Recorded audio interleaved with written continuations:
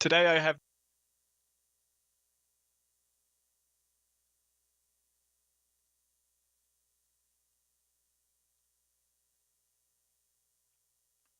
No, no, no, no. No, don't jump on my keyboard.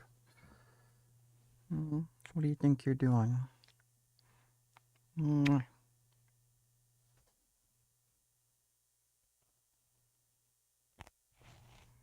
It's my microphone.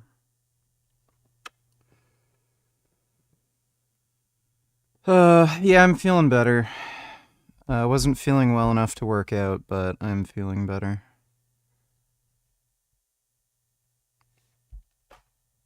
What are you doing, Gum Gum? What's going on here?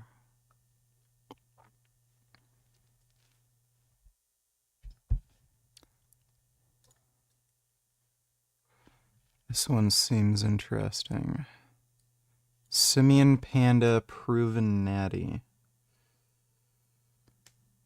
Thoughts on Cliff Noodle? I don't know who the fuck that is. Comment section, do you think Simian Panda is the better black natural athlete than Chris Bumstead? Or could only Chris Bumstead achieve those results because of his black ancestry? Coach Greg, in today's video, I'm going to prove to you that people are getting dumber than last time. It's now 2024 and people will believe everything. And so today we're going to do a natty or not, and guess who it's going to be on? None other than black natural athlete Simian Panda. Many of you thought that Chris Bumstead's the only black natural athlete that's at this caliber of physique in the entire world, but it's not true. Simian Panda, he claims to be lifetime 100% natural. This pic is 13 years old, and Simian Panda right now is 38, and so that means he was 25 years of age. He states, the pump was magnificent, and I looked and felt like a cyan. Not gonna lie, the picture, it's out of the ordinary. Oh my god. Greg doesn't know what a san is. That's adorable. That is so cute. Exquisite. It's the kind of physique that belongs on a Mr. Olympia men's physique stage. But does anyone believe that this could be a...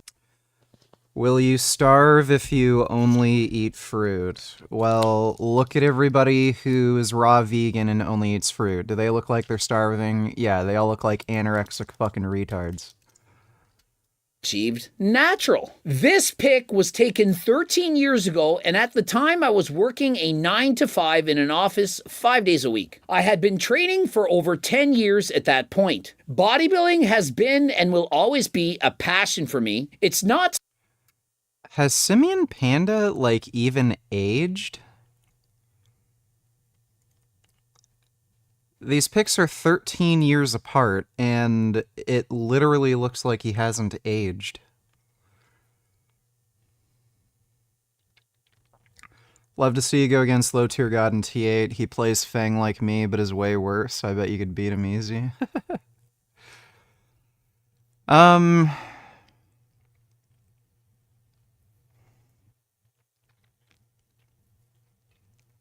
If he's actually worse than you, then yeah, probably.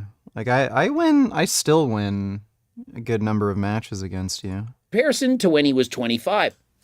Doesn't He just rage quit and fucking banned me. seem like he's lost an ounce of muscle. Remember, back then, he wasn't taking it serious.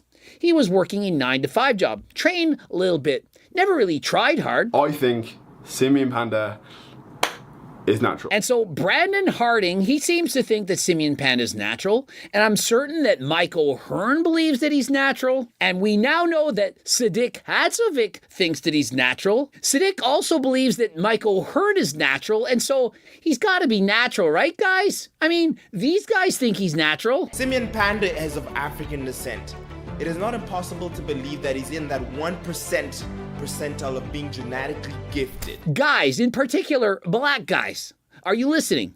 Just because you're black doesn't mean you have a 1% chance of looking like Simian Panda. I'm sorry, but 1% of the world does not look like Simian Panda. There's a lot of guys out there who are training, but it's perhaps 1 in a billion who look like Simian Panda. not 1 in 100. If 1 in 100 guys look like Simian Panda, the entirety of the Olympia stage would be covered with thousands and thousands of black natural athletes just like Simian Panda. I mean, why would people resort to using performance-enhancing drugs if...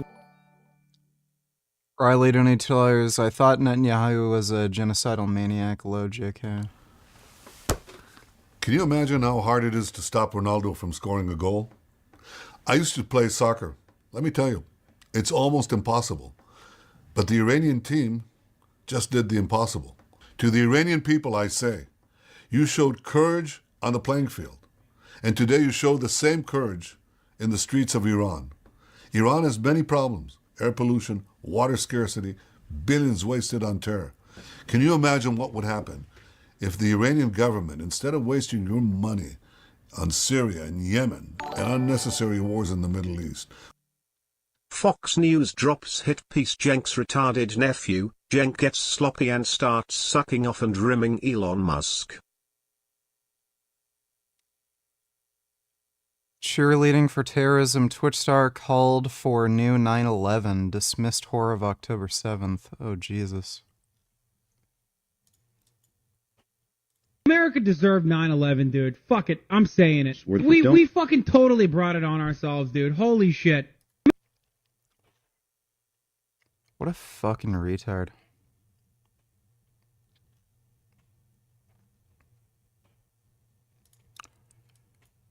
Hassan Piker laughs at a drowning Jewish man that was forcibly thrown into a lake during the Amsterdam pogrom. This video, maybe that's why they re-edited it. Say free Palestine and we go. Good. Sky They threw him in the canals of Say Free Palestine and we go. News could not independently verify all of the footage shown. Police arrested six. I don't feel fully bad for people who are like Hezbollah, but like a little when you see that clip and you have to pretend it's like not funny. Yeah. Like you lose something. Wow. Hopefully he gets banned from Twitch at some point. I asked Elon Musk to put me in charge of cutting the Pentagon, and he said, "What are your suggestions? I run the largest left-wing network online. Democratic leaders never asked me that question." The idea that they would take advice from a populist is disdainful to them. Which side seems more open and inclusive? Which side seems more welcoming? And which side tries really hard to drive you away if you disagree, even a little with orthodoxy? Buddy, like, have you seen Trump's cabinet pics? Which side is asking for suggestions and which one is demanding compliance and obedience? Right. Cenk's a fucking idiot. Thanks for the donation, retard. All caps, donate $2. Jam the intro for a bit. Lol, you gotta jam some MF Doom. Did you ever watch C-Lab 2021? That show is funny. I don't even know if I've heard of C-Lab. Well, Debbie thinks this is all about her biological clock. Oh, you mean Black Debbie? True, Doom rolled on through with a whole crew that stole on you for holding old brew. Who told you? Even if yours is as good as mine, she's sure fine for number 2. FDA approved, catch a rapper by his toe and smack. Not into it. It's just rap, you know? Thanks for the donation, though, all caps.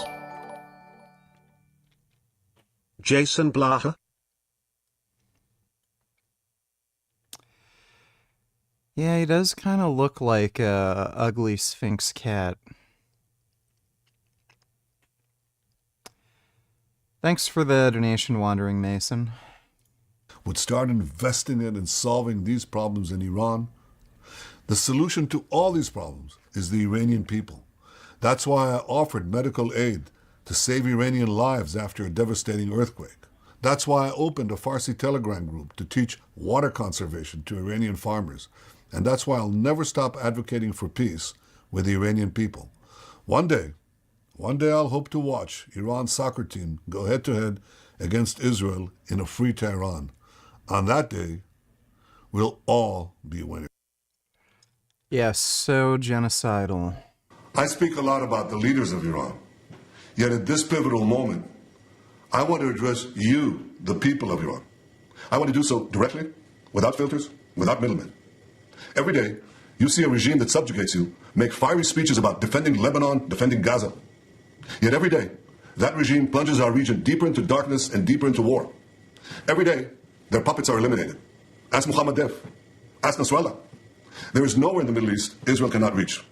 There's nowhere we will not go to protect our people and protect our country. With every passing moment, the regime is bringing you, the noble Persian people, closer to the abyss. The vast majority of Iranians know their regime doesn't care a whit about them. If it did care, if it cared about you, it would stop wasting billions of dollars on futile wars across the Middle East. It would start improving your lives. Imagine if all the vast money the regime wasted on nuclear weapons and foreign wars were invested in your children's education and improving your healthcare, in building your nation's infrastructure, water, sewage, all the other things that you need. Imagine that. But you know one simple thing. Iran's tyrants don't care about your future, but you do. When Iran is finally free, and that moment will come a lot sooner than people think, everything will be different. Our two ancient peoples, the Jewish people and the Persian people, will finally be at peace. Our two countries, Israel and Iran, will be at peace. When that day comes, the terror network that the regime built in 5 continents will be bankrupt, dismantled. Iran will thrive as never before. Global investment, massive tourism, brilliant technological innovation based on the tremendous talents that exist inside Iran.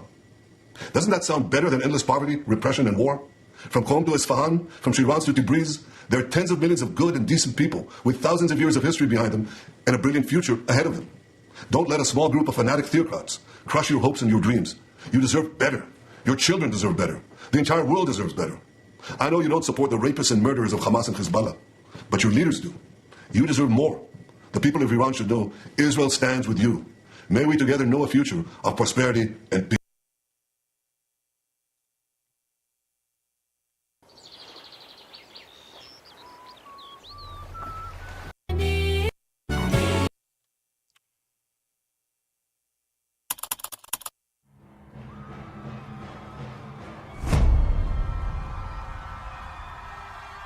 Ladies and gentlemen, welcome to the iconic Regency Village Theater. Might watch that one later.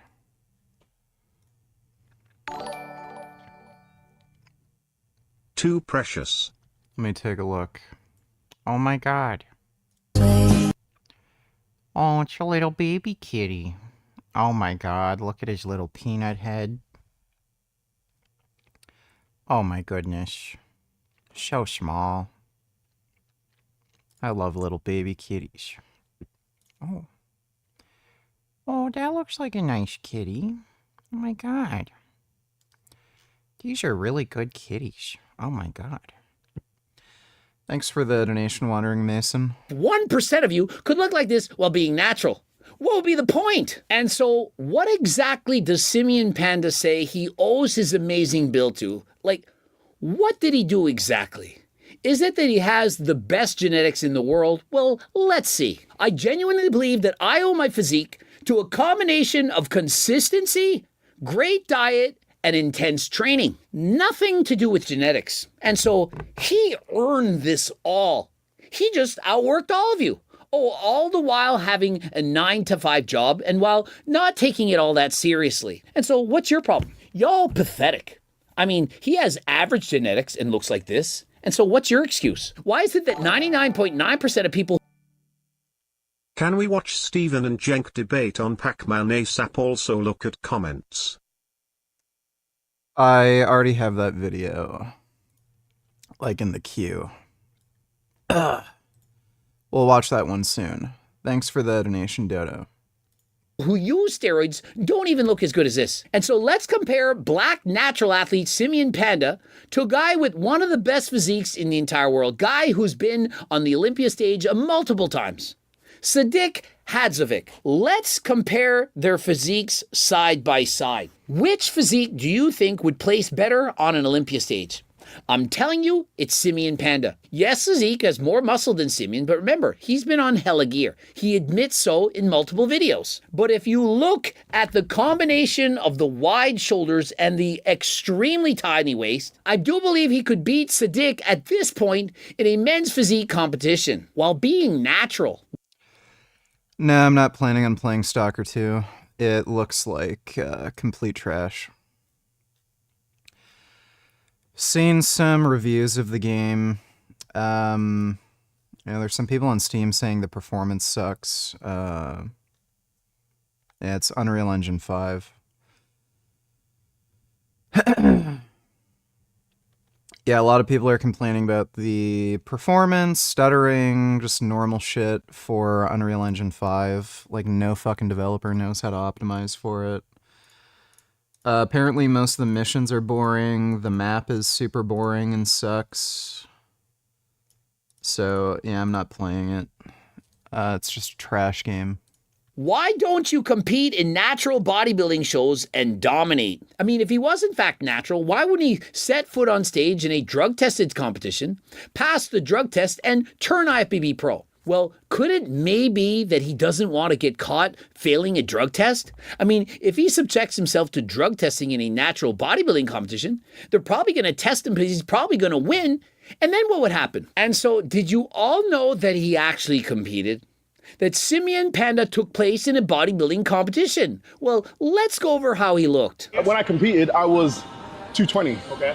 And then, and that was from probably 225 coming down. Okay. And then, yeah, what am I now? 226. I've been in this. Yeah, I've been in the.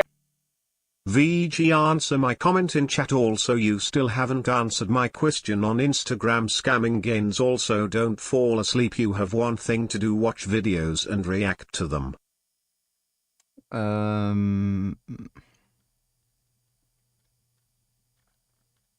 Where the hell is your question or comment in chat?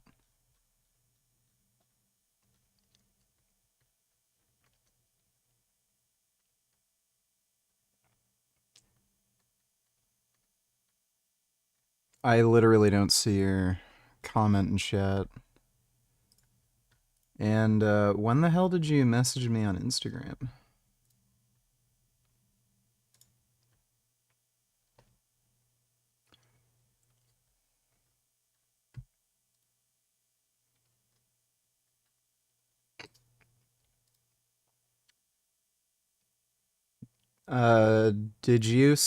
Is your profile on Instagram stat?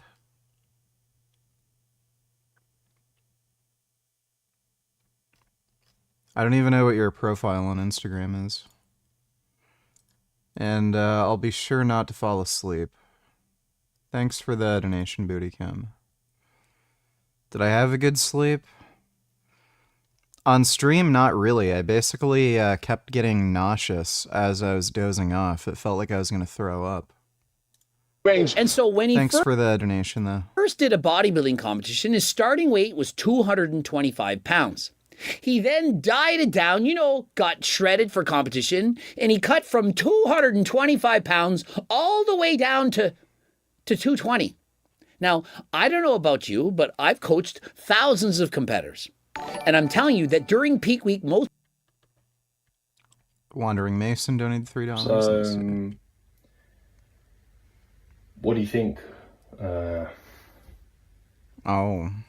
You wanna... I don't know, maybe you wanna just... We could just go for a little bit of a... Cookies and meals? Yeah? Is that something you wanna do? You wanna go walkies and movies with Daddy? Let's go! That's a nice dog. Thanks for the donation, Wandering Mason. Bootycum Donatellar's Drillington is my chat name, Bootycum my dono name, and yeah, Stat is my Insta. Okay. Thank you for clearing that up. Appreciate the donation, Bootycum. Most people lose more than 5 pounds. On peak week alone. I deleted last night's stream because I was just sick and basically sleeping the whole fucking time. No, we did not ban Adam. And so you're going to tell me that his off-season starting weight was 225 pounds, and he somehow dieted down, got shredded, and competed at 220. He only lost 5 pounds in the process. Well, I remember one time I competed, and my starting weight was 206 pounds. I was not taking anything, 206 pounds. I then went on steroids and dieted down and competed at 193. With steroids. And so from 205, I lost body fat and built muscle at the same time and competed at 193. And so how is it possible that he started at 225 pounds and competed at 220 while losing body fat? When you compete, you not only lose body fat, you also lose water. And so if you start at, for example, 225 pounds. I mean, to be fair, he didn't really diet down super, super lean like a bodybuilder. Did he ever like actually compete in open bodybuilding, or did he do like one of the stupid gay classes like men's physique or some shit? And you compete at 200, that is perfectly normal. But somehow, Simeon Panda managed to maintain, if not build, more muscle while dieting down to compete shredded. When I competed, I was 220. Okay. And then, and that was from probably 225 coming down. Okay. And then, yeah, what am I now? 226. I've been in this range. Yeah, I've been in the range. And so since that time, years ago, he's now 226. Now, whether you're natural or you're enhanced, does it make sense that your body weight would only fluctuate 1 pound over 13 years? I think I started, when I started this journey, it was like 231. And then, yeah, just weekly it's going down. So, yeah. What's today's weight? Probably about the same, 226. And so he managed to let himself slide all the way up to 231 pounds, and then he added in cardio and got down to 226. Now remember, years ago when he started his cut, he was 225 and cut down to 220. As we get older, harder to freaking stay lean, but getting those extra calories with the cardio was the key. Yeah. It was just chipping away. Now imagine if he were to discover GO2 Max and Turk Builder. He discovered. Oh, here we fucking go. I can't stand When it. Simeon Panda was younger, do you not think he might have used and or abused performance-enhancing drugs? That would have helped him get to his current 226 pounds. And then once he got to that level, he then lowered the doses to perhaps HRT. And since that time, he's been cruising on HRT, perhaps peptides, SARMs, and so on, and has been doing that for years in secret. Or he's just a lifetime natural, doesn't have great genetics. I mean, he says so himself. Well, he's clearly not natural. I remember he did that stupid thing where he was trying to prove he was natural, and rather than getting a carbon isotope ratio test done, or even just getting a comprehensive blood panel for like all the known anabolic steroids, he got a hair sample test. And he has like no hair. So they trimmed like a tiny, tiny microscopic amount of hair off his head. And I think it only tested for like 2 or 3 steroids. And it can't be used to test for testosterone because it's a bioidentical hormone. So the only thing that test could really, do is see if you have like metabolites for something that your body doesn't naturally produce, like Anavar or, Winstrol or something like that. So he clearly knew exactly what he was doing, and he said he was going to get another test done in a follow-up video, and he never did it. So he's clearly not natty. He's just full of shit. Bootycom donating $10. Hey, you scammer, please put your cock in my mouth. I am Jolington. I'm going to smoke while I take your back shots, Richard. This is not Death of Rabbit, by the way. This is Bootycom donating. Okay, we can do that after stream. Thanks for the donation, Bootycom. Himself, it's not about the genetics.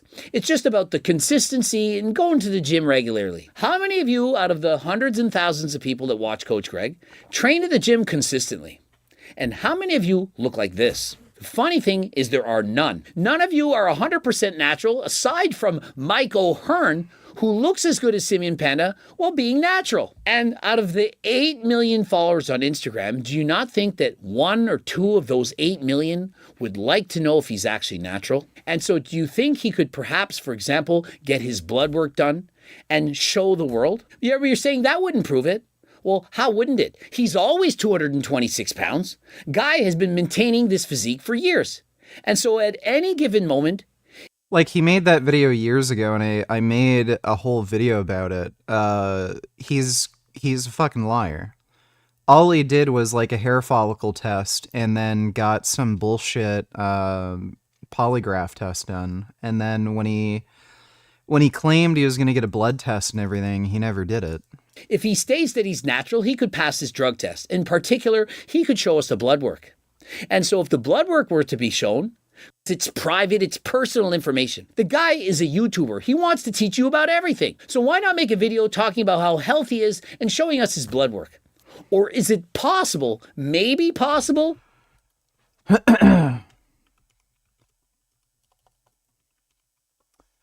Let's see, like if Simian Panda can incline press like 405 for reps, that's a dead fucking giveaway. Chest workout with Sadiq. Shoulder session with Bradley Martin. Chest workout. Shoulder workout. Let's watch a few of these. Snap, I love it. I want to do 90s next, but I want. Yeah, 60 seconds exactly. You know, I really don't like doing dumbbells. I've been doing dumbbell flat and incline for the last few months, and yeah, I don't know. I'm just gonna start doing dips as the like accessory for my pressing movements. I don't think they're really doing much for me. Good energy. So he's in the UK, right? So this is in kilos?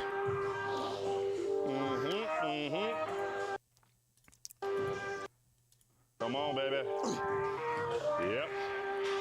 Or no, is he in the US? Yep.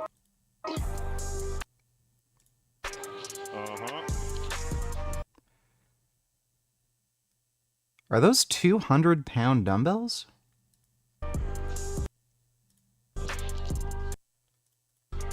No, 130. Okay, it says zoo. He's at Zoo Culture. So 130 incline, not great form with elbow wraps. It's plausible.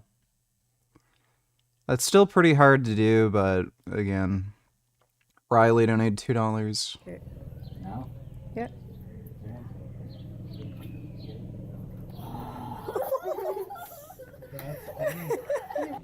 Okay.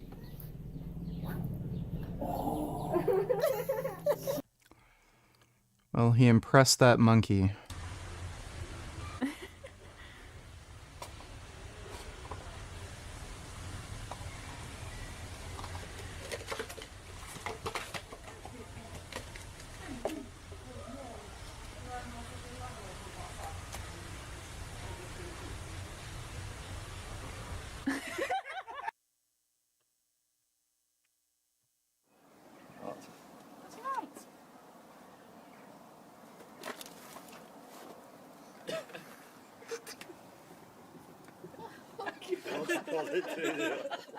Incredible.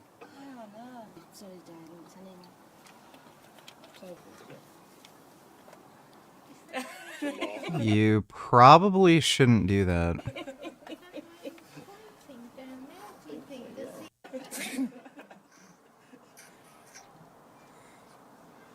Drink. Drink. Some more drink.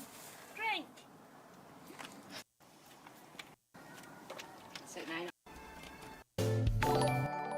Yeah, chimps are pretty smart.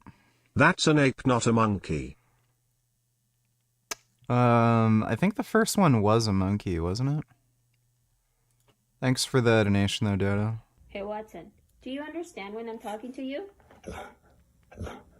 You do? Okay, so I gave you a chewy. I gave Kiko a chewy. You ate Kiko's chewy. So what do we say when we steal someone else's chewy? What do we say? Do you know? Yes, we say we're sorry. Well, that's nice. Thanks for the donation, Riley.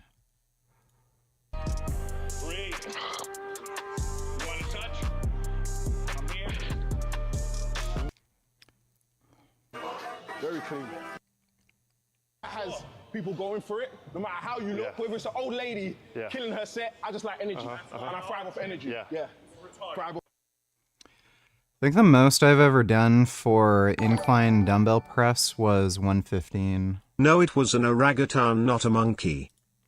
Well, the orangutan is an ape, but the first one... Okay. Now? Yeah. Baboons are considered monkeys, right?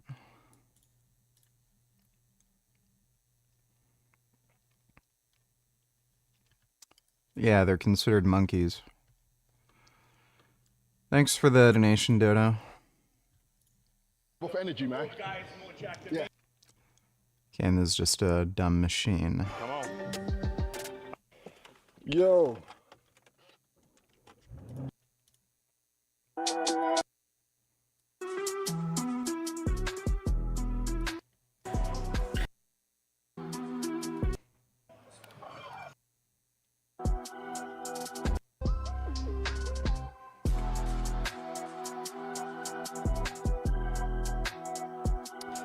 Zero.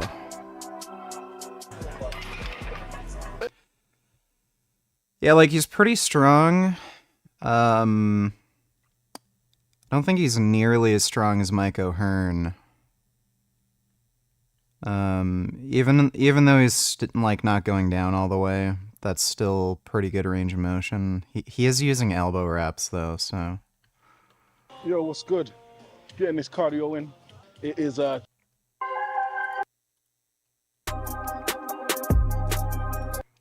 I want to see him like doing just a flat like barbell bench press or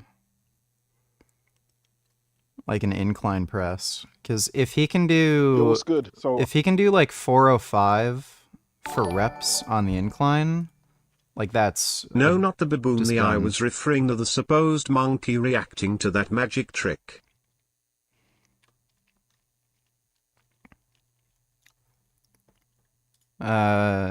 Yeah, okay. I know I know orangutans are apes. Thanks for the donation though, Dodo. Okay, so here's a few where I think he does a barbell bench.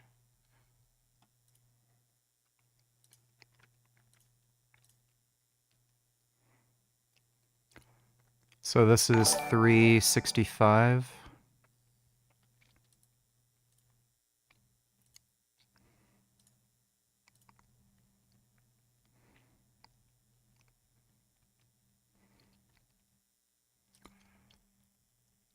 Okay, so this is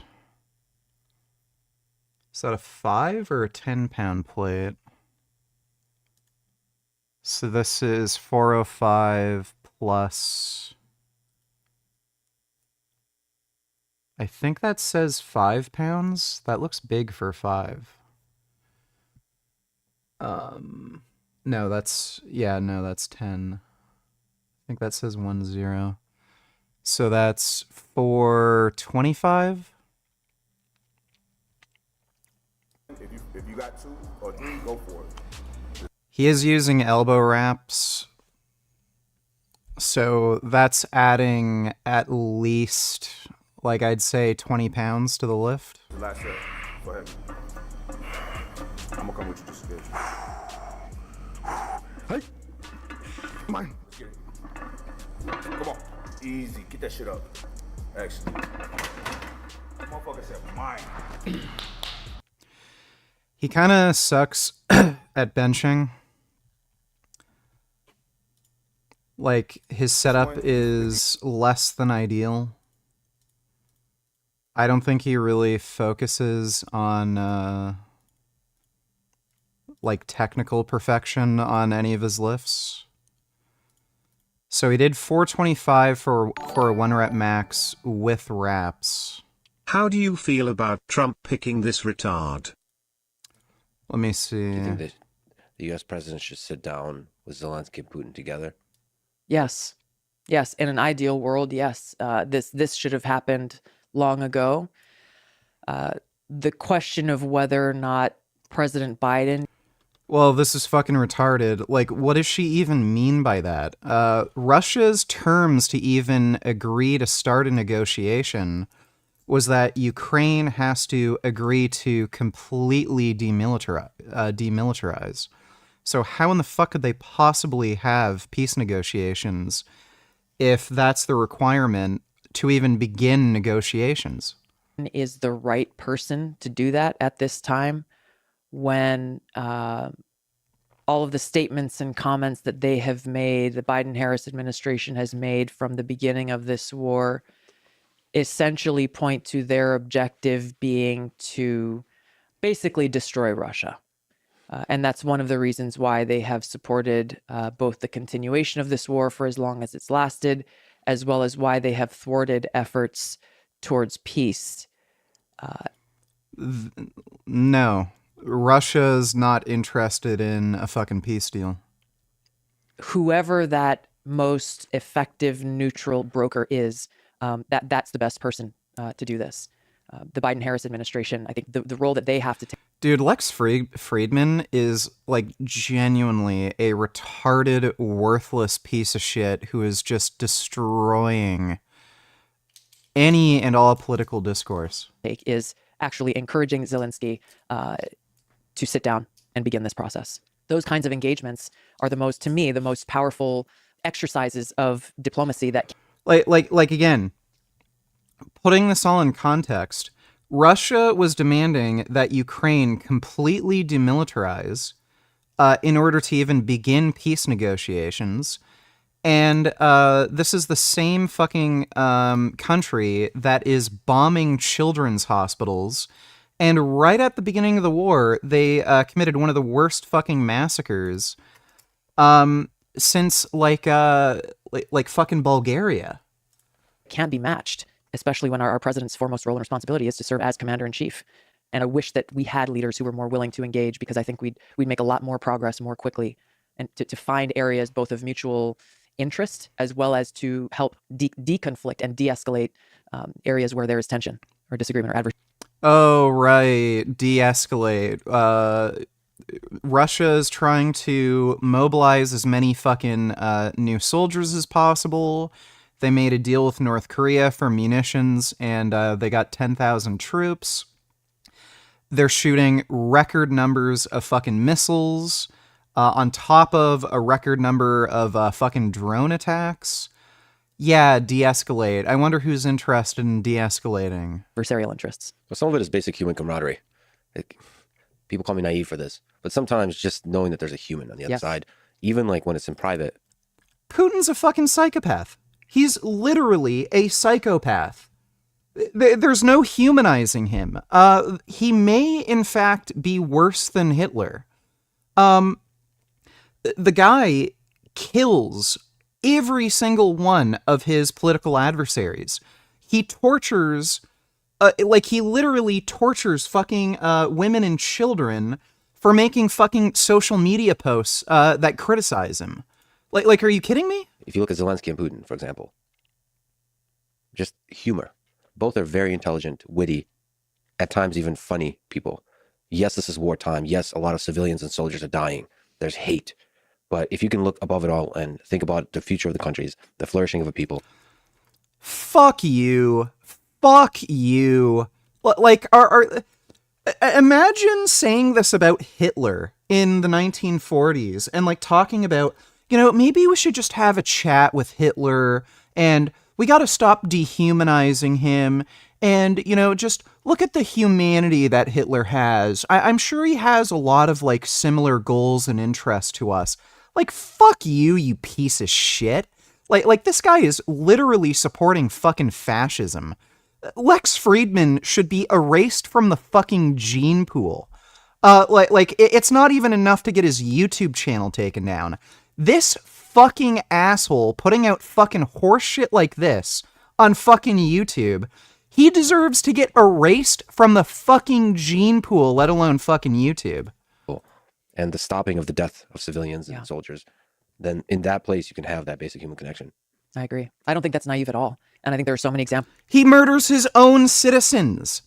He's killed every single fucking opposing political party. Fuck you. Through history that point to the power of that, the real power in that. In, the Cuban Missile Crisis, how JFK had to literally find a secret way to communicate with Khrushchev to try to go around the backs of the military commanders who were urging him to take military action, and instead find, hey, we both ultimately want the same thing. Neither of us wants to launch a catastrophic nuclear war, so let's figure this out. He literally threatened, what is she talking about? He literally threatened military action and said, I'm gonna fucking blow your entire country up if you don't get these fucking missiles out of Cuba. What is she talking about? Fuck Lex Friedman and fuck that dumb bitch. Like, holy fuck, dude. I can't believe Lex Friedman would have that fucking idiot on his podcast and then say, oh, we have to see the humanity in Hitler. Like, fuck you. What a worthless fucking piece of shit. Thanks for the donation, Vegan Stan. Death of Rabbit donated $2. Did Fat Grips actually increase her arm size by an inch in a short period of time? Thoughts on Lou raises? That's good stretched based wrist curl. Or sorry, what is a good stretched based wrist curl? Lou raises are fucking stupid. It's a terrible movement. I think most people who do them are going to get a lot of clicking and rubbing and impingement issues in their shoulder. Doing lateral raises above parallel is a complete and utter waste of fucking time. It literally does absolutely fucking nothing. If you're gonna do a lateral raise variation, the only ones that would make sense are variations that accentuate the stretched position. So literally the opposite of Lou raises. So if you use a cable machine, setting the cable machine at about waist height and stepping away from the machine and letting your arm cross over your body, that's a good variation. Incline laterals where you sit down on a bench where the bench is on a slight incline and just lifting the weight up to parallel and letting your arm drop all the way down to stretch your shoulder, that's a good variation. Lou raises are fucking garbage. And yeah, I did anecdotally notice that my arms grew an inch within, I think, about a month of using Fat Grips. I know some people have also anecdotally noticed that Fat Grips do activate their biceps more. So I think it is worth doing at least one session out of the week where you do your bicep work with Fat Grips. And what is a good stretched based wrist curl?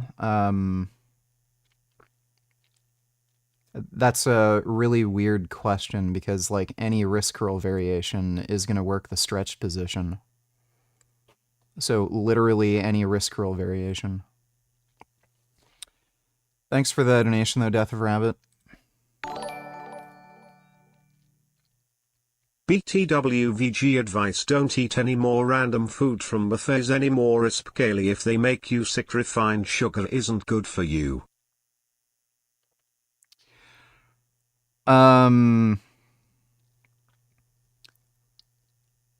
Yeah, I didn't know it was a buffet, and my friend just said we should meet up there for food, and I thought I was gonna get sick eating it because it's a buffet and there's like people with their gross dirty hands like touching the like spoons and shit and sneezing on food and crap. So, apparently I think all their food is organic, I think. Like, they market it as like clean food and it's vegetarian and vegan buffet restaurant, so there's like no meat there. Some of their stuff had dairy in it. Obviously I didn't eat that, but yeah, I had like a broccoli tofu stir fry, some rice, chickpea curry, and potato curry, and a couple lentil patties. But yeah, there's something made me sick. I don't know if it was just me not being used to that particular food, the way they prepared it, or if it was just from like germs and crap from the buffet. But I don't really like eating from buffets because they're like gross and there's germs. Thanks for the donation though, Dodo. Forgot my namification, donated $2. He bounced that bar off his chest like a beach ball. What the fuck? I don't think it was like a really bad bounce. Like it was touch and go. Did he like actually bounce it? Where's the... You call that? I'm not sure how. Mine. Come on. Easy. Yeah, that was a bounce. Hey. Mine. Come on. Easy. Yeah. Mine. Come on. Easy. Maybe a very mild bounce. I think that's more touch and go. So he maxed out with 425. 1, 2, 3, 4, and then a 10. Like, this is something I could lift. The only reason I couldn't get up to 425 when I did my 1 rep max was just because of my tendon strains in my pecs. If I didn't have that problem, I probably would have been able to accumulate a bit higher and get to a 425. So I did 410, and that was that was a paused 410 too. If I were to like touch and go or bounce it, I don't know if it would really make a big difference. I think people kind of exaggerate how much bouncing really... I don't think it really gives you nearly as much leverage as people think. I think just the way you train the bench, like if you're used to bouncing it, you're going to be better at bouncing it. But if you're used to pausing it, you're going to be better at pausing it. So due to the elbow wraps being generous, he may be able to like do 415, 410 without elbow wraps. Like elbow wraps can give you a lot of extra leverage. Like at the high end, probably an extra 40 pounds. At the low end, maybe an extra 10 pounds. So his bench is roughly the same as mine. I don't know how much he really focuses on a barbell bench, though. Like, I know he does a lot of dumbbell pressing and machines. So this might be a lack of skill. If he specialized in flat barbell bench pressing as much as I do, you know, he might be able to do like 450 or 470, like getting like close to 500. I still don't think he's natural, though. Just the way he handled the whole I'm natural situation, like that was fucking weird. The hair follicle test, and then he said he was going to do a blood test, and then he never did it. That's shady as fuck. So I still think he's on gear. He's just not particularly strong for somebody on gear. Easy, get that shit up. Actually. But yeah,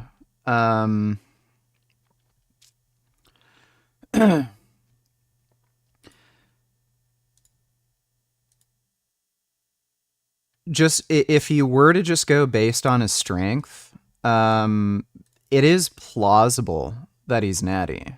Like, it's plausible. I don't believe it, but just based on his like actual lifts, it's plausible.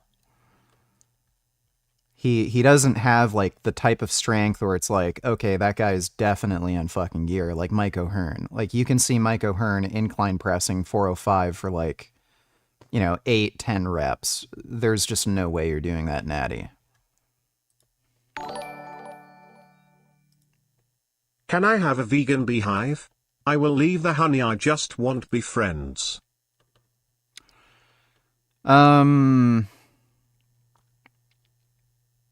I don't think you really can, because the way, like, bees are a domesticated species, right? So if you were to order a queen and a male bee, you're breeding animals into existence, and you also have to kill the male bee and forcibly inseminate the female. So I don't think you can. Unless you, I don't know, entice wild bees to, like, create a bee nest in your backyard somehow. I don't know how you'd really go about doing that. Thanks for the donation, though, BB. That guy talking about Putin was seriously saying something like, well, there are videos of Hitler playing with his dog, dancing, being friendly with kids, and a picture of him feeding a deer. So, maybe we should see the humanity in him, retarded. Yeah, Lex Friedman has the dumbest, driest, most retarded fucking political commentary out of anyone I've ever fucking seen on YouTube. Like, he's even dumber than fucking Joe Rogan, honestly. And that's saying a lot. I'd even maybe consider him, like, fucking dumber than Alex Jones. I don't even know if Alex Jones would come up with something so fucking stupid. Yeah, fuck Lex Friedman. He's a complete fucking asshole. Thanks for the donation, though, Riley. Jasmine impression. Jasmine impression.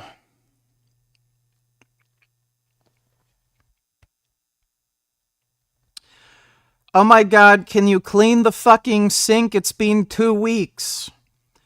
Are you done smelling my ass yet? What's another thing she says? Why does your room smell? Open up the window. There's my Jasmine impression. Thanks for the donation, Speed Racer. Well, if you want honey so bad, just sing this song. Winnie the Pooh and his friends live in a wonderful place called the 100-Acre Wood, and of all the many adventures that they've been on, this is the one that we'd like to share with you right now. One fine afternoon, Pooh heard one of his most favorite sounds. Pooh needed a way to distract the bees.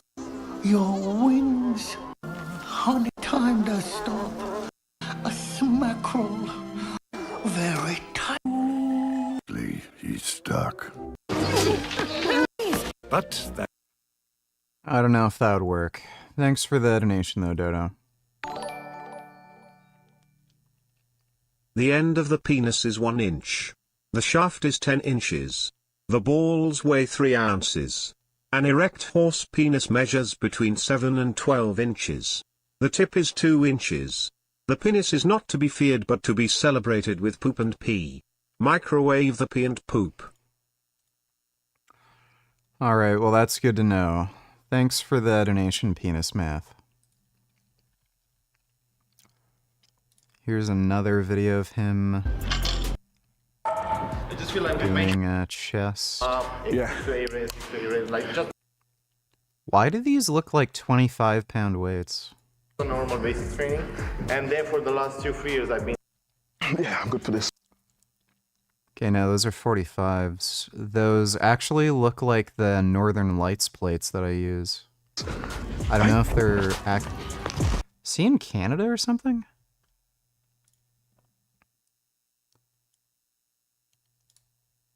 Who's Andre Dayu? Dubai owner?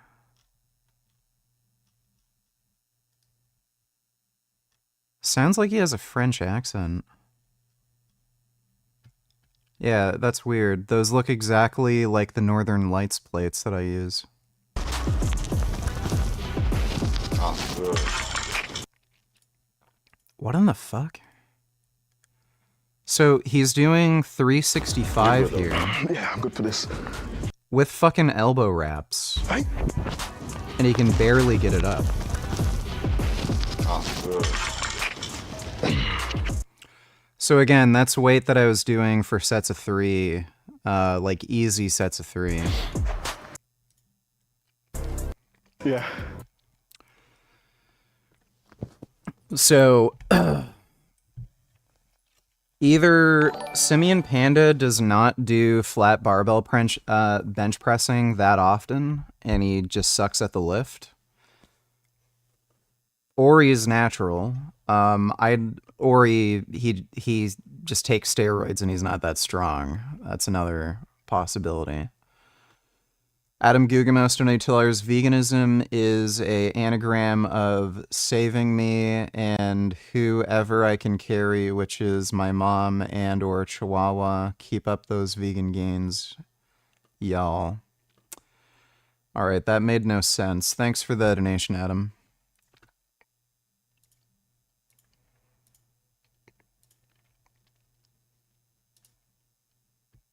One, two, three, four.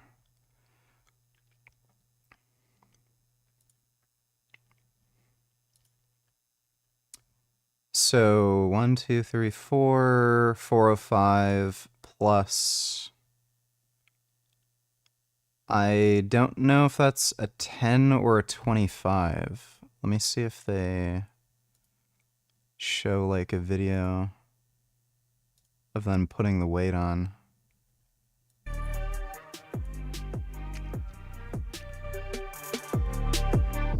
Oh my god, that's annoying.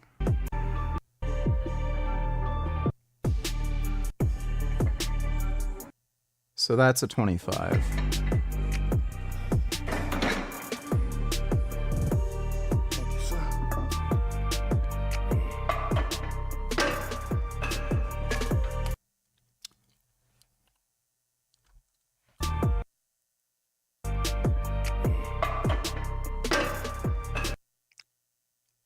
Okay, that's definitely a 10.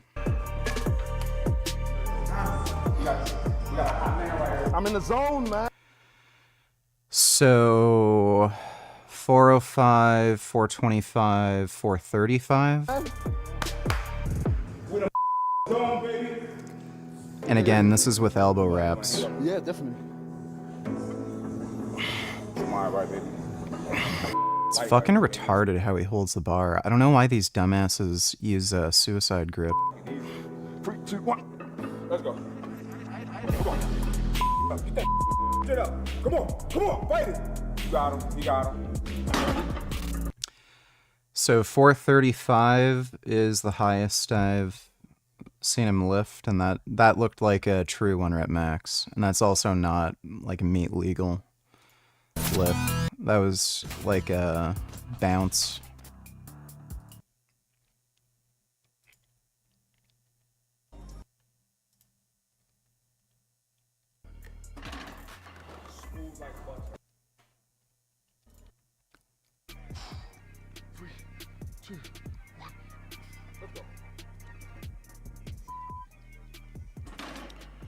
So yeah, and that's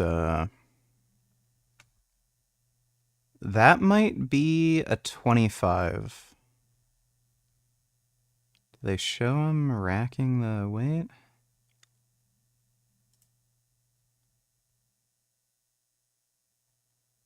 No, okay, it's a 10, 425. So yeah, it seems like his max is somewhere between 425, 435 with wraps. You definitely don't need steroids for that. A lot of people would.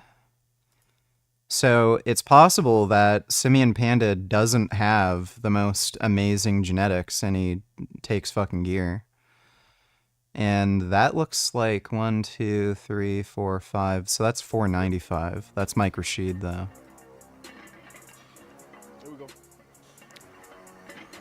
And he's using wraps, and we know Mike Rashid ain't natty. 365 pause reps.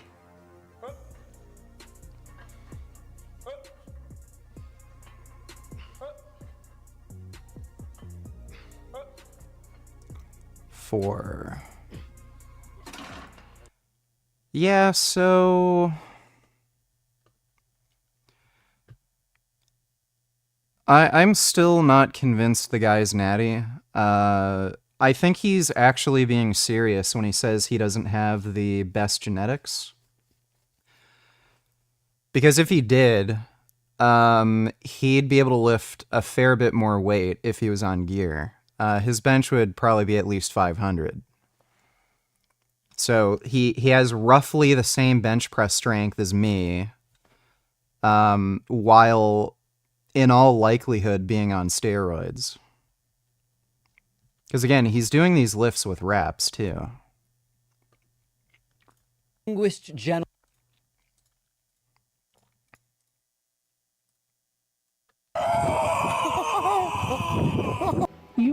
You and I is not friends no more. Mario. Big boy pants. People are clamoring for twerks, Johnny. They want twerking. Uh-oh. Here it is. Whoa, Johnny, oh, the gritty.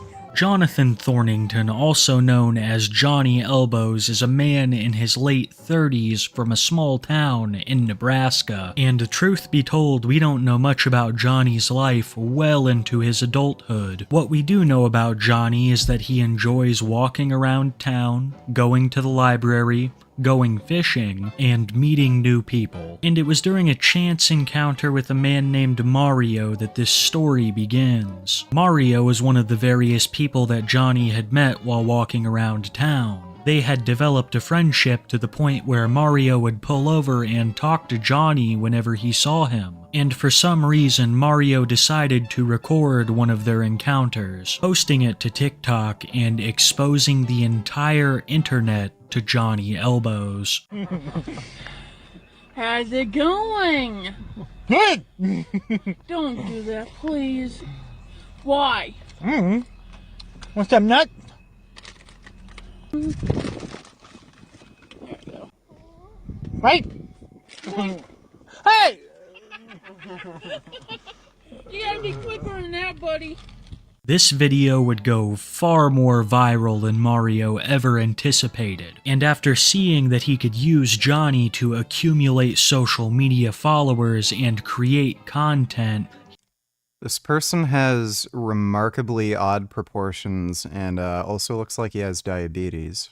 he decided to strike up a further friendship with him, leading to what I call the Gritty Saga. Johnny and Mario would make TikToks and go live on Mario's account, getting millions of views in the process. The content mainly consisted of them going live at a public park, where Johnny would dance for the chat and regale them with tales of his life. Let's go.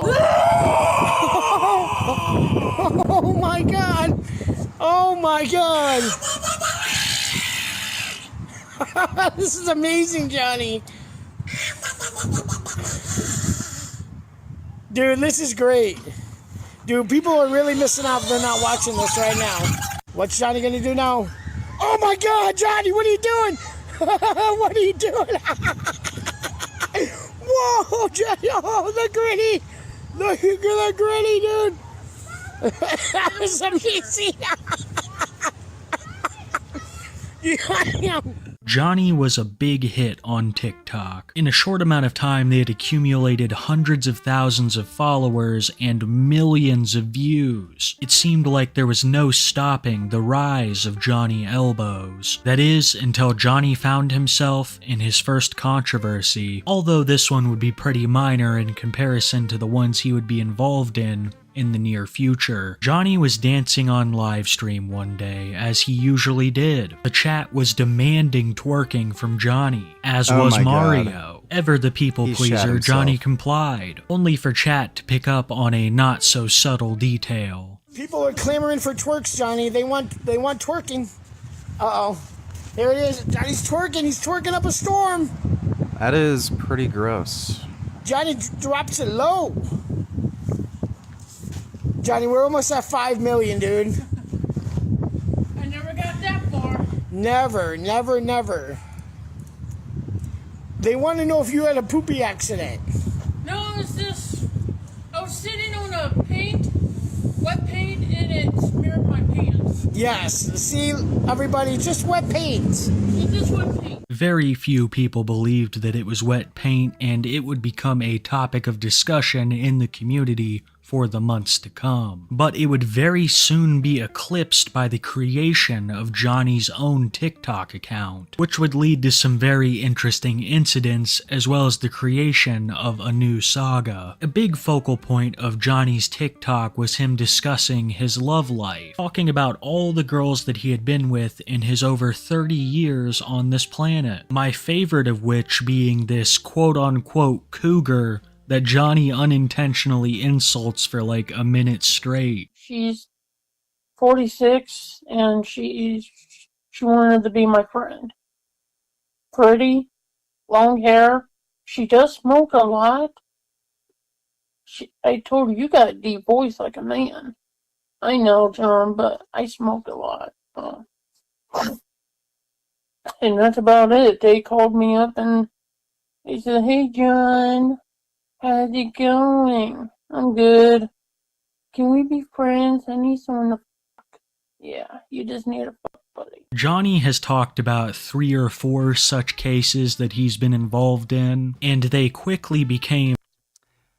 There is no way any fucking chick would ever consider, like, this guy for that sort of relationship. Give me a fucking break. One of the hottest topics of discussion in his TikTok comments, where Johnny would also attempt to flirt with some of his fans. Like in many other cases, trolls smelt this from a mile away, and began to formulate personas to catfish Johnny Elbows, leading us to the Candy and Sandy saga. Candy and Sandy are either one troll or a collection of many of them. Johnny believes them to be 2 women who are extremely attractive and extremely interested in him. He has tried many times to get them to come visit him in his hometown, only for them to turn him down and lead Johnny to create a somber video. Well,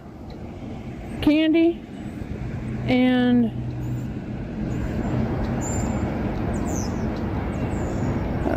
Sandy, I just want to... Oh shit. Am I recording? Yeah. Sandy and Candy. I don't know, I'm doing my own thing right now.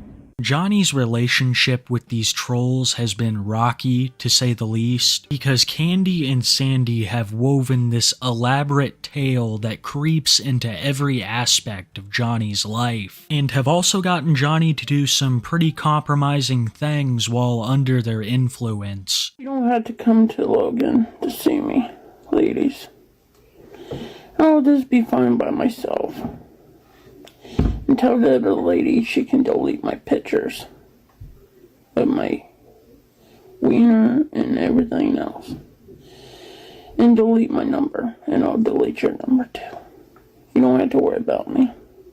As I said before, I'm not even sure if Candy and Sandy have remained the same person during this whole saga. It could have very well been anyone calling themselves Sandy or Candy in his TikTok comments. Johnny has doxed his mobile phone number before to try to get back in contact with Candy and Sandy, leading to nothing but increased attention from the trolls, who would take the story of Candy and Sandy to the next level, with elaborate subplots centered around cheating and a mysterious individual named Tyrone. Sandy and Candy,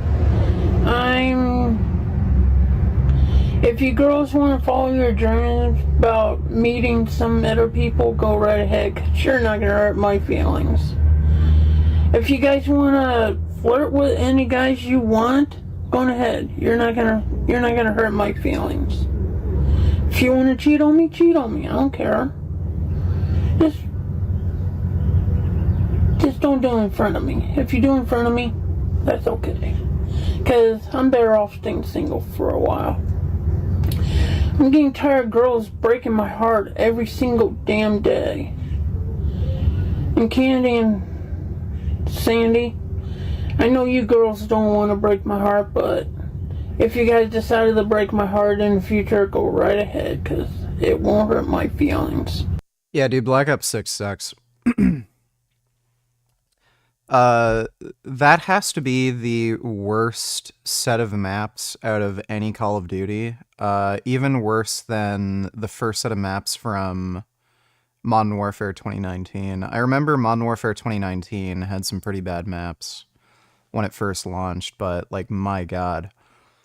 It's hilarious too. They said, oh, we're going to make a ton of 3-lane maps. Literally none of the new maps even have any lanes. They're like, it's just a map with a bunch of random shit, and like, there's literally no lanes. So, and they did that intentionally so that no one can really do well in the fucking game. And again, they have skill-based matchmaking, which fucking ruins the game too. Like, they tried to make the game as much for filthy casuals as possible. And Candy, go ahead and cheat on me. I don't care. And if you call me, don't call me. I'm still mad at you. And I'm deleting your number off my phone. Forever. Don't worry about coming down here in the summertime. Do not come down here in the summertime. Stay where you at. You're better off staying there. In Texas. All guys putting their bodies on you. And Tyrone, be good to her. Just be nice to Candy and tell her you love her every single morning, every single night. Just tell her, I'm sorry I kidnapped you before and everything else. You gotta apologize to her, and if she don't accept your apology, then back away from her, let her have her own space, and eventually she'll forgive you. And Tyrone, good luck with Candy. Despite all of the hardship that Candy and Sandy had put Johnny through, he still remained faithful to them. I love how he's not picking up on, like, Candy, Sandy, Tyrone. Desperately wanted them to come visit him, but still wouldn't let distance diminish the spark that they felt for each other. Here is a video that Johnny made for Candy and Sandy, filmed at a public library. So the creators of the game not only lied but coned their fans as well. How can companies get away with this crap and not expect to lose their audience? Well, that's Activision for you. So, what do you expect? The most hilarious thing so far was the DLC, the stupid Battle Pass.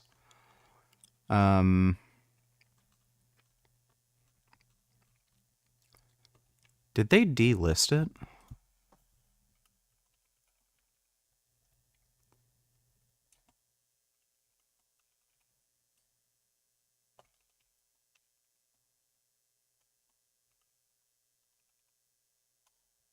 Wait. Vault Edition upgrade.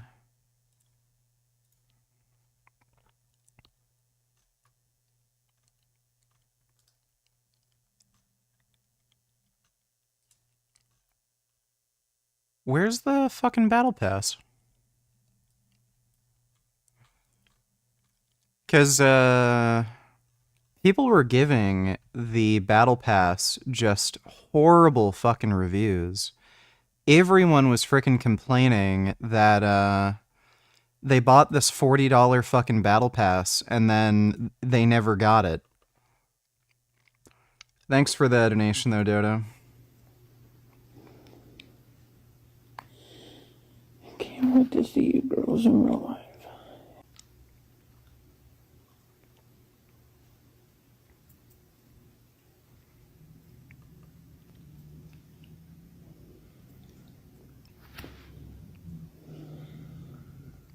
Ew. That's me, stick.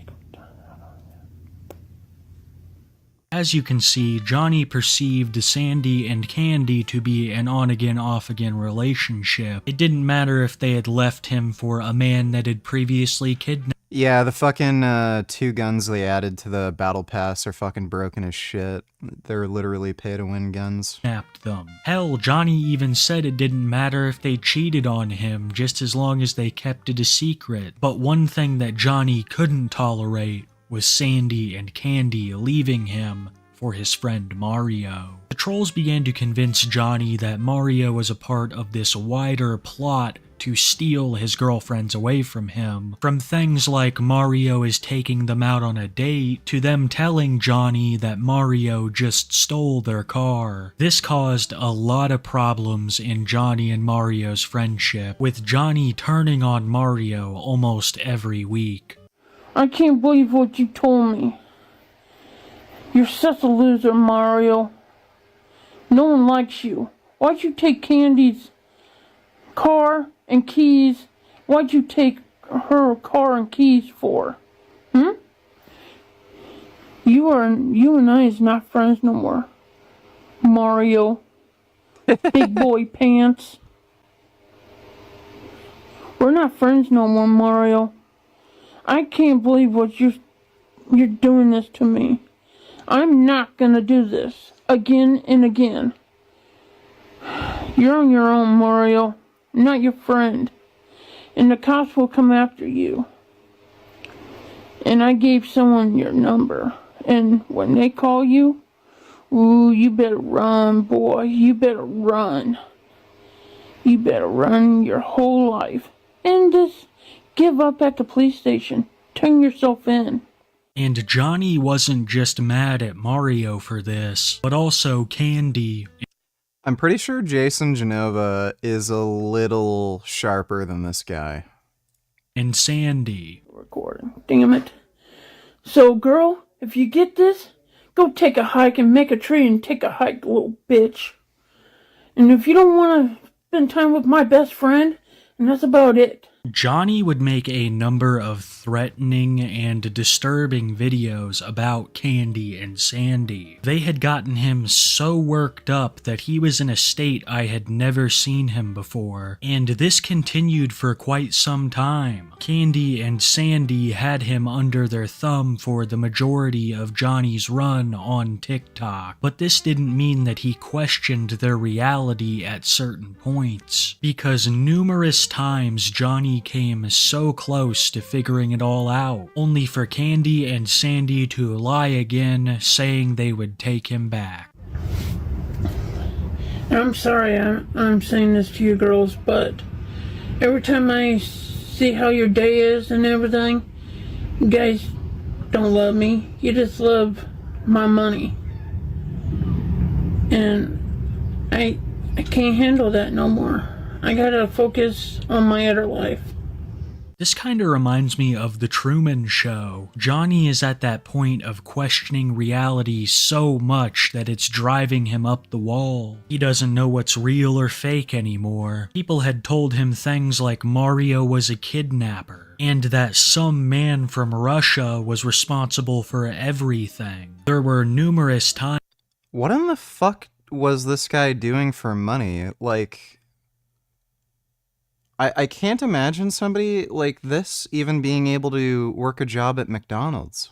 Times that Mario had to explain to him that none of these things he was accused of had happened, and that him feeding into the situation would only lead to more trolling. During the whole Candy and Sandy saga, Mario and Johnny were still meeting up to film together. They were still doing the live streams, still hitting the gritty, but sadly, the Johnny Elbows story was about to take a drastic turn. One day during a live stream, Johnny and Mario were being followed around by a group of kids. Johnny had had trouble in the past with kids following him around and giving him a tough time, and he was frustrated with the situation, even kicking a table out of anger. None of this would be held against Johnny. It's a pretty normal reaction to being harassed, but people would take a big issue with one of the comments that Johnny made during this this live stream, particularly about the appearance of one of these kids that was harassing him. Attention, they won't bother you. You know what I mean? No, John. What? No, dude. No, dude. No, not her butt, her shorts. No, dude. No, I like man. the shorts of hers. No, dude.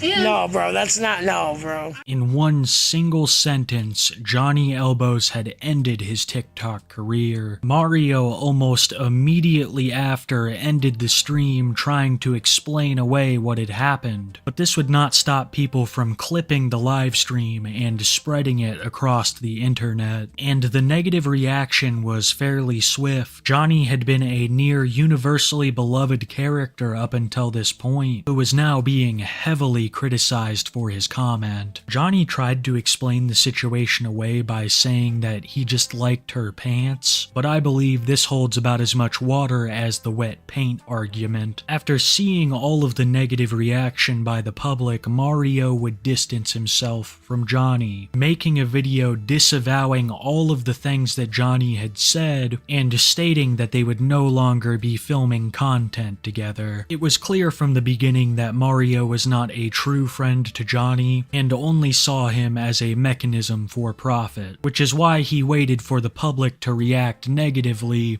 before distancing himself from Johnny, in my humble opinion. After being denounced by his community and cut off by Mario, Johnny would make an apology video of his own, stating that he was sorry for everything that he had done and would be leaving the platform very soon. Hello everybody from TikTok. I'm not coming on this no more. Good evening, VG. I really and truthfully hope that you are doing great tonight. So, I never thought I'd see the day where OWN reports positively with animal rights activism, but here we are with this one. Check it. For the last few years, we at One America News have been tracking the good work from the White Coat Waste Project, the watchdog group that exposes government corruption against innocent, defenseless animals. Both the NIH and the DoD have taken our taxpayer money to fund cruel experiments on animals at labs in China, Russia, and various spots right here in the U.S. Thanks to the men and women at White Coat Waste, emails have been exposed, government bureaucrats have resigned, and labs that perform cruel testing have been shut down. Justin Goodman is the Senior Vice President of White Coat Waste. He joins me now. Justin, welcome. Hi, Dana. Hey. Yeah, it's kind of strange. I've noticed, especially in the last, few months, right-wingers, I guess even a year or two ago, because I know the right wing was talking about Fauci and his experiments on beagles. So I've noticed over the past year or two, and it's been picking up, that a lot of right wingers are really concerned with animal experimentation. So to everything that was said in my monologue, obviously, more labs have been shut down because of you guys. That means more lives of dogs, cats, pigs, you name it, have been saved. Survivors are now in better condition because of you, Justin. Obviously, not every lab has been shut down, and there are currently wasteful animal experiments the government is still funding to date. Tell me about the ones that exist that need our attention. So White Coat Waste is a project to get the government out of the animal testing business. A lot of people don't realize that the federal government is the single largest funder of animal testing in the country, about $20 billion a year, and that's the floor, not the ceiling, is being wasted by the NIH, USDA, FDA, as you mentioned, the DoD, on cruel and unnecessary animal experiments that are wasting billions of tax dollars and are not providing any return on investment for taxpayers. Right here, you're looking at our most recent investigation from NIH-funded labs in China. Despite what happened in Wuhan, despite what we exposed happened in Wuhan in April 2020, the NIH is still shipping taxpayer dollars to laboratories in China for cruel experiments on dogs and other animals. And some of these laboratories are even linked to the PLA, the People's Liberation Army, and the Chinese Communist Party. I mean, this is just common sense. Taxpayer dollars shouldn't be shipped to China or other foreign adversaries that don't have our best interests in mind. Yet it's government run amok. We see this reckless spending everywhere from across every agency, and we're optimistic that the new administration coming in and the new Republican-led Congress is going to crack down on this waste and abuse. Yeah, so let's talk about that. So that new government agency that you're pointing out, it's called DOGE, the Department of Government Efficiency. It will be led by no other than Elon Musk and Vivek Ramaswamy. Their goal, essentially, Justin, is to clean house. They're going to try and shrink the bloated government we have today. How will this impact the good work you guys do? So we're incredibly proud. We're thrilled that some of our investigations have already made it onto the chopping block for DOGE. Vivek and Elon have shared our investigations of the NIH coke hounds experiments where they've wasted $5 million to inject puppies with cocaine. They've tweeted about and shared our Russian cats on treadmills investigation. NIH sent $770,000 to a Kremlin-run lab in Russia to sever cats' spines and force them to walk on treadmills. They've shared our hamster fight club. Dude, this is like just sick and fucking disgusting. Experiments. And oh my God, these we're poor thrilled animals. that these investigations of government waste that's hurting animals are making it to the desk of people like Elon Musk and Vivek Ramaswamy, who are left, so right, hard to and watch, dude. Bill from his in. OAN Live is the best. Well, if a Trump presidency ends all of this fucking crazy horseshit, then I'm kind of happy Trump got elected. I'm sorry. What to put in air fryer aside from tofu and potatoes? I do air fry broccoli. Everybody in this whole planet, I'm not on TikTok anymore.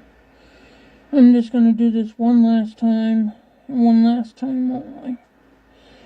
And that officer I talked to, FBI or something, ended up in jail for a while. Then after that, hopefully, had no problems in Missouri Valley, but here, had a little problem with people, getting along with people. After posting this apology video, Johnny would create a few more TikToks before going dark, I believe by the advice of his family. Johnny had leaked his phone number numerous times, and his most recent comments had led to an influx of hate messages. So Johnny would leave TikTok, and this is where the story ends in a great many videos about the situation. But I have uncovered a couple of recent events in Johnny Elbow's lore, as well as some rumors as to what the future might hold. The first video I found was taken around May. A fellow TikToker just walking the streets of Johnny's hometown spotted him and decided to film 2 short TikToks with Johnny. This was the first time in months that Johnny had been seen on the internet. Johnny fucking Elbows. Johnny! Johnny Elbows in the house! Ah, shit! Ho-ho! Have a good one, Johnny! Johnny Elbows. Woo! You gotta be quicker than that, buddy. You gotta be quicker than that, everybody. This video would mostly fly under the radar for Johnny stans, and I can't blame them as not much was revealed in them, other than the fact that Johnny now had a bike and was bicycling around town. We wouldn't see Johnny again for yet another month, but this time he would post a TikTok of his own, talking about a new group of friends that he had, and how much he loved working for them. Johnny Elbows here. I'm always here working with these other guys, friends of mine. They always put me to work. They're my friends, and I always like them so much. They're my best friends. And other than a short video of him dancing on what looks to be a pile of sand, we have not seen Johnny Elbows online since. But there have been some rumblings on his Reddit as to some disturbing things that might have happened in Johnny's past. And some of these comments might give us some insight as to what the future holds for the situation. Before I go any further, I want to make it very clear that none of this is substantiated. It's all rumor and accusation. Most of it comes from Reddit. so that says a lot, so take it all with a pinch of salt. A post was made by a throwaway account on the Johnny Elbows subreddit titled, "Johnny Elbows S.A.'d my little sister when we were children." The OP claims to be the older sister of someone who Johnny S.A.'d in a public pool when they were children. The post is lengthy and includes a lot of information that is correct about the locations that Johnny was in his past, but as I stated before, none of this can be confirmed. The reason I bring up this post at all is because it saw some activity for the first time in 9 months very recently. The OP had told her story and the thread had set for 9 months until another throwaway account appeared out of nowhere to comment. This new account replied to nearly every person on the subreddit stating that the Reddit who made this post is fake, it is all written by AI, Johnny's family is seeking legal counsel to sue these people, as he's never been charged with anything illegal.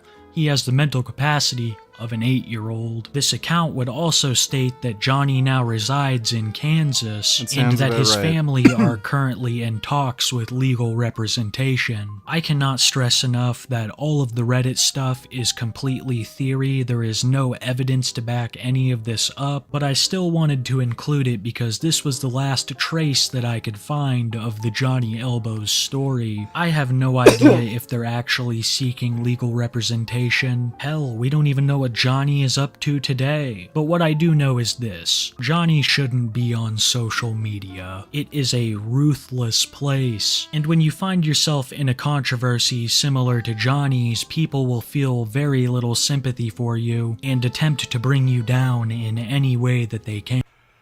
It's funny how all these complete tards just end up getting popularity. It's funny. Cenk explodes versus Destiny. You represent the loser winning. Gentlemen who have been on the show before.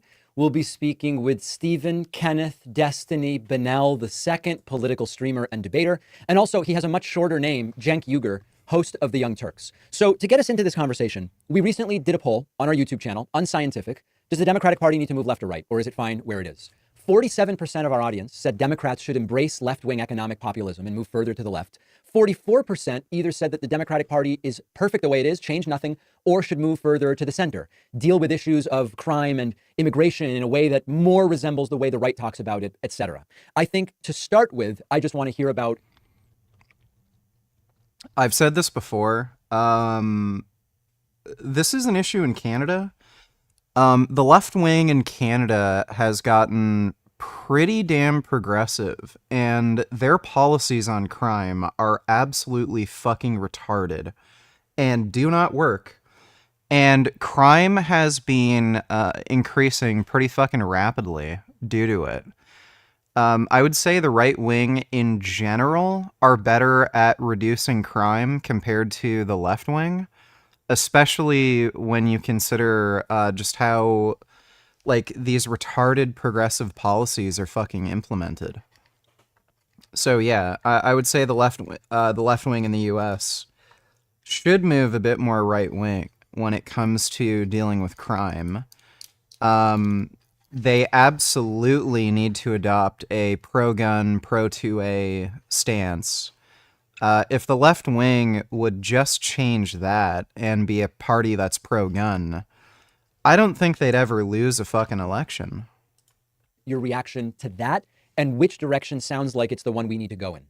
So, David, I know those questions are rough and it's hard to phrase them exactly right, but I think that you put two different things into one question and then hence it becomes misleading. So let me break it down for you. I think that there are three different parts of the Democratic Party now, and they're usually called two different parts, but that's very wrong. So there's the establishment part. I think that's basically the part that Destiny supports. Rah, Joe Biden, Hillary Clinton, Kamala Harris, corporate Democrats who will deliver 5 to 10%, and then you're supposed to kiss their ass for it and go, oh my God, you changed my life so much. and it's nothing but propaganda. They do basically almost everything the donors ask them to. That's the loser wing of the party.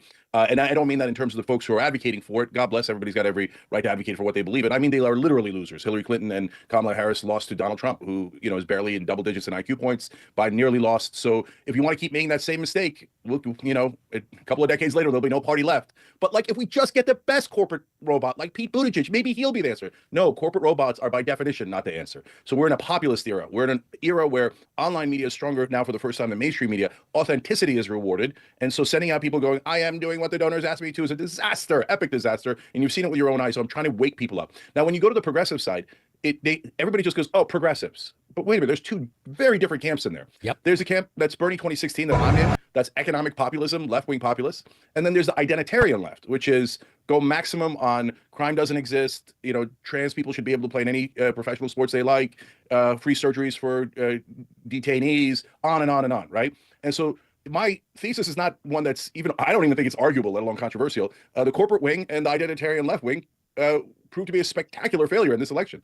Clearly the popular wing, and by the way, this is not a matter of dispute. You can just look at the polling. So the identitarian left says defund the police is going to poll really well. Latinx is going to poll really well, except it doesn't. It polls disastrously, right? And the corporate wing says, oh, be kissing the ass of corporations is going to poll really well. It doesn't. It never does, right? But when you look at the populist left, you've got paid family leave, you've got $15 minimum wage, you've got lowering drug prices, on and on and on, universal healthcare. They all poll 2/3 or higher.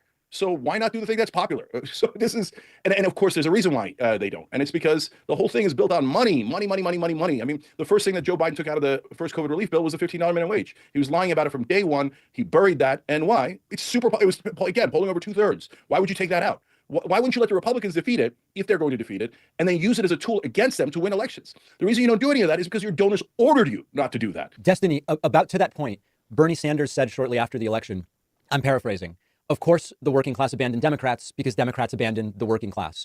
Do you think there's truth to that critique from Bernie? No, of course not. It's, I mean, like again, the reality is incumbent parties all over the world lost. Like in every. Republicans are very clearly against minimum wage increases. Clearly. So using that as an example of why people voted right wing is just fucking retarded. That makes absolutely no fucking sense. They also want to get rid of Social Security, which, again, is just absolutely fucking insane. Every single country, the incumbent party lost vote share, lost seats in parliament, lost their elected leaders. I mean, like, it was a referendum on inflation worldwide. We all felt it. And inflation is the thing that you feel the cumulative effects of. So there you go. I mean, like, when has there ever been a president in recent history that's been better for labor than Joe Biden? And is Trump going to be better for labor than Joe Biden or Kamala Harris would have been? Like, there's no policy foundation in that statement. And then to Cenk's point, I guess, like, this is the eternal mystery for progressives is that, and I've argued with somebody on this, their candidates are supposedly the most popular, just nobody knows it yet. And all the positions that they have are the most popular positions. Then why do their candidates lose all their elections? Even when they're outspending opponents, they lose their elections. Why? Where are all of these progressive candidates taking Congress by storm that are so popular and have all these popular positions? And I'm curious what Cenk will say, but I will head off one response because I know it's going to be, well, that's because the party's opposed to them and the corporate donors. The party hated Donald Trump when he ran in 2016. Republicans hated Donald Trump when he ran in 2016. It wasn't the billionaire class and it wasn't the donor class. He genuinely got a lot of support from the party and he eventually rose up through the ranks and he became popular and he became the nominee. And I think that if there was a progressive candidate, they could at least be winning their local races. But I mean, I don't know what's going on there. Yeah, Cenk, you're shaking your head. How do you see it? Yeah, so first, I love talking about worldwide elections because I think it goes to exactly the point I'm making. Candidates that are for the status quo are losing everywhere. And what's interesting is they keep going, I don't get it. Brazil went left, then right, then left. UK went left, then right, then left. What's going on here? Are they left or are they right? They're not left or right. What the voters are doing is voting for change and voting for populism. And so that is your Rosetta Stone. That will tell you if the right winger or the left winger is going to win. And so even Macron was a new party when he won in stunning fashion. Then he did the standard thing that everybody else does, and then they voted against him because then he became the status quo. What is the status quo that the whole world is vomiting out right now? That's neoliberal policies. Give all the money to the very top, and don't worry, it'll trickle all over you many decades from now. What? That makes no sense. This is nuts. Let me take a look, Wandering Mason. A new world record from Rahmat Abdullah of Indonesia. Very smooth pulling his under. And can this man hold it? Yes, he can. The greatest clean and jerker. Smooth pulling his under. That first pull looked super slow. Very smooth pulling his under. Wow. And can this man hold it? Yes, he can. That's a lot of fucking weight to move, dude. And the racist clean and jerker. I don't know what weight class that is. If I had to guess, he looks like he's probably around 170, if that. That's a lot of weight. Thanks for the donation, Wandering Mason. Yeah, that makes no sense. Kamala Harris was running on a tax policy that would increase taxes for the rich, and reduce taxes for people making under 400,000 for the household income. And then Trump's tax policies literally were reduced taxes for the top 1%. So like all the like mega millionaires and billionaires would see like a 5% reduction in their fucking taxes. And like on top of that, the tariff plan, which would only increase inflation and affect, like, again, the poorest people. Like, what is Cenk talking about? Do Muslims still ever threaten you? I think I've been off their radar for a little while, so I haven't gotten any death threats from Muslims in a while now. Thanks for the donation, though, Vegan San. No. As people on the left, we've been fighting against this ideology for decades, but now our leaders have been 789 kilograms, so yeah, about 175. co-opted by the donor class, and they say the same goddamn thing, and that's why we're losing these elections. It's not a matter of whether Donald Trump is better for labor than Kamala Harris, of course not. But the question is, in the primary, is a candidate like Bernie Sanders better than Hillary Clinton or Kamala Harris on labor? And the answer is obviously. So go towards labor, go towards change. So look, even within this election, guys, it was a perfect microcosm. When Kamala Harris first came out, Anna and I on the Young Turks said, oh my God, she's running a brilliant campaign. We're on tape saying that. Why? She came out as an economic populist in the beginning. She went after corporations doing price gouging. She went after the housing crisis. She was addressing the economic needs of the average man. And then she picked Tim Walz, the most populist of any of the potential candidates. And then she took what was, Joe Biden was down in the polling anywhere from 2 to 8 points nationally. She eventually sprung up to 7 points ahead nationally. She had it. And on the show, I said, if the election were held today, she'd win. And that was true. And then a giant turnaround, and she lost the lead entirely and lost the election. What was the turnaround? Her brother-in-law, Tony West, who's a corporate lawyer for Uber, convinced her to kiss the ass of corporations, and that was a brilliant political strategy. So what did she do? Nobody knows of this. Ask your average voter. Nobody knows about this. Cenk is just fucking delusional. Put out a letter of 90 corporate CEOs backing her. And she started bragging about all the corporate CEOs are on my side. All the corporate CEOs are on my I'm like, stop, you're doing terrible damage, right? And then she had Mark Cuban go on every cable news show. Now, guys, remember, she's in favor of big business. Don't worry, big business. She loves big business. Then Liz Cheney, Dick. Do you have an opinion on Keir Starmer? I don't know who that is. Thanks for the donation, Vegan San. Cheney all the wrong direction, and she lost the lead and she lost the election. It's right there. It happened right in front of your eyes. So now this idea that the establishment wing uses, just because we spend billions of dollars against your progressive candidates, and we have all of mainstream media lying and doing propaganda on our behalf and saying there are no donor class. The donor class doesn't affect anything. Oh my God, the billions they took in donations from corporations, it doesn't affect anyone. No, Bernie Sanders is the real problem. He's going to execute people in Central Park. Oh my God, if he actually serves the average American, it's going to be terrible. Everybody unite against him, right? And you guys all saw it with your own eyes. Think about it. In 2013, when Bernie Sanders was polling at 1% against Hillary Clinton, I did a video on the Young Turks saying that brother could actually beat Hillary Clinton in the 2016 primary. Why did I say that? Not because of Bernie. Bernie's a great guy. He means well, etc. He's got his faults like everybody does. But can you look at a rap by James Casey? Who the fuck is that?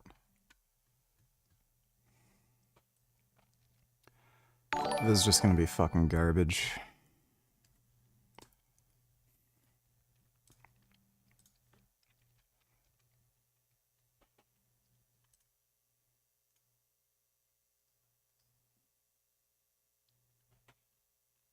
What fucking, what rap song? Riley, don't need tellers. VJ, I have a question. Maybe it's dumb. Do you think we should instead have different leaders for different political issues? So like a leader for economic, social welfare, etc. And you vote for who you think is best on that particular issue? That makes literally no sense. Thanks for the donation, Riley. is because I sensed a massive populist energy in the country, and he went from 1% to 48%. So why did he not get over the hump and get to 52%? Because the minute he got into the 40s, they went from ignoring him to he's going to execute people in Central Park. His followers are brown shirts. He's anti-Semitic. He's this, he's that. He's terrible. So yeah, with all of the media and all the money against you, it's a little harder to win. If you don't acknowledge that, you're just being intellectually dishonest. Do you acknowledge that, Destiny? Hold on, last thing. But despite all that, I helped to co-found Just Democrats. We launched it on James Aspie.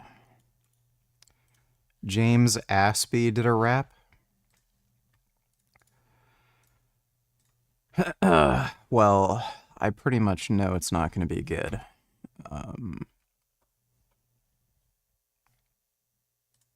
There's certain vegans out there who do nothing except booze.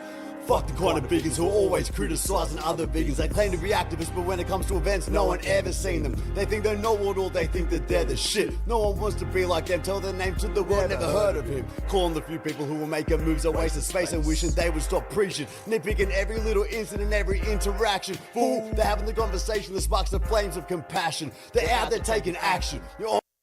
Yeah, that's bad. Like, I mean, there are a lot of dumbass fake vegans who feed their fucking cat meat and shit and then complain about me, like, being mean in debates and crap like that, but yeah, that's just a bad rap. on the Young Turks, and everybody told me there's like maybe you'll get one. We got 11 people rejecting corporate PAC betting into Congress. It was stunning, and we had one of the most stunning political upsets literally in American history when AOC beat Crowley, and we did that with almost no money. Okay, so even with overwhelming odds against us, anything that is remotely just a 5% fair playing field, and we win. Imagine if we had the party infrastructure with us rather than against us.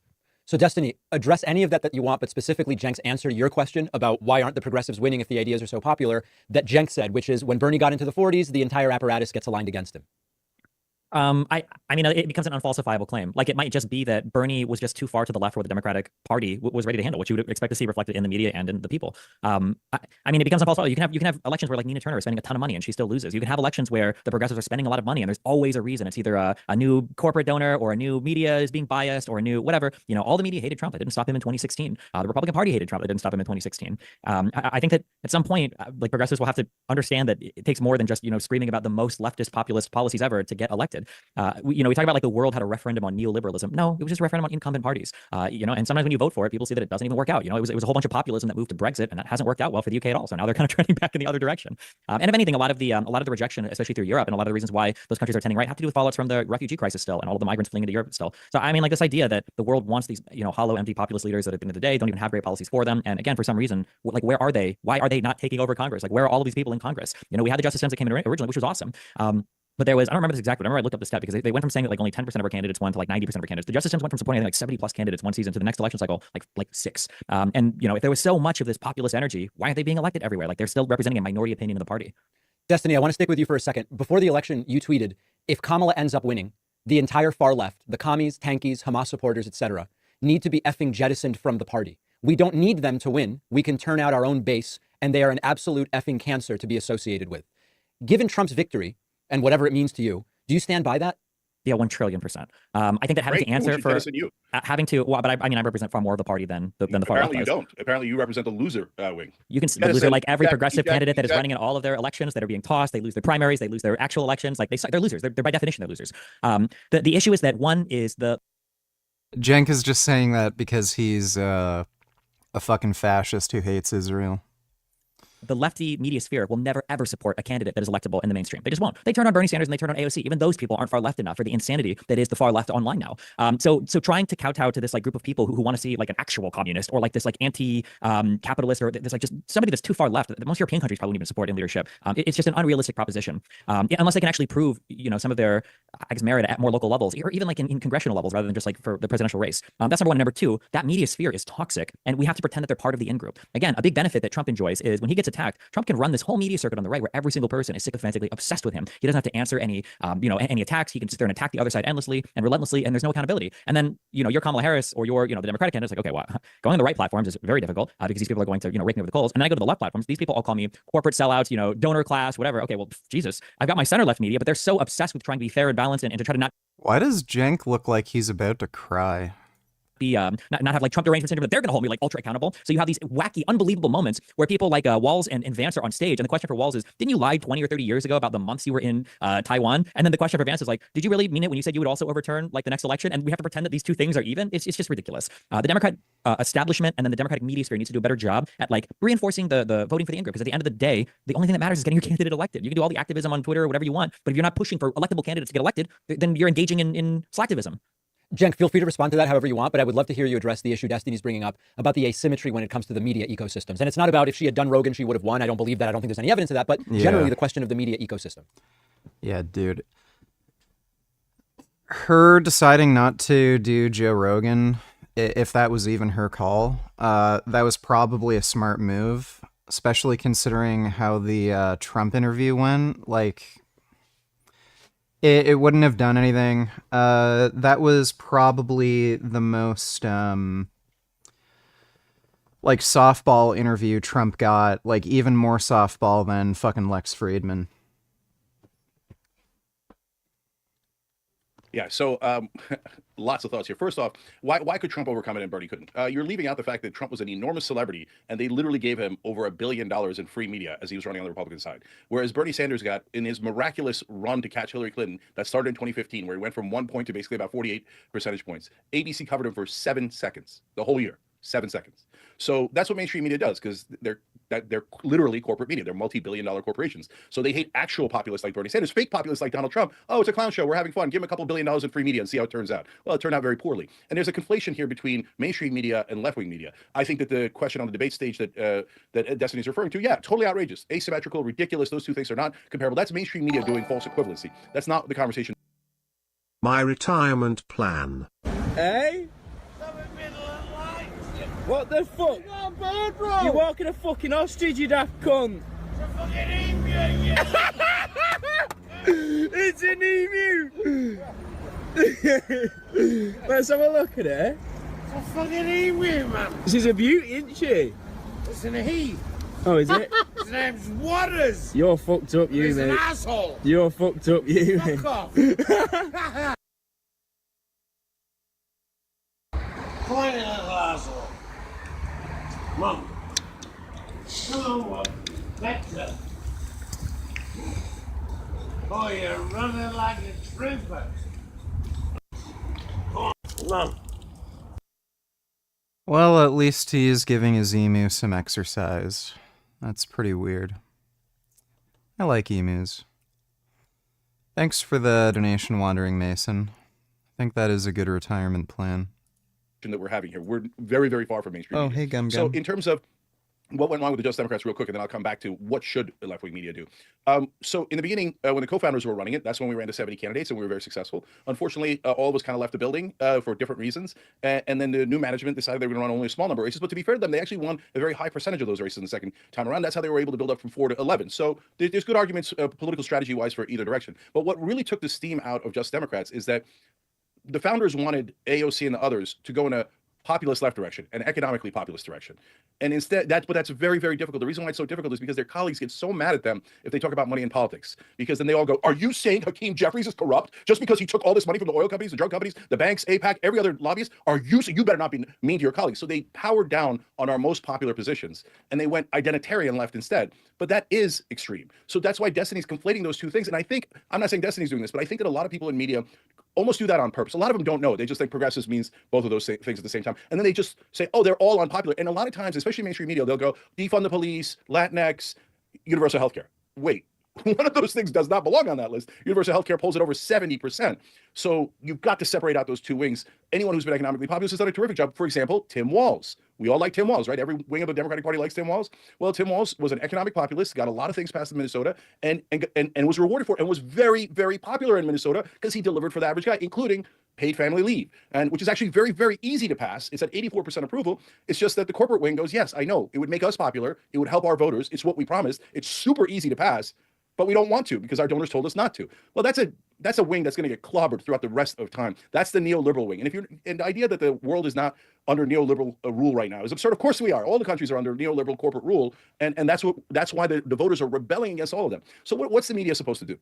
Now, online media, corporate media is going to corporate media. They're always going to tell you whoever takes the most donor money is the greatest. Well, they're leading the race with $1 billion in bribes. Bravo, bravo, terrific job, corporate Democrat, corporate Republican. And remember, guys, Trump beat the corporate Republicans. Like, you guys make it seem like, oh, hey, people are in favor of Republicans, or their voters are still, no, their voters rejected their corporate wing. And you know, it came with a lot of baggage we're not happy with, right? But you have to give them a little bit of credit for actually, like, not for supporting Trump, who I think is a fake populist, but for at least rejecting Mitch McConnell, rejecting all those guys. So on our side, we say, oh, Mitch McConnell took $1 billion in corporate money throughout his career, terrible, evil, corrupt guy. Nancy Pelosi took the same $1 billion from very similar donors, did exactly what they wanted, just like Mitch McConnell. Terrific angel. Nancy Pelosi has pretty big tits. Wonderful. Yeah, you could think that, and you could do all the marketing in the world for rah Nancy Pelosi. But at the end of the day, the American people woke up and they know that the $1 billion, whether it goes to a Republican or a Democrat, is corruption defined. So what we should do is we should have strong primaries and really challenge our candidates, because this whole idea of anointing, how's that working out for us? So we were supposed to trust the geniuses in Democratic leadership. Oh my God, they're playing four-dimensional chess. We'll never figure out what they're doing. They're so smart. Really? Even under Obama. Okay, Obama won a couple of times, and that's a long history, and we can talk about how selfish he was. But in the meanwhile, while he was in office, the Democrats lost 1,000 seats nationwide. And by the way, the guy most responsible for that was Rahm Emanuel. And now the corporate Democrats are saying, let's bring back Rahm Emanuel to lose another 1,000 seats. Are you insane? And then they said, oh, we have to anoint Hillary Clinton. How did that turn out? We have to anoint Joe Biden. We have to anoint Kamala Harris. And by the way, Biden only won by 43,000 votes to 3 swing states. They nearly lost to this imbecile 3 times. Look, you can't say someone has despotic tendencies, is a fascist, is a moron, is the worst guy in the world, and then lose to him 2 times and say, you should put me back in charge because I know what I'm doing. No, they have proven definitively that they do not know what they're doing. Destiny, go ahead. I mean, there's nothing to say. Like, progressives have nothing to show for the record. They have like that polling, like that 70-80% of Americans support single payer. That's not true. We've done the polling on this over and over and over again. If you poll in the most favorable manner, they support it. If you poll for what it actually is, that support plummets to like 25%. That's not remotely true. It is absolutely true. I don't remember if it was You're arguing against Democratic policies. It's amazing. Why don't you just join the Republican Party? So let me just interject one thing here. If I can interject one thing here. Go ahead. From what I've seen, the polling Cenk mentions does exist, around 70-75% support. The polling I've seen with what we might call more specific wording, it's not that support drops to 25%, but I have seen it drop to more like 48 to 50%. I do think a lot of it, it's complicated because if you just ask someone, does the government have a basic level of responsibility to give people some health care? Most people say yes, and also a lot of them don't necessarily know what that means. I don't know that we're going to solve whether it's a good policy based on 3 different polls that ask it in a different way. I don't know. I've seen the polling. Well, no, yeah, I understand. I'm just saying that, like, if you want to actually pass any policy or do anything, you have to have an actual realistic understanding of what it is Americans even think before you even begin to go down the path of how do we implement it. And the reality is single payer healthcare. When you ask somebody, do you think the government should provide health insurance for people? That polls incredibly well. Yes. When you ask, should the government be the second question? There were all 3 of these were listed in a. I wish I remember the name of the polling firm, but this is around. I think it's the Kaiser Family Foundation. It might be that. There's a second way of asking it that's more neutral. Of like, do you think that the government should be? Do you think that the government should be able to offer insurance or something for all levels? Something like that. But then the third question is, should the government be the sole provider of insurance and ban private insurance? And that one is incredibly unpopular. I think that's well, the ban private insurance. It's like even countries that have universal systems, they don't ban. Most of them don't ban private insurance. So I don't even know why that would. Well, you can get private healthcare insurance in Canada, but it doesn't cover like actual medical costs. So it's not going to cover like surgeries or anything like that. All it usually covers is just medication costs. Or if you need something like physical therapy after you've had a surgery. So if you have like a knee surgery and then the doctor recommends physiotherapy, the insurance will cover that. But it doesn't actually directly cover any healthcare costs. So like actually going to the doctor, getting an appointment, getting a diagnosis, getting any kind of diagnostic testing like an X-ray or an MRI, stuff like that. Private insurance doesn't cover any of that in Canada. That's covered by social health care. So, and it works basically the same way in a lot of European countries. I know in Belgium they do technically have private insurance that does, pay for those costs. They don't technically have a socialized healthcare system, but it's like heavily subsidized by the government. So when you're paying healthcare insurance in a country like Belgium, it's only like $150 a month, like versus the US where it's like $500 a month. So no, I don't think any of them know what they're fucking talking about. there's no real private health insurance in Canada.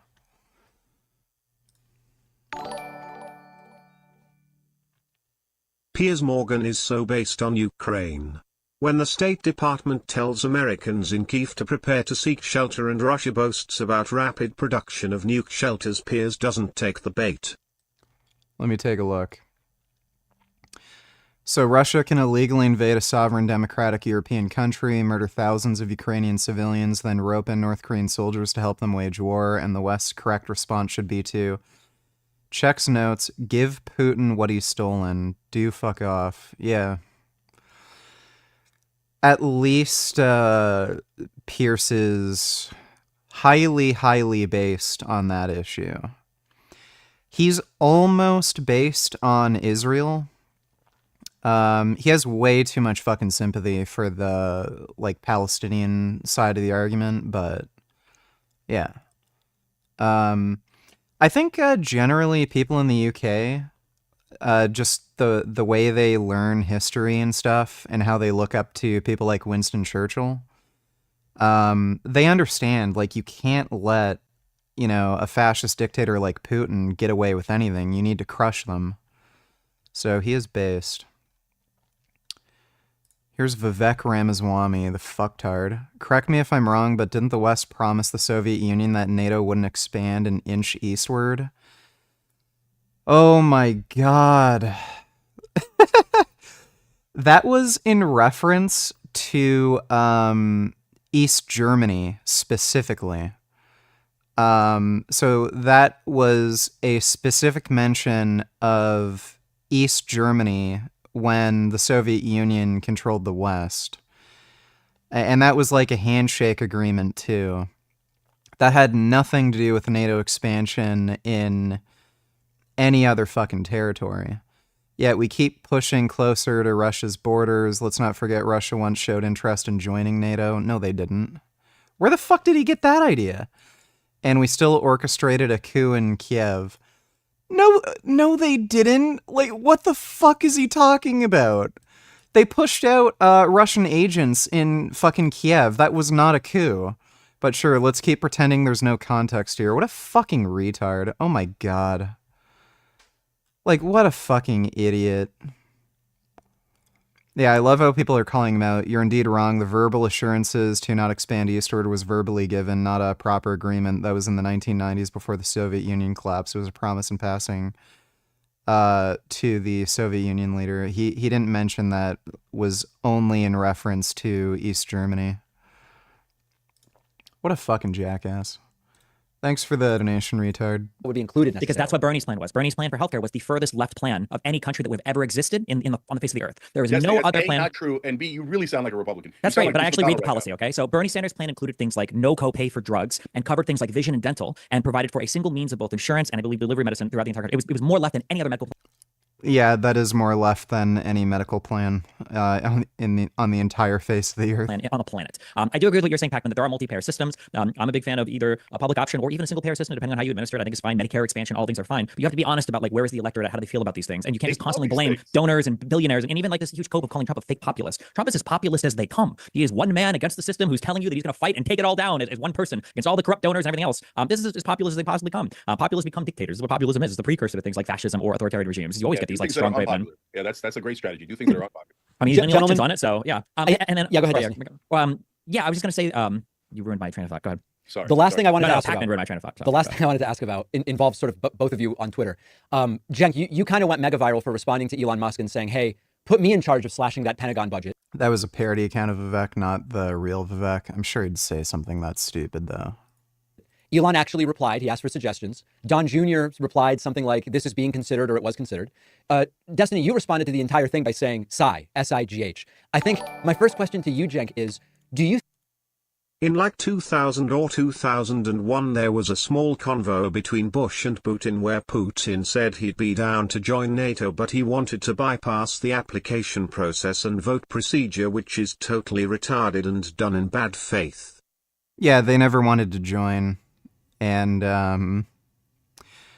I think they wanted to. I think he wanted to do that so that he could invade a NATO-aligned country and just make the situation very politically awkward.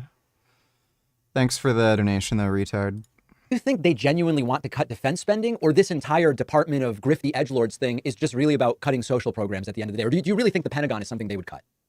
So let's look at this conversation, right? So first of all, why do I call Trump a fake populist? Because he goes rah-rah, average man, which I think is smart political strategy, because he's focusing on things that are popular. That's what populism is. Wow, that's rocket science to figure that out, is to the correct electoral strategy. But then when he gets in office, what's his number one priority? Corporate tax cuts and delivering for his donors like Miriam Adelson. He put in Marco Rubio, Elise Stefanik, Mike Waltz, Mike Huckabee, all Team Miriam, neocon, warhawks. What happened? I thought you were anti-war. And part of what I'm doing here is some of the right-wing populists actually do agree with us on some issues. So, for example, anti-corruption. When I point out that Miriam Adelson gave Trump $137 million and then he gave her 4 appointees, people even on the right wing go, yeah, that sucks, and that, you know, we don't agree with Trump there, and that's a stunning turn of events. I've never seen that happen before, but it's actually genuinely happening online, and you should give them some credit for that. Now, on cutting, what I'm asking is, do you guys really mean it? And so, if you really mean it, most of the corruption is in the Pentagon. So that's where all the pork goes, because if you question that pork, they go, you're endangering our national security, you're putting all of our lives on the line, et cetera. So they stuff it full of pork. So I said, look, guys, if you're going to do cuts, let's start at the Pentagon. I can cut $400 billion overnight for you. And what it's doing is putting them to the test. Do you really mean it or don't you? And so a couple of surprising things happen from there. First of all, if you look at my comment section, right-wing populists actually do mean it. So this is going to be really, really interesting. So then Elon and Don Jr. say, yeah, we mean it too. And they follow through on at least one of the proposals that I mentioned, which was, hey, you know, a lot of these contracts go to these defense contractors because the generals, after they retire, go to work for those defense contractors. And that gives them an incentive to sell us out and to buy all these bloated programs, because they're literally going to get paid by those same companies. And if they say, yes, you're right, which is where they are today, and we should stop that, so that conflict of interest, well, that's a left-wing position that we've been arguing for 20 years. I'll take it. That's fantastic. And that's the unity that mainstream media pretended that they were in favor of, but only when they were doing corporate deals for tax cuts for the rich, et cetera. Now we have some potential actual unity. At the same time, I'm not a sucker. I've been in this game a long time. So is it possible that they don't cut the Pentagon and instead they cut social spending? Of course, that's more likely, right? But at least the very first conversation we're having online about what to cut is the Pentagon. Perfect. You can't ask for anything better from the left-wing populist way of looking at it. So, Destiny, tell us about the reason for the sigh. Is it that you think Cenk's being naive, that they're not really going to cut, or that he's barking up the wrong tree here? I don't think they plan on cutting. I don't even like the conversation. I feel like there's so many issues I have with this. When progressives and really when anybody talks about taxes or anybody talks about budgets, like the conversation, people always talk about like taxes, like they're either this like tool of punishment or self-flagellation, or it's like this noble way of. I think that we should figure out what are the government programs that we want to fund and why. Okay, so do we want single-payer healthcare? Do we want expansion of Medicare? Do we want to do SNAP and WIC and you know, benefits programs? Do we want to have tax subsidies for electric cars and so on? Like, we figure these things out. Once we figure that out, we have our liabilities. Okay, this is how much we owe, and then we need to figure out how do we raise the money for it. Okay, do we tax people? Do we tariff? Do we whatever? Like, how does the government fund these programs? That should be the totality of the conversation about taxes. These arbitrary obsessions with like we got to slash the Pentagon by X dollars. We have to slash the military. Like, why? What do you want to cut? Like, let's talk about that. Do we like was the F-35 program a mistake? Do we want to have you know, like no military presence around the world? Do we shut down all of our bases? Do we want to have no more funding towards any type of participation? Like, what do we actually want to cut? Because the random thing, like imagine, and it's so crazy to me too, especially because like Cenk is a business owner and all these other guys are business owners. You walk in, you ask, okay, I come into your business and you want to cut things. Like, is it I'm going to cut 40% of my budget? That you just fire randomly like 40% of your employees? Or like, no, well, you look at departments maybe that aren't making money. You look at parts of your business maybe you don't need, but it's never just like randomly like, okay, we're going to cut half our thing today, you know, unless you've got like a loan that's being called in and you have to pay up or something. So I mean, like that's one part of it. The second part of it is it's okay. So to be fully transparent, I'm unhinged now when it comes to dealing with conservatives. I'm more concerned about turning out based. Buy Ethereum? Is that even a good idea at this point?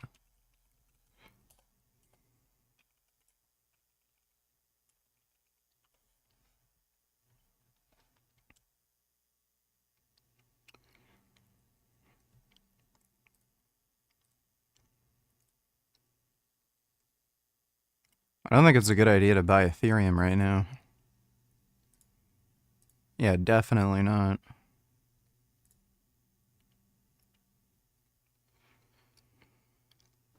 Yeah, that really seems like a bad idea.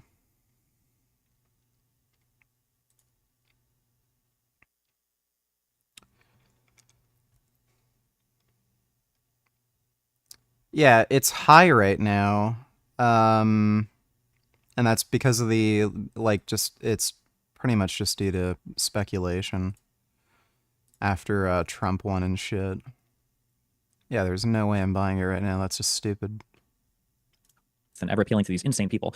There is no principled foundation to what conservatives believe regarding anything having to do with foreign policy or the military. The exact same people who will say there were no wars under Trump will ignore the fact that he hid how much more we were drone striking people in Yemen. People will say there were no more wars under Trump, and they'll ignore the fact that we allowed, the allies that we had in Syria to die. We'll say no more wars under Trump. We'll ignore the fact that Iran attacked Saudi Arabia, that the United States bombed a Syrian airport, that Assad was chemically gassing his people still, that border riots were raging on in the Gaza. Like, it's ridiculous. So for the first time ever, Russian troops were engaging with Ukrainian troops directly in the Donbass, I think 2018. This idea that like Trump has some allegiance to some foreign policy position where it's like, oh, we're going to cut military spending Is GMO soy safe? Can you find me a study to help me prove my point that it's safe? It is safe. There's literally no research anywhere showing that it causes problems. So if somebody's going to claim it's not safe, then tell them to provide research. Most soy for human consumption, I don't even think it uses GMO. Thanks for the donation, Chamomile Cam. is absolutely not true. Well, even more so then. I mean, if that's true, and they'll consider cutting something because Cenk's bringing it up, isn't that a reason for him to be involved rather than saying, this is a waste of time? I don't know.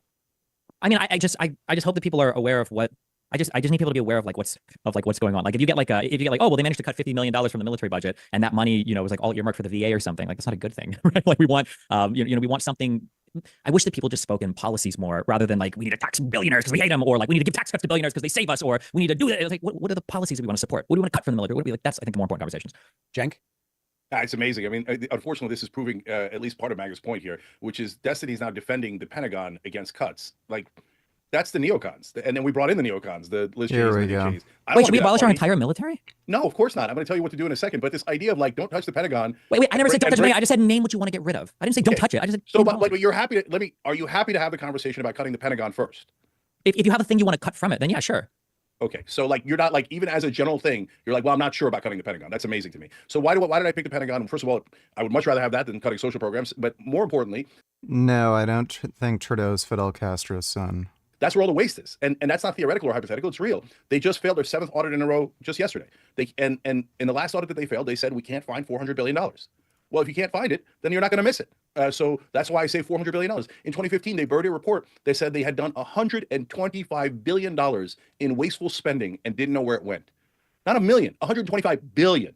So they're just robbing us blind. The central area of the robbery is the Pentagon. It's not when we say this money is gone, is this like they can't account for it, or is this like there are certain projects that maybe an Office of Inspector General can't have insight to without clearance, so we don't know? Because you're making it sound like the money is like what.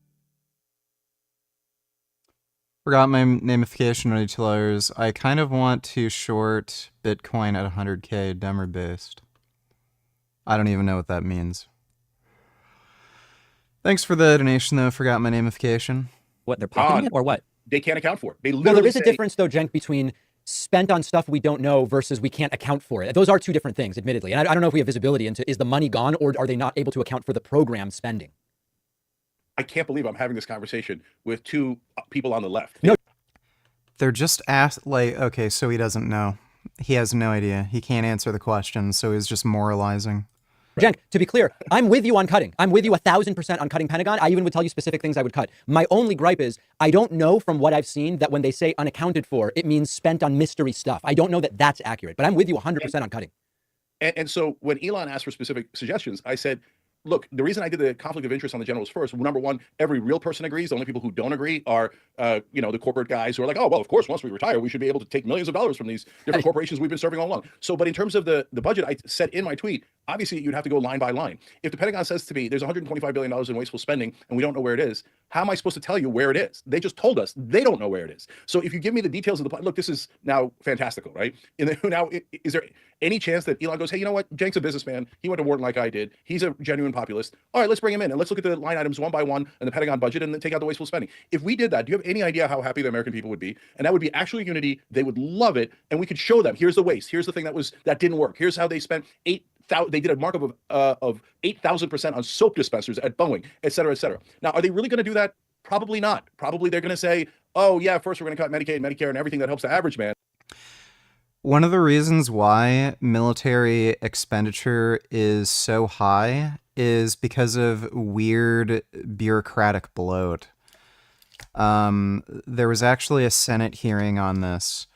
So the guy showed a bag of ball bearings that's used for a certain part in a military aircraft. And he said the actual value of the ball bearings is something like $35. But because of the weird bureaucratic steps that you have to go through to get those ball bearings, it ends up costing something like $6,000. Like it's a crazy markup. And I think it had something to do with it has to go to like some advisor to look at, and then where the parts are sourced. It has to be from like a specialized facility, and like some of these facilities end up overcharging because they know it's a military expenditure or something. So there's definitely ways of massively cutting back on the military budget if they just had more efficient ways of resource procurement. And that might be where a lot of this unaccounted money is coming from. And we'll get back to the Pentagon later. That's probably how it'll go. But even if that's how it goes, now a lot of the right-wing populists go, wait a minute, I thought you said you were going to cut the Pentagon. I'm in favor of cutting them. Guys, take the win. Right-wing populists are saying cut the Pentagon. This is what we've been dreaming about our whole lives. And now you're against it. That just doesn't make any sense at all. Take the win. Dude, Trump is putting Dr. Oz along with RFK Jr. now to oversee health or some shit. Pretty sure Dr. Oz is a retard, right? And I know RFK is anti-vax. This worries Avi, like what he said in Call. Do you think it's a real threat to medicine? Well, yeah. Yeah, I heard about that. Dr. Oz is definitely fucking retarded, and if I remember correctly, I think he was actually against the COVID vaccine. So, that's not looking great. I don't know if he's quite as retarded as RFK Jr., but he's definitely not a good, like, cabinet pick for sure. So, yeah, it might in the long run end up being a good thing because people are going to see how fucking retarded Trump and the Republicans are. And then just end up voting Democrat, and then things will end up sorting itself out in 4 years. But who the fuck knows? Like, yeah. Trump's just getting people who he thinks are loyal to him. Like, that's all he's doing. He's not getting the most talented or smartest or anything. He's just finding people who he thinks are loyal to him. Thanks for the donation, though, Unicorn Jizz. I'm for it. I don't know. I'm certainly not against it. I think the question is, as you're pointing out, at the end of the day, they probably won't do it. If we get people thinking it's a good idea, it still is a win, right, Destiny? If they cut the Pentagon? If they say to Cenk on Twitter, we're going to consider that, and then they don't do it, and then right-wingers go, hey, you said you were going to do it, but you didn't do it. That's still a win of sorts. That would never, you're implying a world where the right wing has the accountability for literally anything they do ever. Which yeah, they've never done it, but theoretically. Yeah. I mean, like, theoretically, you think in a that they world do where, hold you know, I can accountable, wave a Cenk? magic one.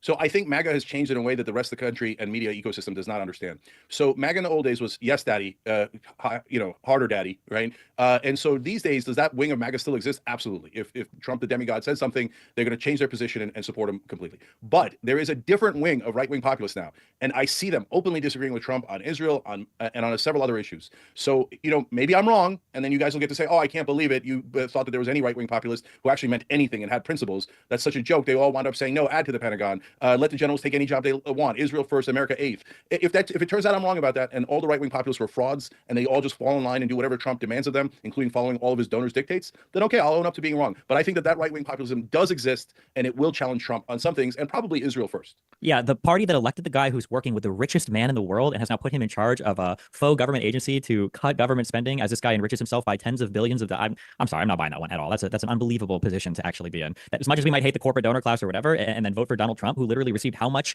media coverage? Like, how much did Elon spend? $44 billion to buy Twitter to turn it into a Trump marketing platform? That's unreal to me that anybody would think that something good is coming from that. All right, well, listen, we're making predictions about the future. We won't know today whether it will or won't happen. So let's put a pause on the conversation there. Stephen, Kenneth, Destiny, Benel II, and Cenk Uygur. Always great having both of you guys. Lyle McDonald critiques Mike Israetel's fitness advice and bodybuilding career. This is going to be Well, hilarious. he used to have nothing but the utmost flattery. Yeah, until I was mean to him. And Lyle, listen, I think you're brilliant. I have the utmost respect for Lyle. I think Lyle probably smarter than me. Now Mike can't even hear my name without losing his mind. Lyle, listen. Lyle, we need your help. Lyle McDonald, we need your help. Hey, Lyle McDonald, f*** you. I'd be like, you Lyle McDonald?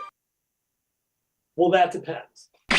Debating Lyle McDonald, like if he was in front of me, it would take the world for me to not choke him to death. So I always move out of arm's length. I'm not getting stronger week to week. Am I training wrong?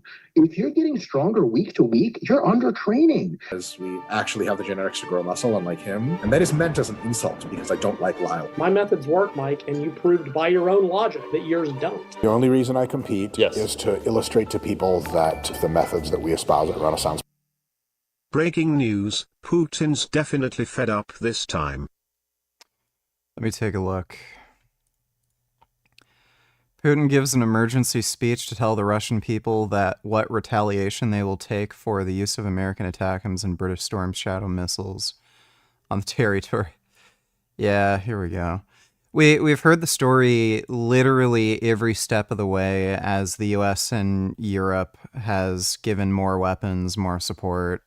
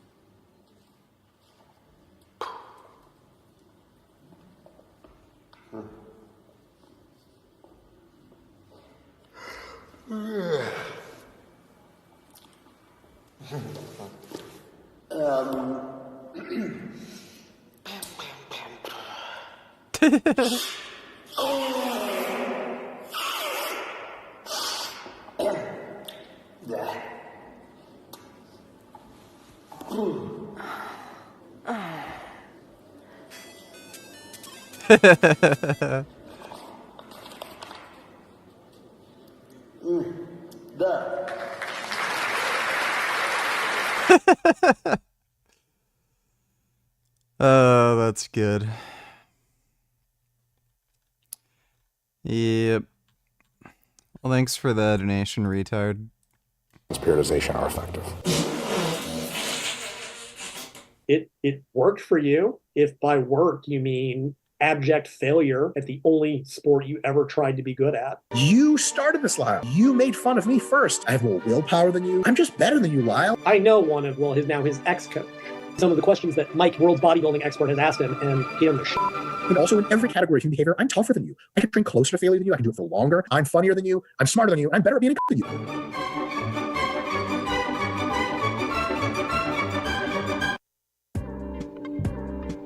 Dr. Mike Israetel is a competitive bodybuilder and highly successful YouTuber who's known for making critiques of other people's fitness advice on the Renaissance Periodisation channel. Mike criticizes the way people train, the way people eat, and even the way people take performance-enhancing substances, from fitness influencers to Hollywood celebrities and even professional bodybuilders. But what about Mike's own advice and practices in competitive bodybuilding? Can they be criticized? Well, if you were to ask Mike, then the answer would most likely be no, because Mike only accepts criticism from top experts in his field. I don't know why I've done. What religion were you raised in? Nothing. I came from a pretty a-religious household. The only reason I even, had any kind of idea about, God or anything was just because of the kids that I went to school with. I love it when cats go upside nigger's head. Lol, this cat ain't to be fucked with. Let me take a look, Killing Titan. Yeah, beat that stupid ass kid.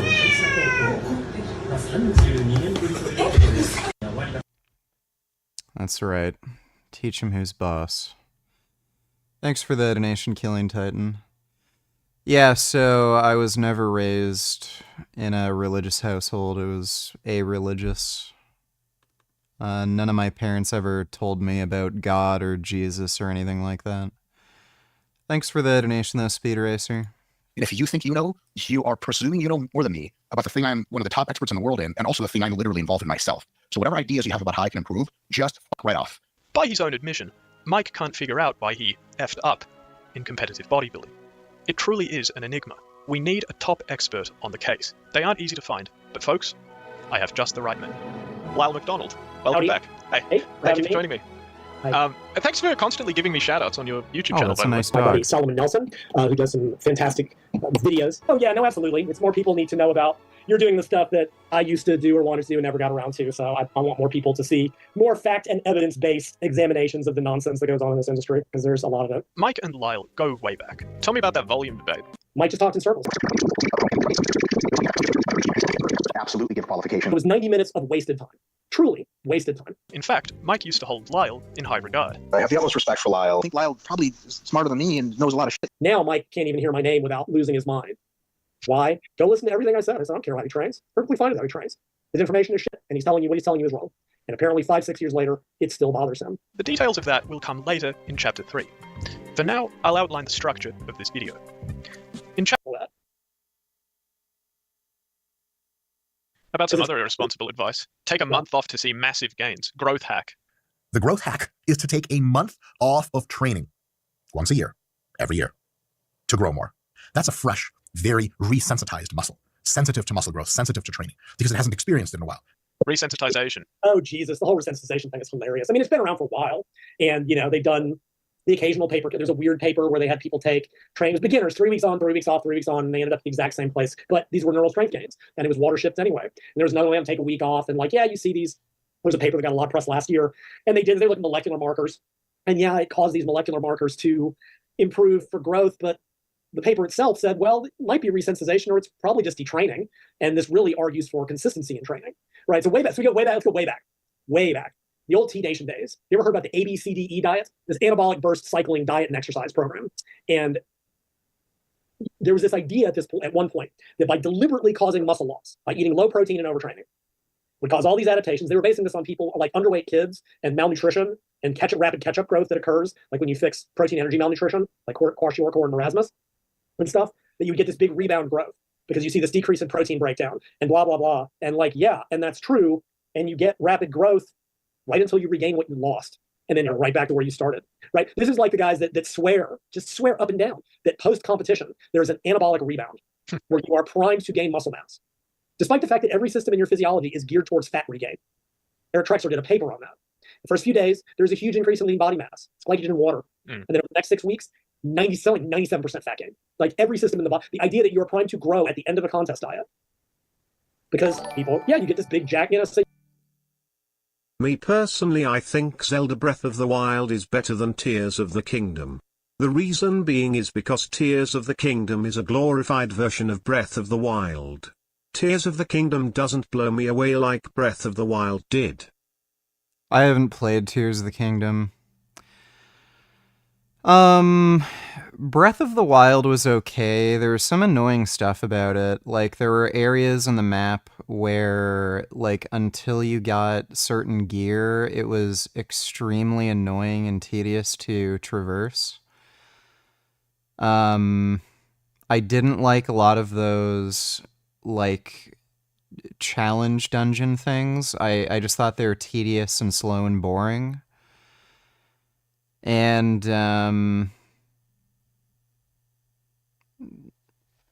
it's just meh. The way you also got around the map was slow too. I like how they added the DLC motorcycle. That made the game more enjoyable, but you know, it's okay. A lot of the boss fights were also not great. There's like a fair bit of jankiness to the game. So, I just wasn't really motivated to play Tears of the Kingdom after I had already played Breath of the Wild. I just thought it was like an okay game. Nothing like blow my socks off amazing or anything. Thanks for the donation though, Killing Titan. So yeah, you take a month off and you shrink. Yeah, I bet you do get accelerated growth. It's called muscle memory. And you get right back to where you were, at which point, and if you'd spent that month training, you'd be further than you are now. It doesn't work that way. Great response. And the science doesn't support. He said that you'll generate more growth training 6 days a week compared to fewer days of training per week. So 6 outperforms 4, and he said that without qualification in a YouTube short. 6 times a week training allows you to train your body harder and signal more muscle growth than training 4 or 5 times a week. You would get better gains if you train 6 days a week. Of course you do. There's no, I know you've done videos on this, and I've talked about it too. There is no nuance to the discussion. I mean, some of the things that I'm saying now, because I'm not going to spend hours doing a full treatise, right? To discuss any of these concepts, frequency, intensity, proximity to failure, volumes, you cannot discuss them in isolation. How many sets you can or should do per workout or per week will depend on your proximity to 0 reps or reserve. Saying 6 days a week is better than 4, well, under what conditions, given what parameters? Also, and again, this is the point I know you've brought up, is who are we talking to? What population? Oh, here was another good one. You might have missed this. One of Mike's brilliant rebuttals to me, another one of his videos about how he was recommending submaximal, because my videos are aimed at those college kids that train too hard, or something roughly to that effect. From my experience, the kind of demographic that we're talking about, a lot of college students and folks out of, in high school and just out of high school, they're the guys that are getting stapled with everything. They're the guys around back pulling to failure all the time. There's tons and tons of people that I've run into the gym. The kind of young male audience that goes on YouTube are the kind of people that want to bleed out of their eyeballs in training, and they do it all the time. I don't think that those folks benefit very much from going harder. Dude, I've been in gyms for 30 years. You know what people I've seen training too hard? That is a population of people that don't exist. The only exceptions being 15-year-old kids bench pressing with their buddies. That's it, right? If I'm in the gym on any given day and see 1 or 2 people even getting within 3 reps of limits, that's a lot. Most people, it's at most half maximal reps, if that. Yeah. But again, that was, well, my video, okay, then why are you not qualifying that in every video? You are saying this is how you should train, not if you're going to grinding failure all the time, you need to back it up. Again, it's endless, made up, ad hoc, on the fly bullshit to avoid addressing the actual facts. And that is what he's best at. Realize this is the man that said sleep is better than steroids. So of all of the drugs you can take for muscle building, sleep is the best drug, so to speak. An hour of extra sleep that brings you from sleeping 2 hours less than you need to 1 less than you need is unreal powerful and comparable to tons of anabolic drugs. That has got to be one of the stupidest fucking things I've ever heard Mike Israetel say. Yeah, no. Taking a shit ton of steroids will build more muscle than getting an extra hour of sleep. That is just fucking stupid. Anyone can take this guy seriously is beyond me. Yeah. How anyone can listen to that. And I did. So I made a post about that on Facebook. And there was one guy, well, if you hadn't slept for 4 days straight, oh my God. If that's what it takes, then, you know. But these are the kind of defenses, the kind of counter arguments people have to come up with. This one, that's not what he's saying. So stop trying to be an apologist. Stop trying to give this guy the benefit of the doubt when he's spouting pure bollocks, right? Yeah, at a certain point, there's only so charitable you can be. Sure. Also, and someone else, a buddy of mine who I think you correspond with, Joseph, Ronnie made a point that he only slept like 4 hours a night. I sleep at very weird hours, and I really don't sleep a lot. Basically, you take that at face value. All right, if we have 2 people, and I think yeah, really. I think Ronnie Coleman probably got more benefit from the drugs than getting extra sleep. You made this point. That are both sleeping 4 hours a week. Like if one guy 600 milligrams of testosterone and get the other guy 8 hours of sleep, Mike is saying this guy will grow better. Bold-faced lie. I mean, it's just flat out. I do wonder. I did an Instagram thing about this, and I was like, when you wake up every morning and ask what lie you'll tell, but this is also, you see this a lot in steroid users. They try to downplay the role of the drugs. And that's a point I made. For years, Mike would never actually my special sports supplements. Oh yeah, Mike downplays how much drugs have benefited him like crazy. I remember he was doing an interview where he was like, well, I didn't really get that much stronger or that much bigger from steroids. And he literally admitted his, he had a body weight increase of 40 pounds from pure muscle or something. And he also said he was able to squat his previous 1 rep max for 15 reps or something. That is an insane fucking increase in relative 1RM strength. You want shit. Did you hear him talking about how drugs aren't a shortcut since the mechanism by which they work is letting you work harder? He said that in a podcast he did. It's not a shortcut because performance-enhancing drugs allow you to do more work. They allow you to recover faster, better. You do more work. It's not a shortcut. It's the opposite of a shortcut. You're doing more. So when people say, oh, that guy's taking a shortcut by taking steroids, like if the shortcut means he has to eat 6 times a day, sleep 9 hours a night, take 10 other drugs to counteract the effects of steroids. That's another bullshit fucking cope. You can do the exact same amount of training, volume, proximity to failure, everything, relative intensity, and you will grow far, far more if you're taking steroids. Steroids don't require you to train more to get a benefit from them. They, like, you can train far less and still grow more than you would if you were fucking natural. That are negative, take 5 other drugs to boost the effects of steroids in a synergistic way, walk around like a fucking zombie all the time, fight his own mentality day in and day out, and train like a monster. Not exactly a shortcut. It is a long cut. So, and yet he doesn't work hard. What? I mean, in other sports, maybe not. They allow you to train more intensely because other sports require you to train intensely, and the way he trains is not. That's right. I mean, I guess he was a power lifter at one point. And I mean, Joseph point early, you can find he's got results enough in powerlifting. They were. I wouldn't say Mike doesn't train with intensity. Decent from what I can tell, because he is. I mean, he's built like a troll. He's got far more better biomechanics for that than he ever did for bodybuilding. But why doesn't he go back to that? Well, in powerlifting training, you actually have to train hard. And in bodybuilding, I'm sorry. I mean, crutch is a loaded word, but it doesn't. You can take drugs without training at all and grow. That doesn't make any sense whatsoever. It may. I mean, okay. I don't. That doesn't. No, I don't. Again, you see this with drug users. They want to downplay the role of the drugs. Oh, it's because I work hard. It's not the drugs. Okay, then why do you bench 500 on and 365 off? If it's not why not just? Paul Carter once said, a true genius among men, once said, and I quote: "The reason naturals aren't as big as pros because they don't train hard and they follow if it fixture macros." Kid you not? That's what he said. Because we know natural bodybuilders don't train hard. Sure, natural bodybuilders don't eat clean. So I asked him, "Hey, Paul, if that's true, why do you take steroids? Why don't you just train harder and eat clean?" At which point he made a slur about my mother and then probably blocked me. Because, okay. Yeah, that's why naturals aren't as big as the pros, because they don't train hard enough. Well, then why do the pros take drugs at all? If it's not the drug, but that's real common. You see that among drug users, really wanting to downplay what the role.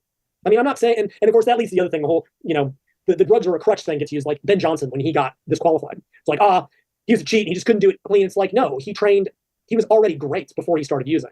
He had to train his absolute balls off. And yes, Charlie Francis did admit it allowed you to train harder more frequently because your recovery was better. It allowed it. But it still wasn't a crutch because he still had to put in the work. And bodybuilding is unique in that you don't. And again, the science proves that. I mean, and that was for years, nobody believed it. They were just like, drugs don't help that much. And then Basin did a study and it's like, yeah, I got bad news, guys. Yeah, they do. I will say bodybuilding training is way easier than powerlifting training.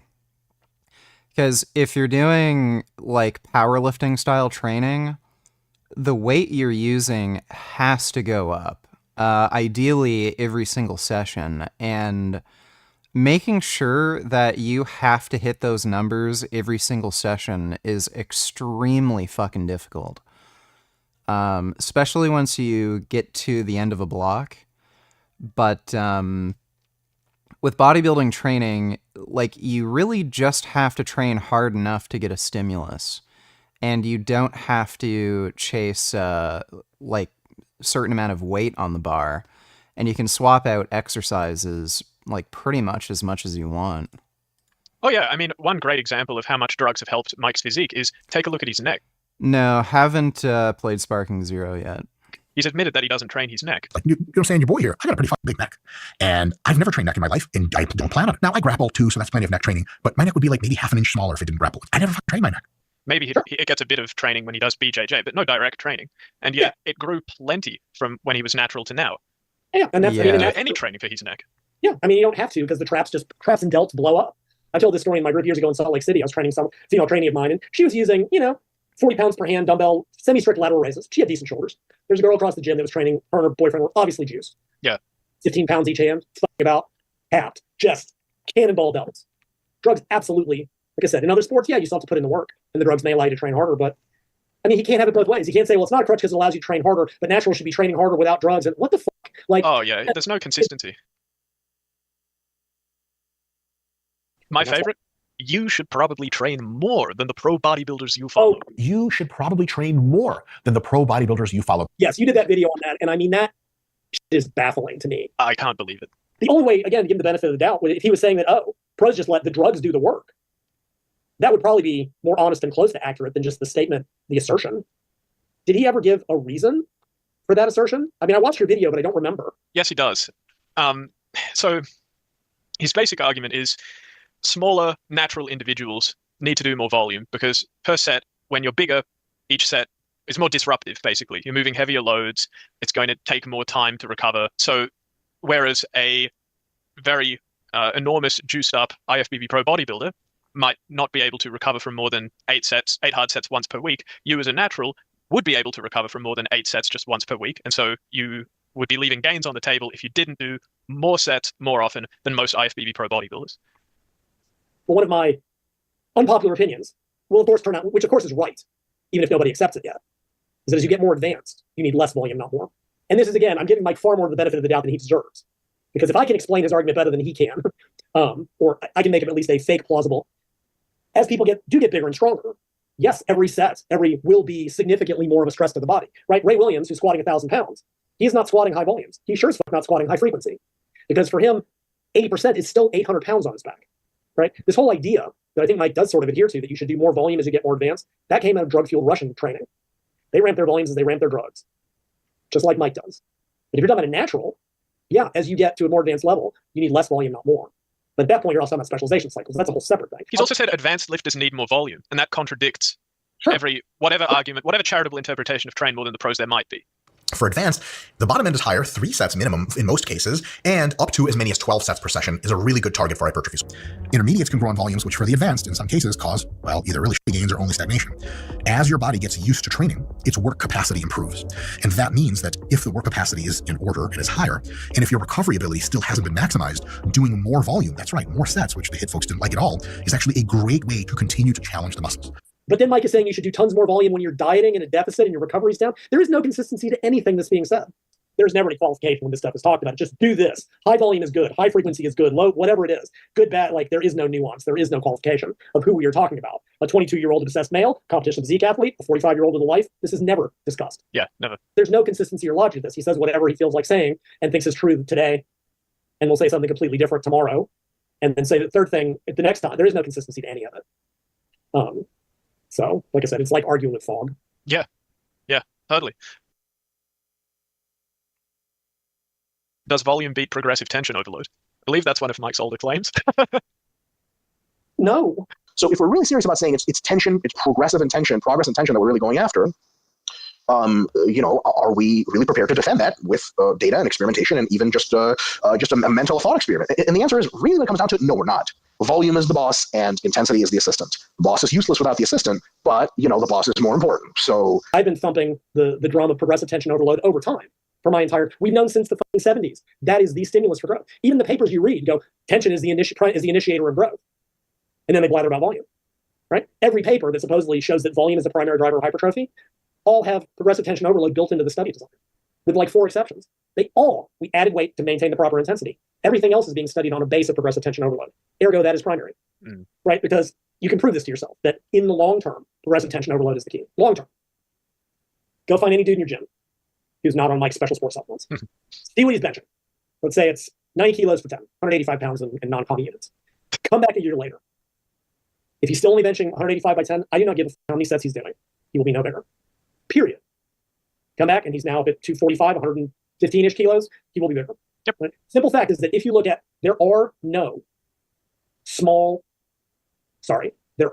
big natural bodybuilders who are not strong, or who more importantly have not gotten much stronger, right? Because then all that matters, you should just be able to do one maximize symmetric and grow. I go, well, no, that's not. Well, they were saying that would be sufficient, I go, but it's not. I go, we know that there is some number of high tension contractions required to turn on the growth mechanisms. We don't know how many it is yet, but we know that there is some number that is going to be required. But yeah, so in the long term, and people go, but I've had people I've said that like, but I only squat 365 by 8. I go, look, I'm not saying you're elite powerlifter strong. I go, but you cannot go from squatting 135 by 8 to squatting 365 by 8 pounds and not have bigger legs or be bigger. It's a bad example because but you know what I mean. Yeah. Show me someone who's never squatted more than 85 by 8. They will not get bigger. It is a matter of getting stronger relative to yourself in the same exercise, done in the same like there's a zillion qualifiers. I wrote like a 5-part series about tension on my website, but I'm like, I hate that I have to make all these qualifiers, but people are determined to misunderstand it. It would take, but it's too long for me to write this paragraph This is what I'm saying, but it is assuming that your form is not changing as you add weight. And like, yeah, if I take someone who's using too much weight on rows and I reduce the weight and let them use proper form, their back is now getting a stimulus. Well, see, lighter weight was growing. Like, no, we're not talking about an exercise. We're talking about the muscle. And God Almighty, are you going there? It's like it's aggressive illiteracy sometimes. But in the long term, and there's a reason a lot of good natural bodybuilders cross compete in powerlifting. There's a lesson to be had there.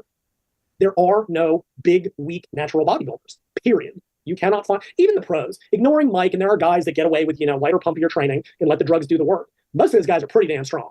Dorian was a monster, right? Coleman was a monster who got injured because he talked about ego lifting, going back to your previous video. Like most of those guys, like you watch those, the guys that succeed, they get pretty strong. Now, are they pushing the weights relentlessly like someone who's natural? No, because connective tissue and injuries, and you don't have to. So that level, again, that workout is overload for quite some time at the advanced level.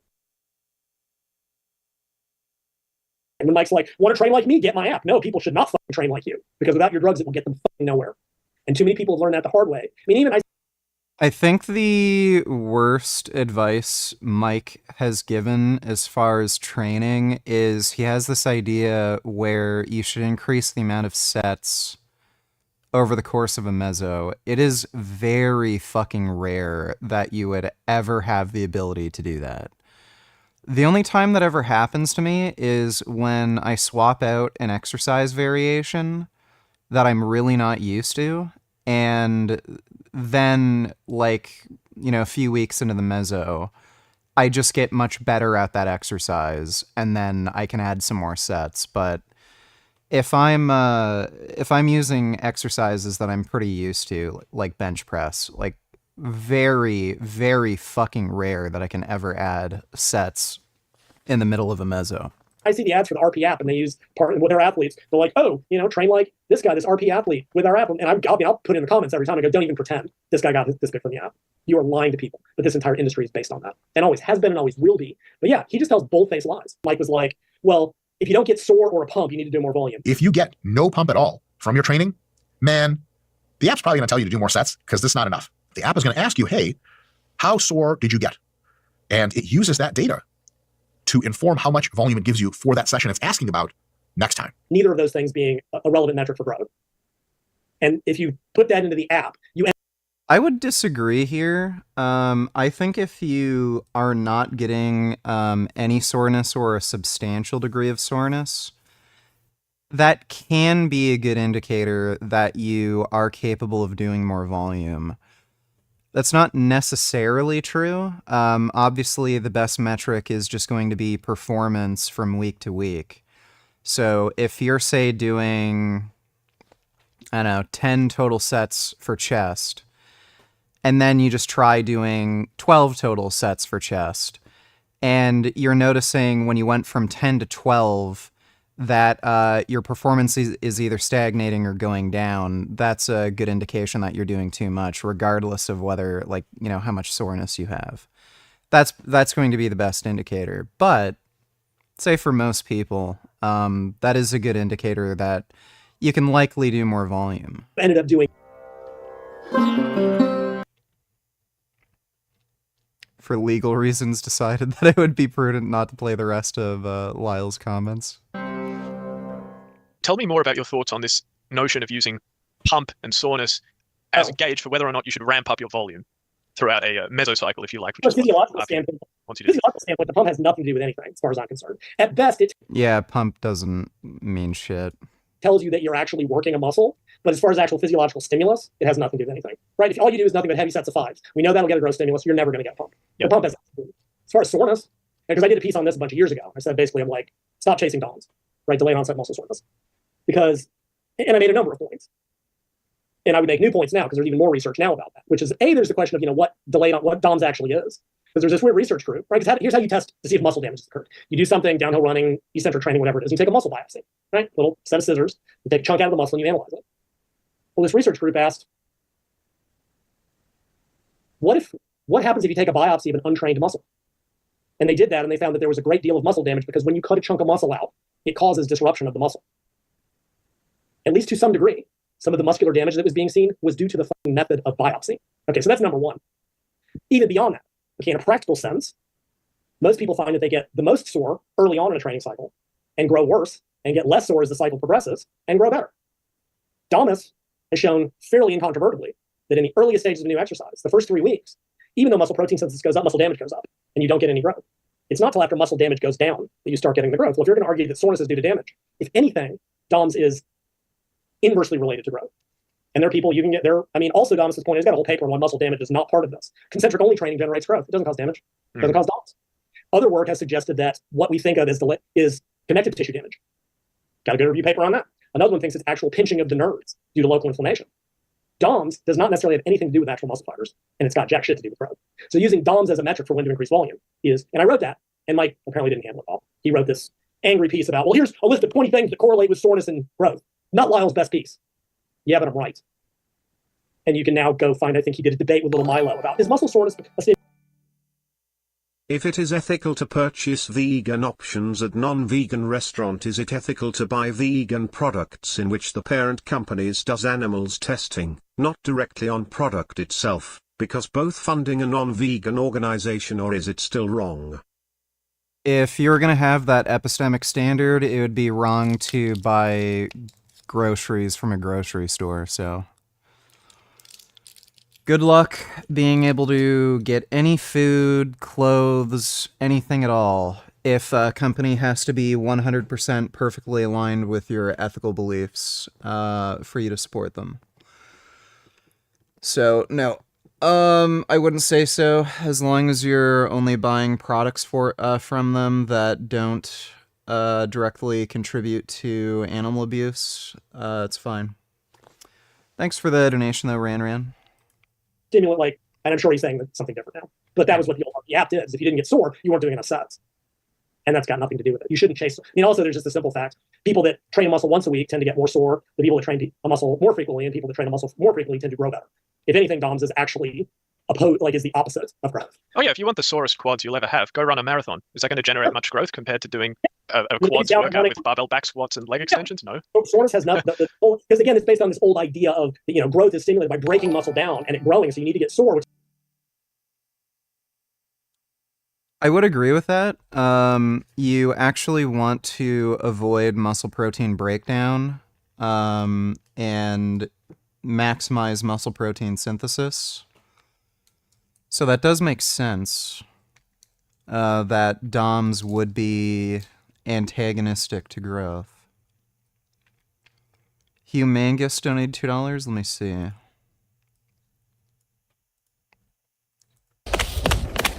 Oh my god. Oh my goodness. Oh my god. Oh, those are beautiful goats. Oh my god, those goats are so good. Oh wow, look at him just being a goat. That's amazing. Oh. Wow, so handsome. Look at that handsome little boy. Oh my god.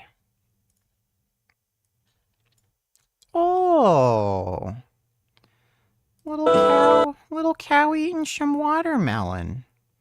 Oh, that cow likes watermelon. Oh my goodness. Oh, he really likes that melon. Jesus Christ. Oh my god, that's a good cow. Wow. It's like a little puppy. Oh my goodness, what a nice cow. Just enjoying his melon.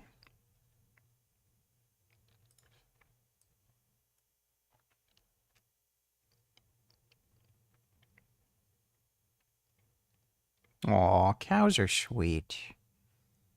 Cows are just nice. Cows are just nice little grass puppies. What a nice cow. Oh. Oh my goodness. Look at that oinker. Oh my goodness, that's a good oinker. Got her little babies following her. Oh my goodness. Oh wow. Thanks for the donation, Humangus.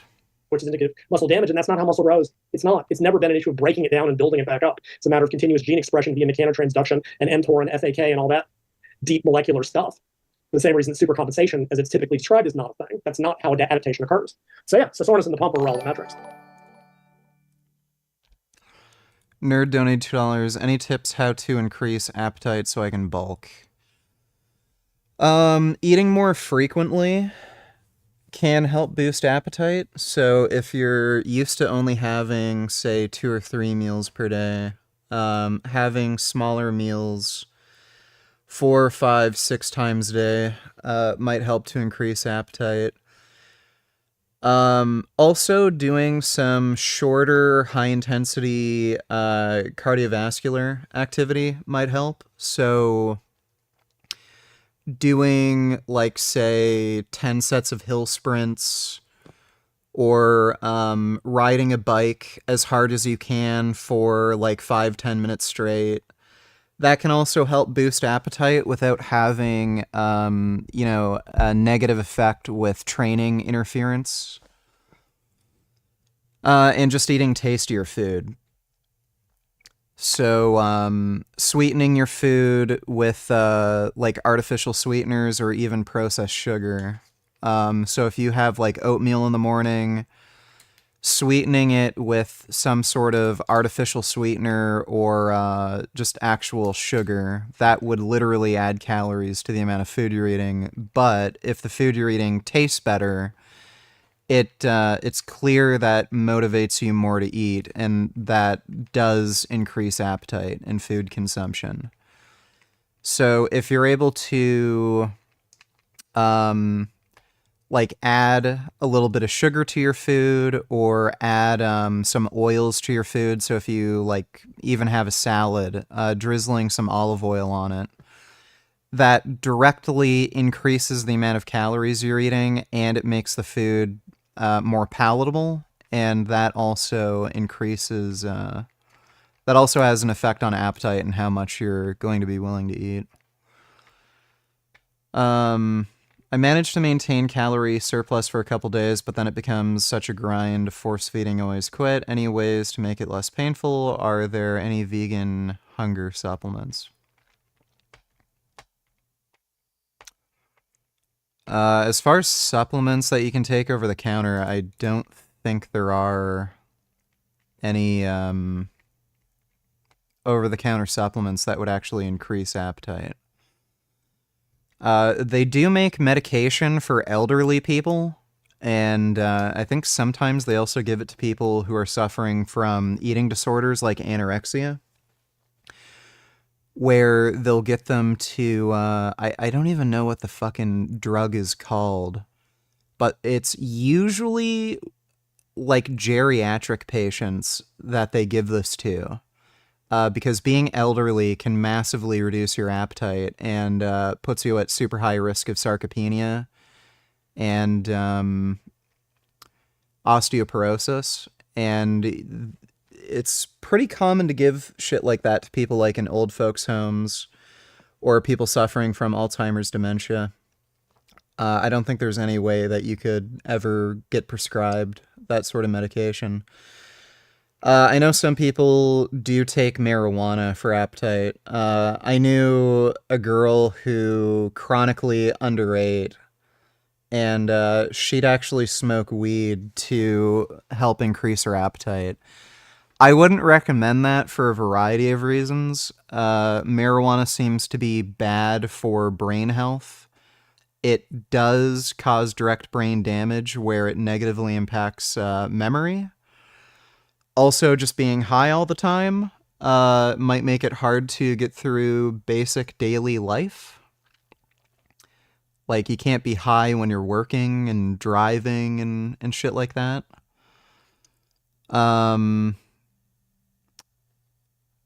But depending on your lifestyle and, like, the kind of risks you want to take, and if weed is legal in whatever country you're in, you could maybe consider something like that. Thanks for the donation though, nerd. I would just go with the basics. Eat more frequent meals, even if they're smaller. So if you're used to eating 2-3 times a day, try going for 4 to 6 meals per day. Try to snack as much as you can in between meals, and just try to eat more palatable foods. So find ways to make your food tastier. Easy ways to just like add sugar to things or add oil to things like olive oil. It's not necessarily the most healthy thing to do, but again, if your primary concern is getting in as much calories, and if you are super anal about health, just find ways to make like just better culinary creations, you know? So if you just normally literally just eat beans out of a can, try adding like salt and spices and like properly cooking food, and that might help stimulate your appetite. Hope that helps though. Thanks for the donation, nerd. Riley donated $2. I do have a question. If the product doesn't have a vegan label but doesn't have any clear animal products but has something like natural flavors or something that could be ambiguous, should I worry? No, it's incredibly rare that natural flavors have animal origin. That's a weird question to ask, by the way. If you buy a can of beans at the store, the beans don't say vegan friendly. So if none of the ingredients say it has products of animal origin, 99.99% chance that it's vegan. Thanks for the donation though, Riley. Forgot my namification, donate $2. If you're stuck at a certain lift,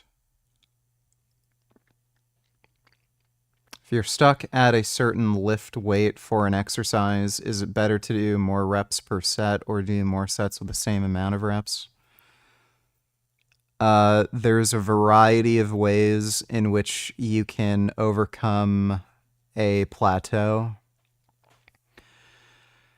And there's a variety of reasons for why you might have reached a plateau.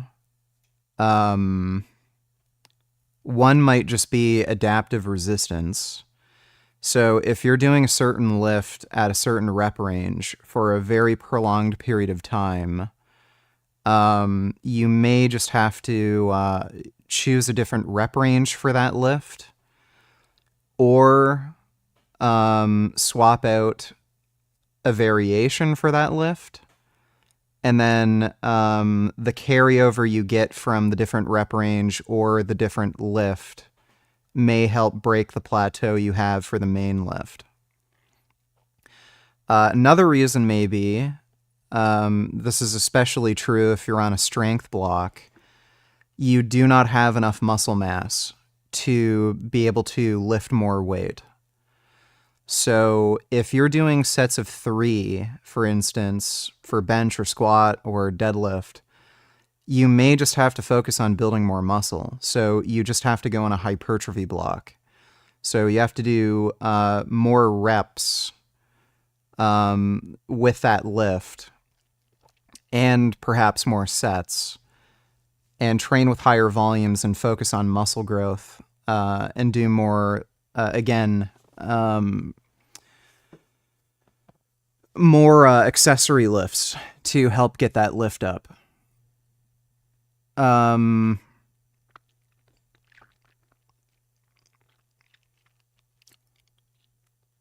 So I would say, generally speaking, I would say a general rule to go by is, if you're on a hypertrophy block and you're doing most of your volume at 8 or more repetitions for a given lift, and you're noticing, like, when you're benching or squatting and you're doing sets of like 8 to 10, and you're not able to do more weight with that rep range of 8 to 10, you may want to try adding a variation or swapping out that variation, and it doesn't have to be a complete swap. So if you're say doing flat bench on a certain day every week, you can every other week swap out that variation with, say, a machine press variation or a dumbbell press or Swiss bar press, and try to increase the amount of weight you're lifting on that lift, and that might help break that plateau. And you can try just doing more volume with some of your like assistance work. So if you're also doing, say, like dumbbell flies, you can try increasing the amount of volume you're doing with your dumbbell flies, or if you're doing like a dumbbell press as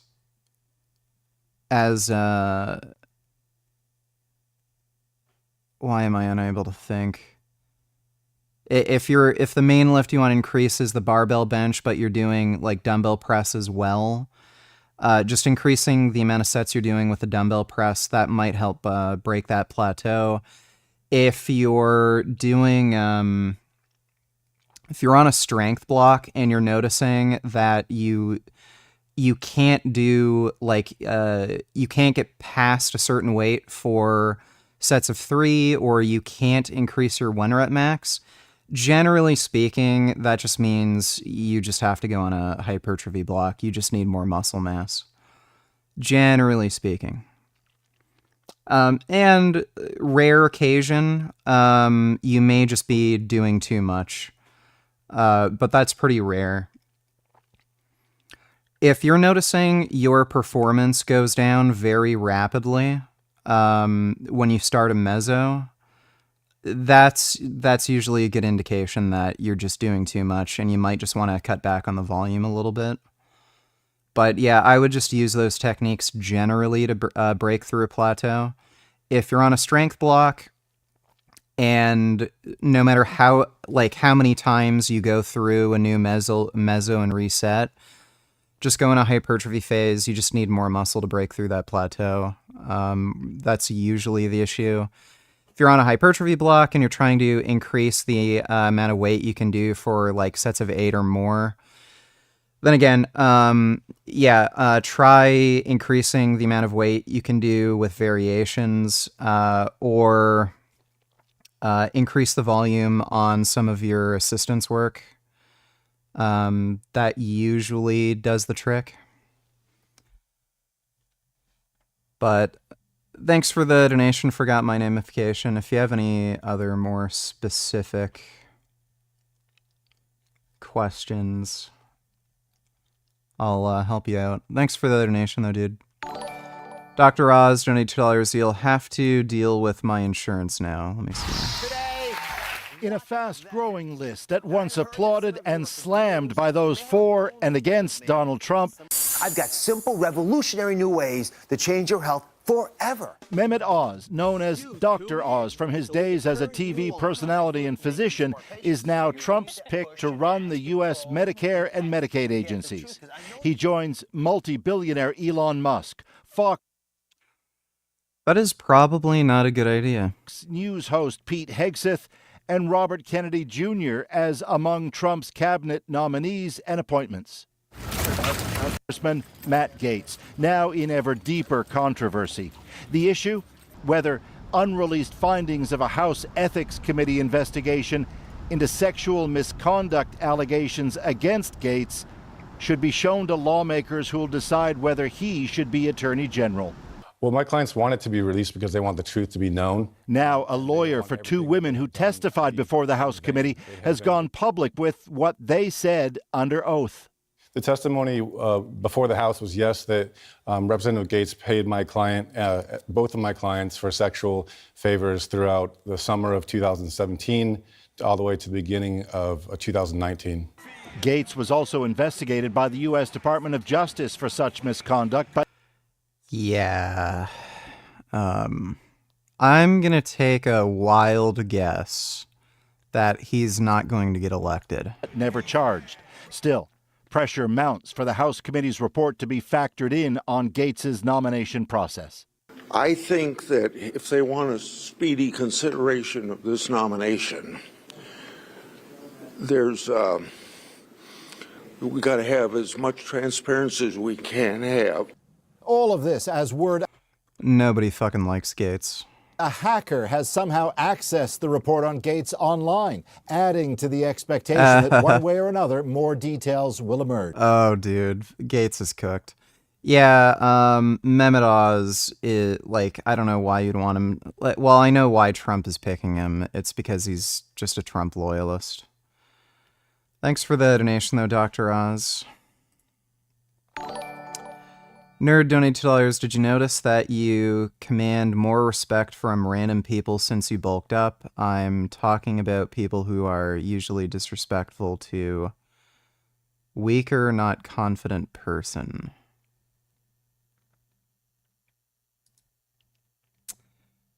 No, not really. Like, I was already, like, big before. Now I'm just bigger, so I don't notice people, I don't know, being more cautious or afraid of me. Thanks for the donation, though, nerd.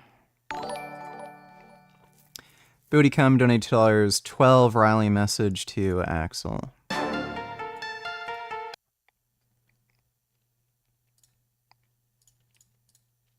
That's how we gon' handle that. So what you saying, boy? You a shooter, boy? Nigga, we don't care who you shot. Nigga, quit talking money, round rich niggas. Nigga, we don't care what you got. Bitch, I got 6 niggas, dead hit niggas. Boy, I don't give a fuck. Especially with... Okay,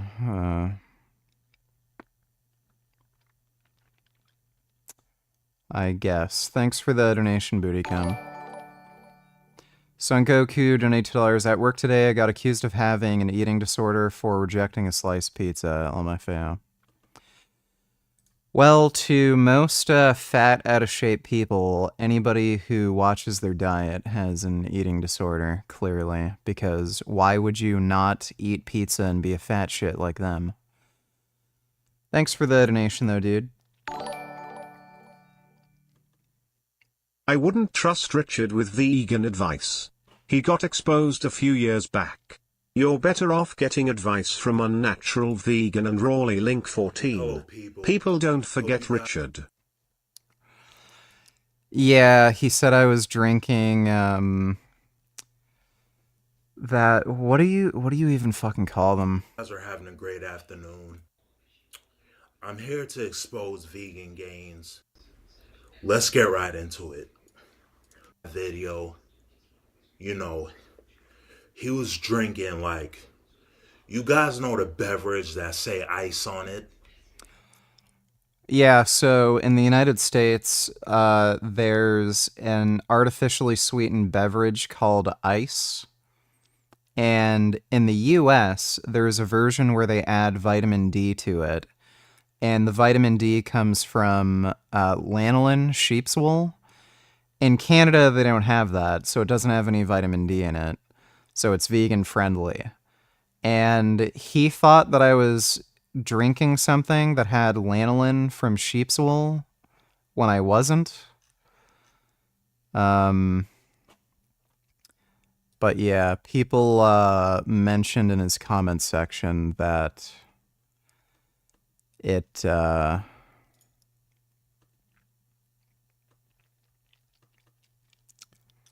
it's weird how he still has this video up. People in this comment section said Vegan Gains did a reaction to this video in his live stream.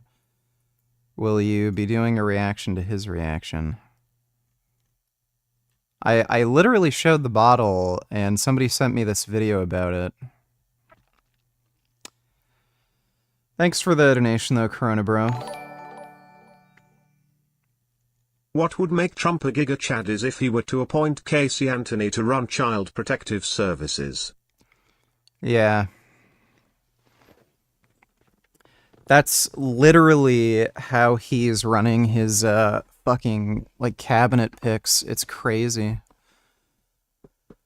But yeah, we're gonna get 4 years of nonsense. Lots of stupid decisions, plenty of good ments and memes.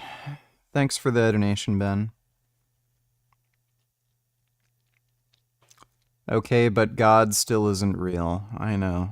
I'm well aware. And it's What toilet paper brand do you use? Apparently certain brands like Charmin use animal products in the production like gelatin, but ones that don't may be from parent companies that animal test, which is what my question earlier was about. Thanks, Richard. Jasmine's the one who picks out toilet paper because she always complains that the toilet paper that I pick out isn't any good. She's kind of a toilet paper snob. I think she gets Charmaine.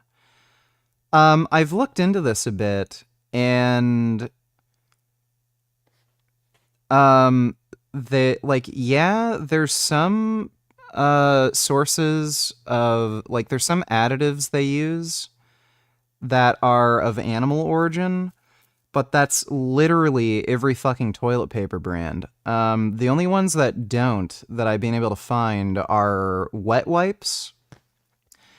And, like, literally the brown toilet paper, like, not even toilet paper, but, like, those horrible brown, scratchy, rough-ass, like, hand wipes that they use in, like, public schools. Those are the only ones that don't have any products of animal origin. They use, like, some small amounts of shit that, like, animal fats, or they usually use something that may or may not have, like, be from animal fat, like stearic acid or something.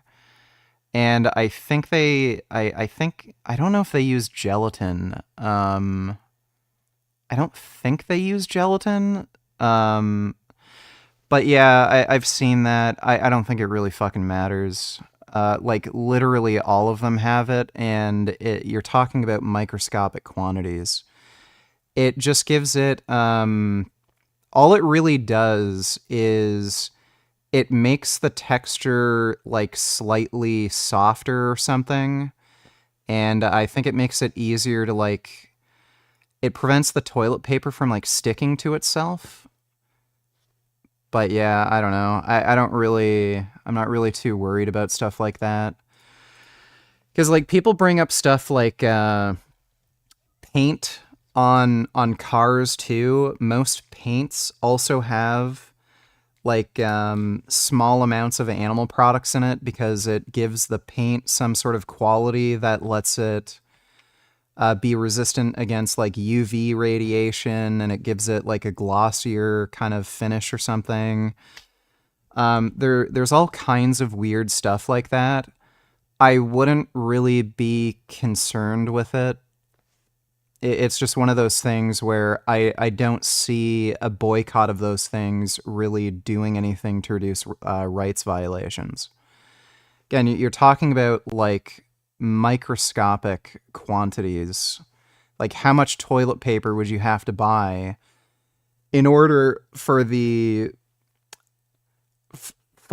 the amount of animal products you're buying to contribute to, like, a single rights violation where you're taking away an animal's life, you know? It's massive, massive amounts. But thanks for the donation, Ran. It's Mike Israetel who's arguing that in an aggressive caloric deficit, you should do very high volume, high frequency, high rep lifting. You should train 5 to 6 days a week with very high volume, sets of 10 to 30, short rest intervals to get the most anabolism, catabolism throughput in the muscle. Right, doing a protein-sparing modified fast. That's how you should train, according to him. Today's topic is how to transform your physique fast, 5 to 6 days per week of weights. Because you want to present that best physique, you got to put as much throughput into the muscles, catabolism and anabolism as possible. You train twice a week, you look fine. You train 5 to 6 days a week for, 6 weeks, you're going to look pretty cool at the end. High volume, generally, you're pushing the limits because you want the most throughput possible. High volume training not only builds the most muscle, it breaks down the most muscle and requires the most calories to repair. So if you do relatively high volume training, then your total amount of body change is very high, both on the fat burning end and muscle building end. We want to maximize that. A lot of this, and this is what it's always colored by, this idea that you train more on aggressive deficits. This all comes out of drug-fueled bodybuilding. It always... Yeah, no, you shouldn't train more if you're in a deficit, especially a severe deficit.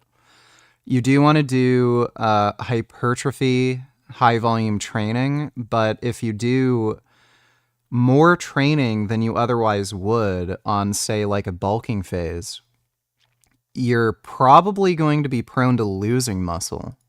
Always has. You go back to the 70s, where supposedly guys like Arnold and their ilk, they claim that they didn't bring the anabolics until contest prep. Now, is that true? We will never know. I've heard both sides of it argued. I don't know who to believe. We'll never know for sure. That's what they claim. And what you would see is that they would ramp their volume. Bootycom donated $2. I just had some RSO and I got some stuck in my tooth. Tastes not good. I think you should probably not do as much like marijuana and extracts because you sound like you have a problem, dude. You seem to be taking mammoth fucking doses like almost every fucking day. That's not good for you, and you're probably going to have memory problems later in life where you're like literally going to be on the spectrum of Alzheimer's dementia earlier than you should be. Thanks for the donation though, Bootycom. Jabab donated $2. This one is vegan.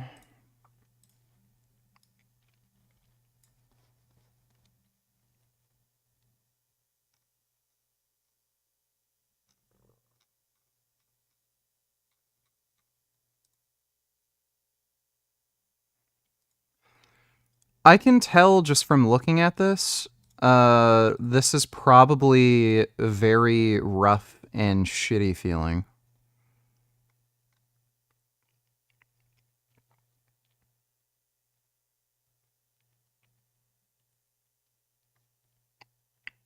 Yeah, I don't know.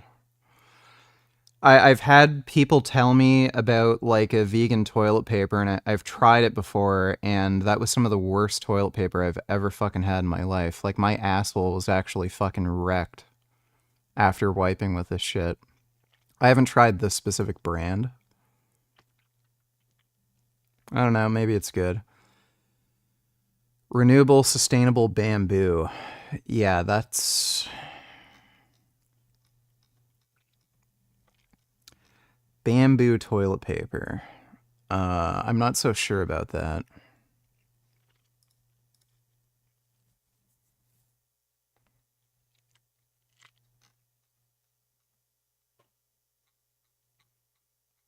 Like, what's actually in it? Do they even give the formulation anywhere?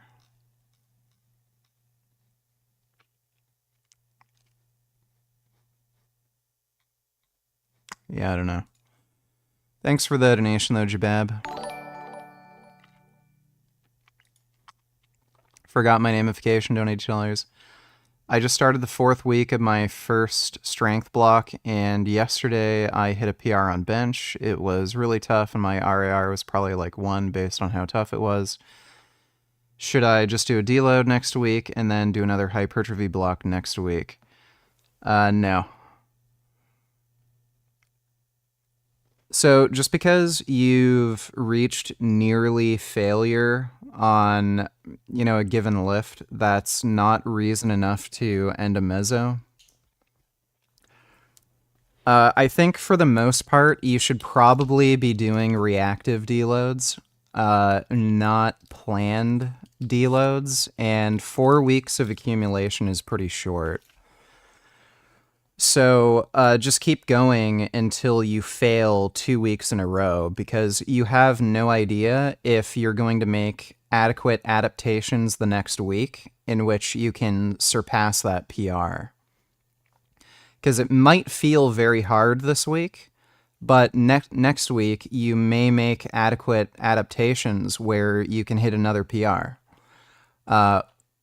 Or you may be wrong about the RIR. There can be a mix of like psychological effects where because it's a PR, you think it's harder than it really was. And the next week you lift a heavier weight and it actually feels easier because you got rid of that mental block. Or you might have just had an off week with like not quite enough sleep, or you might have had some more life stress. And the next week, you may sleep better, have less stress, and then like there's so many factors to consider. So just keep going until you fail 2 weeks in a row. The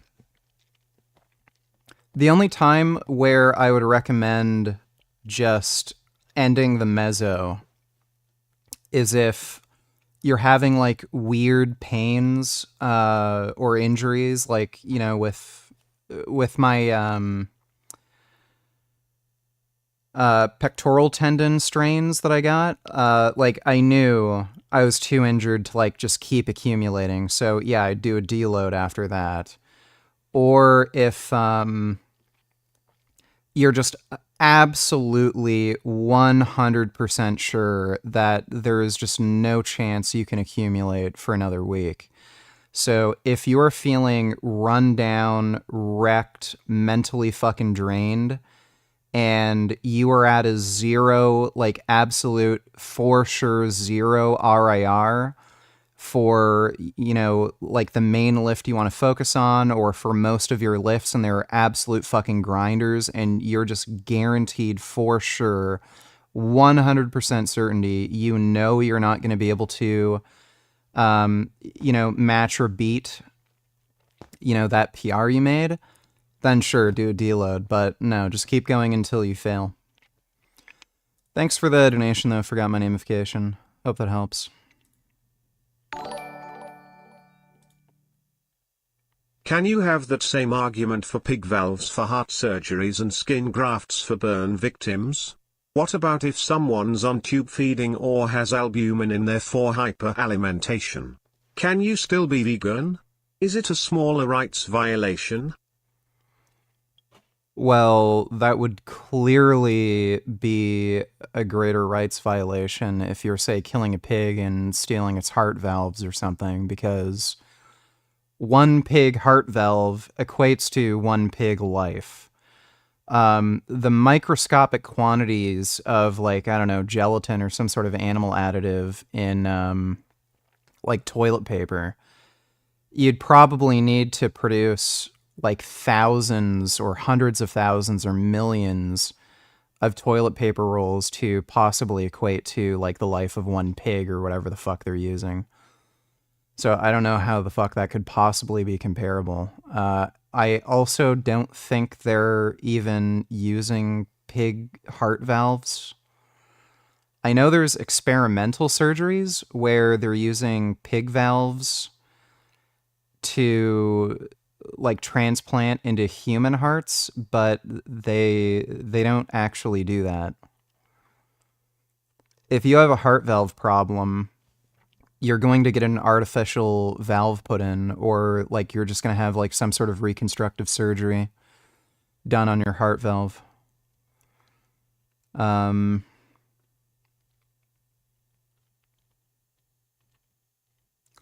What if someone's on tube feeding or has albumin in their IV?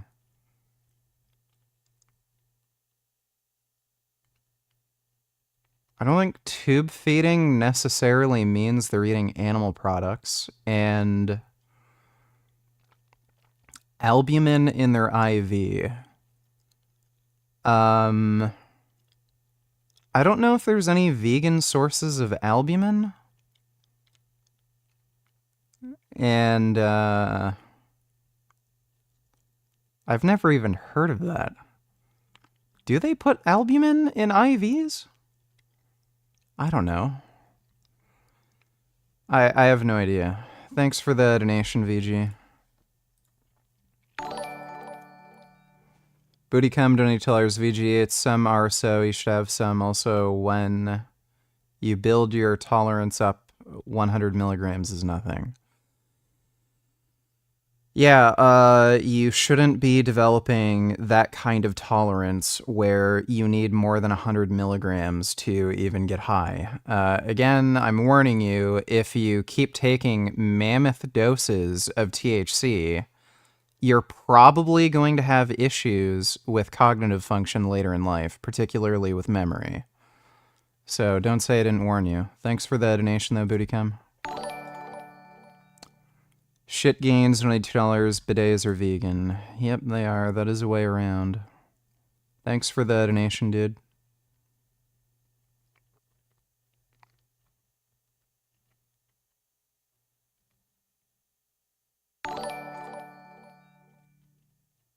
I thought you were into equality and are against misogyny and all the red pill shit. So why do you have a one-sided open relationship with Jasmine where you can fuck pussy but she can't fuck dudes? Lesbian shit doesn't count, she ain't lesbian. Well, I've never taken advantage of that arrangement. Jasmine's just told me she doesn't really care. She's told me she's fine with me having like a girlfriend as long as, you know, like I still love her and I don't leave her. I can have relationships on whatever terms I want. So if girls have a problem with that, then they can leave. Thanks for the donation, though. Thought you were fair. And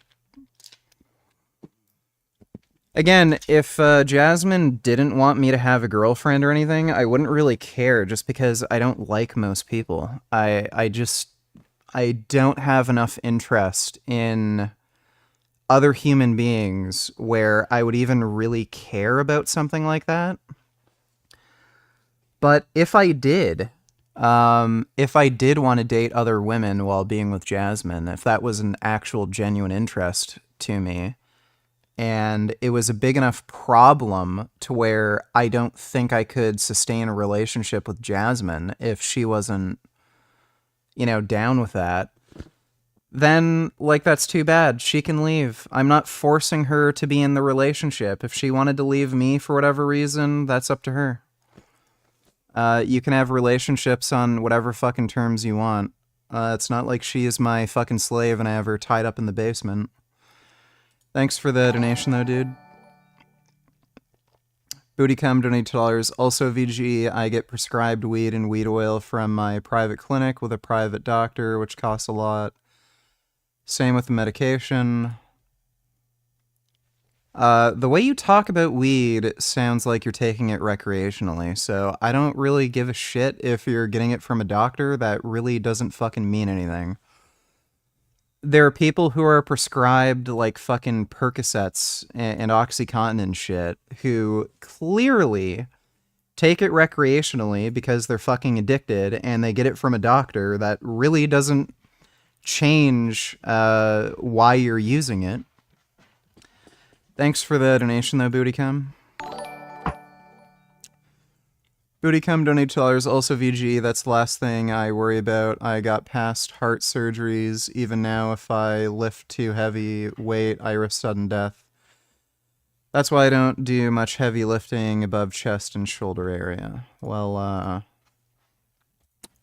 okay. I would still recommend reducing the amount of THC you consume because it sounds like you're fucking doing it recreationally. So if you need it for whatever medical reason, sure, but like, just learn to be honest with yourself. I think if you can't be honest with yourself, you're gonna end up running into a lot of fucking issues.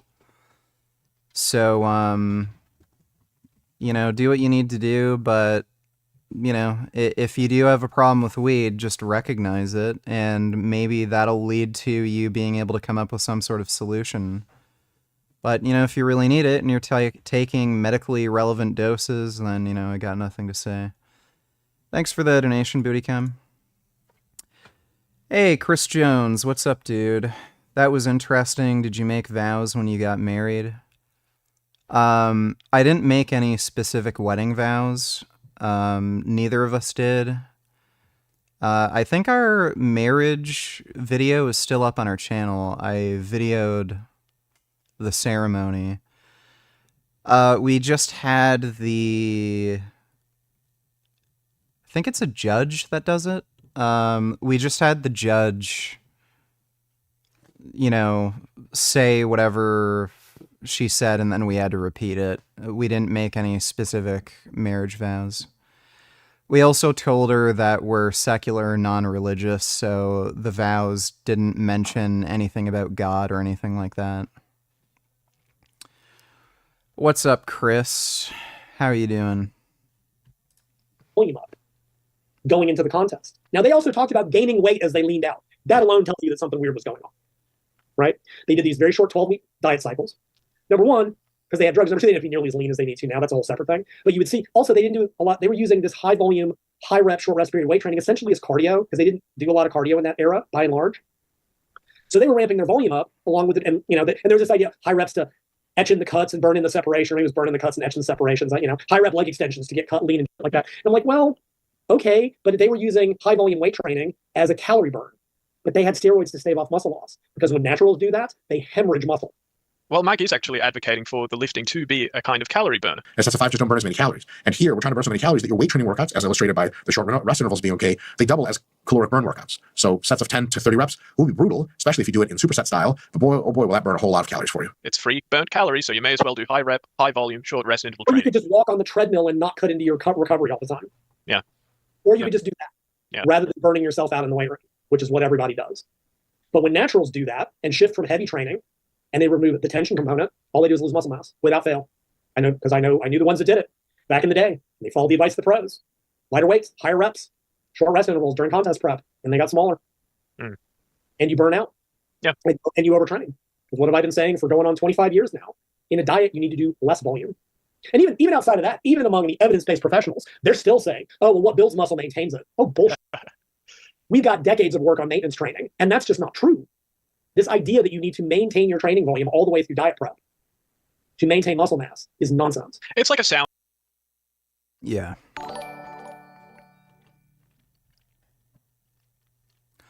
Booty come to tellers prefer the weed over antipsychotics. I was prescribed quitapine and repsiridone, also benzos, and I don't like having benzos or antipsychotics. Also, I don't take high doses everyday VG, don't worry. I didn't know marijuana extracts could be used as a replacement for antipsychotics. That's weird. I don't like antipsychotics either. I was on them as like a mood stabilizer. They usually made me extraordinarily tired. Fortunately for me, they didn't actually increase my appetite as well. They actually gave me a massive appetite decrease, and it's been permanent. My appetite has been much lower since taking them and being off them for quite a while. Usually people gain a fuck ton of weight when they're taking antipsychotics because their appetite goes up and then their daily energy expenditure goes way down, but I didn't have that problem. There was some guy in my chat who said he was on antipsychotics for a year and he gained 80 fucking pounds. Thanks for the donation though, Bootycam.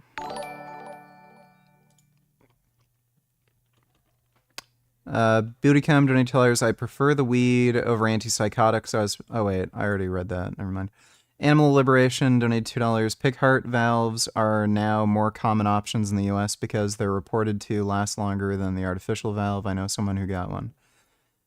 I didn't realize that. That's weird. I'd get a artificial valve for obvious fucking reasons. I know they're looking into growing heart tissue so that they don't actually need to, like, get a pig and kill it and then extract its valve, and they could just grow whatever cardiac tissue they need.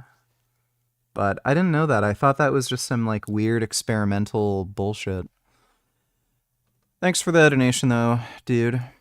Soundbite that just sounds good, but that has very little evidence And supporting it sounds physiological. Well, what builds muscle maintains it, except we know that's not how maintenance works. The calorie burn from lifting weights is jack and shit. Not that cardio is much more, but it doesn't cut into your recovery. But again, when you've got drugs to let you overtrain and burn out.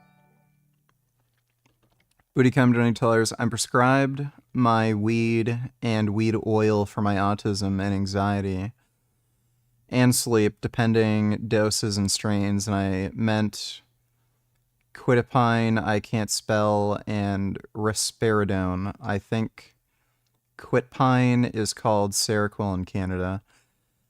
I was on Seroquel at one point. That made me just ultra ridiculously lethargic and tired. I literally couldn't do fucking anything. Thanks for the donation though, Bootycam. I guess you can do that. I mean, but again, nuance. For drug use, maybe. I mean, whatever. I mean, it still didn't get Mike in shape, so maybe not. Whereas, the guy I just helped get his pro card, I had him doing low volume, full body every 2 or 3 days, and he didn't lose an ounce of muscle and came in absolutely shrink wrapped. So, because it's just not, that energy is better put somewhere else. Yeah.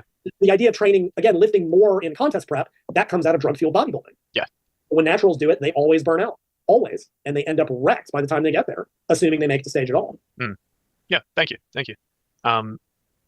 Yeah, really, that pushback against that horrible advice is needed.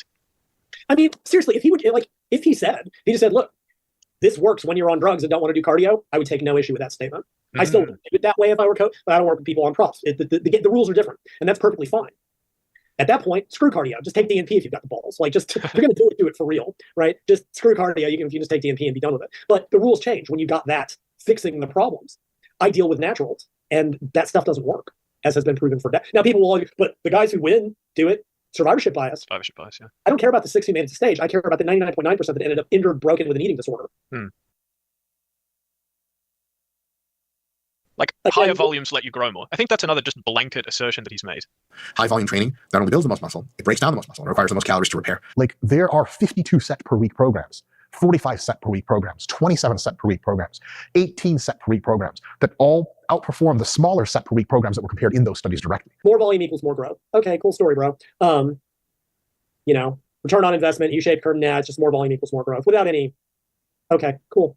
And so, the other thing this paper talked about when they talked about the super high volumes, they also mentioned, this will get left out. One thing we did not address was, the long-term sustainability or burnout issue. They also brought up the fact that in most of these super high volume studies, they're looking at like 1 or 2 muscle groups, right? That is still the question I'm waiting to have answered about this 50. Yeah, I think the argument that you could the only argument you could possibly make for these 52 set studies is you're going to be able to dedicate that much. You're only going to be able to dedicate that amount of like energy and training resource when you're on like a specialization phase. So if you're pretty much only training your quads and maybe doing just, minimal maintenance volume for every other muscle group, that sort of 52 set protocol might make sense.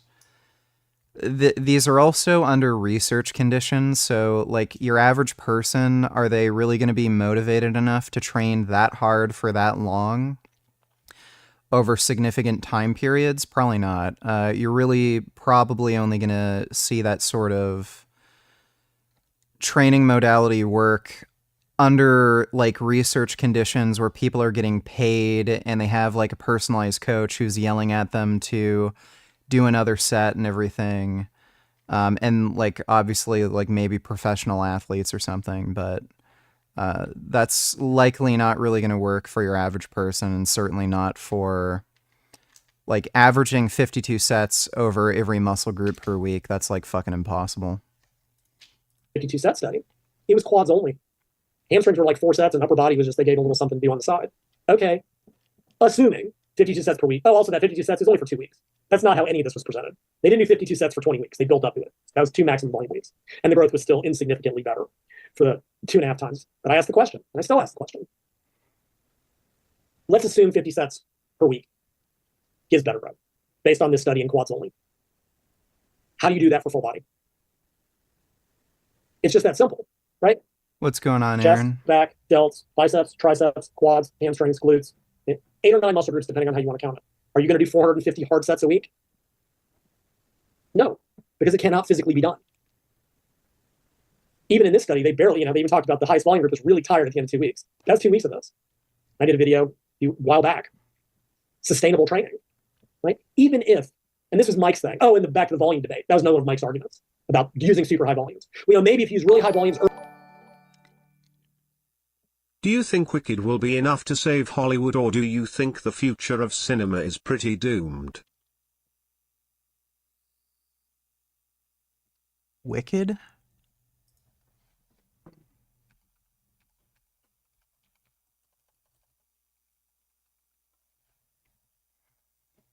Oh, that. Oh, dude, that's gonna bomb. That is gonna bomb so fucking hard. Wasn't this like a famous stage play or some shit?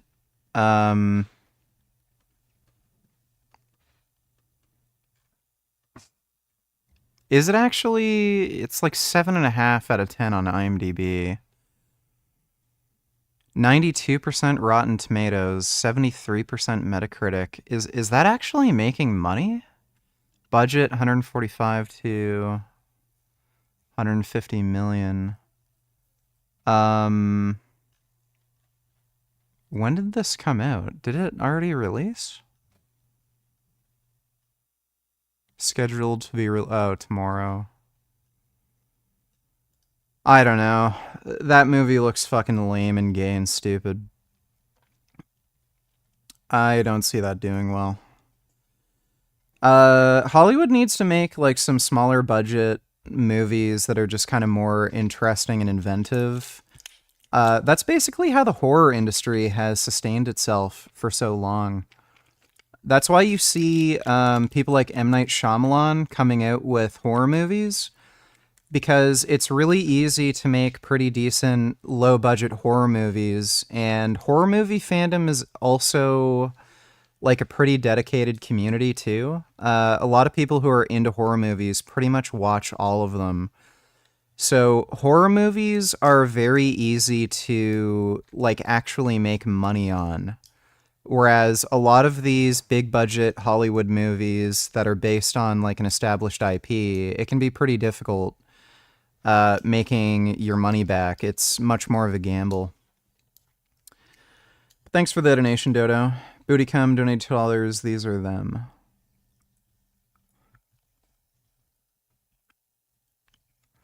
Atypical antipsychotic, used to treat schizophrenia, bipolar disorder, as well as irritability associated with autism. All right.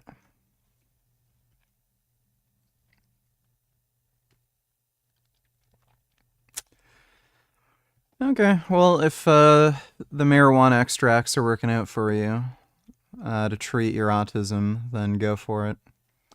Thanks for the donation, though, dude. Bootycam donate $2. Back to scamming gains, I see. The fuck are you talking about? What did I scam? Thanks for the donation, though, dude. I have to complain about IMDb. Why is IMDb so fucking shit? It's annoying as fuck. Basically every fucking movie gets rated a 7. At least Rotten Tomatoes makes a fucking choice. All the IMDb snobs that say it's better go fuck your 7/10 opinion. LLLLLLLLLLL.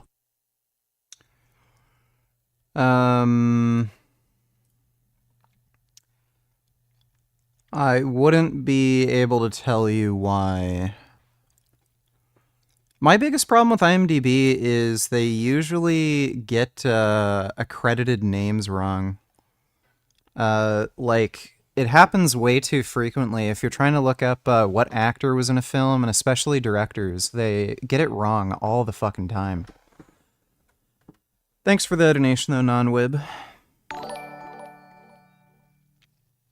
Motherfucker, you scammed me. I sent 2 links, you clicked one. You see, I always see was I right or was I right, VG. Oh, my bad. Quetiapine sold under the brand name Seroquel. Yeah, I've been on Seroquel before.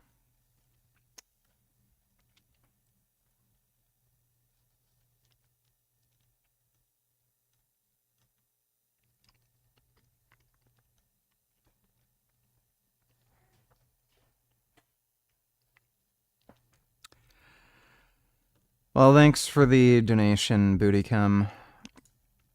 I gotta go take a pee-pee. I'll be right back. I might also have to poop. I kind of feel a bowel movement popping up, so if I take a little longer, it's because I had to poop.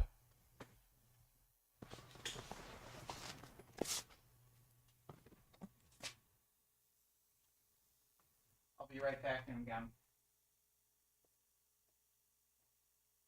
Love you, Dum Dum.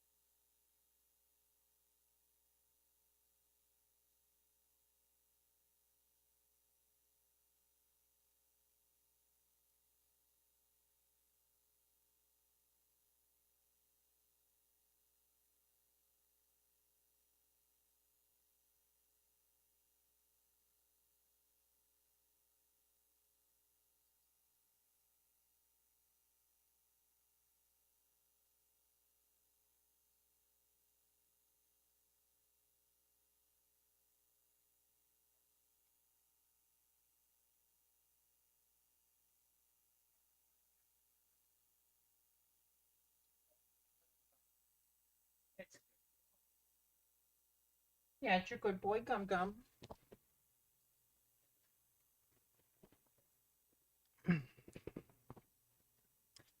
I love my Gum Gum.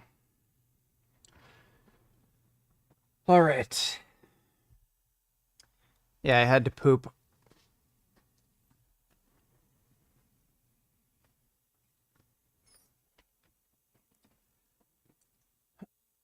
Ugh. Gum Gum. Oh my god, you're so big.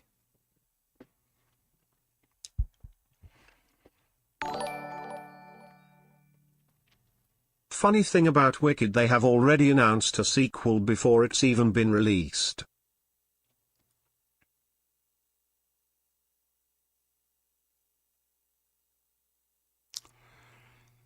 Hmm.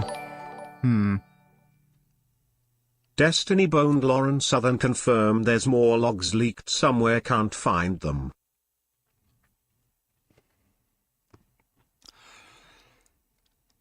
Yeah, I don't know. I don't expect that film doing well. They're probably not going to release a sequel. Thanks for the donation though, Dodo. Let me see. I know that crazy fucking bitch uploaded a video. Destiny leaks being covered live now on the kill stream. Link below. Lauren Southern personal DMs.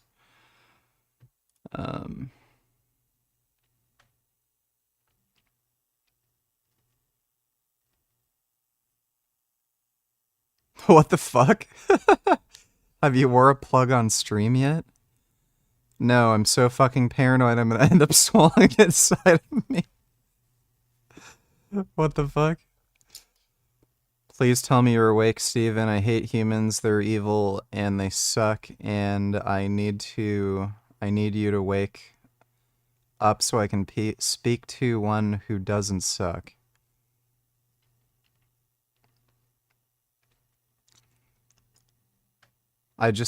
You'll like the news, I just got dumped.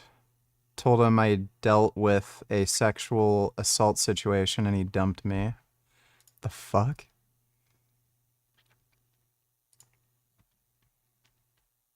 I know you care about.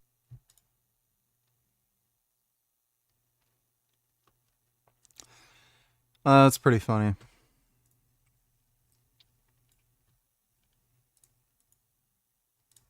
Last year he leaked a message of mine that I sent to someone that I thought was my friend. And in that message I mentioned Lauren. You know? I mentioned her because there was a lot of stuff going on, obviously. Like, this is something we already know. I don't really know why people are speculating. Like, I think people can just put the puzzle pieces together, like, really easily if they just look at, okay, these things happened. I even mentioned, and then people asked about it, and then he said that... You know, what's kind of funny to me, too, is that Lauren Southern would even be into a dude like Destiny. These women have very strange tastes. Like, Lauren Southern is pretty masculine, though. Like, I don't know if she's, like, into more feminine dudes. Because, like, Destiny's, like, short, physically weak. He has masculine qualities, but, like, he's not really, you know, a guy that I'd say overall is pretty masculine. And Lauren Southern is pretty manly. Like, she has a deep voice for a woman. She kind of dresses manly too. Like, just wears a lot of, like, not particularly feminine clothing. It's mostly, like, you know, just jeans and, you know, like, wife beaters, basically. I got jealous because they streamed so much.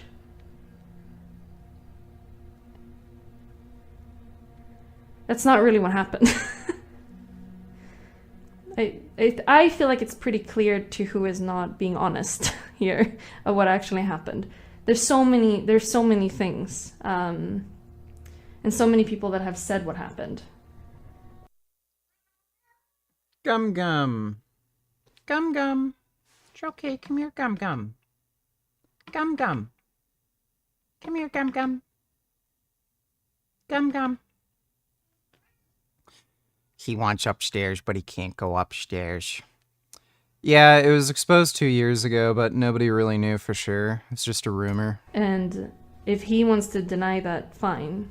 These people are pretty intense, you know? So maybe it's hard to trust, but you can also see patterns in how people behave and stuff. And I think it's really clear she didn't lie. That's what I'm saying, because she didn't lie. It's very... Alright, well thanks for the donation, retard. Kid Boo donated $2. Let me see. Yeah, got any show for y'all. That's that moron that said Trump was going to lose. He predicted. He said the 7 keys. Yeah, this guy's made a name for himself, like picking the eventual winner of the presidential race. Yeah, and to his credit, he did pick Trump when he won it in 2016. He did, huh? Yeah, he did. Yeah, but he did mess this one up. Yeah, he didn't pick it. And so they're on Piers Morgan. If he would have said Trump was going to win this election, man, he'll go down in history. Yeah, he'll go down in history. But unfortunately for him, he's a Democrat, so his biases came in and destroyed whatever he had going. Cenk goes off on this because this dude is tired of Democrats, his party, being just delusional. He goes off on them. Watch this. Other than I might, if I may be so modest, I did. I went on Fox News 10 days before with Brian Kilby said, I think he's going to win big. But actually, most people thought he'd be incredibly tight and it could go either way and so on. But it wasn't that at all. Why do you think Trump is so difficult to poll? Which is clearly the conclusion I would draw from this. I seen the polls. I knew Trump was going to win. Yeah, because he always underperforms in the polls, and then all the swing states had him up by 1 or it's a tie. Yeah. So if history repeats itself, typically he polls horribly, like 4 or 5 points in some states. Yeah. If he's up by 1 point or half a point or it's tied, I'm thinking he should win big. He's up 2 to 5 points. Right. Right. But anyway. Well, you know, I am forthrightly willing to admit I missed this election. I still think I actually had 10 out of 10 before. I think I was right about 2000, but we're not here to litigate that. I still think it's a pretty good record. Now, I think 2 things are operating here. Number one, I was incredibly critical at the time of the spineless, cowardly Democrats openly and viciously trashing their elected president and their elected nominee right out there in the open. I have never waved. I'm sorry, but I totally disagree with Juan and Professor Lichtman. Don't blame the voters. I think, look, we could get into this discussion, but Juan, I think you're blaming the voters. I think that's a terrible idea. Look, I debated Professor Lichtman before. I told him his theories about the keys were absurd. I was right. He was wrong. I said he'd lose his keys. No, you were couldn't not find right, them and before I the was election. not wrong, and that's a cheap shot, and I won't stand for it. Well, who won, brother?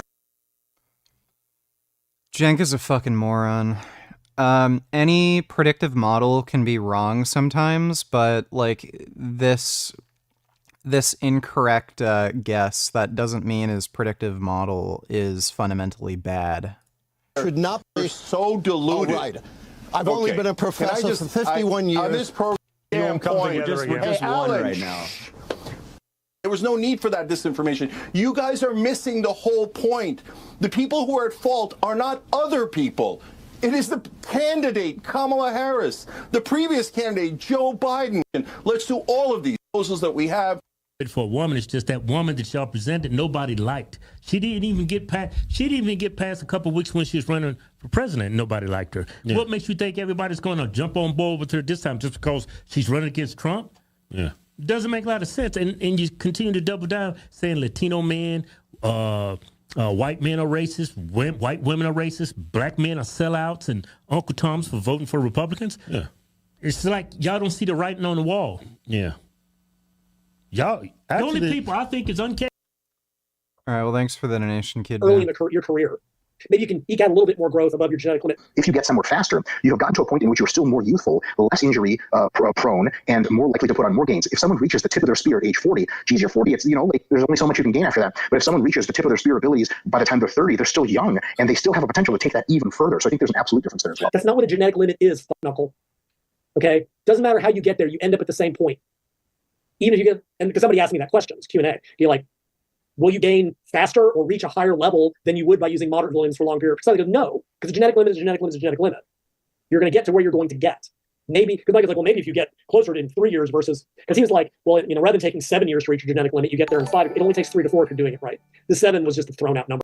That bitch-ass nigger Alan Lichtman is a fucking grifter and a typical libraries. If you looked at his 13 keys, they all favored Trump, but he let his Trump derangement and lib bias get the best of him. My nigger Trump is the GOAT. Trump won in a landslide. I know there were people who were disagreeing with some of his keys, like the scandal key. I think the most likely key that he was wrong about was the economic key and the foreign policy key. So, yeah, there's dispute over it. Maybe, everybody has their own biases, and maybe the reason he still gave those keys to the Democrats is because of his bias, but, yeah. Thanks for the donation, though, Kid Boo. Destiny's Child is training to cast his father into the fire and absorb his fans.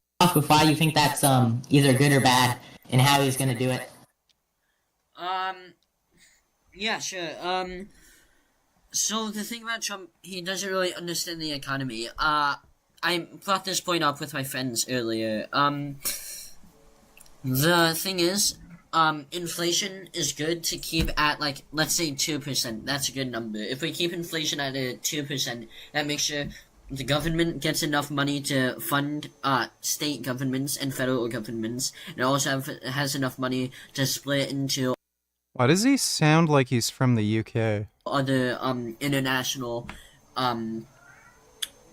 businesses or efforts they're doing. But if we lower that inflation, state governments have to rely on other methods for taxing. Again, this is from what I understand. I can be wrong. Someone in the comments can correct me. I'll happily check.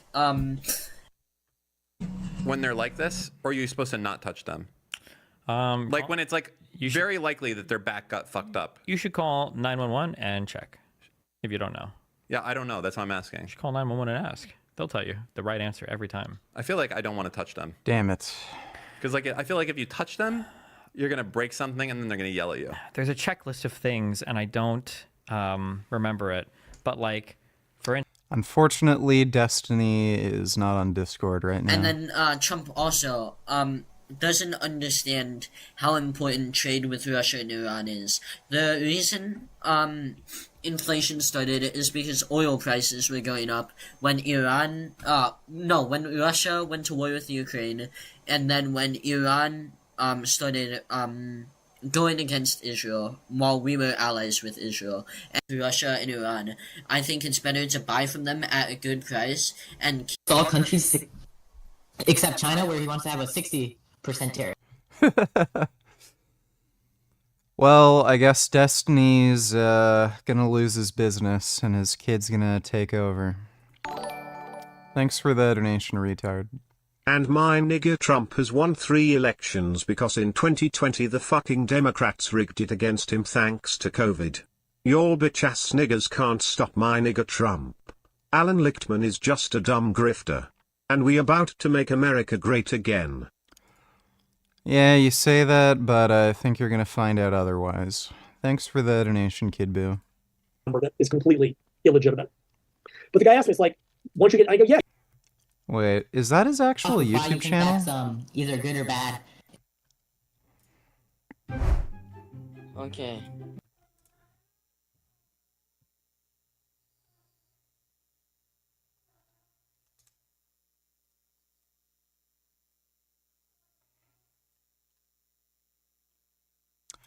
Dude, How funny would it be if I debate Destiny's Kid on veganism?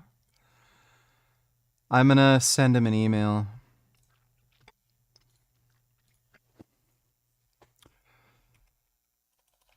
Veganism debate.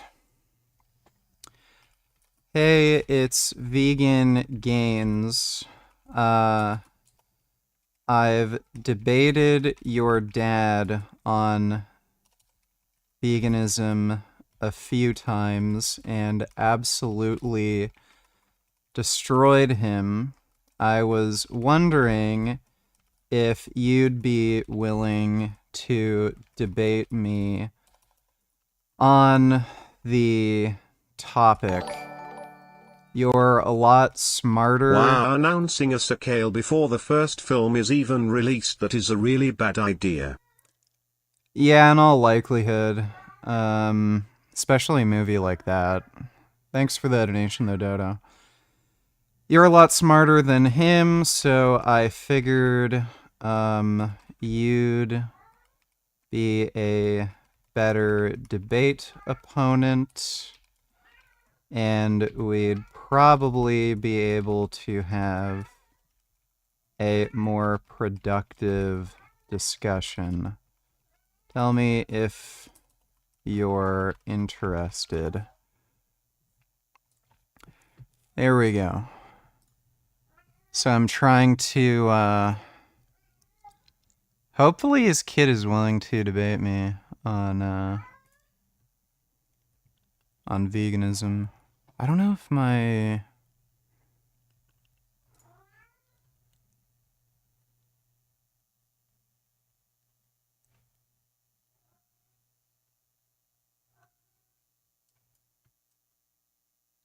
I'm not a member of 100 servers. Yeah, I don't know why Discord keeps having issues like that with the invalid invites. Well, hopefully he emails me back. Yeah, you'll get to the same point, and you won't burn out, you won't get injured, right? Because even if these short-term studies are showing what they're purported to show, which they're usually not, what do you do for the rest of the year?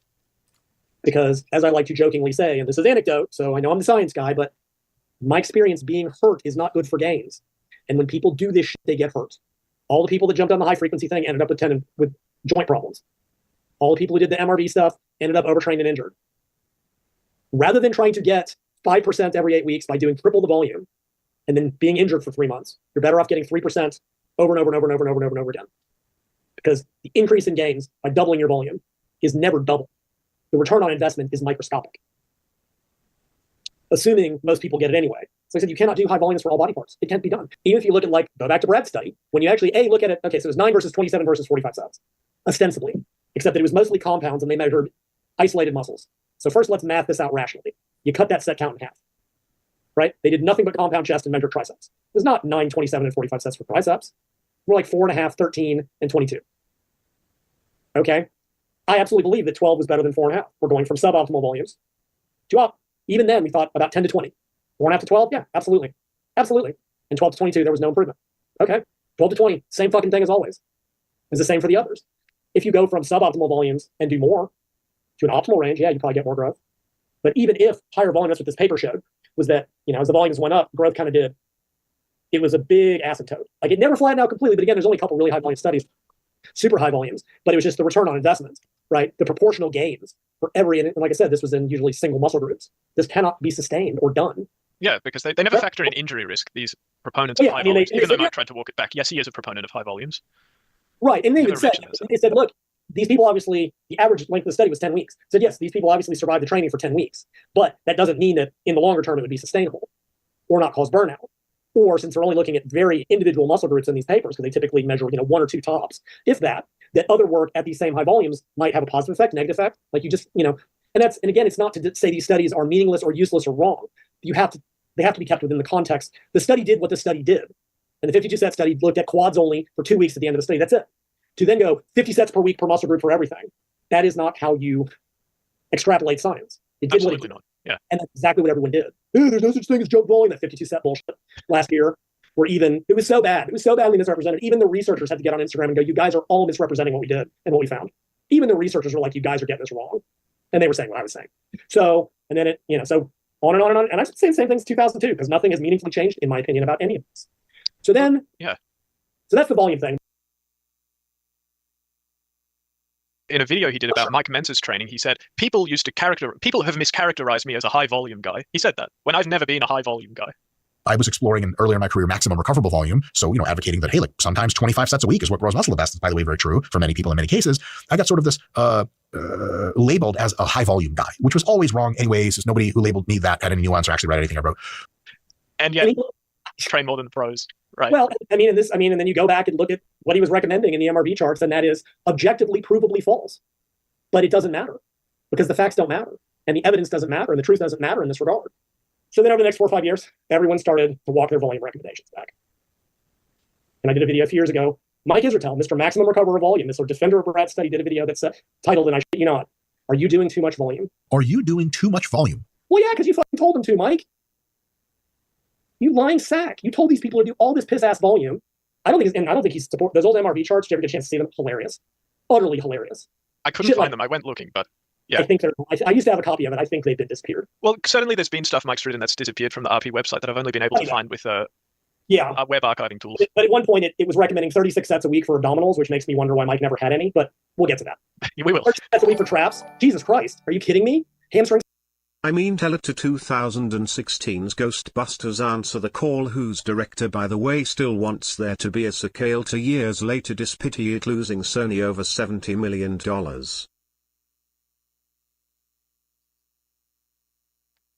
The director wants a sequel? Oh my god. That's literally never gonna happen too, because they have the new, stupid Ghostbusters films.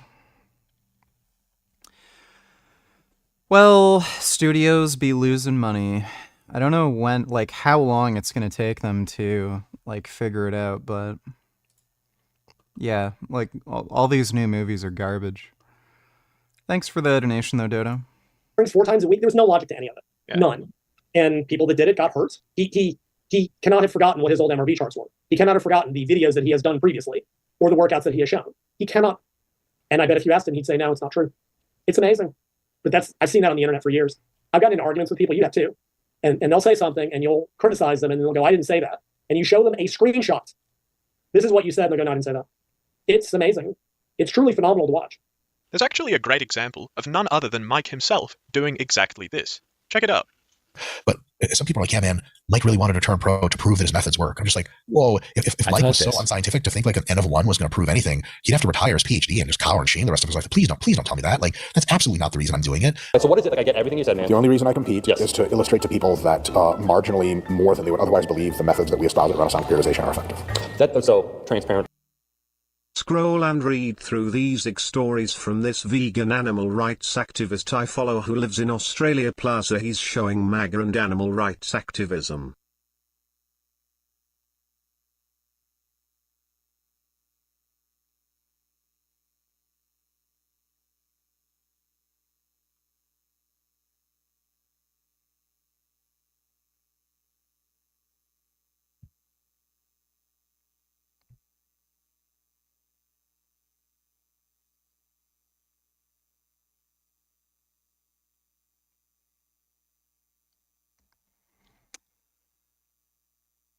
These are very empty words. Animal abuse needs to be treated with the death penalty. So is he going to go to every slaughterhouse and kill every slaughterhouse worker?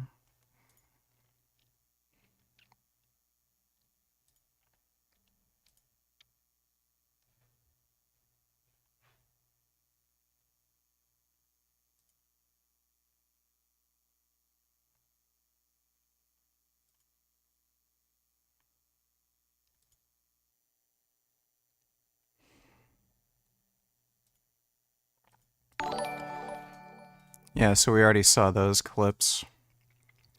I'm glad that one good thing that seems to be coming out of the Trump presidency is that there does seem to be an interest in animal rights advocacy. Even if they just ban this sort of animal testing, I'd be pretty happy. She has a really nice butt.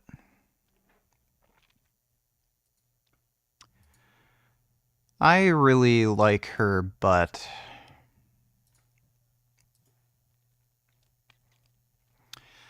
Thanks for the donation, Ben. Dodo donated $2. Let me see. Ellen DeGeneres has left the USA for the UK after Trump's victory, and she says she's never coming back.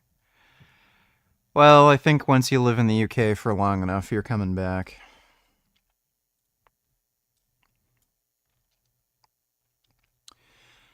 Chinese vessel Yi Peng 3 is being chased, intercepted, and boarded by a Danish Navy vessel after the Chinese vessel destroyed 2 undersea telecom cables linking Finland, Germany, Sweden, and Lithuania. The vessel sailed from Russia, and the the captain is Russian.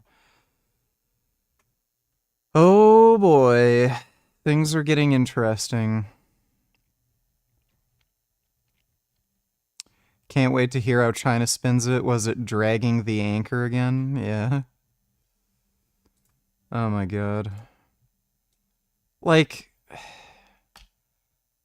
you gotta spank them. They're never going to stop until you actually, like, retaliate. I don't know why they're so terrified.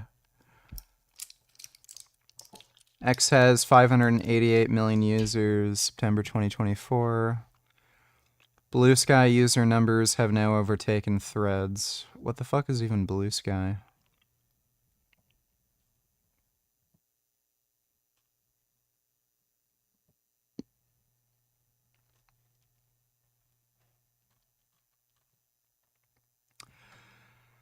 Well, Twitter is, like, it's basically impossible for Twitter to actually grow, especially at this point. They've, like, completely and utterly reached saturation.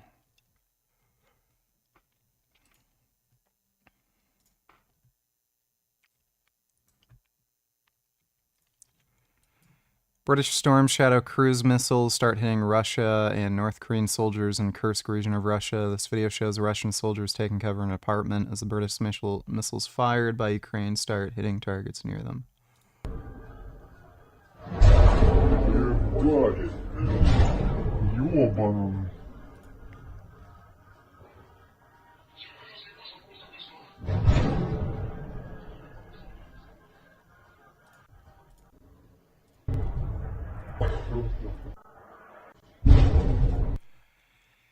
Yeah, that sounds... I would not want to be in that guy's position. That sounds worrying. She's winning. Let me see. I don't think she's winning.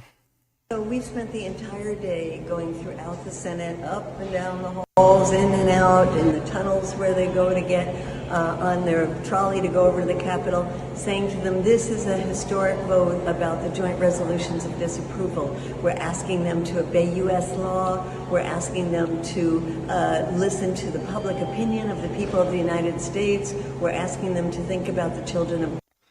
Nobody fucking cares what you have to say. Nobody takes you seriously. Everyone knows you're an anti-Semitic quack. You support fascism. You support the fucking Putin regime. And all you're fucking doing is wasting time and just making everybody think you're a fucking loser idiot. And anybody who supports Gaza is a fucking loser idiot. So go fuck yourself. Gaza, who need to live in peace and safety and stop the bombing. So we've done our job as citizens. It's up to them to do. Yeah, you did your job. You're making the whole Palestinian cause into a pro-fascist, anti-Semite movement, which, you know, it was already obvious, but you're making it even more obvious, so thanks, dipshit. Thanks for the donation, Dodo. Bootycom donated $2. We don't want Ellen, America, Cam, have him along with some Muslims. We got loads here. Yeah, I don't think the U.S. Really wants Ellen either, so I guess good riddance. Thanks for the donation, Bootycam. So you think that's absolutely not the reason I'm doing it? Solomon Nelson actually did a really good video on that. I will link it below. But yeah, if you see also going back to the whole bar speed thing and technical form in this, there's a video somebody might put up about a bunch of people that like train under him or with him or something, and there's a bunch of guys using admittedly perfect form with the most piss-ass weights you've ever, and he caught all kinds of flack for it. It's like, yeah, Mike, these people's form is meticulous, but they're not lifting real weight. This won't get you anywhere in the real world. And he probably took that down too because Mike doesn't handle criticism well. I looked at some Instagram comments on a post I made a little while ago about another lifter that's in our kind of little forum, and it's great technique, and there's people on there just dunking on him. And the thing is, like, whoever you are out there listening to this, there's a very high probability that I'm much better at making fun of people than you are. As a matter of fact, I can sit face to face with you and slam dunk on your entire life and just be real bad news. Things I wouldn't even feel comfortable saying that are just true about you.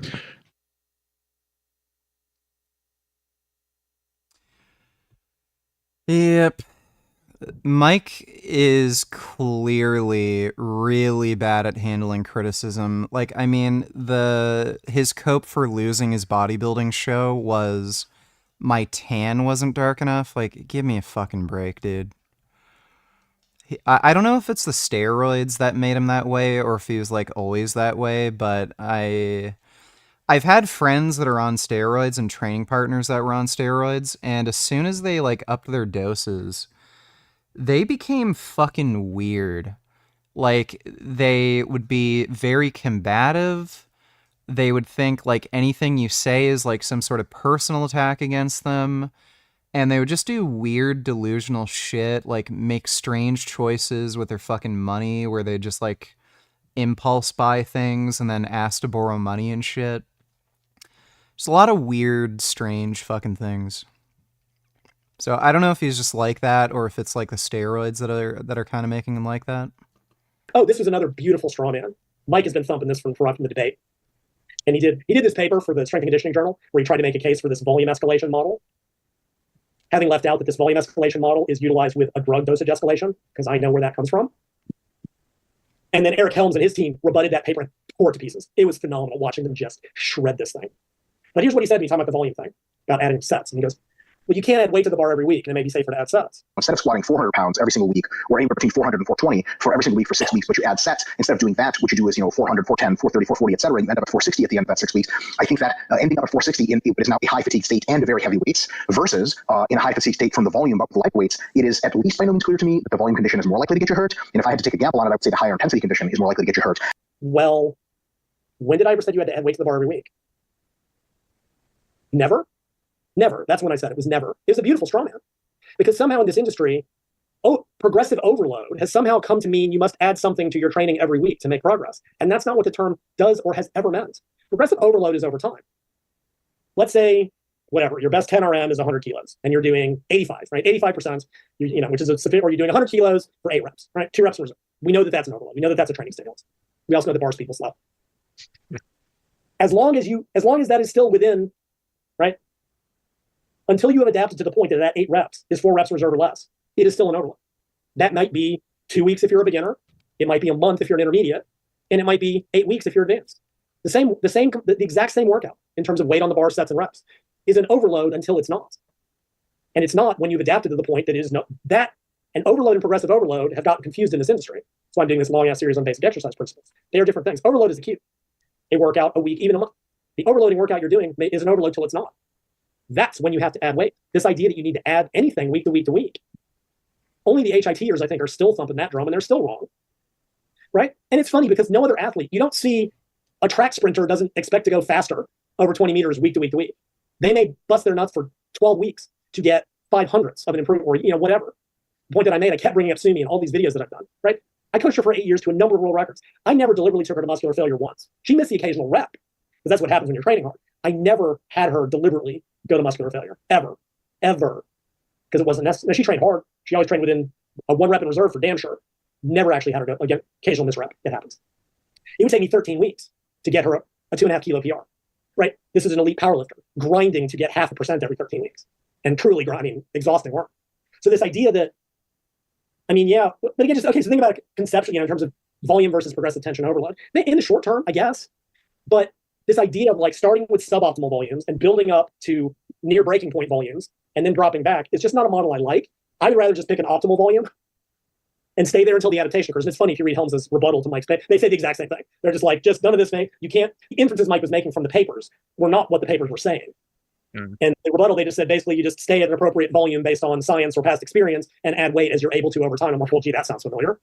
So I just prefer, now there are exceptions if you're a beginner, if you're coming back from a layoff, where you may start with low volumes and have to build back up. Like, that's a separate thing. If you're not long-term training, I'd rather just pick what I consider optimal volumes under a given set of conditions. Stay there when the adaptation occurs, add a little bit of weight, do that for 8 to 12 weeks, back cycle, do it again. Lyle, how about this, Gem? If you're getting stronger week to week, then you're under training. He may have walked back from this. That makes absolutely no fucking sense. If you're getting stronger week to week, you're making adaptations. You're not under training. Yeah, if you're getting stronger week, do you want me to send it to you? No, I believe you. Cam $20. You've probably been asked many times already, but will you be playing Stalker 2? Do you like those games? I never played Stalker 1. And the reason is, by the time people started recommending it to me and shit, it was kind of old, and I just didn't really have an interest in that sort of game either. I don't trust shit like Steam reviews anymore, so I've looked at a few reviews from people that I trust, that have kind of similar tastes that I do. And they're basically saying the game doesn't run very well, it has performance issues, and it's very boring and repetitive and tedious. So, like, a lot of the missions are walk to the very edge of the map where you see nothing but grass for 10 minutes, and then do the thing, and then walk to the other edge of the map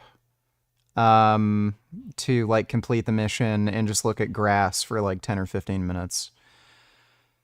So, it doesn't, like, I called it. It's Unreal Engine 5. It's from a small developer. Doesn't have great, performance. It has, like, the, classic Unreal Engine 5 stuttering. And on top of that, it's like a weird game with RPG elements, resource management, like stuff that I'm not super into, and like a lot of the missions are just fucking boring. And the game world in general just seems to be like really empty and boring, so I don't think I'm gonna get it. Like, maybe if it's on sale for like 10 or 15 bucks, but yeah, there's no fucking way I'm playing full price for a game like that. That's, not well optimized, stutters even on, like, the best hardware. Gummy, what the fuck? Oh. Hey, Gum. And again, has gameplay and boring shit about it that I don't really like. Yeah, come here, Gum. It's okay.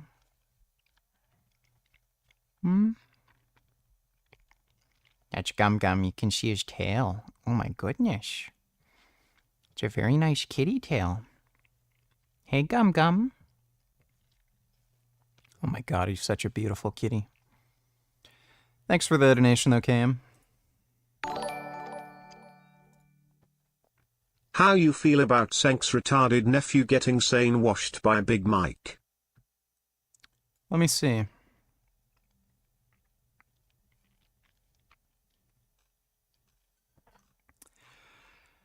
Well, I've seen him lift, and he is a terrible lifter. He's not naturally athletic at all, and he has really, really poor coordination. Like, he may have undiagnosed Bell's palsy, like it's that bad. Does he act? Let me see. Asanabi, Bell's palsy.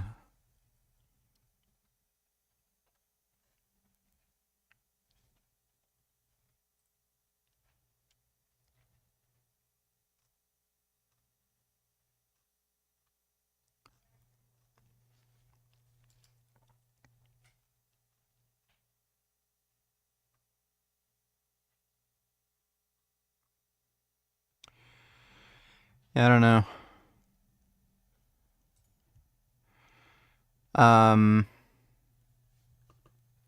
I don't know why Dr. Mike would hang out with Hassan. Like, the guy's literally a fucking Nazi. That's just weird. Thanks for the donation, retard.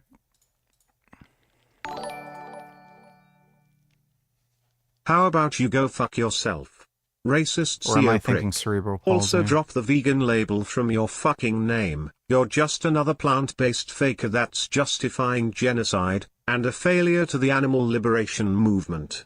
Fuck Israel. Free Palestine?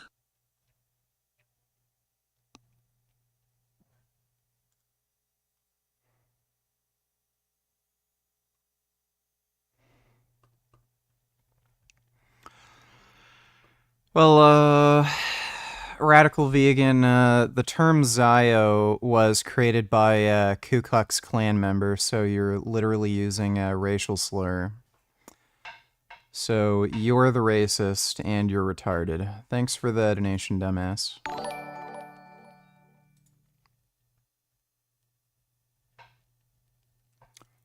Dodo donators, well, you can't trust any reviews anymore, VG. Again, good reviews mean nothing anymore. Yeah, literally. Oh, Gummy just took a fat cat shit. I can smell it. Yeah, that is a fat cat shit. That is very poopy smelling.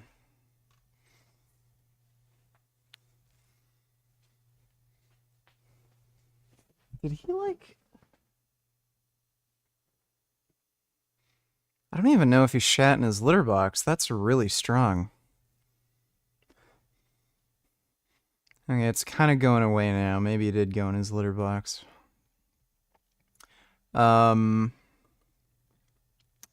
Thanks for the donation, though, Dodo. JBP donated $2.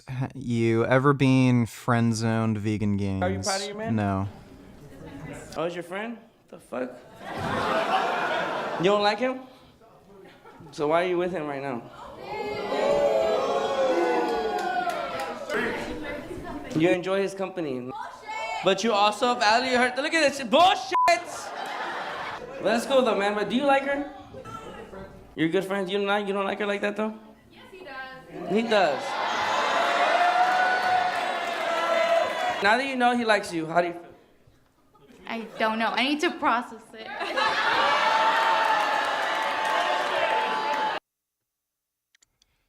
That's not good stand-up. When you're 25, Peterson. you could be an idiot. It's no problem. That's what young people are like, but they're full of potential. Okay, well, now you're the same person at 30. People aren't so thrilled about you at that point. Like, what the hell have you been doing for the last 10 years? Well, I'm just as clueless as I was when I was 22. It's, yeah, but you're not 22. You're an old infant, and that's an ugly thing. So part of the reason you choose your damn sacrifice, because the sacrifice is inevitable, but at least you get to choose it. Okay, thanks for the donation, JBP. Yeah, Gummy drinks enough water. He drinks all the time. Bend over, donate $2. Hey! Dum Dum, Yes? you give me gum gum. I give you gum gum? You do Dum Dum, you give me gum gum. Yes. Gummy is my gum. Thanks for the donation, Ben. Twitter Nazis donate $2. Bilzerian follows 110 people because he wants to ban Jews from USA.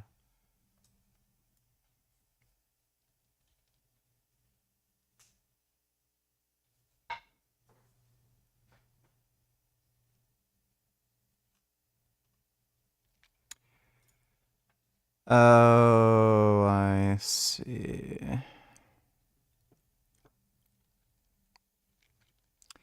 109 countries. I get it. So, he's basically saying Israel shouldn't exist. Like, that's the implication.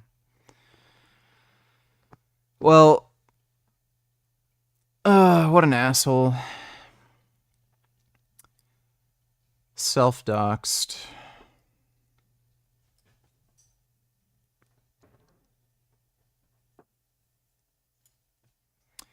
When a dysgenic Jew threatens to dox you, so you dox yourself and turn out to be a base Chad, we don't care about your threats.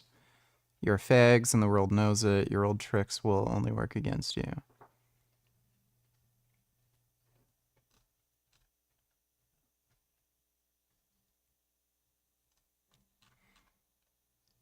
I don't get it, and I don't know who this guy is. Thanks for the donation, though, Twitter Nazis. Have you seen Godzilla -1 yet? That movie should be an exception to you. They actually had good and interesting human characters, unlike how the US makes it.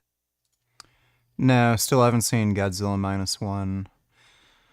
I don't care about any of the human drama bullshit in any of the Godzilla films. Both the, Toei classic Japanese ones, the American ones. I just want to see fucking Godzilla and monsters fighting. That's kind of what I liked about some of the newer Godzilla and Kong movies. They made way more of an emphasis on Godzilla and Kong being the main characters, and there was less of that stupid human drama crap. But thanks for the donation, Grey Knight. I'm still smelling that shit stink. I gotta fucking check and see if he, shat somewhere. 'Cause that's weird.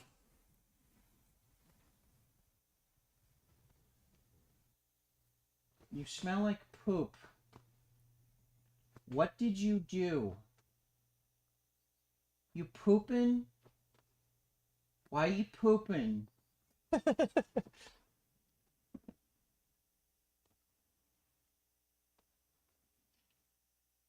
There he is. There's the poop cat. You're a poop cat.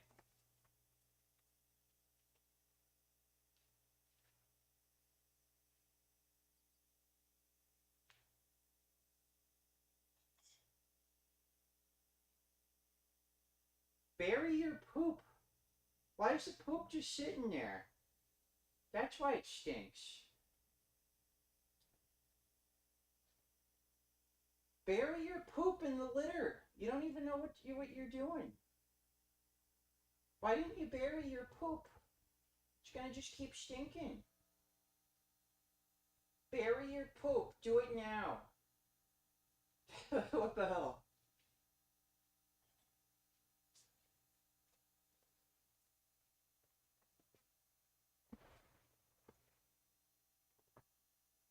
Oh.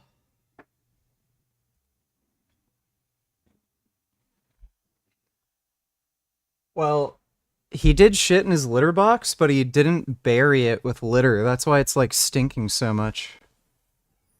I don't know why he just pooped and then left it like that. Sengoku donated $2. Would you say social media has made major news networks like Fox, CNN, MSNBC pretty much obsolete these days?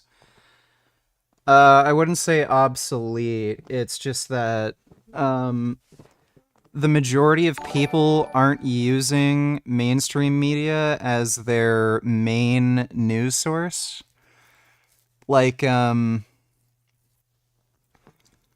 Especially for investigative reporting, there's no way, somebody like Michael Knowles or Young Turks could, go to Gaza and, have an interview with Hamas members and look at their terror tunnels, stuff like that. There's just no fucking chance. So they're not obsolete, it's just that people aren't really using them as their main news source anymore. Thanks for the donation though, Sengoku. Shut the fuck up, all you Wally, you narcissistic son of a bitch. If you keep it up, I'm going to soil my cheeks and sit in your face. Jurian Ryder might fuck your mom if you. Fuck you. Getting stronger week to week, you're under training?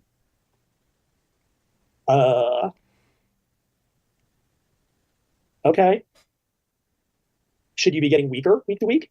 I mean, what was there more to it than just that one blank assertion? I mean, there I never sent is. you the timestamp, so we can investigate. Would you say 107 what? 10706. Cool. Yeah, I think you know what it really comes down to is the application. I think if you take Eric's approach and my approach. Oh, I'm sorry, are you a CO2? Then fuck you. Like I care about slurs that only offend a group of Nazis. Fuck all Zios to death. Free Palestine from the river to the sea. Free Yemen, free Lebanon, free Syria, and free Iran from Israetel. Yeah, that sure as hell is not working out for you, is it? So you're just a retard. Thanks for the donation, dumbass. And you integrate all of that together with proper deloading and active rest, the yearly average volume is probably going to be about the same. But the reason I push MRV is I say, look, within an accumulation phase, you got to fucking work hard. And yeah, you should barely just be able to recover. And there's lots of good data on this, that if you are getting, people, here's a common question again. I'm not getting stronger week to week. Am I training wrong? If you're getting stronger week to week, you're under training because you're obviously not supplying enough fatigue to have any create any, you're not overloaded properly. Okay. That is insane and psychotic. Like, what? I mean, both of those seem wrong. No, you shouldn't be getting stronger week to week unless you're a beginner to begin with. That's just dumb. That's old HIT stuff, but I don't see that the counter argument that is indicative of anything. But that must have been older. That's when Mike was still pushing maximal recoverable volumes. That, oh, you got to generate all this fatigue and blah, blah, et cetera, et cetera, et cetera. Like, no, just train at optimal volumes over longer periods of time. You get to the same place. You don't chase fatigue. You don't chase DOMs. You don't chase exhaustion. You chase progress. And this whole thing, I just don't know. I just don't know how to even respond to any of this anymore. It's all just so dumb. So, okay. As Lyle and I have demonstrated, much of Mike Israetel's fitness advice is absurd, irresponsible, and lacking in scientific support. But how does Mike respond to criticisms of his information? We answer that question in the next chapter.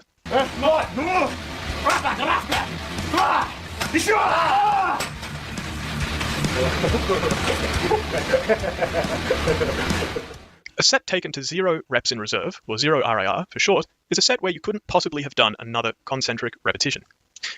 This is roughly how the final rep of a set taken to 0 RIR looks. 0 RIR is truly hard training. In 2020, Lyle McDonald made a simple observation watching one of Mike's workout videos. What Mike claimed were sets taken to 0 RIR were actually several reps shy of 0 RIR. Mike didn't handle Lyle's criticism well. In this chapter, we'll go over the context behind and specifics of Lyle's criticism, how Mike replied to Lyle, why Mike's reply fails, how Mike has contradicted his own reply in recent times, and what this all might say about Mike. Mike Israetel's bar speed bullshit. Yes. What is that, for those who are unaware? What was your original observation, your argument, your criticism, whatever? How did that arise? The history of that. So 5 or 6 years ago, and I don't know what motivated me to do.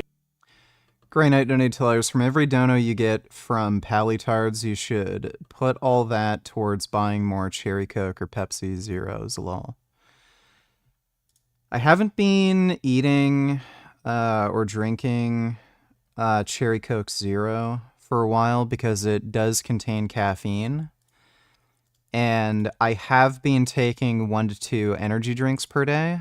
And if I'm going to have, like, you know, maybe 1, 2, 3 sodas every night while I'm streaming, that's a lot of caffeine and probably too much. And it would likely interfere with sleep and, you know, give me other issues. So I've been having caffeine-free Coke Zero for a while, but it's Coke, so yeah. It's going into the Coke fund. Thanks for the donation, though, Grey Knight. Do this, right? Like, so at the time, now really, you know, Mike and I, we had talked, we had debated Brad's volume study prior to this, and if you go listen to that, you can just watch him do what he does best, which is talk in circles and not say anything. But at the time, he was telling me, he was doing all these videos about, biceps workout to 0 reps in reserve and showing this training that was nothing of the sort. Folks, the sets are taken to 0 RIR. Right? The definitions of 0 reps in reserve in the research and what happens at that point is very, very clear and very, very laid out, which is 0 reps in reserve means you could not do another full range repetition. There's all kinds of data. And so what he was telling people was wrong. And I was watching this and I'm like, he was claiming the training that he was doing, he was claiming it was, you know, to failure in 0, and it wasn't. But I'm like, okay, I want to go ahead and make make a point about, and also I think for some reason, like, I decided to do this series on what muscular failure was. And it started there. And at this point I was still writing on the website. I did videos as well. And I kind of did and now I just don't bother with the website because I don't think people read them anymore by and large. So I just can't be, it's too. So I did this whole examination of the physiology, and I looked at, the details in fiber recruitment and force output and this and that and the other. And like, here's what physiological muscular failure represents. And I was very clear in my language because I do try to be very specific. And that physiologically, it's when the muscle cannot produce sufficient force to get through the full range of motion, right? It's like not form failure, not volitional failure, which means people just choose to stop, which is an asinine definition. Like, I was very specific in my terms. And then I sort of use this as an opportunity to take a pot shot at Mike to go, look, when you train to true physiological failure, this is what happens to bar speed. It goes fast, fast, fast, fast, slow, slow, slow, grind, and then you miss, right? Yep. And I put up a bunch of videos. First, I took them of myself training, showing, look, here's what this looks like. And I got, again, this is when I was particularly motivated. I did a time analysis of the duration of the concentric rep, which was an absolute pain to do because I had to go, had to remember to put it in my video software and make it 60 frames per second and count frames. And it's an absolute pain to do. But again, Spite is a fantastic driver for me. And I did all this, and I'm like, this is what failure is. And this is what Mike sets look like. And I basically called him out and going, Mike, what you're telling people is not failure. It's not 0 reps in reserve. You, sir, are lying to people. And I don't know if I put it in exactly that language, but that's exactly what I was saying. Yeah. So you are telling people this is 0 reps in reserve. And it is not, because the bar speed is never slowing. Period. Because all the science says that that's what happened. All the videos. And I think this was probably later, because after everybody came in and attacked me in the comments with a bunch of bullshit, I said, well, fine, prove me wrong. I go, look, send me videos of you doing this. Prove me wrong. And I finally shamed a bunch of people, like 20 or 30 people sent me videos of them doing sets and I did the same thing. I dropped in my software. I did rep by rep analysis. And whether it was a set of 5 or a set of 12 or a set of 30, the last 3 or 4, it all showed the exact same pattern of slowing. I said, this is what physiological muscular failure looks like. And if the bar speed doesn't slow, you are nowhere close to 0 reps in reserve. Period. Science says, the videos show it. Everyone who understands it shows it. Mike, what you're telling people is wrong. And he lost his mind. Oh yeah, he didn't take your criticism so well. As it would happen, he responded to you in a video he did with his colleague, James Hoffman. Lyle McDonald has watched some of our training videos and has concluded that because they're... Well, Mage Knight Tellers, did you hear this about Logan Paul? Let me see. Logan Paul found alive in his home at 29. I did hear the bad news. It's unfortunate. Hopefully the world can recover. Thanks for the donation, Will Mage. There's not as much of a loss in repetition speed towards the end as he would like to see, as he thinks is related to failure proximity, that we are very far away from failure. A couple of things wrong with that. He raises 4 objections to you before going into an ad hominem attack on you. Well, don't forget the first objection, which was, fuck you, Lyle. You could have done 80 trillion more. Hey, Lyle McDonald, fuck you. You know how to train failure? Like, it's sad. Mike thinks he can train a failure, but he really can't. Because, I stand corrected. Right? That is the ultimate rebuttal from someone who plays up the fact that he's an exercise scientist with a PhD. There is no greater fact than fuck you, Lyle, along with having his 2 training partners say equally moronic shit in the background after doing their piss ass sets. Go ahead. Let's review his responses other than simply fuck you, Lyle. Number 1 is he takes technical failure very seriously. So whereas some trainees don't take technical failure so seriously, he holds himself back, fearing that the very next rep would be technical breakdown. First of all, Lyle is talking about concentric failure, not technical failure. Technical failure is when you know your next rep, in order to be done, will have to be done improperly. Like, you'll have to scoot your butt off of the leg curl machine in order to make it happen. As RP goes, we're going to be sticklers on technique, and we always will be. And that's just our prerogative. Other people, maybe not. And I think that's where maybe there's like a little disconnect there. Yeah. Sorry to cut you off. I just no. Yeah, that's totally valid. So that's one concern, is the technical failure, absolute failure discrepancy. Another concern is, so at the end of the day, when we're going close to failure in our videos, we're going close to the point where we think in our heads another rep will result in very poor technique or significantly altered technique. Oh, right, and this is on leg curl set. What do you think of that? Okay, now if you go back and look at the article series or listen to the videos, I addressed that. And I made it very clear what I was discussing. I was not discussing technical failure. I was not discussing volition. I was very clear in what I was talking about. He was making the argument about something I was not talking about, because that's what he's best at. What technical failure is there to occur on a leg curl? We're not talking about back squatting. We're not talking about deadlifting. The simple fact is that if you have any decent skill, you can do barbell complex movements to physiological failure. Now, I'm not saying you should, and most absolutely shouldn't, because it can be very dangerous. But if you are a highly skilled lifter, you absolutely can do it without ever breaking form. I put up videos of myself doing it. I put up videos of other people doing it. Irrespective of that, there is no technical failure on a fucking leg curl or a leg press or a leg extension. Spare me. But since it was one of Mike's famous strawmen, well, I'm stopping before technical failure. What technical failure is there to occur on a machine? For God's sake. Maybe he's concerned about his back getting off the pad, which is hilarious because Bend over, donate $2. Let me see.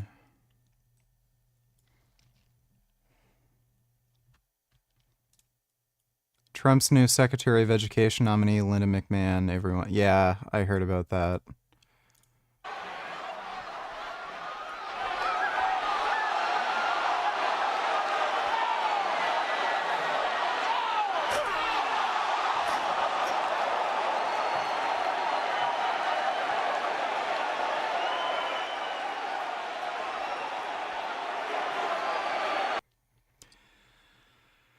Why, just why this woman? I have no fucking clue. It is so bizarre. Like the Fox News host, little weird. Like I mean, you can make an argument in favor, but why Linda McMahon? It's just so weird. Thanks for the donation, though, Bend Over. Riley $2. Why not buy one of these caps? The one with white with the big Star of David looks cool. I don't really wear baseball caps. It's just not really my thing. Like, usually if I have to wear a hat, I'll wear, like, a sun hat or something. Thanks for the donation, though, Riley. The ball gargling and ass rimming Mike does here is foul. For context, he's talking about when Hassan was defending Second Thought and talking about settler babies on H3 podcast. Couldn't be bothered.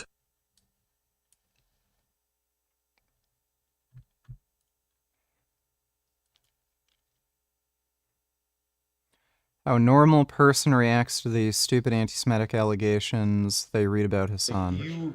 You have editorial control over it, right? Like, I'm live for 8 hours a day, talking about hot button issues, political stuff. So a lot can be misconstrued purposefully. Sure. And things get clipped out. There's nothing misconstrued or taken out of context. He's literally supported the idea of murdering innocent Israeli civilians because he doesn't consider any Israeli civilian to be innocent because they're all settlers. He said that wasn't even on a fucking live stream. That was on a pre-recorded fucking podcast on that tanky dipshit's YouTube channel. Out of context deliberately. So there's like the good and the bad, you know what I mean? I read He was literally supporting the October 7th attack. an article about you recently that like you're an anti-Semite or whatever. Yeah. And it was one of those articles where like the longer I read, the more I wanted to break my phone open because I was like, you motherfuckers quoted a quote of some guy's tweet who alleged some very vague generality. Yeah, it's and, like, ridiculous. of a guy that you were on a panel with, and the guy said some funny jokes, and that guy was actually Jewish, and I was like, I'm not reading this shit anymore. Yeah. It was a classic example of like, just take as much as you can out of context as possible. It was just like, Oh, Jesus. I'm losing a lot of respect for Mike. Oh my god. That is just moronic. He has no fucking clue what he's fucking talking about. Thanks for the donation, though, retard. Because he did a video recently with some other fellow Aussie, actually named Eugene Tao. Son Goku, $22. Let me see. Get pissed off at bodybuilders for no reason. I'll just post a physique picture or a video of me posing, and immediately it's all these MMA fighters saying, oh, it's useless muscle, it's gym muscle, I'd still beat your ass. I hope you do. You literally train for that every single day. You know who else you'd beat in a fight? Literally any other athlete. Any other sport, basketball, baseball, soccer, football. You'd beat him in a fight. Just like a football player is better than you at football, and a bodybuilder has a better physique than you, it's almost as if the people that train for that Everyone has their own weird insecurities. MMA fighters, whenever they feel insecure about how they look or how strong they are, they'll just mention that they could beat your ass. And then on the flip side, like bodybuilders will talk about how like, oh yeah, sure, you could like lift more than me or you could beat me in a fight, but I get more pussy than you, bro. You like jealous of these abs. And like a lot of like track athletes will talk about how, oh, their sport is pure. It's pure sport performance. You know, like, so yeah, everybody has their own stupid insecurities. Thanks for the donation though, Sengoku. TO, something like that, where Eugene was talking about how he was back squatting 200 kilos and then had a spell where he became really neurotic about technical failure and had to go down to 80 kilos because he wouldn't admit of even a slight deviation in bar path or tripod foot or whatever. And Mike's sitting there nodding, going, oh yeah, you know, you can be too neurotic about technical failure, right? So he's contradicted himself a number of years later. I was hyper-focused on two things: my foot pressure, the weight on my heel, the weight on my the tripod stance, the heel, pinky ball of foot, and the ball of foot. Said you got to keep those things planted.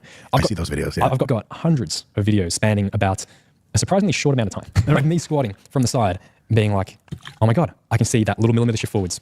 My bar path wasn't perfectly vertical. I was dumping onto my knees, and I can't go heavier. I've got to regress again. And it got me into literally, it was infinite regress.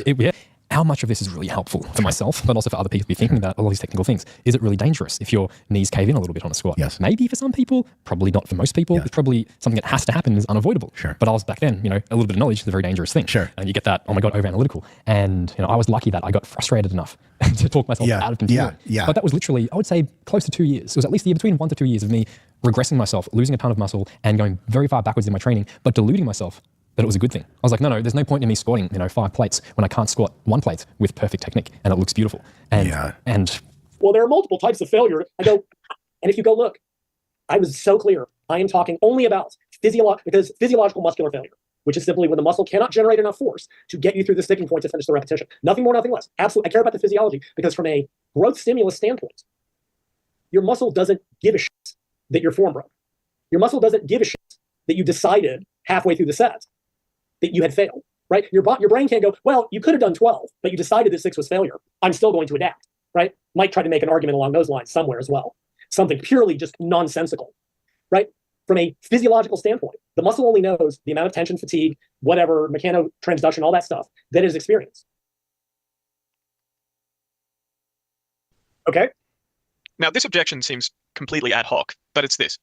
Mike deliberately slows his concentric repetitions from rep 1, so you can't gauge his proximity to failure based on the rep velocity throughout his set. In addition to that, I think the failure stuff, people forget that. They assume that failure training, there's a drop-off in velocity. The underlying assumption very few people state is that you're going for maximum velocity on every rep to begin with, and the only reason you slow down is you just can't go as fast. And at some point, the external velocity is identical, but the internal fraction of my muscles I'm turning on to keep that velocity up is higher and higher, and every rep is the same speed-wise, looking out from the outside. From the inside, I'm like, oh my fucking God, it's hard to keep up the speed. So then I might rack, and someone's like, dude, you never even slowed down. Like, inside the muscle, I depleted the entire time. But because I capped my velocity concentrically at the beginning, all you saw was... Yeah, that's bullshit. A tiny little bit of a slowdown, but I promise, if I tried to do another rep, it's just not there. Yes. Sure you can. They do that in the research too. It doesn't matter what the speed starts at. As you get closer to 0 reps in reserve, it will get slower than that. Because there have been others that will use that they say that muscular failure is when you can no longer maintain the goal repetition cadence or tempo. It doesn't matter. If you start at a 2-second concentric deliberately, and of course, if you watch his videos, he's not doing that anyway. No, he's not. It's as explosive as anyone ever has. And in my little video, I put up a thing of him taking Chris Duffin through a set, and Chris is exploding on the concentric as well. So, because he was like, I use a speed cap, blah, blah, blah, and stop when speed's slow. Like, this has nothing to do with it. It doesn't matter what the initial speed is. As you get closer to 0 reps in reserve, it will become slower than that. Because it's simple, and it is honestly it is simple physics in terms of MA. Riley Donatellos, do you mean this hat? By the way, did you know that Veganism Exposed hasn't uploaded in a month? Another triumph, and Frank Tefano also going silent. Okay. I'm not watching that. You didn't give me a link to a hat, but thanks for the donation, Riley. A minus mg and the relationship of as muscular force output drops, maximum muscular force output, to the amount that's required, bar speed has to slow because your ability, doesn't matter where you start, it will still slow at limits, no matter what you do. I've done super slow. I've done that 10-second concentric stuff when I was hurt years ago. As you approach physiological muscle failure, it just gets even slower than that. It's basic physiology. And literally every study done on bar speed, every single one of them shows this, that basically the final repetition of a limit set moves about as quickly as a 1 rep max. Because in a physiological sense, that's what it is. So it doesn't matter. Again, that was just another, he was like, well, I'm already moving slowly, so you can't tell. Yeah, you can.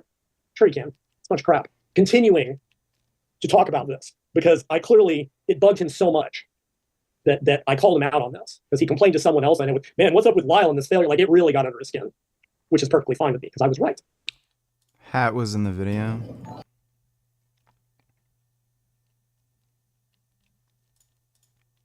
Yeah, that hat. It's a sun hat. He spent the next 5 years. He was still doing videos about this. You know what? The one thing he never ever did in the entire time was Actually just trained to failure. Yeah. actually, like, and I said, like, it would take you 2 minutes. Just do an all-out set to absolute limits till it won't move anymore, and let's see what happens. That's all it would have taken to either prove me wrong or prove me right.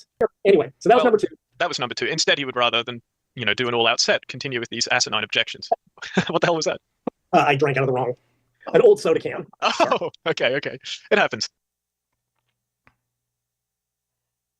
So objection number 3 is he's fast twitch dominant, unlike you, Lyle, which is what he specifies. So his reps don't actually slow down as he approaches 0 RIR. Lyle McDonald has watched some of our training videos and has concluded that because there's not as much of a loss in repetition speed towards the end as he would like to see, as he thinks is related to failure proximity, that we are very far away from failure. Sometimes it's hard to tell externally when that happens, but unless it happens. Another thing is we're all much more fast twitch than Lyle because we actually have the genetics to grow muscle, unlike him. And that is meant as an insult because I don't like Lyle and I want him to feel ashamed of himself and to hate himself because he's a hateful person. By the way, I didn't start this fight. I'm just finishing it really well. Fascinating stuff because you can go to any powerlifting meet and see grindy, slow reps.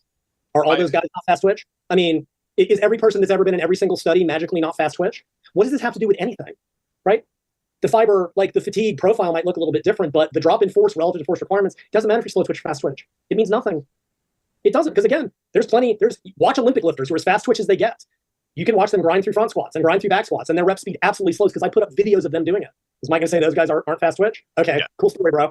Next, I mean, like, it's just, the whole thing is just, it was excuses. Again, these are just like these weird side arguments that I'm not saying they don't have validity, but you can see just as many elite guys that will grind through the sticking point and take 10 seconds to finish a rep. Don't tell me they're not fast twitch. Yeah. I put up, eventually I'm just like, okay, look, I went and found videos of Dorian Yates training. Is calling out your fat friend for being fat and unhealthy like this mega autistic or appropriate? This was from an episode they accidentally posted. It gets super awkward. You ever watch any Come Town? Stav dies. No. Adam lives off his wife's podcast money until she gets tired of that, and then that ends. Oh, I think she probably is already. Yeah. I live a long, fruitful life, raising children and grandchildren on a meadow with a farm, fresh berries. It's so funny that you think that's how your life's gonna go. It will, dude. It's you're not gonna get control of your weight. It's gonna end tragically. You are such a hater. I'm not a hater. I care about you. No, you don't. You just want us. You say bad, mean things to people to make them feel bad. It's not mean. It's not mean, dude. If I was sitting here, look, if I was sitting here smoking 5.5 packs of cigarettes a day, my eyes are yellow. I'm having tumors removed from my mouth. And I was that like, was a random tumor that had nothing to do with my weight. And I was like, I'll stop smoking when I'm 45. That's not even what I'm saying. At worst, this has taken 5 years off my life. I'll live all the way to 65. Whatever, bro. I can just continue to smoke. You're a hateful little bitch. Cigarettes. It's gonna be fun. I'm gonna be bouncing my fucking children on my knee, my grandchildren on a meadow. You'd be lucky if you still have a fucking knee by whenever the time you think this is going to happen. You really think you're not a hater? You in your heart believe you're saying something true and good to your friend right now? I think it's like I think it's like it's at no. I mean, if you honestly, I do think like yes. I mean, it's maybe harsh, but I do think you need to have some kind of like fucking wake up call. Like what changes have you made that are like permanent changes? I'm not First of all, I'm not talking about this on the fucking podcast. Why not? But you are, huh? Why not? Because it's not. I'm not trying to fucking talk about it on the podcast. Not talk about what, like a diet or whatever. I mean, it isn't funny, and also it's like you're not helpful. Most of the podcast isn't funny. Yeah, we got a couple good things in there. Whatever. We're done. The podcast is over at this point. I'm not trying to fucking have this episode is. Yes. Yeah. Okay. I'm fine with that too. I've had a fucking terrible. I mean, but like, do you not 40 like? Minutes. Do you, like in no way is it? We don't have to talk about. Shut up. Is it in no way? There's like that. There's no way to express any kind of like concern. Saying I'm going to die is not the way you don't know how to talk to people. That is your central but I mean, problem. no, hold on. And this is but not I've known the way you. to I've talk known to you for years, and like this didn't start with like, oh, you're like going to die. It's like I've like watched you lose teeth. You know, It has be nothing to do with bedridden. having a fucking. That has nothing to do with fucking being fat, dude. Losing teeth. Are you kidding me? It's a completely different dental thing. You're also literally don't know how to fucking talk to anybody. It is not helpful the way you speak to me in any.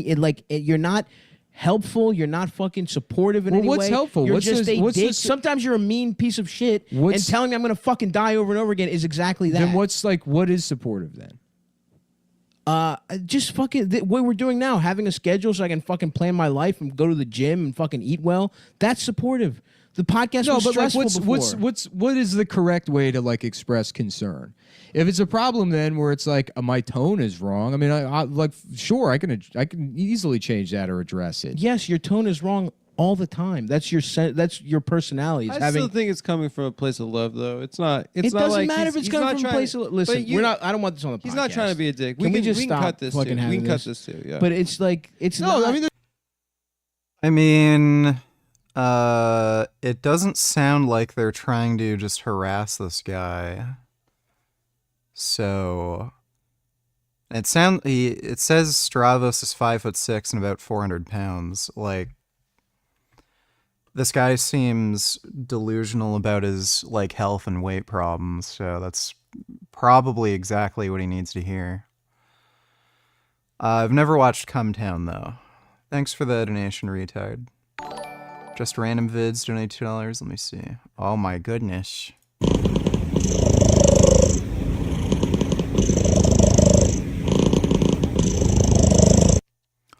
Wow. That is a very pretty cat. Oh my god. The guy mistakenly got vegan cheese instead of titty cheese. Este queso que compraron es vegan, bro. ¿Y qué es eso? Vegan es pasto. Yo me lo trago, me vale madre. Son pinches quesadillas bien perras. I don't fucking care, man. Ese Fucking just savages.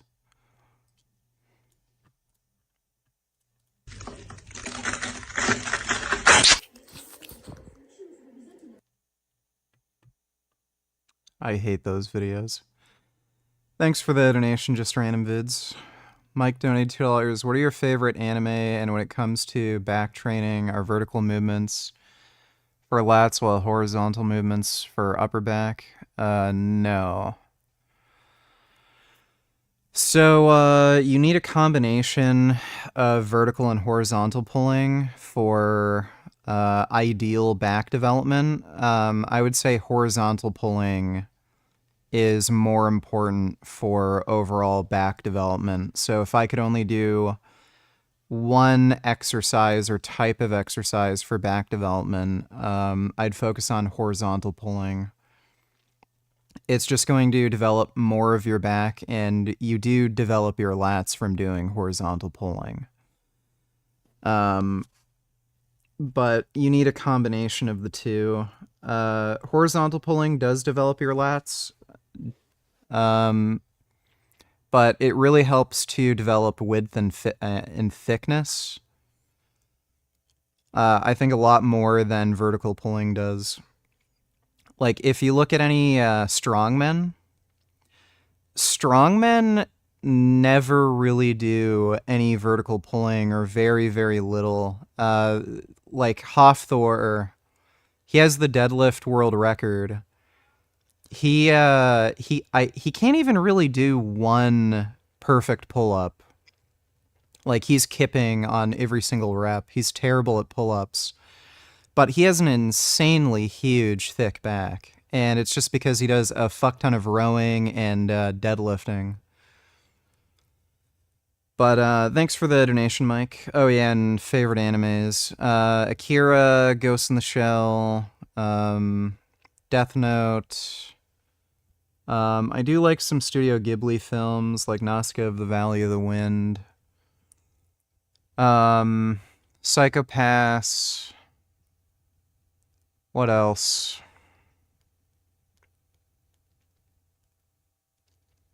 It's hard to remember every fucking anime I like. There's some isekais that I like. Rising of Shield Hero Season 1 was good. I tried watching Season 2, but it was super fucking boring, at least the first few episodes. Jobless Reincarnation was good.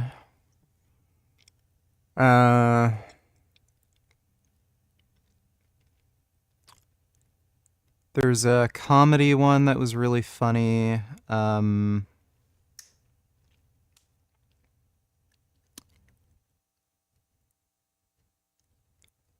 Disastrous Life of Psyche K. That was a really funny one. There's a few others that I'm forgetting, but those are some of my favorites. Thanks for the donation, dude. Dodo donated $2. Do you think you can build a great physique with just adjustable dumbbells and an adjustable bench? You certainly can. Wouldn't be ideal, but you certainly can. Do you think it's best to stay away from marijuana in general? Yeah, I'd say for most people. Thanks for the donation, Dodo. It's really heavy, frequent use that is particularly harmful. If, like, very occasionally you just take moderate amounts, so like maybe once every few weeks, I don't think it would really cause any problems for most people, but it's heavy, frequent use that's really dangerous. Oh yeah, Steins Gate, Code Geass. I did the exact same rep speed analysis, and they all went to grindingly slow failure. They all ground at the end, where you even had a little bit of help from a spotter. Mike gonna say that Dorian isn't fast twitch? Okay, cool story, bro. Mike, at some point later, I never followed the logic, tried to then somehow argue that Dorian wasn't actually going to failure in those sets. I can't follow his gibberish most of the time because he talks in circles for 10 minutes and doesn't say anything. But yeah, you can find lots of high-level bodybuilders that are all, I guarantee you, just as fast twitch as Mike. And those guys actually win competitions, and their stuff slowed down just like everybody else's. So, moving on. I'd like to voice objection number 4, which in my view is the closest one to just flat out admitting that you're right, which is basically, even if you are right, what does it matter? I'm still growing just fine, Mike argues, and sure, maybe it's the drugs and genetics, because for Lyle, it's all drugs and genetics, but also maybe I've got the whole bodybuilding training thing figured out, and I don't have to train as close to failure as Lyle thinks I do. So the Lyle thing, lastly, is that he doesn't think that we're going close enough to failure. He may have a point, maybe we're not. But my counter to that would be close enough for what? Hypertrophic stimulus is the literature. That's what I was thinking. Like, sure. What's your point? Like, it seems like they're doing just fine. Right. First of all, but it could all be drugs. Of course, it's all drugs with Lyle. But in any case, he's just the world's worst fucking dog genetics for lifting, which I don't harp on him because fucking sucks. It happens, right? So maybe Charlie and I and Jared are just getting to buy a lot of drugs and good genetics. But if you look at the actual data, which Lyle seems to be a fan of when it's convenient, the hypothesis that very close to failure training is incredibly more beneficial to muscle gain. It's just not an evidence. It's just not an evidence. Okay, you can train 3 or 4 reps away from failure all the time and be just about as big as anybody else. So I think we're probably getting 3 or 4 reps away from the technical failure. We're having a high degree of effort, and so far I've not seen my results decline or inability to make gains because I'm not going close to failure. Furthermore, in my own training, I've experimented many times, often for years, but going much closer to failure, going beyond failure. I did not see any increase in results and often a decrease in results. So Lyle's argument about what he sees in the training videos is in bad faith, doesn't understand the complexities and background of what technical failure is to even make a decent point, and no one's having a problem. No one asked for his advice, so Lyle can go for himself. That never had anything to do with... Yes, sorry, I won't interrupt you, but keep going. No, that was the other tack Mike took, which was basically, I wouldn't let Lyle coach me and tell me how to train. Go back and look at any of what I did in the video. I never once criticized his training. Not once. I don't give a shit how he trains. I don't give a shit how anybody trains. I was criticizing his information, and I was extremely clear about this. Because again, I'm not saying that training failure is good or bad or indifferent. The point is that until you have determined where failure lives, you don't know what any of these metrics mean. That wasn't going to change it. Mike, being a good politician, relies on people believing what he says I said rather than what I actually said. Yeah. Because later, this would spin out even further, and then I know we'll get to the next point. We can take a break and watch Piers now if you really want to watch the Piers. Ever thought I would say anything like this? He could be so transformative that he could be a Lincoln. Let me be unequivocally clear. A man is a man, and a woman is a woman. And a man cannot become a woman. This is a seismic shift in our recent culture, whether you agree with Mike Johnson or not. And actually, I do. Trump's Republicans feel they have a mandate to not only ignore, but completely reverse what they see as a lurch to liberal extremes. And liberals are now extremely angry about it, as they are about most things. At the heart of that row is a bill introduced by Congresswoman Nancy Mace. It would ban transgender women from using female bathrooms in the US Capitol. Not by coincidence, it comes just weeks after the first ever trans lawmaker, Sarah McBride, was elected to the House. Representative Mace explained her position like this. Why in the hell would you care? Like, this is just so ridiculous. The idea that not allowing trans people to use bathrooms that coincide with their identified gender would be less disruptive? Like, that's just insane. I'm not going to allow biological men into women's private spaces. I will stand in the brink and stand in the way of anyone on the radical left who thinks that it's okay for a penis to be in a women's locker room or a bathroom or a changing room. Hell. Like it's just so ridiculous. Trans men. So this is a transgender man. So this is somebody who was born female and transitioned into a man. This person is saying, because he is a biological female, he should be forced to go into the women's bathroom. Do you think that would be less disruptive than just letting him go into the men's bathroom? Like, it's fucking ridiculous. Hell no. I'm not going to stand for it. And the speaker said it would be in the House rules package. If it's not, I will be... I can guarantee you, if she saw a trans man walking into a women's bathroom, she would freak out, scream, call the police, get the guy arrested, and then it would turn out this person is a biological female and he was following the fucking rules and the law that she demanded. And then, like, what would she have to say in response? Like, oh, well, I guess mistakes happen, but, you know, this is how it should be. Like, these people are fucking clowns. Ready with a motion, a privileged motion, to force a vote on this. This is not okay. I'm a survivor of rape. I'm a survivor of sexual abuse. Well, that last point. There has literally... I don't even know if there has been actual recorded circumstances of a trans woman sexually assaulting a cis woman in a woman's bathroom. I don't know if there's been a single recorded case. I know some of these conservatives argue there has been, and when you look at these reports and you look at the mugshots, it's debatable whether or not these people were actually trans. I've seen some mugshot photos of like somebody in California who has a very long history of sexual assaults against women. The person claims to identify as female, but when you look at their driver's license and like any of their legal documentation and licensing, it says they're male. So they never bothered to get their like driver's license changed. As far as I know, they've also never gotten a diagnosis for gender dysphoria. And they don't even look like they're medically transitioning. It literally just looks like a man who's cross-dressing and wears a wig. So I don't think there's literally ever been, at least in the United States, an instance of somebody who is trans with a medical gender dysphoria diagnosis sexually assaulting a woman in a woman's bathroom. You can, however, find quite a few instances of women sexually assaulting other women in women's restrooms. You also see quite a few instances of trans women getting sexually assaulted in men's bathrooms where they've medically transitioned, they have a gender dysphoria diagnosis, they're born male but they identify as female, and they get sexually assaulted by men. People really don't realize half of America is still living in 1950. This still exists in majority of America. The people who live in metros will never understand. Let us watch.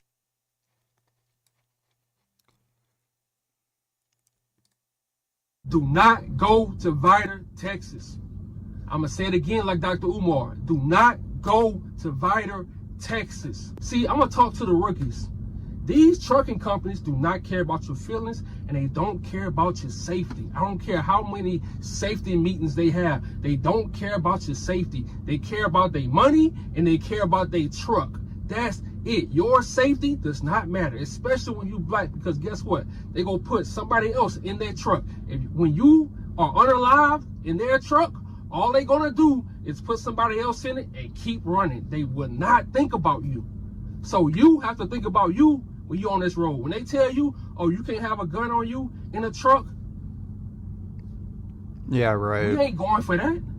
And if they ever try to send you to Vida, Texas, refuse the load. I don't care how much they paying you. If they paying you $3,000, they paying you $2,000. Refuse the load. I don't care if the load delivering in the morning time. Refuse the load. This is one of the worst sundown towns. Vida was incorporated in 1960. Vida had a reputation as a sundown town where African Americans are not allowed after sunset.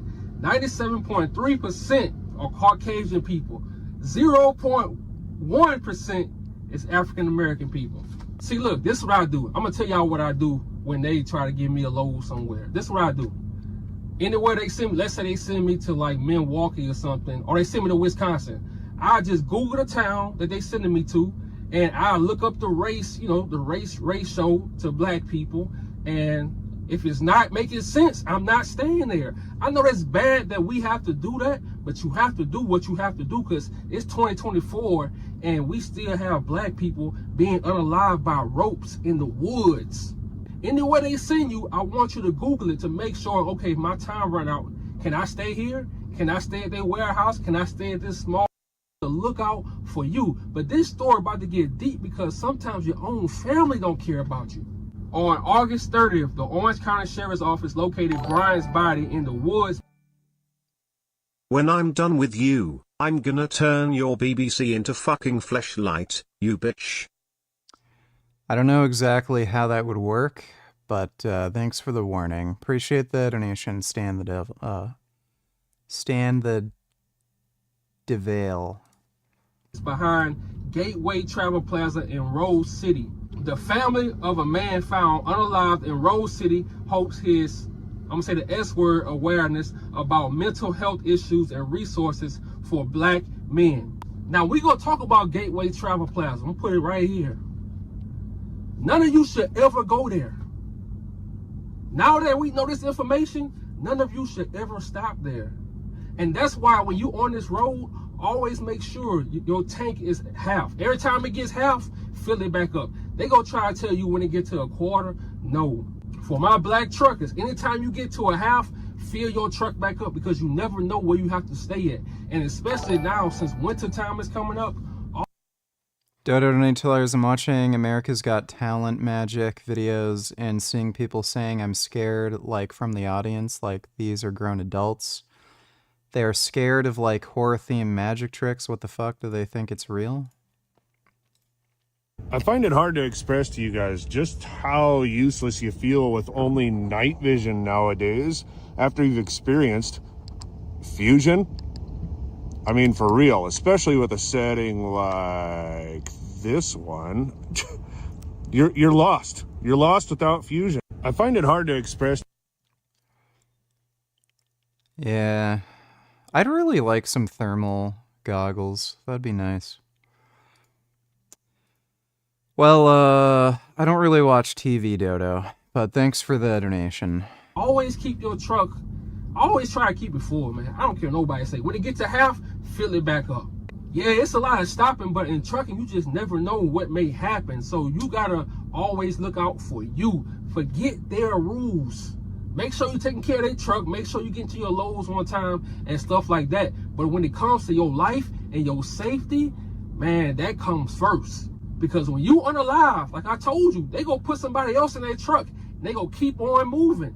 You can't trust these truck stops when it comes to food. You can't trust these truck stops when it comes to you taking a shower. When you in there taking a shower, somebody could be plotting on you. And I don't mean to put, and he probably ain't know he was from Chicago, just like JVI when he went to North Carolina. See, I'm gonna talk to the description because I want y'all to read it because I noticed something. The first thing in the article they said was he did it himself. Just like Javion, just like every black person that they said did it to themselves. The article started off like that. I saw no investigation. And even the family said, oh, he must have did it to himself because his grandfather recently passed away and he couldn't live with himself. What? Look, bro, I'm going to be honest. As black men, our grandfather, our grandmother can pass away, but I promise you, we will not unalive ourselves. And his aunt said that his grandfather had passed away, which was her few miles from that sundown town. The S-word thoughts and feelings are a sign of vulnerability, something black men are largely uncomfortable with. So this guy basically thinks this dude who's claimed to have committed suicide was killed by racist white supremacists. On a tree with a rope, and the first thing they think is he did to himself. You got all these cases. I mean, I had a friend from high school who hung himself with a rope on a tree, and no one really saw it coming. He always seemed like happy and cheerful, and he was a really funny guy, and he was constantly making jokes, and he just hung himself. He was dealing with really bad depression, and apparently he had a really bad relationship with his parents. So, who the fuck knows? I don't know. Thanks for the donation, though, Gohan. You may have already seen this. If not, can you react? Okay, you guys, we are in the middle of nowhere, and we are going to be getting down with some ice hole diving. Here we go, a young lad. The name of... That is highly, highly stupid. Yeah, what can happen, too, when you're doing this sort of ice diving is your corneas can freeze. And that'll make you go legally blind. Like, you'll just have super, super blurred vision, so you won't be able to see where you came out from, or if you dug a hole somewhere else and you had planned to swim in a certain direction, like you're blind, and then you can drown underwater. So that's really stupid. The game is you got to try and find the other hole on the other side. If you lose, you die. That's just how it goes. So here he goes. He's trying to find that hole just a little bit to the right, and he ends up in no man's land. His wife is still recording. She should probably step in and maybe help him out a little bit. He retreats. He heads back for plan B. The wife should probably help out here, but... Okay, she was planning on killing him. She seems to not care. He goes for his clothes, trying to put his clothes on, but there's more things to worry about. The wife still does not care. She was trying to kill him. The dog kind of doesn't care either. And where's he going? The right direction now. Can he get in the hole? And he gets it. Thank the Lord. The doggo there seems to be a little bit happy that he's out of the water. The wife is still standing there a little bit emotionless, kind of upset. I would wonder why. I don't know how good his life insurance is. But let's all just hope that they live life happily ever after. Yeah, I would divorce my wife after that. And I'd show the judge that video, so that she doesn't get fucking shit in the divorce. Holy fuck. Thanks for the donation, Speed Racer. And I don't know, you might not like Nancy Mace or trust her motives or even agree with her, but she's fighting the exact same ideology that gave us safe spaces. Now liberals are fighting to deny her right as a sexual abuse victim to feel safe in women's spaces. That doesn't add up.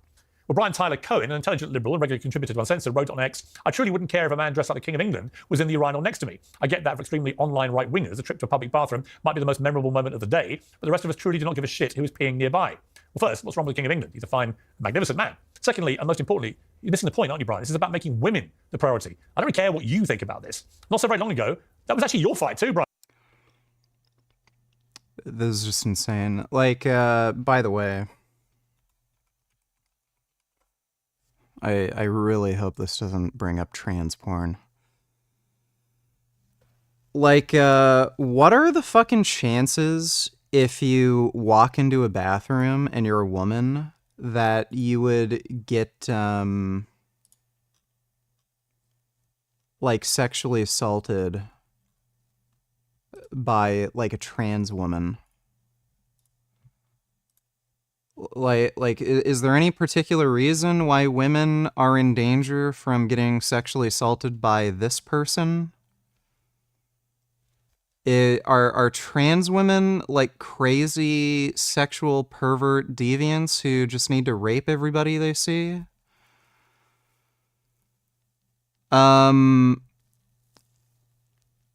These are also, like, by the way, these are also public spaces.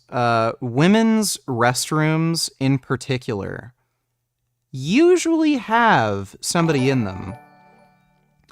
like when dudes go into a bathroom, they're just there to do business. And they also finish their business a bit quicker. All you have to do is like pull your dick out, piss, wash your hands, you're done. Women, it's a little bit more of a complicated process. They have to make sure that they piss sitting down. They have to like make sure if they have a dress, they have to like pull things around and stuff. And then they piss, think about things, check their phone, get a message from their girlfriend, wipe, pull their panties up, wash their hands, check their makeup, chit-chat about crap. Women's restrooms are usually more full than men's restrooms, too. So the chances that you would be in a bathroom alone with no one else there that could help you or disincentivize an attacker from attacking because there will be witnesses, and this attacker is a trans person, like, it is just psychotic, okay? Why in the fuck, like this is just bullshit, okay? It's just complete and utter bullshit. These women claiming, I don't feel safe, they're lying. They just hate trans women. That's it. They just hate trans women, they're fucking bigots, and they're weaponizing this idea that women don't feel safe just so that they can support anti-trans bigotry. That's it. I don't think there's been a single fucking reported instance of a woman getting sexually assaulted in a bathroom by a trans woman. And by trans woman, I mean somebody who has been medically diagnosed with gender dysphoria and is undergoing some form of transition, whether it be social, medical, or both. I'm pretty sure it has literally never happened. Riley donated $2. These extreme sports are so dumb. Why would people do this shit?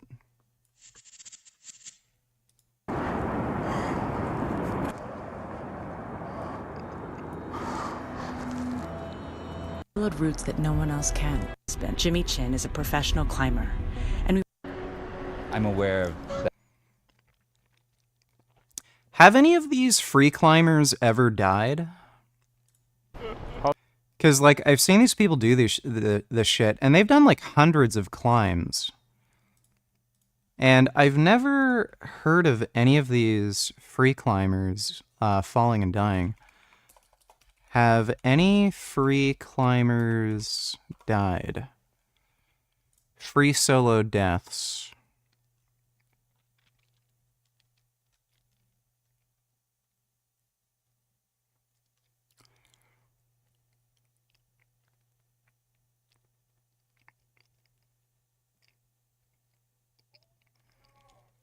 Annually, there are around 30 rock climbing deaths per year. Of these deaths, 25% are due to rappelling accidents and 30% are due to solo climbing accidents.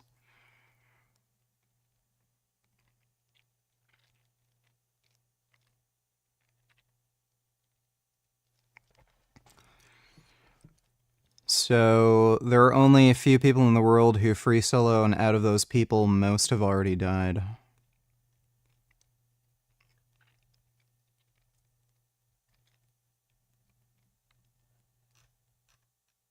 Huh. Yeah, seems pretty dumb. I don't know, man. Maybe they just don't like using ropes. Like, by the way, why...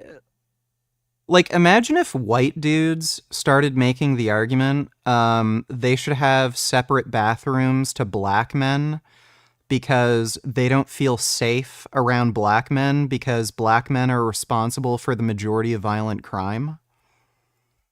Like, why would we take women seriously when they say, I don't feel safe with trans women in the bathroom? Like, no one would fucking take somebody seriously if they said, as a white man, I don't feel safe around black men. Like, I've been attacked by black men before who tried to, like, steal my phone. and like a lot of them are in gangs, and black men are responsible for the majority of crime, like no one would take that shit seriously. But for some reason, when women say, I don't feel safe, oh, you poor woman, oh, we'll do everything to protect you. We'll make sure no trans woman gets you. Yeah, they have a scary dick and balls under their skirt, and we'll make sure those dangling dick and balls don't go anywhere in your bathroom. Women are just coddled by society in the most ridiculous fucking ways. Fuck you. Like, it's ridiculous, too. If women genuinely didn't feel safe, why the fuck is it that women are the least likely demographic to carry firearms? If they don't feel safe, if they feel like they're in danger all the time, why don't you carry a gun? You live in the United States, you live in fucking states where you can conceal carry and you don't even need a fucking license. And again, women are far less likely to carry a firearm on them than men are. So if they don't feel safe, why aren't rates of firearms ownership higher among women? It's because they're full of fucking shit. They feel perfectly safe. That's why they don't carry guns. Like, it's just so fucking stupid how we take these women fucking seriously.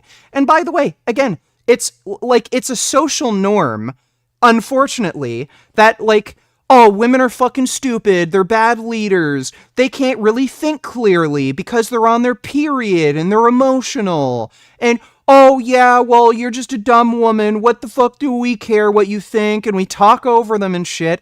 And then for some fucking reason, we take them seriously when they fucking claim, I don't feel safe in a fucking bathroom. Well, you live in the United States. Carry a fucking gun if you don't feel safe. Like, guess what?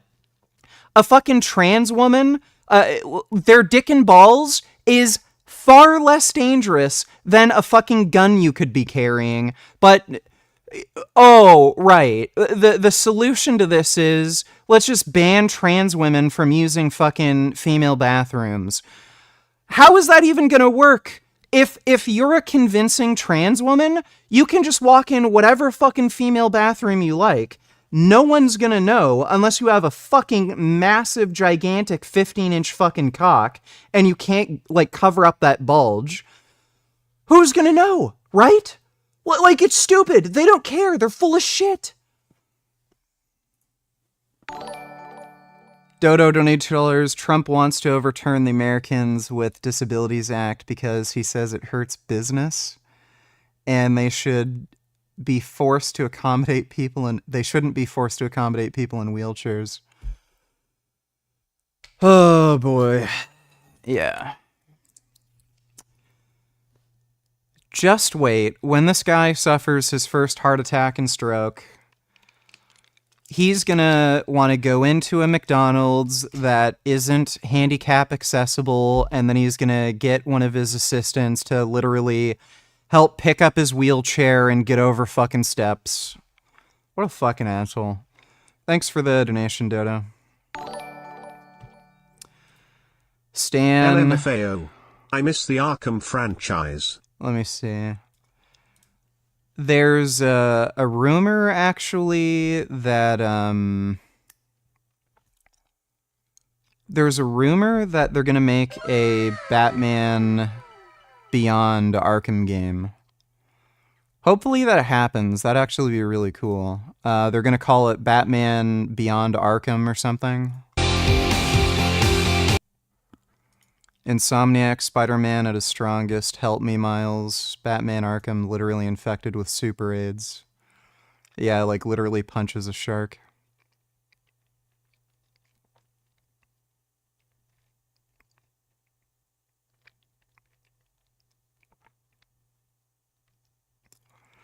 That's one thing that I didn't like about the second Spider-Man game. There are weird situations where they undermined Spider-Man's strength.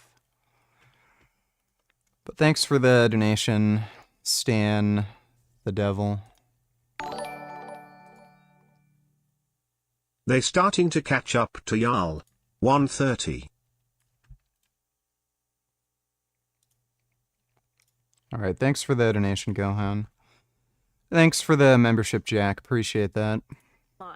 The documents state she used the funds to make lavish personal purchases, this home allegedly being one of them. Hi, looking for LaDonna Wiggins? She's not here. She's not here? When someone finally came to the door, I asked this woman about the allegations that Wiggins supposedly purchased 2 homes using federal funds meant for business use. This house and apparently a house for her mom. Is that you? No. You're not her mother? No. The court documents go on to mention just how much money she spent and on what. Here's just a few listed in detail in these court documents. Over $78,000 on a 2020 Land Rover, over $25,000 at Saks Fifth Avenue, over $12,000 at Hermes, over $64,000 at Chanel, and $204,000 for a business in Houston, nearly $700,000 for Holy a home in shit. Cyprus, and over $248,000 for a home in Katy. Is there a time that she will be coming home? Actually, she hasn't called me today, so I'm not sure when she's coming back. And how are you related to her? That doesn't matter. We never got a straight answer from the person who opened the door. We did see her moments later get in an SUV and leave. Wiggins has been charged with bank fraud, making a false statement to a bank, and money laundering. She faces up to 30 years in federal prison. But yeah, to end it off, man, this is just a video just talking about what happening and what's going down in these type of PPV loans. And be aware, man, at least if you didn't do it, you don't have to worry about it. But if you did, good luck to you. And don't. Well, that's pretty funny. Thanks for the donation, Gohan. Right. Remember all that talk of protecting women's rights? Should one solitary trans lawmaker's bathroom access? What does allowing trans women to use female restrooms have to do with women's rights? Absolutely fucking nothing. It does not remove women's rights. By the way, there is no right written in the U.S. Constitution, in no criminal code, does it mention male and female bathrooms have to be segregated. There are many restaurants, many clubs, many gyms where there is no male-female segregation when it comes to bathrooms. Everyone just uses the same fucking communal bathroom. So what does he mean? It violates women's rights. There is no right that men or women have that requires there to be segregated bathrooms. Be a red hot issue in the first days of a new government. Well, probably not, but it's symbolic. It's just like trying to force everyone to state their pronouns or refer to women as menstruating persons. What's wrong with the King of England? He's a fine, magnificent man. Secondly, and most important, Why in the fuck did it go back like a minute? the majority of voters completely agree with him. It's not even close. Moulton's campaign manager resigned in protest over those comments. Think about that for a moment. Really? The Democrats should be very glad to see that person go. They should rebuild the liberal movement around people like Moulton, because he gets it. There's been a complete breakdown in common sense from the left. And if they don't get it back, they're going to be out of office a long time. In a few moments, I'll be joined by tonight's stellar panel. But first, the author, disruptor, legend, co-founder of Blaze Media. I could go on, but I won't. It'd only embarrass him. Glenn Beck, welcome back to Uncensored.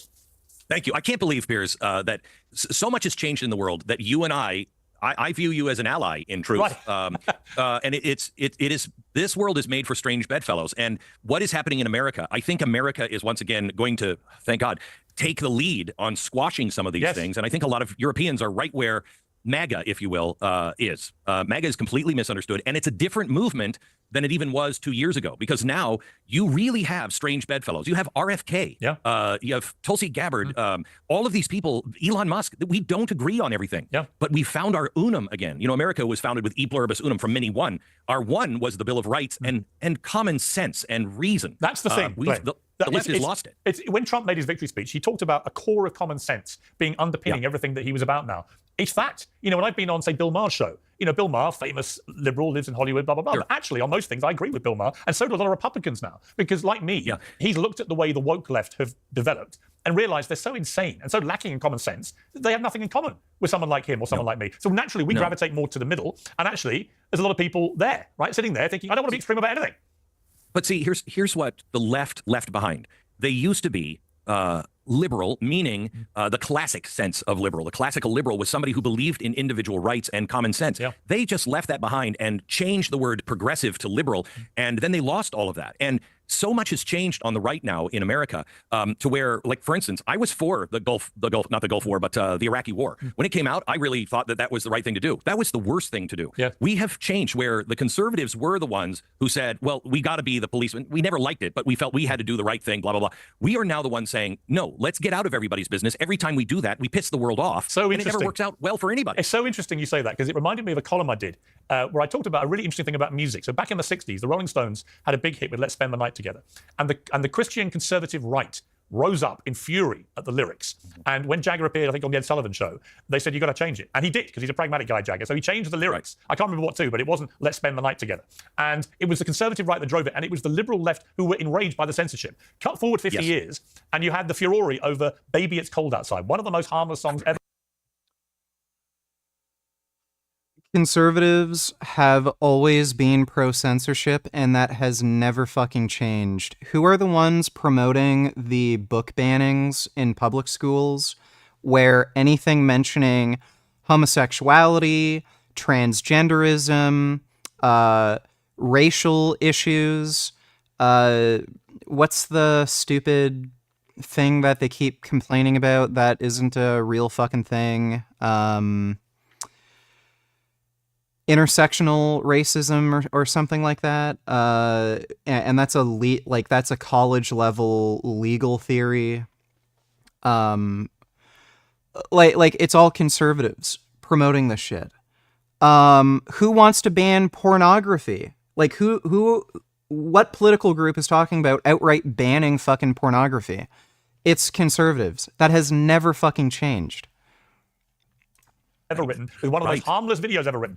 This time, it was John Legend, leader of the woke celebrity left, who rewrote the lyrics because it was so offensive to him. So you've seen a complete.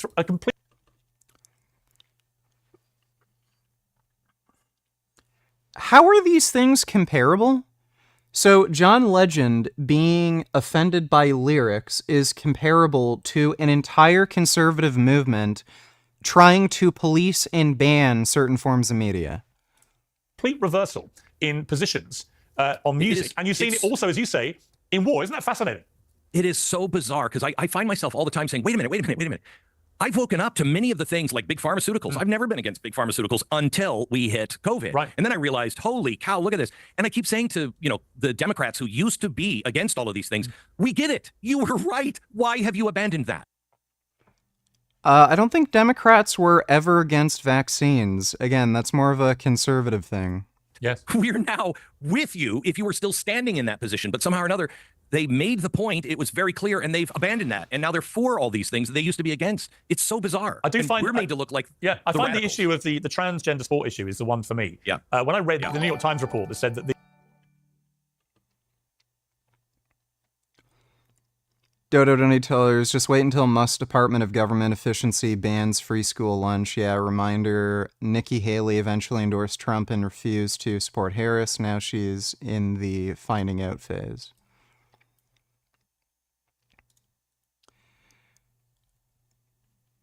She said that Donald Trump turned the U.S. into Saudi Arabia's prostitute. This is going to be the future head of our national intelligence. In Congress, Tulsi criticized Trump's authoritarian strike against Qasem Soleimani. Now, I will remind you, he was considered the master of death in Iran. She said he had no justification whatsoever for killing him. She tried to limit Trump's war powers against Iran. She tried to cut our annual defense budget so that we couldn't punish Iran and hinder their influence. Reminder, Iran is our #1 sponsor of terrorism, and Tulsi Gabbard was defending Iran. She went to Syria in 2017 for a photo op with Bashar al-Assad while he was massacring his own people. She said she was skeptical that he was behind the chemical weapons attacks. Now, this to me is disgusting because, Cheney, you and I were at the United Nations when Assad did those chemical attacks on those children. Yep. And you can go back and look at a speech I gave holding up pictures of dead children who had been killed by chemical attacks. Yep, choked to death. For her to say that Assad was not behind that. Literally, everything she said about that were Russian talking points. Every bit of that. That was Russian propaganda. After Russia invaded Ukraine, Tulsi Gabbard literally blamed NATO. Our Western alliance that's responsible for countering Russia, she blamed NATO for the attack on Ukraine. And the Russians and the Chinese echoed her talking points and her interviews on Russian and Chinese television. Like, why would she endorse Trump if... Oh, man. These people are all just fucking clowns, dude. All of them.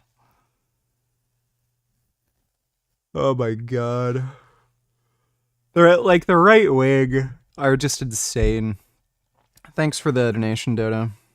The Trump ad, which covered this, only 30 seconds, but it had Kamala's for they, them, Trump's for you. That had potentially moved the needle by just under 3 points, right? And was one of the most effective political ads in modern history. And it completely demolished the lie from the left that nobody cares about this issue. Everyone I've spoken to about that issue cares. And I've been on this thing for 4 years now, where I've said, if you genuinely think it's fair and equal, as you legitimately try and get equal fairness and equality for trans people, if you think that the right way to do that is to erode women's rights to fairness and equality, you are living in cloud cuckoo land. And actually, it's become one of No one cares about women's rights and equality. You know how I know that? Because Andrew Tate's famous. This is the guy who for years was bragging about having a sexual relationship with a underage 15-year-old girl, bragged about sex trafficking women, like no one cared. No one cared. He still has a massive loyal fucking fan base, where, you know, all of them try to cope, make excuses for him, saying that people are like, the legal system is just being weaponized against him because he broke through the matrix. All of these fucking red pill podcasters are super huge. They all, anytime a woman comes out claiming they've been raped or sex trafficked, no one fucking is up in arms about it. Trump's trying to appoint Matt Gaetz as Attorney General, the guy who sex trafficked an underage 17-year-old girl and probably has had other inappropriate sexual relationships with women who have been sex trafficked or underage. None of them care. Like, if you care about women's rights, like apparently the right wing does, if any of these people cared about women's rights, why the fuck are you trying to appoint Matt Gaetz as Attorney General? The guy who is pretty much proven at this point sex trafficked a 17-year-old fucking girl. They don't care. Like, this is just bullshit. This is just about hating trans women. Like fuck you. Do you prefer Jasmine to clean her ass before smelling it? Or do you like the smell of shit? Well, I mean, she wipes.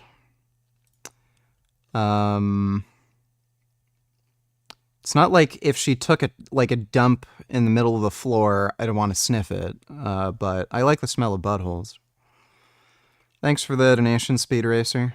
one of the great dividing points where if anyone on the Democrat left now still thinks it's fine for biological men to basically wreck women's sport and endanger women, then they are now the outliers. It's no longer are we afraid now to say this. Now as we're seeing everyone's going, actually, you know what? We're done with that. We're done with. Did you hear that Andrew Tate might get the evidence thrown out and he'll be scot-free? There's no chance of that happening, dude. How is he going to get the evidence thrown out? There's no avenue in which he could possibly do that. The only possible way he could get some pieces of evidence thrown out is in a situation where I don't even know if this, like, by the way, I only know about, like, American law. I don't know if this is the case in Romania. It may not be. But if you acquire evidence illegally, then you can get that evidence thrown out against you. So, like, say, you get stopped by the police and then they take your phone and search through it without a warrant, and they find that you just bought drugs, and then they arrest you for drug trafficking or something, you can get that evidence thrown out because they never had a warrant or any kind of reasonable suspicion to search your phone.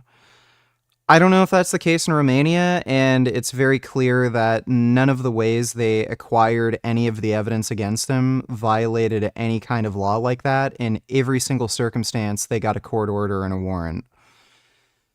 Look it up. Romanian courts apparently want to take it easy on him.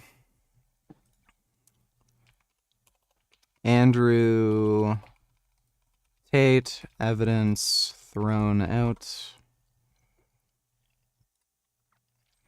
Romanian court moves to remove evidence from Andrew Tate human trafficking case. Romanian court ruled on Tuesday for the removal of some evidence collected against internet personality and gave prosecutors 5 days to decide if they will pursue the trial or withdraw the case. Tate, his brother Tristan, blah, blah, blah. Appeals court dealt setback, citing flaws in the indictment and legal violations. Court ruled for the removal of several pieces of evidence from the case file, including statements given by 2 main alleged victims and witness testimonies from the Tate brothers, both of which deemed inadmissible.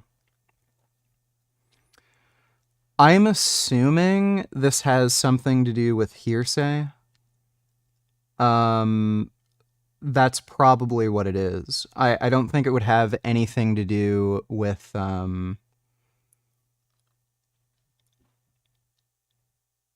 yeah, I don't think it would have anything to do with like evidence collected digitally.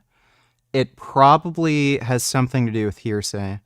Court also said it found inconsistencies in the indictment file, including improper descriptions of the acts committed by female suspects, missing details on the seizure of assets, as well as prosecutors' failure to properly explain the charges against Tate to one of the alleged victims. Current ruling will be sent to DICOT to fix the irregularities in the indictment, specify within 5 days if they maintain the intent. So it's only some of the evidence. It probably has something to do with some of the evidence being technically hearsay. So something along the lines of, this girl told me that this happened to her, like something like that. The only evidence that they can use is direct witness testimony, right? So I seriously doubt he's going to get the charges thrown away. And yeah, apparently there's some sort of contradiction in the indictment, but that's not a big deal. So I seriously fucking doubt that.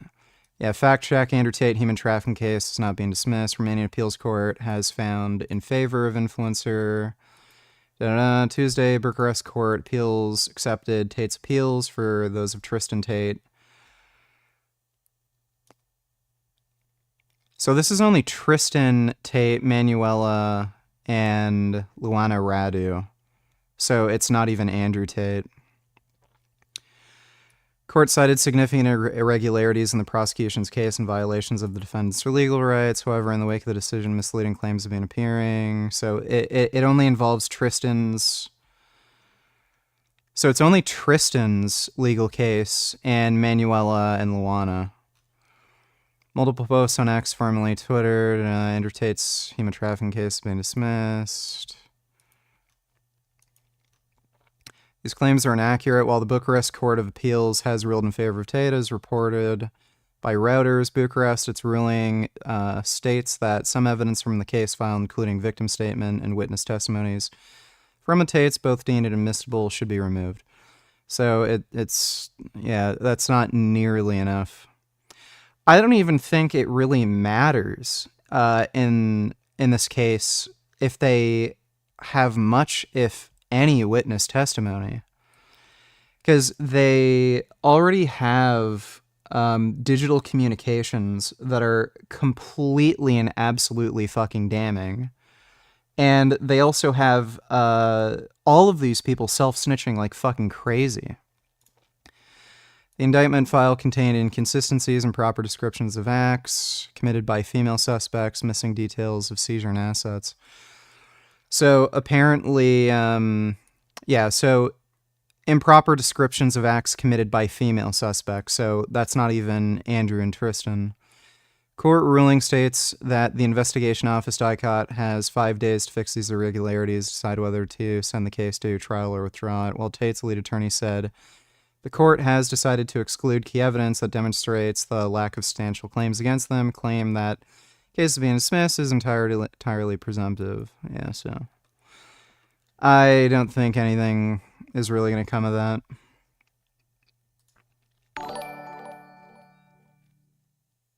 Remember this guy who tried to push the Trump Bible being taught in Oklahoma public schools? He was trying to compete to be Trump's appointee for education lol, but his efforts weren't good enough to Trump. As part of his planned overhaul of the federal government, President-elect Trump has repeatedly vowed to abolish the Department of Education. That call has been echoed by Oklahoma's top educator, State Superintendent of Public Instruction, Ryan Walters. He is calling for Elon Musk and Vivek Ramaswamy to close the department on, quote, day one. And in the wake of Trump's win, he announced the creation of a new Department of Religious Freedom and Patriotism in the state. Here's some of that announcement. For too long in this country, we've seen the radical left attack individuals' religious liberty in our schools. We've also seen patriotism mocked and a hatred for this country pushed by woke teachers' unions. We will not tolerate that in any school in Oklahoma. Walters is requiring that all public schools in the state show students that video, which includes him leading a prayer for President-elect Trump. It's a mandate that several districts have already said they are disregarding. And that pushback comes as Walters is already facing 2 lawsuits stemming from his earlier mandate that schools incorporate the Bible into lesson plans in grades 5 through 12. Last week, he also announced the purchase of 500 Bibles, which appear to be the Trump-endorsed God Bless the USA version for use in classrooms across the state. Ryan Walters is joining us now. I really appreciate you coming on to have this important discussion. As you know, your state's Attorney General's office says you don't have the authority for this mandate to play that prayer video. So what authority do you have to mandate schools to show your prayer video where you also pray for President-elect Trump? Look, I've continued to hear the gaslighting from the left, and frankly, even from this network, pushing lies about what's going on across America. President Trump has a clear mandate. He wants prayer back in school. He wants radical leftism out of the classroom, wants our kids to be patriotic, want parents back in charge with school choice. We're enacting upon that agenda here in Oklahoma. That's what our parents want. Every county in Oklahoma voted for President Trump. His agenda is crystal clear, and we're going to enact it in the state of Oklahoma. I'm not going to take the bait on what you said about gaslighting from this network on this. I'm asking you a specific question. Where is your authority specifically coming from? As you know, thousands of people, including parents who signed a petition to impeach you with more than 14,000 signatures at last check, say this is government overreach and you're taking control away from local parents, local school boards and parents over their kids. What do you say to that, and where is your authority coming from to enforce this prayer video to be played in schools? You know, I appreciate you pushing that left-wing narrative here, but here's the reality. It's not a left-wing narrative. I'm literally talking about a petition that parents have signed that's gotten more than 14,000 signatures that have raised this issue. Clear on religious liberty. The Constitution's crystal clear on religious liberty. I know the left doesn't want our kids to know anything about the role the Bible played in American history. They don't want any of our kids to know about the Constitution. Our religious liberties are protected, and the left has driven the Bible out of schools, driven prayer out of schools, and everything in education has gotten worse since. Before we had a federal Department of Education and we had the Bible and prayer in school, guess what? Yes, praying will make you better at math. We were leading the free world. This was the greatest country in the world, and we have seen every statistic has gotten worse since the creation of the Federal Department of Education and the Supreme Court pulled the Bible and prayer out of schools. President Trump has won on this issue. He has a crystal clear mandate. It's what Americans want. It's what Oklahomans want. And so we're going to deliver on those on President Trump's promises here in Oklahoma. All right. First of all, the Constitution is not crystal clear on that. It doesn't have God in it. There is this Establishment Clause in the First Amendment, which the Supreme Court has routinely said it requires the separation of church and state and public schools. There are many cases hold on, I'm speaking. There are many cases where the Supreme Court has routinely ruled on that. You went after woke teachers and the radical left in your announcement for attacking religious liberty, but your critics are saying that by requiring Bibles in every classroom and requiring this prayer video, you're trying to impose your religion on students in violation of the Establishment Clause. They say the Constitution, scholars say the Constitution is crystal clear on freedom of religion, not enforcing one religion, your religion, on students. What do you say? Look, CNN doesn't have to like it. Left-wing activists don't have to like it. I'm just talking about facts. It's not my opinion. Document. The Bible is a historical document. You can't rewrite history, okay? The reality is the Bible was what drove so many of the consequential events. The Bible is not a historical document. I don't know what he means by that. I don't... Like, it's a document that was written in history. It's a document that has historical significance. I don't know if he means that, or if he means it's historically accurate. But having, like, mandating prayer in school and Bible readings, that would clearly violate the Constitution if it's not being talked about in an educational or historical context, where you say this passage in the Bible was written for this reason by this person. This is what it meant to the people at the time. This is how it's influenced other literature in history or influenced history in America. Like, that would be an educational context in which it wouldn't violate the Constitution, but that's clearly not what he's trying to do.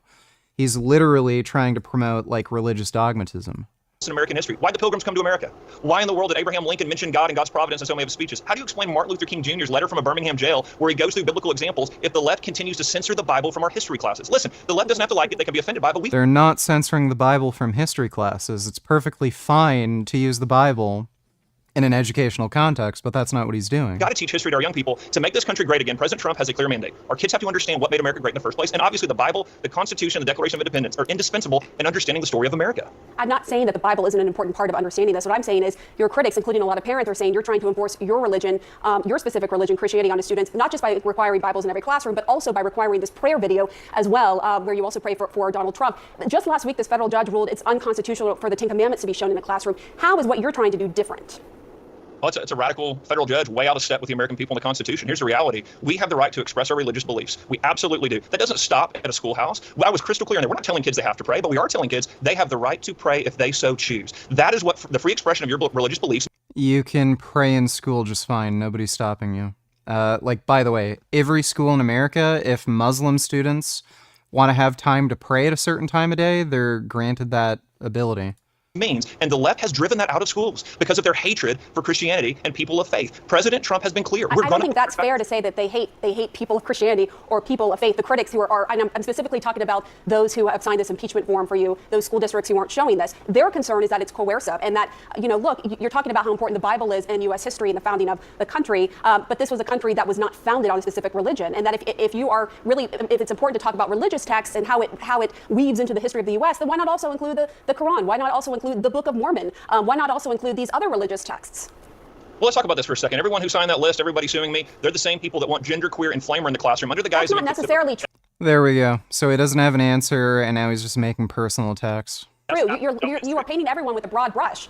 I know the litigants in the case. The ACLU sued me on both. Southern Poverty Law Center. The reality is these people want radical gender pornography in the classroom, but they don't want the Bible. But they say the Bible has pornography and incest and rape. So what do you say to that?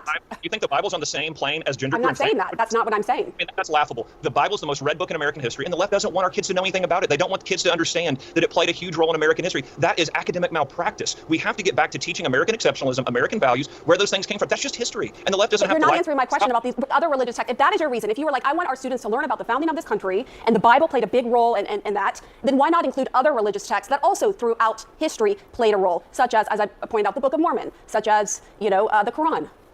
Sure, look, in a world history class, you can absolutely talk about those, but let's be clear, in American history, the Bible played a unique role in shaping this history, and you said no religion. Thomas Jefferson said our rights came from God, and again, look, maybe we all need to go back and study some of this, especially on CNN, to understand the Thomas Jefferson rejected part of Christian doctrine. Thomas Jefferson promoted freedom of religion. One of his top 3 accomplishments on his gravestone is promoting a law in Virginia for the freedom of religion. So, and then John Adams, would you say that John Adams is a key founder of the United States? Do you think he is?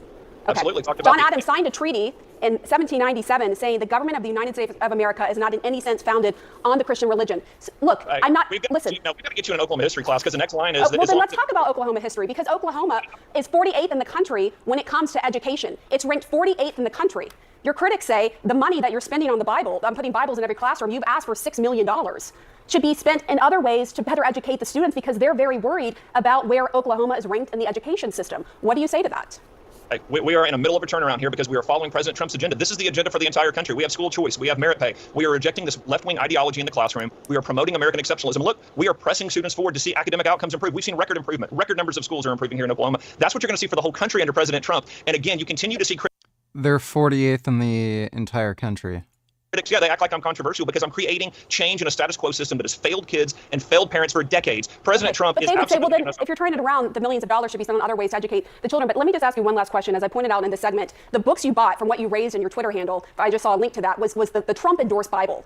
That's $60 a pop. There are many Bibles available that are less than half of that. Why are you using the Trump-endorsed Bible? What do you say to critics who argue this is clear-cut political pandering right here? What I would tell critics is we're going to teach American history in Oklahoma. So that includes the Bible, the Declaration of Independence, the Constitution. So he's not even answering the fucking question. Bill of Rights. They are all included in This guy's a lying, evasive asshole. Like, how the fuck isn't he fired? Bible that we've purchased. The Bible will be back in every Oklahoma classroom. President Trump Why is the bringing... Trump Bible, though? Why not a cheaper Bible where you could save a lot of money in taxpayer dollars? I just told you. All of those documents are in this Bible that we purchased for our kids so that they could understand the full context of the founding documents. That guy's a fucking clown. Jesus Christ. Thanks for the donation, Ben. Because it lacks basic common sense. Here in America, what was so bizarre this weekend was we had 2 UFC fights, one in Madison Square Garden, one in Dallas Cowboys Stadium. And both of them ended with kind of a Trump dance, and they were very, very, Trump was very popular. And then with every football score, whoever made the touchdown did the Trump dance. And I realized, oh my gosh, all of a sudden, Trump and the MAGA movement is the cool one. Yes, isn't that weird? The left has completely lost cool, which is bizarre. I knew how different things were. I went to the Madison Square Garden rally, the infamous one. And the Nazi one. The Nazi one, with literally half the audience were Jewish. And I was like, whatever. Right. But I went there, and it was a really interesting experience. I've never been to a rally before. And it's a very interesting experience. It was an entertaining 6 hours. But I spoke to a Secret Service agent. I said, out of interest, how many protesters turned up? They were expecting thousands. Trump rally in the heart of Manhattan at the Madison Square Garden, the iconic garden. And 150 people turned up to protest. Now, cut back to 2016, that would have been 150,000. And we've seen no protest marches since Trump won. And in fact, as you rightly say, we've seen the opposite. We've seen, actually, Trump becoming the big unifier. And what did he do? The great bigot chose the gay anthem of YMCA by Village People, one of the great gay musical anthems in the world. He chose that to dance to. Not a coincidence. I mean, no, a work of genius, but also because I know Trump, he's not homophobic. He's not a bigot like that. He's not. And, I think he's sure finally, now he that, isn't. People like RFK and Tulsi and Elon are also on his side. He's going to go back to the guy he's always been. I think he was just hit in the face with a frying pan the first 4 years. I don't know if he was ready for it. I don't know if he took it seriously at the beginning. He didn't know, and he's told me this. I didn't know who to trust. I didn't know where the landmines were. I didn't know. This time he's prepared to be president of the United States. But he also now he doesn't have to be on defense all the time because he's in the zeitgeist. He's the leader of I think that's positive. Key. But you know what, Glenn? I think that's key because in his book, The Art of a Deal, he talks about if you get punched in the face, metaphorically he means, punch the other guy back 10 times. Right? He's a natural pugilist. He's got that New York pugilist streak. And for the first 2-3 years of his tenure as president, all he got was being punched in the face. Russia collusion, Russia collusion, Russia collusion, blah, blah, blah, blah. It was just endless punching. And he reacted the only way he knows, or knew, which was to punch back 10 times. And so it was a constant war of attrition. This time, because there isn't that scale of fury, there isn't that kind of behavior. And even the media are going through, the very liberal dominated media going through a period of self-reflection about everything. Trump doesn't need to be the pugilist now. He can be actually the guy, he can be a transformative president. Yeah, and he's going to be. I never, ever thought I would say anything like this. He is going to be if he gets this stuff done, he will be remembered at least as the FDR figure reversing everything that FDR did. But he could be so transformative that he could actually, and no offense to, I know what this means in a completely different way. He could be a Lincoln, a transformational president as much as a Lincoln, restoring the republic and writing. People in America are excited for the first time. I've been saying for a long time, where's the moonshot? Where's the president who will point up to the sky and say, we're going there and we're going to do it and it's going to be hard, but it's going to be worth it. That's what he's captivated right now in America. And Americans are starting to believe again, there is a really golden era ahead of us. And I think Europe's going to be swept up in it. If he can get these things done, you're going to have an end to, in a good way, to the tractors in London. You're going to get some of these oppressive, globalist kind of restrictions out of people's faces because they don't know it yet, I don't think, but they should. Well, where was he yesterday? He was with Elon Musk at the link of the new rocket, the SpaceX rocket, and he literally, Musk wants to shoot to Mars, never mind the moon. Right, the scale of ambition is off the charts. So he's got a guy with him who just ambition knows no bounds with Musk. So I think that is invigorating too. Right. In a way, ambition. I don't fully. He knows full well he is never going to have a manned mission to Mars. He's just doing that so that he can scam investors out of money so his business doesn't go belly up. Trust, he is very, very ambitious, and I don't know if his goals are my goals per se, or humanity's goals. However, he is the, for lack of a better term, the Thomas Edison or probably the Nikola Tesla of our day. He is the biggest. Tesla has not helped invent any new technologies whatsoever. He has a failing fucking car business, a failing prosthetics business with Neuralink, which is behind every other major company making a similar prosthetic device. And SpaceX is a complete and utter failure. They're not able to make functioning fucking rockets, and they're literally just using NASA technology that they developed. Like Tesla created the entire, like, the whole world's electric grid. How the fuck is Tesla comparable to fucking Musk? Tesla was actually successful. He actually did something. Elon Musk just has failing fucking businesses where he needs government grants and he scams people, investors, out of fucking money. Entrepreneur, dreamer, scientist out there. Yeah. And that's exciting. The world used to embrace those kinds of people. And for some reason, and we know the reasons, but he's been rejected by so much. Those days are behind us. People want a positive future. Yep. And, you never know what the future holds, but I am hoping that Donald Trump is going to do exactly what he said and none of the negative that the left says he will do. I don't see anything like that. I never thought we would do like a 15-minute interview where basically we completely agree with each other. And before I ruin it by bringing up anything which could ruin the mood music, I'm going to leave it there and thank you. And how extraordinary that we basically found ourselves in the position where we feel exactly the same way about it. Yeah, thank you. Thank you, Piers. Great to see you. Great job. Thank you very much. All the best. Bye-bye. Well, joining me now is the host of the Amala Ekpunobi Show, Amala Ekpunobi, the host of the Luke Beasley Show, Luke Beasley, the co-host of the Majority Report, Emma Vigilant, and the Conservative commentator, Deborah Lee. Welcome to all of you. It's a fascinating time, isn't it, to be alive? Because you've... Emma Vigilant. Can you react? Let me take a look, Speed Racer. Oh my god. Oh, Jesus Christ. Those cookie wafers, he wants them. Give that to him. Give it to him. He wants it. Give it to him. Yes. There he goes. Now he's munching. Oh yes, he's enjoying that wafer cookie. He's just gonna enjoy this good munching time. Oh, he's sitting on his bum. Oh yes, he's gonna munch that good. Those are some good num-nums. Oh yes. That is a good snack. Oh my goodness, look at his hands. He's like a person. He's eating it just like a person. Oh my god. Oh, he is having a good snack. Oh my god, look how sentient. Look at his little hands. Oh yes. That was good. Thanks for the donation, Speed Racer. So many people like me. I never thought Glenn Beck and I would have a 15-minute chat where basically I nod my way through it and so does he. Amala, it feels to me, I mean, just this dancing alone that is going on all over America and the lack of mass protests feels very, very different to when Trump won last time. Are you sensing that?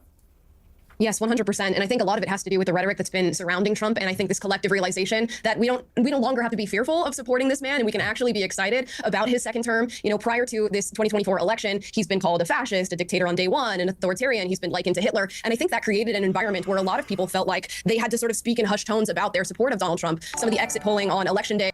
Yeah, you'll see. Sengoku donated $2. Once a week, I plan to do a 24-hour fast to speed up fat loss. Am I being dumb? Yeah, I would say that's stupid.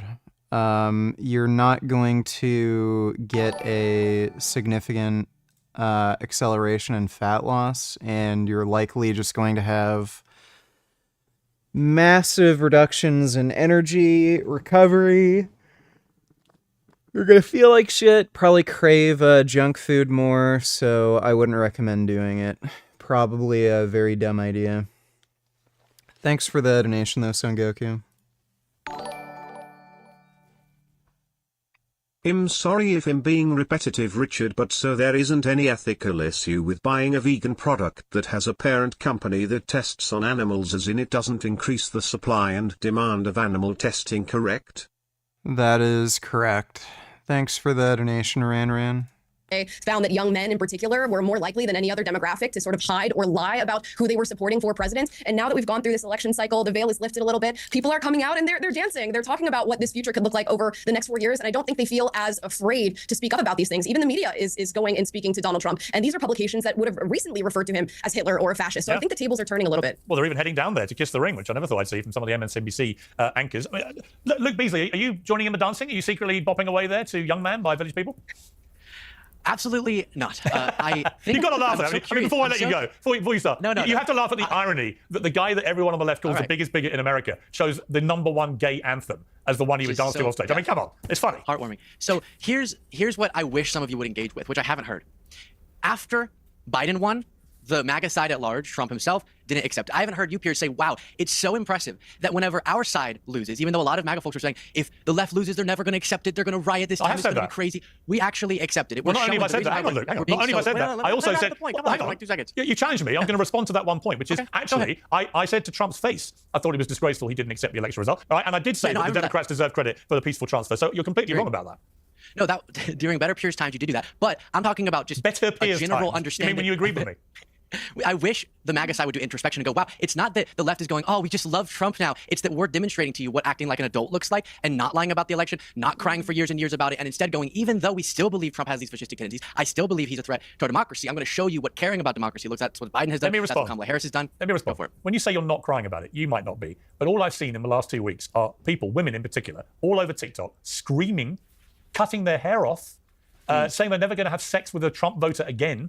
And now there's a mass exodus from X because Elon Musk owns it and he's next to Trump, from people like Bette Midler, Barbara Streisand, Don Lemon, you name it, off go the lefties. So I'm afraid there is a massive amount of toys out of the straw. And people lose always in a way that's completely peaceful. And I've gone through this before on this show. Positions of power to really get a sense of the significant responses we're seeing to certain things. So when you look at powerful Democrats, I told you before, Vice President Harris, Biden with character and integrity respected these results, whereas Trump, him being the person in a position of power, not some random person on TikTok, didn't do that. I agree. Listen, you know what, Luke? I agree with you. I totally agree with you on that. So, just for what it's worth, I agree with you. Let me bring in Emma, because I want to play a clip. This is of this big Nancy Mace row. She's obviously introduced a bill to bar transgender women from facilities on Capitol Hill. This is a week after the Republican-elect Sarah McBride made history by becoming the first openly transgender person elected to Congress. Let's take a look at the Nancy Mace explanation as to why she's doing this.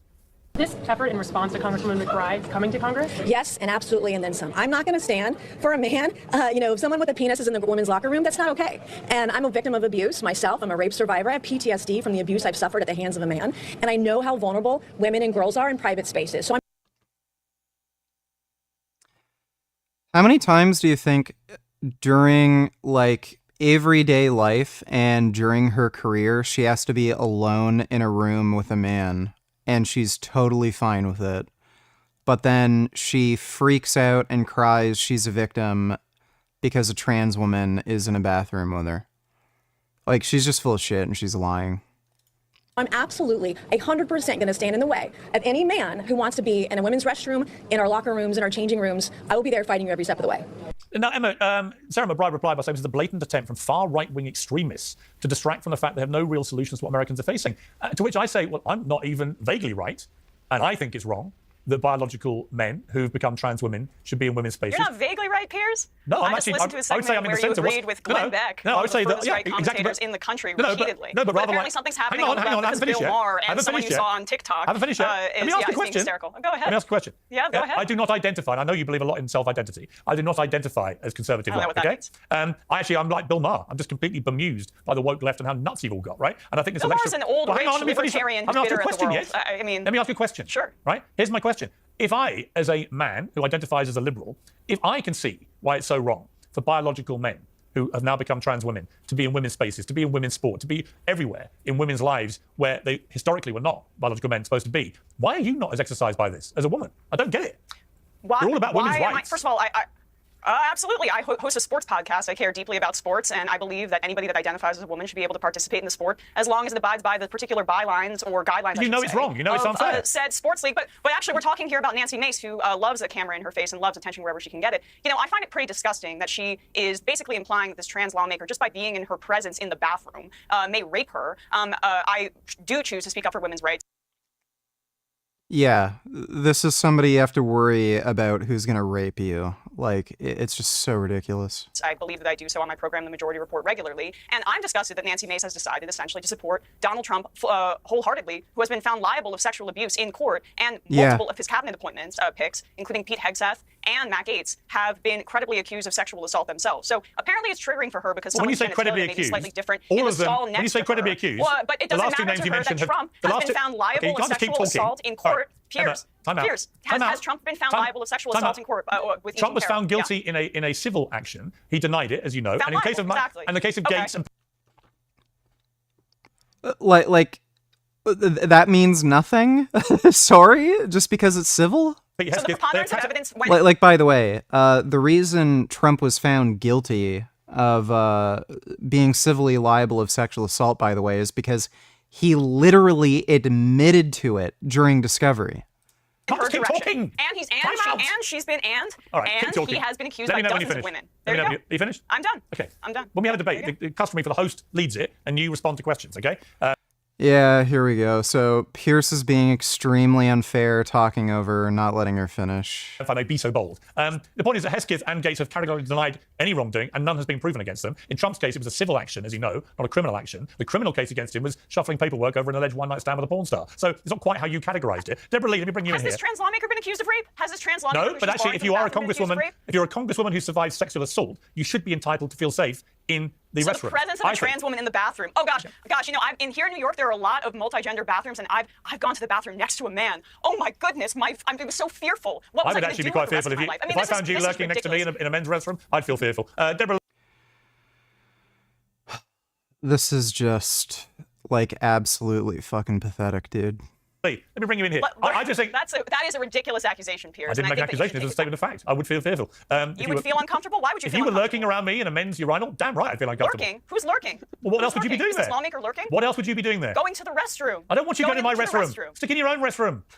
For my safety, never mind yours. Okay, but would a man be lurking? Would a biological man is lurking next to you? That's the whole point. Why is there something inherently perverted about going to the bathroom? You right-wingers, and yes, I'm including you in this with this classical liberal BS, are so bad faith. It's incredible. You are linking sexual abuse and sexual assault to trans people inherently, and that is a bigoted statement. No, I want trans people to have. I want them to have fairness and equality like the rest of us, just not where it erodes women's rights. For Deborah Lee, you've been listening to this. Women don't have a right to have a segregated bathroom. Show me in the Constitution or any fucking bylaw in any state, show me an ordinance where there has to be a segregated bathroom. No such thing exists. But separate but equal. Separate but equal. We're four people on the panel. Deborah, your response. Hey. As somebody who grew up as an athlete, I would have been terrified if there was a man in my sports, in my leagues, playing against me. My own brother, who's 2 years older than me, anytime we would play basketball against each other, he would knock me down. And Here we fucking go, dude. This is just so fucking absurd. Grey Knight donated $2. Keep hearing from these conservatards saying, I'm not racist, I'd vote for Candace Owens if she was running for president. Right, as if they wouldn't pick up someone that's a self-hating black woman, Holocaust denier, xenophobe, transphobe, and racist.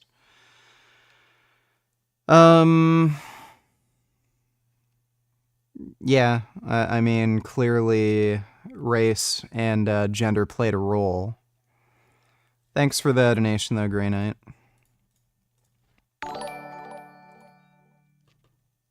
You ever be thinking about the Roman Empire? Rome was pretty based till like 200 BC. Don't think about the Roman Empire all that much. But thanks for the donation, retard. By the way, especially with grappling sports, so wrestling, judo, jiu-jitsu, Greco-Roman wrestling, freestyle wrestling, stuff like that, girls and boys compete against each other all the time because, especially in the younger age categories, they don't have enough female competitors to fill classes. There might literally be only one girl in a particular weight class, so they wouldn't be able to compete against anybody. So they just mix girls and boys, and then usually by teenage years, there's enough girls competing where they can have those classes, but Like this is just so stupid and bad faith. You say that you speak up for women's rights, but have you heard about the case in Virginia where a man put on a skirt even though he went with male pronouns and went into the bathroom and sexually assaulted a 15-year-old girl, and now the That's not a trans woman. Like, that's not a trans woman. So... Oh my god. So, her argument for forcing trans women to not use female bathrooms is that a cis man sexually assaulted a underage girl.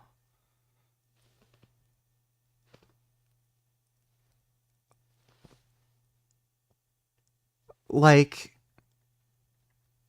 this is like saying black men should not be able to use the same bathrooms as white men because a white guy dressed up in blackface or something or wore some sort of mask to make himself look black and shot and robbed somebody in a public bathroom.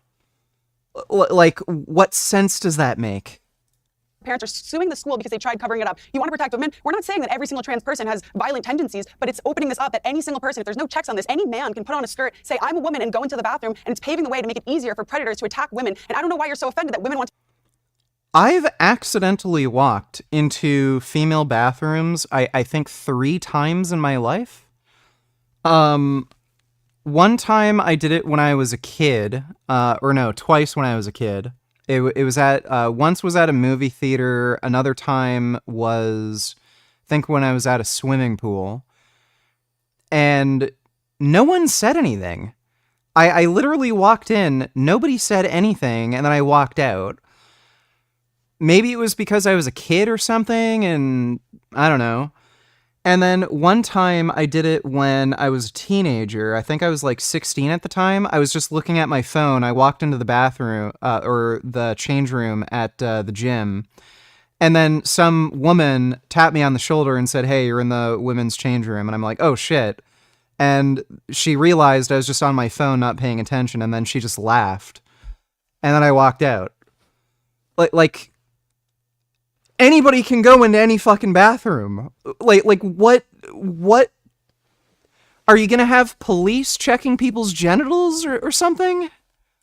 To be able to use the bathroom without men in their presence. That is something that is totally normal and fair to ask. I just find it amazing. Honestly, I find it amazing that on the left. So no, the pushback against this would be this wasn't a trans woman. This was a cis male who did this, and forcing trans women to not use female bathrooms would not prevent an attack like that.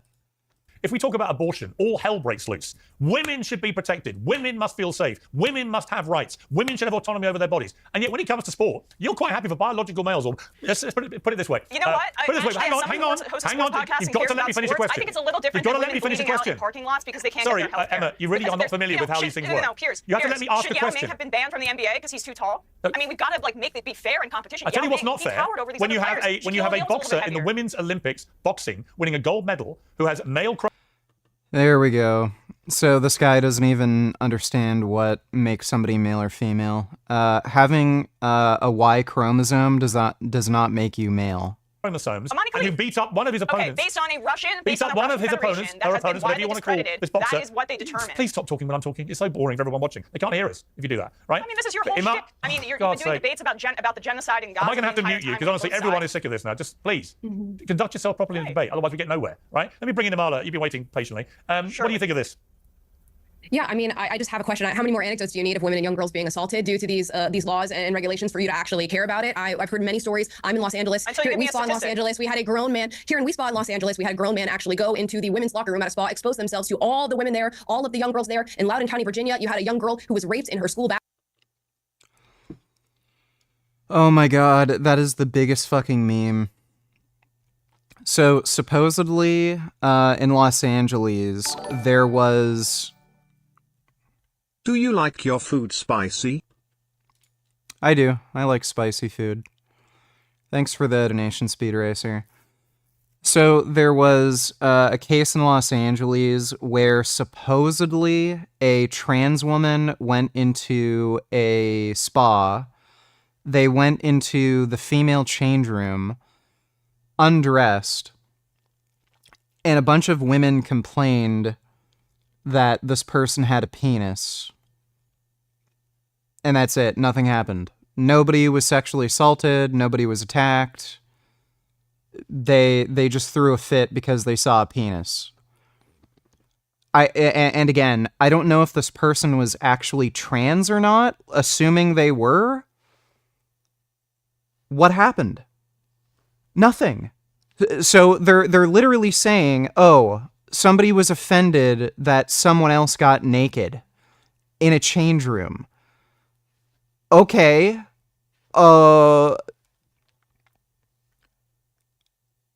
I don't know, like, I don't know what to do. Like, if a fat person gets undressed and you don't like the way they look, should they be banned from using the change room? Like, they don't have an argument. And let me hear about this case of somebody being raped in a locker room. Bathroom, a place where she is meant to feel safe by a trans-identifying student in the state of New Jersey. In their prison system, they allowed trans-identifying women to go ahead and move. Let me hear this. All of the young girls there in Loudoun County, Virginia, you had a young girl who was raped in her school bathroom, a place where she is meant to feel safe by a trans-identifying student in the state of New Jersey. In their Wasn't that debunked? New Jersey trans student raped girl. Oh no, this wasn't. VA judge finds transgender teen guilty of sexual assault in Loudoun County High School girls' bathroom case.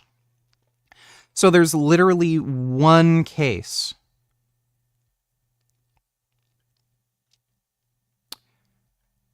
Oh, what is this? Oh, I don't even know if this is accurate. VA judge finds transgender teen guilty of sexual assault in Loudoun County High School girls' bathroom case. Virginia school tried to hide rape a female student by biological male transgender female student. Since the male student has been convicted of raping young female, what is this? Oklahoma transgender student charged with assaulting female high school classmate in bathroom. That doesn't sound like sexual assault. Transgender Wyoming woman convicted of sexual assaulting 10-year-old girl in bathroom. I'd have to look up these cases. Rape Christian girls, inject HIV in people wearing crosses. What? I remember there was a case where people were fucking claiming that a transgender student sexually assaulted a cis student in a bathroom, and that ended up being debunked, and it was literally just a made-up rumor.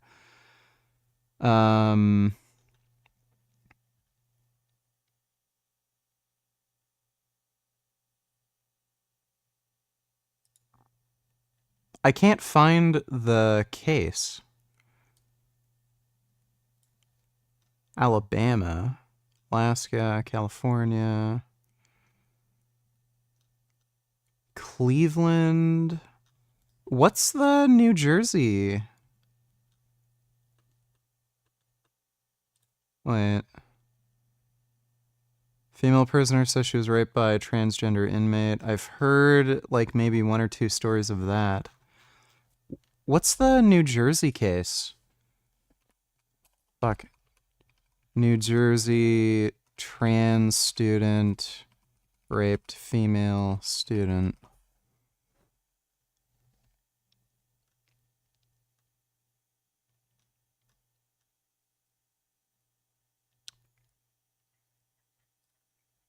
This is Virginia.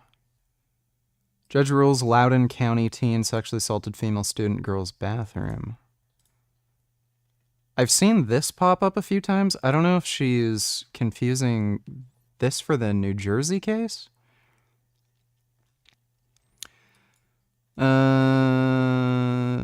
Sufficient evidence to determine the individual guilty of sexual assault. The male student forcibly sodomized his 9th grade daughter in school bathroom while wearing a skirt when the father attempted to describe. Wait.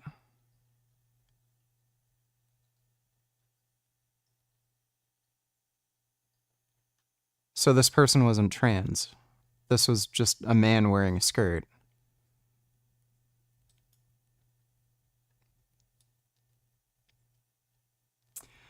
The alleged gender fluidity of the perpetrator was not raised during... Okay, they were not trans. I don't even know what the fuck she's talking about. Dodo donate $2. Does this make you hate humanity? Also, what are we gaming tonight? When are we gaming? Life is Strange, you clown. We're probably gonna play whatchamacall.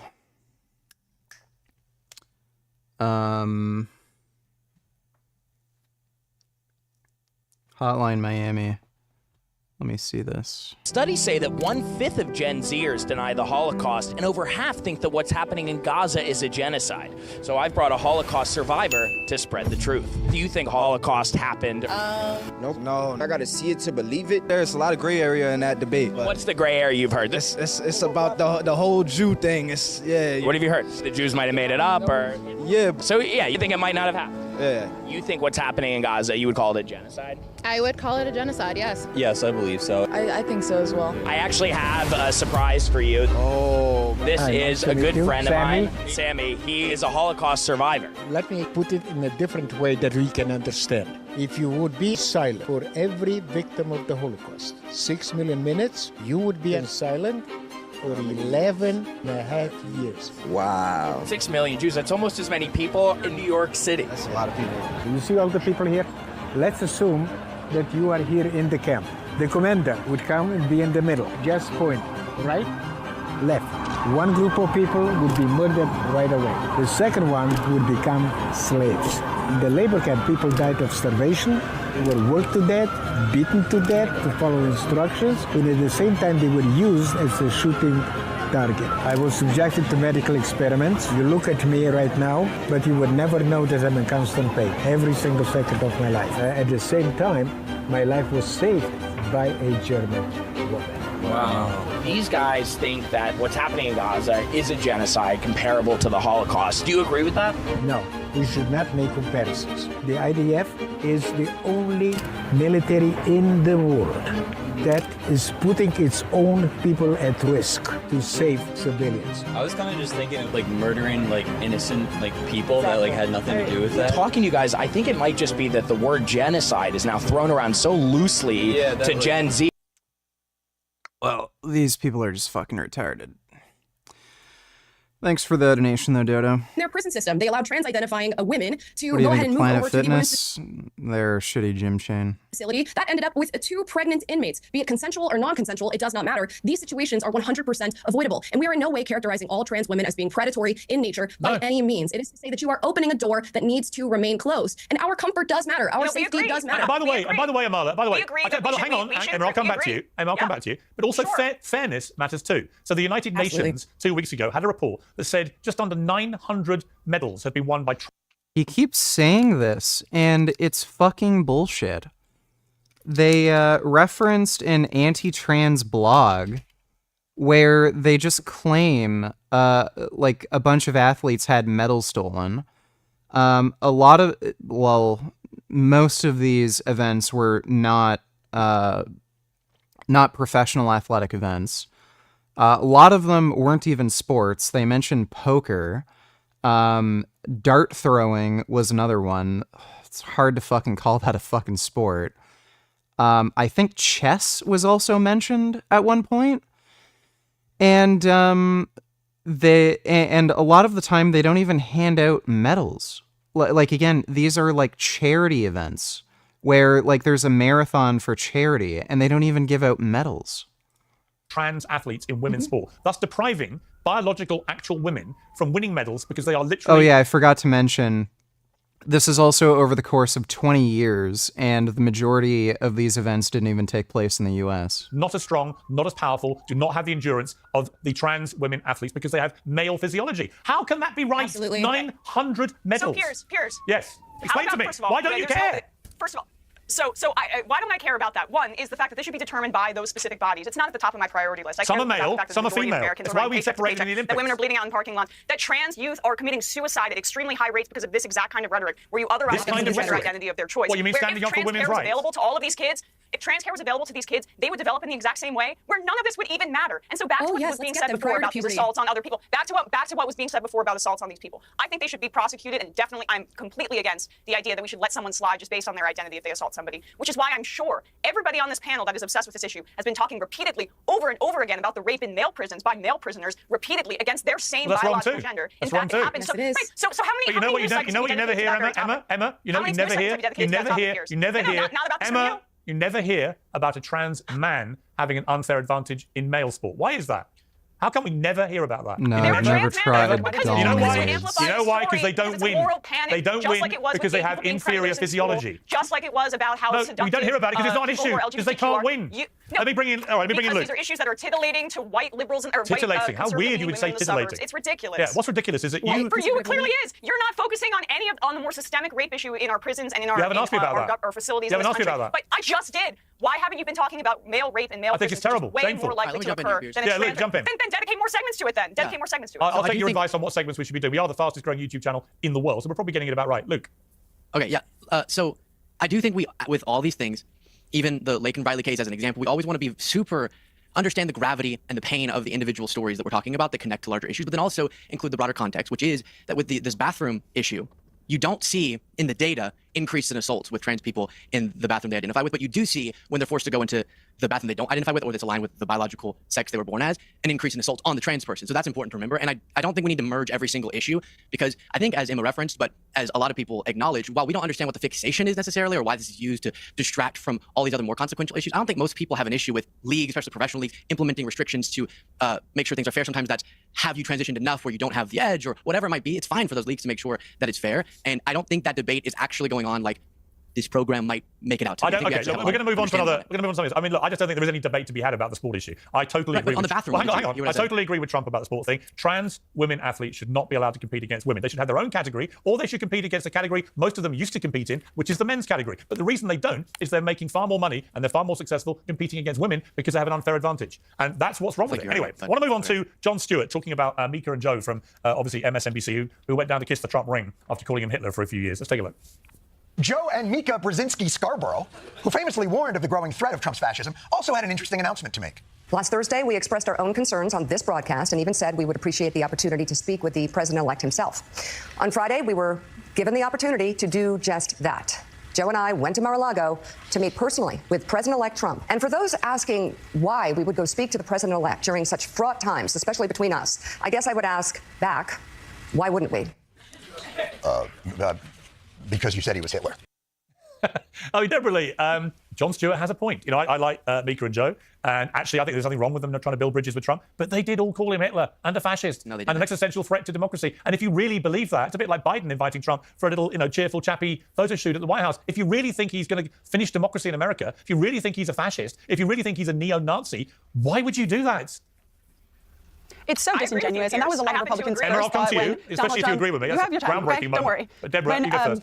Joe Biden put on the Donald Trump hat, and as somebody who is a very proud Jew, I'm sick, and we're all sick of the left, even the right, using Jewish atrocities to try and garner the vote for their horrific policies that don't help Jews, they don't help Americans, they don't help anybody, they just destroy His own VP pick called him Hitler. Bend over, Donny Tillers. Did you see Avi shitting on Lichtman's key model? Yeah, I know. I saw.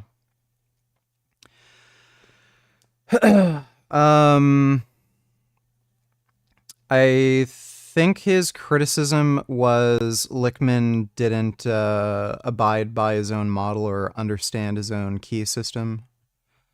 But whatever. Thanks for the donation, Ben. America. And so I think it's disgusting that people have been calling Trump Hitler, but it also aligns. They want us to believe that they're saying Trump is Hitler, but then also we have such safe and secure elections in the past, and they would never do anything in this country to ever stop Trump from winning the election. If you thought Donald Trump was truly modern day Hitler and would be a horrific leader to this country, would you not genuinely do everything in your power to stop him from getting into office? Of course. Because if I truly believed that Joe Biden was Hitler, I would do everything, legal or not, to try and stop him from getting into office, because Hitler is the worst person in probably all of history, but definitely modern history. I went to the, Deborah? I went to the Madison Square Garden rally. Do you know how many protesters turned up when Hitler came to the middle of Manhattan? The great liberal. By the way, you didn't see any assassination attempts against Hitler until, well into the war period. So, what the fuck are they talking about? It's so stupid. Liberal democracy. It's just so fucking disingenuous. They're making fair, apt comparisons between him and Hitler. He literally quotes Hitler, uses a lot of the same language, same rhetoric about, immigrants muddying the blood of the country. He's talked about how he idolizes fascist dictators like Hitler. That's what the media's been saying. That's not going to motivate, any of these journalists to actually take a gun and fucking shoot him. In their iconic venue. 150 bothered to get off their lazy backsides from screaming Hitler and fascism for years to go and protest. I was there too, Piers. They couldn't be bothered because you know what? It's almost like they didn't believe what at a Trump rally. It's like they didn't believe what they were saying, right? Emma, you wanted to agree with me, so I'll come to you. So there you go. I do agree with you that I think it's pretty disingenuous and crazy that Mika Brzezinski and Joe Scarborough went down there and kissed the ring, or as our producer on our show referred to it, Matt Leck, kiss the onion ring, which was pretty funny given Trump's proclivity for fast food. And it speaks to, yes, the hollowness of our corporate media in terms of what they actually say and believe. The person who actually first really said the Hitler thing was Trump's former chief of staff, who worked closely with him. Also, Trump's ex-wife Ivana, in their divorce proceedings, said that Trump had a book of Hitler's speeches on his bedside table, and other people have accused him of being authoritarian in the past. The problem is that, yes, our corporate media, and even frankly, many in the Democratic Party, did not treat the threat that Trump poses with the respective urgency that it requires, and so it rang hollow to voters. This is a problem with the messaging of the Democratic Party, but it does nothing to undercut the very real threat that Trump poses. He was twice impeached in this country, and the second time was for trying to... Could you win a fight against Eddie Hall? Yep. Eddie Hall threatened me. He said if he ever saw me, he'd beat my ass. And then I made a video saying, okay, well, you're into boxing matches with Thor. I'll have a boxing match with you. Didn't hear a peep from him. So, Eddie, who really wants to beat my ass, is, for some reason, not interested in actually setting up a fight with me. It's almost as if he's a fucking pussy. Eddie knows that there is a very real possibility that I could beat him in a fight. He does not have good cardio. His, just the sheer amount of body mass he has might make him very powerful. He is stronger than me, certainly. But, he has a lot going against him in a fight. I'm quicker, more nimble, I'd have better cardio, which is very important if you're going to fight somebody. And I am strong enough to be able to seriously hurt him and knock him out. So he knows, because there's a very real possibility I could win in a fight against him, and I'm like a nobody, right? I'm not a big name draw or anything. So he has a lot to lose, not much to gain from fighting me. Overturn the democratic results of an election that resulted in a violent coup that killed multiple people. So when we talk about Donald Trump as a threat to this country, there doesn't need to be any theoretical conversation. We have very real evidence for it, and now he's learned all the wrong lessons, fast-tracking basically cronies into the administration. And yes, the media rolling over on its belly and accepting his extremist rhetoric is a big part of the problem. And in Actually, the history of fascism, corporations capitulating to fascists all right, is a big part of how fascists get to rise. You had me for some of that. But once you start talking about his extremist language and stuff, you're missing the point. The reason he won so big is that most Americans don't think he does have extremist views. They think a lot of it is just common sense. Maybe you didn't tell them about it, Piers. Luke? That is a failure of the messaging of the Democratic Party. Unfortunately, Donald Trump has said he wants to mass deport millions of people. You know the biggest mass deporter of modern times in American history? He should mass deport Barack Obama. Barack Obama deported 3 million people. Barack Obama. Yeah, he's the big deporter. He's one of I'm you not lot. a Democratic hack, Piers. All right, Luke. Piers, I'm not a Democratic hack. I will criticize. Really? Joe Biden has been helping commit genocide for a year and a half. All right. That's Let me bring something Luke you'll in. hear out of my mouth regularly. Let me bring I'm Luke not in. a hack. I call things like they are. So I just a had lot comes out of your mouth. I've noticed She's a complete hack and an idiot. repeatedly and without breaking for breath. So have a breath. Let me bring Luke in. I feel like I've told you this, Piers. Deborah and I just recently had a conversation on my show. I definitely clarified this for her. No one, again, relevant, prominent Democrats in positions of power are saying Trump is Hitler. Stop with that. It's the whiniest thing. No one says that. If you think we should, The Madison Square Garden thing was literally described as a neo-Nazi rally. A neo-Nazi rally.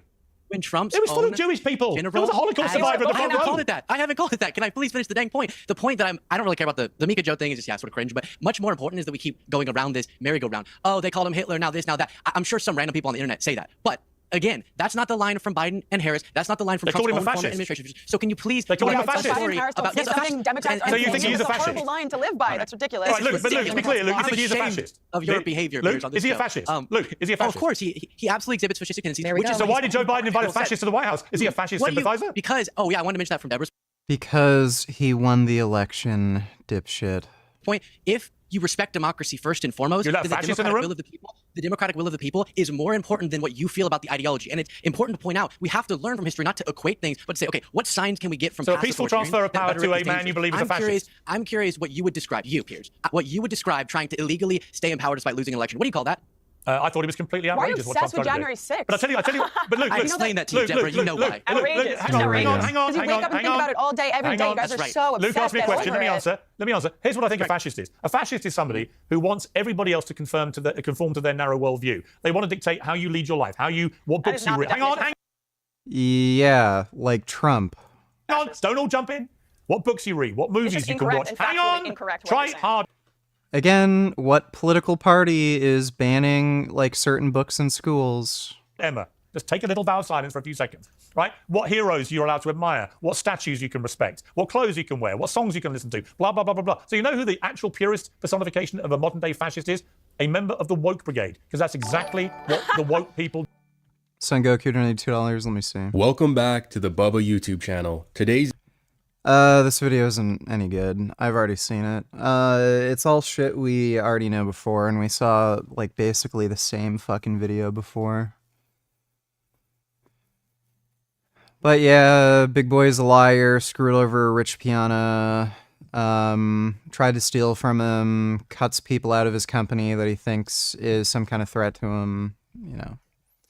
Thanks for the donation though, Sengoku. do. They behave like fascists, and you may not want to hear it, but trust me, you do. No, based It's on your false fascism. definition of fascism, you can. Someone told a bad joke. Cancel him. Circle. Destroy him. Fire him. It's fascism. Yes. Fascism is inherently liberal college students being a little bit too sensitive with their pronouns. It's not a highly militaristic, We should get rid of all nationalistic pronouns. political ideology Get rid of all born out of pronouns. Hitler and They're all- Mussolini. Get rid of them. Yeah, So, you know why? Because pronouns, you know, I hope Democrats get why on are you with the watering down pronouns. fascism? But listen, Piers, listen. why are you watering down fascism, which Fascist resulted in the equals- well, I'm mass calling you the genocide of fascist. 6 million You're Jews, watering down plus Calling you the thousands of fascist. ethnic Donald Trump groups, is a including fascist. Have you done that LGBT+. yourself? Yeah. You I never watered said down that. Trump's I said random random fascist fascist campaign. campaigns. Dude. Like, this is just AIDS. Just pure fucking AIDS.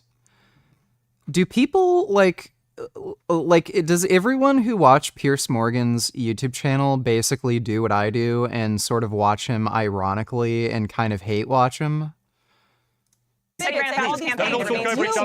guys are the ones that are watering down. Piers, you set up this false premise. Piers, you set up a false premise and a false definition that meets no academic standards of what fascism is. I just laid it out for you. Fascism is a highly militarized, nationalistic political ideology that often involves corporate power consolidating with the state. See Elon and Trump going together. That talks about a mythologized past that we need to return to by demonizing either political make America opposition great again. or specific migrant groups. Exactly, but the specific immigrant. How weird you would describe that as targeting fascism. the mass deportation is you could describe it as ethnic Let me bring cleansing in. some All right, of let me the bring in. extreme Hang on. Let me bring in circumstances. Amala. No, I'm using an academic Hang on. Stop definition of shouting. fascism, Do not my this ears in. top Do garbage. my ears in, Emma. I mean- Amala, is making America great again a form of fascism because it goes back in America's history? Not in my opinion, no. I think people have really run with this whole, I don't know, shall we call it slogan, and made it into something that it is very much not. America has virtually always been great, in my opinion, especially with its ideals and its values. And when we talk about these two journalists who chose to go to Mar-a-Lago and sit across from Donald Trump, I think we saw Sonny Hostin of The View say, how can you really speak truth to power if this is how you're going to treat Donald Trump? How else do you speak truth to power if you won't go and sit at the table across from it? When we talk about Mika and Joe, the real problem is that they've likened him to Hitler. They've called him a fascist. They called him a threat to democracy. It's not a problem that they're going to Mar-a-Lago, as journalists should, to speak to one of the most powerful people in the world. I totally if they agree with maintain their entrepreneur in America, building one of the great termination of all rules, regulations, articles, even though it's found in the Constitution, saying that the Constitution should be Can we terminated. move on to the other thing? Because you're getting a bit in the weeds. Last thing, I don't like that he said the government should come down hard on MSNBC, stuff like that. I go, no, that looks kind of fascist. And the fact that we point that out is not us calling him Hitler. But yes, I don't think on some of them they'll be less controversial. And then, yeah, I'm really concerned that, for example, Matt Gaetz could be our next Attorney General. That gives me a major ick. Deborah? I'm excited. I think that this is so far, your name's not especially on Deborah. my end, been the I thought you said my name. So far, his appointments have been the most pro-Israel members and the most pro-America members. I think Marco Rubio, Elise Stefanik, these are all incredible people that I have looked up to for a long time, good, true leadership. And I'm so excited. I think that this is the dream team, and we're going to make America. I agree with Amla, of course. America has always been fabulous, but we can always improve and get back to the great values like freedom of speech, like protecting women, protecting children, having fair, free economy, and supporting small businesses, and everything that truly makes America the most fabulous, amazing country in the history of the world. So I'm excited. I think this is going to be even better than the last administration, and we have a lot of work to do. And having the House and the Senate, hopefully that means that we can really just knock out legislation.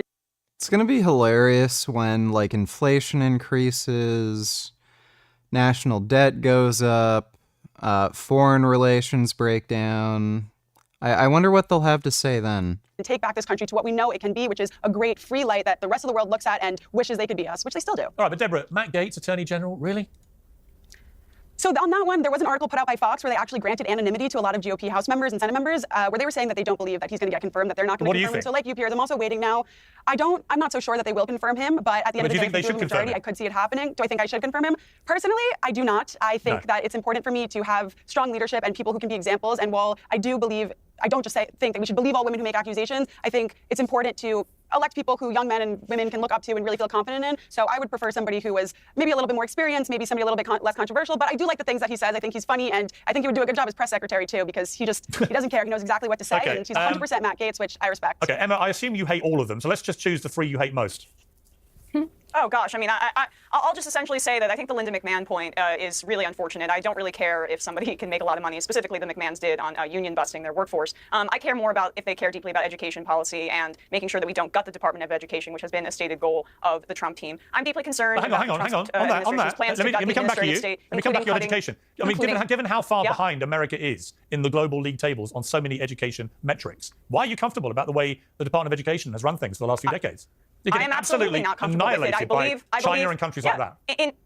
Well, in part due to Republican policies, including Betsy DeVos and other Republican states furthering voucher programs that what about when you lot were in charge? Them into private institutions. So what about the 8 years of Bill Clinton, the 8 years of Barack Obama? The Biden administration what about the 4 years of Joe Biden? I did not agree. Don't just blame Republicans. I mean, yes, unfortunately, voucher programs were a little bit more bipartisan back during the Obama days, but we just saw it got rejected in the red state. That isn't why America's falling so far behind. You're not letting me finish my sentence. For all your accusations of me, you're cutting me off in the middle of what I'm saying. Please I'm saying what I'm concerned about for the Trump administration. So I'm concerned that they are, as they have stated, going to gut the administrative state, which includes our Department of Education, the Department of Transportation, all of these things that make the government function. His essentially stated goal has been to do away with them. The Republican Party also has for the past 100 years, been trying to gut Social Security. I believe that they also want to cut into Medicare and Medicaid when they talk about raising the retirement age. That's essentially a cut. These are programs that Social Security keeps nearly 2/3 of our seniors out of poverty. I am terrified about that prospect, and that is what the Republican. And so I don't think it's liberal hysteria because I'm concerned about people going into poverty. And if you want to make it about blue-haired weirdos on TikTok, sure, but these have material consequences for the majority of our population. Okay, Amala, before we finish, I want to talk to you just completely separately about P. Diddy, because you've had a very interesting experience with Diddy. Tell me about that.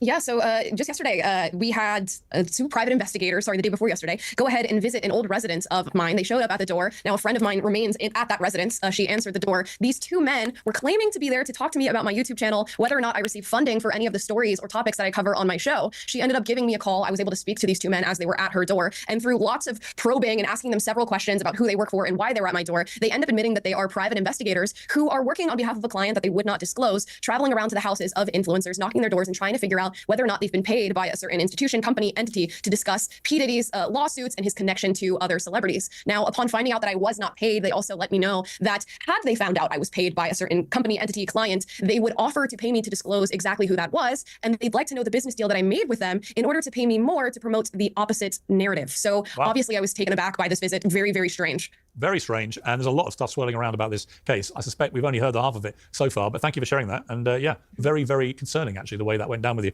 Thank you to my panel. All right. Well, that was horrible. So then he started going on podcasts and just telling lies. He did a thing with Mike Matthews, and he said, Lyle advocates training to failure. Nope. Don't listen to it. I never said, in fact, I said repeatedly, I'm not advocating a train to failure. I said it at least half a dozen times. Because at one point I made a collection of them and never put it up.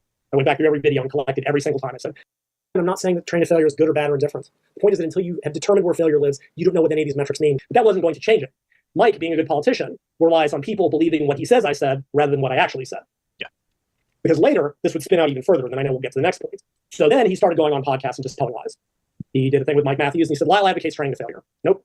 Go listen to it. I never said, in fact, I said repeatedly, I'm not advocating you train to failure. I said it at least half a dozen times. Because at one point I made a collection of them and I never put it up. I went back through every video and collected every single time. I said, I am actually not advocating training to failure. I am saying this is what it looks like. And I was saying that what I will say, and I'll be very clear about this now, if you are going to try to use a reps and reserve approach to training, you must know what zero reps and reserve actually is. And that absolutely means spending some amount of time training to absolute limits. In fact, hilariously, if you look at my body of work over 30 years, I arguably recommend training to true muscular failure, physiological muscular failure, less than most people in this industry. Most people in this industry are like, oh, you can take your final set to failure. You can do, I mean, it's way more nuanced than that because this whole discussion is just dumb as hell, not between you and I, in the industry, because we're leaving out too many variables. Whether or not failure is good or bad or indifferent depends on frequency and exercise and volumes, and there's all these other variables. Yeah, so you were never saying he's training wrong for him, which is how he uncharitably misconstrued your point. Sure, I never cared.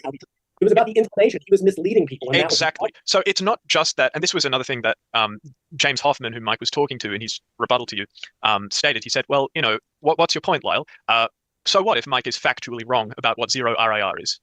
What's your point? What is your point? So like, even if they are, their RIR calculation is off for whatever reason, like, you can document the progress over time that you've been making. You know what I mean? Just from Instagram. So it's like, with your point, Lyle, it would be like a hilarious epiphany where it's like, oh, you can actually train 5 RIR and make huge gains when you're on drugs. Drugs are amazing, right? Like, that's why you don't have to train that close to failure. Yeah, we'll tell everyone else on drugs to stop training to failure and endangering themselves. So it's like, what are you trying to get out of it? He's just trying to, like, just like a smear campaign, which is like hilariously misplaced. Like, well, I think your point can be charitably interpreted this way.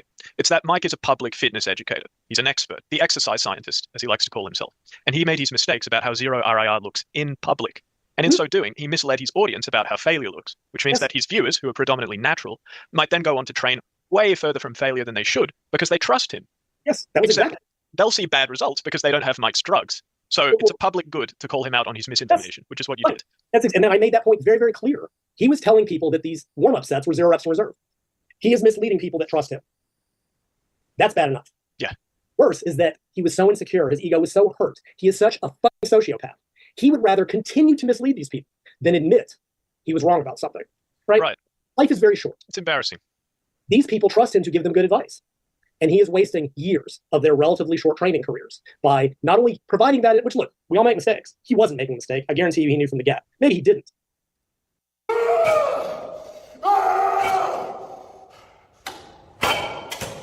By Mike Israetel's own admission, he effed up in competitive bodybuilding. I don't know why I effed up. In this chapter, Lyle and I examine the reasons why Mike's competitive bodybuilding career has been a failure. We speculate about issues that Mike can fix, ones that he can't, why Mike doesn't, or perhaps can't fix his problems, Mike's relationship with his coaches, whether Mike's competitive bodybuilding career was doomed from the outset, the extent to which Mike's failure in competitive bodybuilding speaks to his expertise, or lack thereof, and what Mike should do from here on out. Mike Israetel has expressed his ambitions publicly to become an IFBB pro bodybuilder. So for me, I'd love to go kick in the pants to kick me out of the sport with a pro card, and I can't quit bodybuilding before I at least take a nice big sword swing at that shit. My best. And if my best isn't good enough that way, like, I'll just settle for being a, jiu-jitsu killer, famous millionaire, fine. But like, oh man, I want that shit. However, Mike hasn't had the success he sought in competitive bodybuilding, and this is despite having a $250,000 home gym, training in excess of 6 times a week. I train with weights a lot, 10 times a week. I walk 12,000 steps a day, and I train jiu-jitsu and all the stuff. Being on a dangerous, life-shortening cocktail of drugs, which we went through earlier, coupled with his morbid obesity, and also ostensibly having committed his entire life to bodybuilding. When I want to put my full push behind something, it's a professional lifer. I'm a sport scientist after all. What am I going to do? Like, lift a couple weights and go on stage? No, I'm going to run my life around this. So I really want to take that shot at it because it would be an awesome finality. Mike's placings have been abysmal. And after a dreadful showing just a few months ago, where he placed 6th at a relative nothing of a show, he announced that he was going to step away from competitive bodybuilding. As you'll recall, Lyle, Mike Israetel appeared on Stephen DeVos's, that is the Lifting Dermatologist podcast, well, now deleted podcast episode from a few years back, in which Stephen asked Mike whom he'd rather have as a coach, you or Greg Doucette. Yep. And in response, and we went through this, to Stephen's question, Mike proceeded to slander you as a person and as a coach. Now, right now, I want to be to you what Stephen DeVos was to Mike Israetel. So could you remind me, what, in your perspective as a coach, are the problems with Mike's approach to competitive bodybuilding, and how would you help Mike if you were his coach? In the first case, and again, I made this point numerous times during the videos I did, which is I would not coach someone like Mike because Mike is fundamentally uncoachable. Yeah, we've already watched Willie Mack's video about Hassan. Like, it's nothing new. We've been following the story for a while, so he just reiterated shit I was already well aware of. But he's uncoachable in the sense that he's like many athletes I've known before, in that he's the kind of guy that would hire an expert, because I've known some of his previous coaches, think he knows better. Because Mike has the problem of thinking that, well, I have a PhD, and I know this, and I'm a drug expert, and I'm a this expert, ergo, I know better than my coaches. You are presuming you know more than me about the thing I'm one of the top experts in the world in, and also the thing I'm literally involved in myself. So whatever ideas you have about how I can improve, just fuck right off. So he would hire someone, not listen to them, and then blame them for his failure. I've known athletes like this before. They are uncoachable for that reason. But he wouldn't even listen to his coaches, because I know one of, well, now his ex-coach. And I've heard the stories that I won't share because he and I discuss these things privately. And he's told me some of the questions that Mike, world's bodybuilding expert, has asked him, and he doesn't know shit. Like basic stuff that you would know, like just amazing stuff. Well, the one that was relayed to me, Mike called and asked, so how can you tell if it's water or that you're just still fat? Wow, did you get your PhD out of a Cracker Jack box? I mean, it's real simple. If it's a bodybuilder, if you think it's water, you're fat. Sorry, it's just that simple. Right? Trust me. But you should know that if after that many years he doesn't know the difference, come on. I have like big love handles that store a lot of water from back when I got fat on purpose to try to like do the spirit belt. Oh my god. Oh, that is embarrassing. Oh my god, that is just so embarrassing. He has big love handles that store water. What the fuck is wrong with this guy? Buddy, you have love handles because you're storing body fat. Like, wow. Bulk. Failed bodybuilders, like Mike, tend to surround themselves only with people who tell them what they want to hear. In general, if anyone looks at Mike and they're like, if they're either even like, are you natty? Or if they're like, I'm not impressed by your physique, then they're just clueless. Yeah. Mike has objectively pro bodybuilder level stats. And you see this all the time. Some guy at the gym and all his buddies are like, yeah, man, you look great. You look this. And then they go to show and they get hammered. And it's like, it's all politics. This is bullshit. You look great, right? And then that's all they'll listen to. And that is Mike. Mike handles criticism like a 5-year-old who's had a cookie taken away from him, i.e. like a petulant child. It's very funny that you should bring this up, his inability to take criticism, because there's this, after one of his dreadful showings, where he, in his own words, fucked up, he goes on a podcast, I don't know why I fucked up. And if you think you do, then you're presuming that you know more than me about something I'm one of the world's top experts in and am involved with myself. So just fuck right off. That's what he says, like almost word for word. Lane Norton said similar things to the effect of, if you can't squat more than me, you have no business. You can't tell me Hawkins. Go watch it. His squat is tragic. He's blown his back out twice. He's another person who never listened to anybody else and will not accept criticism. So on the one hand, Mike is uncoachable. But let's say I was going to coach Mike, and I did a couple, but I made a bunch of videos years ago and everything with him where I looked at some of his previous, because if you look at his early bodybuilding pictures, they're even worse. One of his early, he didn't even have an ab, much less abs. Yeah, dreadful. He has an inability to stick to a diet. Case of gynecomastia. Well, I think that was the next show. I mean, like I went and just picked random pictures off Google. I didn't try to correlate them with when or where it was. I didn't care that much. Other than just go, look, this is Mike on stage. This is how I would objectively, what I would have done. So in those early ones, I mean, he was months out of shape. And had I been coaching him, I would have flat out said, you're not going to make it. Pick a later show. Or I'm going to have to put you the ringer and do an aggressive diet because that's the only chance you got of making it. It's funny. Yeah. Go ahead. Mike Israetel goes in a podcast with Steve Hall that he says something to this effect. Well, people say, you could just do a protein-sparing modified fast, but I know what happens to me when I do that. I just lose muscle, and I look worse overall. So it turns out I misremembered Mike's reasons for not wanting to do a protein-sparing modified fast to get in shape for his bodybuilding show. For those who don't know, that's a diet where you only eat protein and only take in trace carbs and fats.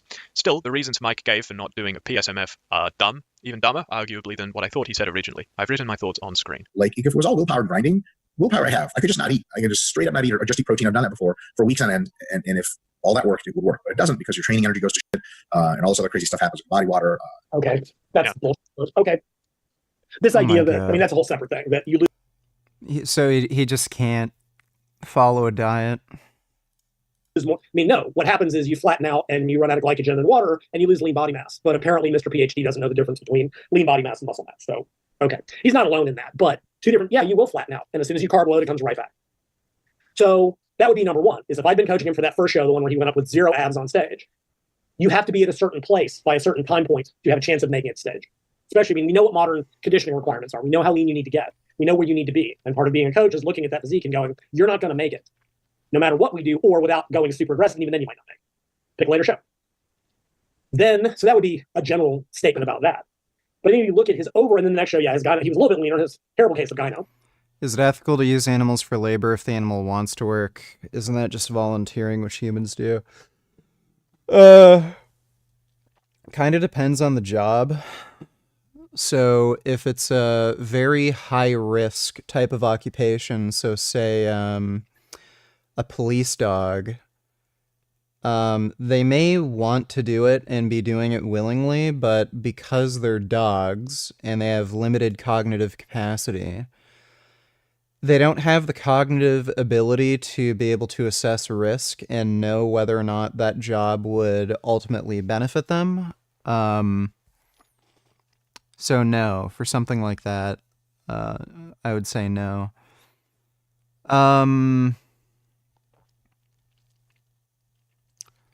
For some other kind of job where there's limited to 0 risk, then I'd say, yeah, it'd be fine. Which he presumably had cosmetic surgery to fix. I think so. I think you're right. I think if you look from that point to the next. Gynecomastia is a risk in nails. I actually had gynecomastia removal surgery myself because I got gyno and I was like, that, I don't need this in my life. So it's a cosmetic, but a very annoying and a big deal. Something I will tell people, I tell naturals this all the time when they ask. That's so weird. He got gynecomastia because he was on steroids, not because he was fat. Ask, how long of a contest diet should I do? I go, well, take how long you think it will take you and double it. Because trust me, your body fat percentage is higher than you think, and the fat loss will be slower than you hope. And all the theoretical calculations never work out. Now, can you start too early for contest prep? Sure. But you can always slow a diet down a lot easier than you can speed it up. Right? If you get behind, it can be done. Right? If you're willing to suffer for 2 weeks through a protein sparing modified fast from RFL or whatever, it can be done. It's a whole lot easier to slow it down if you're ahead of schedule. Right? I'd rather have someone be ready 2 weeks out so they can cruise into the show than be like, all right, we have to diet you up till the Wednesday beforehand. Like, in which case, So the learning from that, well, the learning should be, okay, this show I dieted for 12 weeks. I didn't make it. I should probably start earlier next time, or leaner, right? One of the two, or both. Because if you go look at Mike's pictures, because like all good narcissists, he's got to put up endless pictures of his physique on his Instagram because nothing screams academic. Nothing screams academic like shirtless selfies and gluteal moon poses. Nothing screams academic to me. I think even by bodybuilding standards, some of his uploads are a little lewd. Yes. Oh, yeah, exactly. Because people insist on sending, like, I don't want to see this. I don't want to see Mike doing a bend over, grab your ankles moon pose. They banned it for a reason. And one thing that ran through Mike's post-contest excuse making, yeah, you need 4 or 5 more weeks to really get into shape. You shouldn't say that more than once, right? You shouldn't ever. Gingertown donated $2. Remember when you had this moment as your thumbnail for workout streams? Yes, I remember. These secret cutscenes were so lit, man, this guy pretty much ended racism, lol.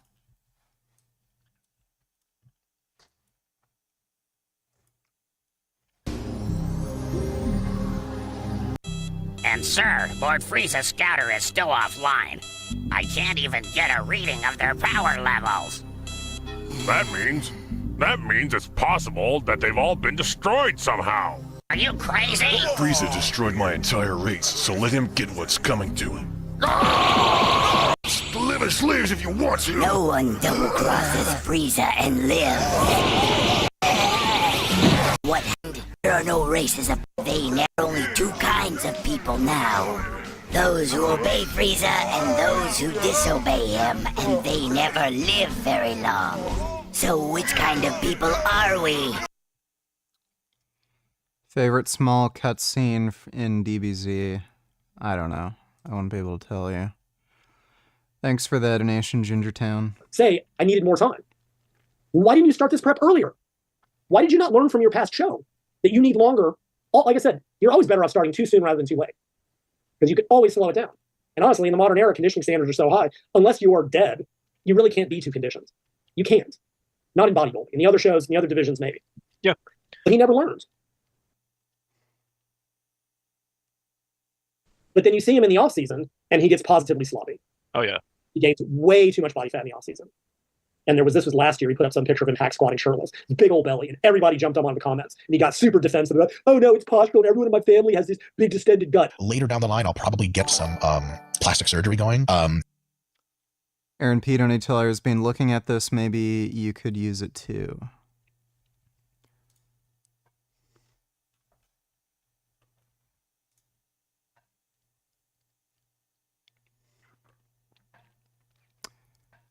Ray-Ban, Meta, Wayfair, smart glasses with Meta AI. Is that out now?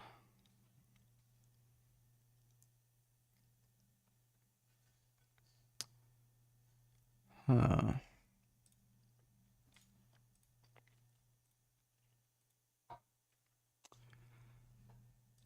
If it has good video recording, maybe.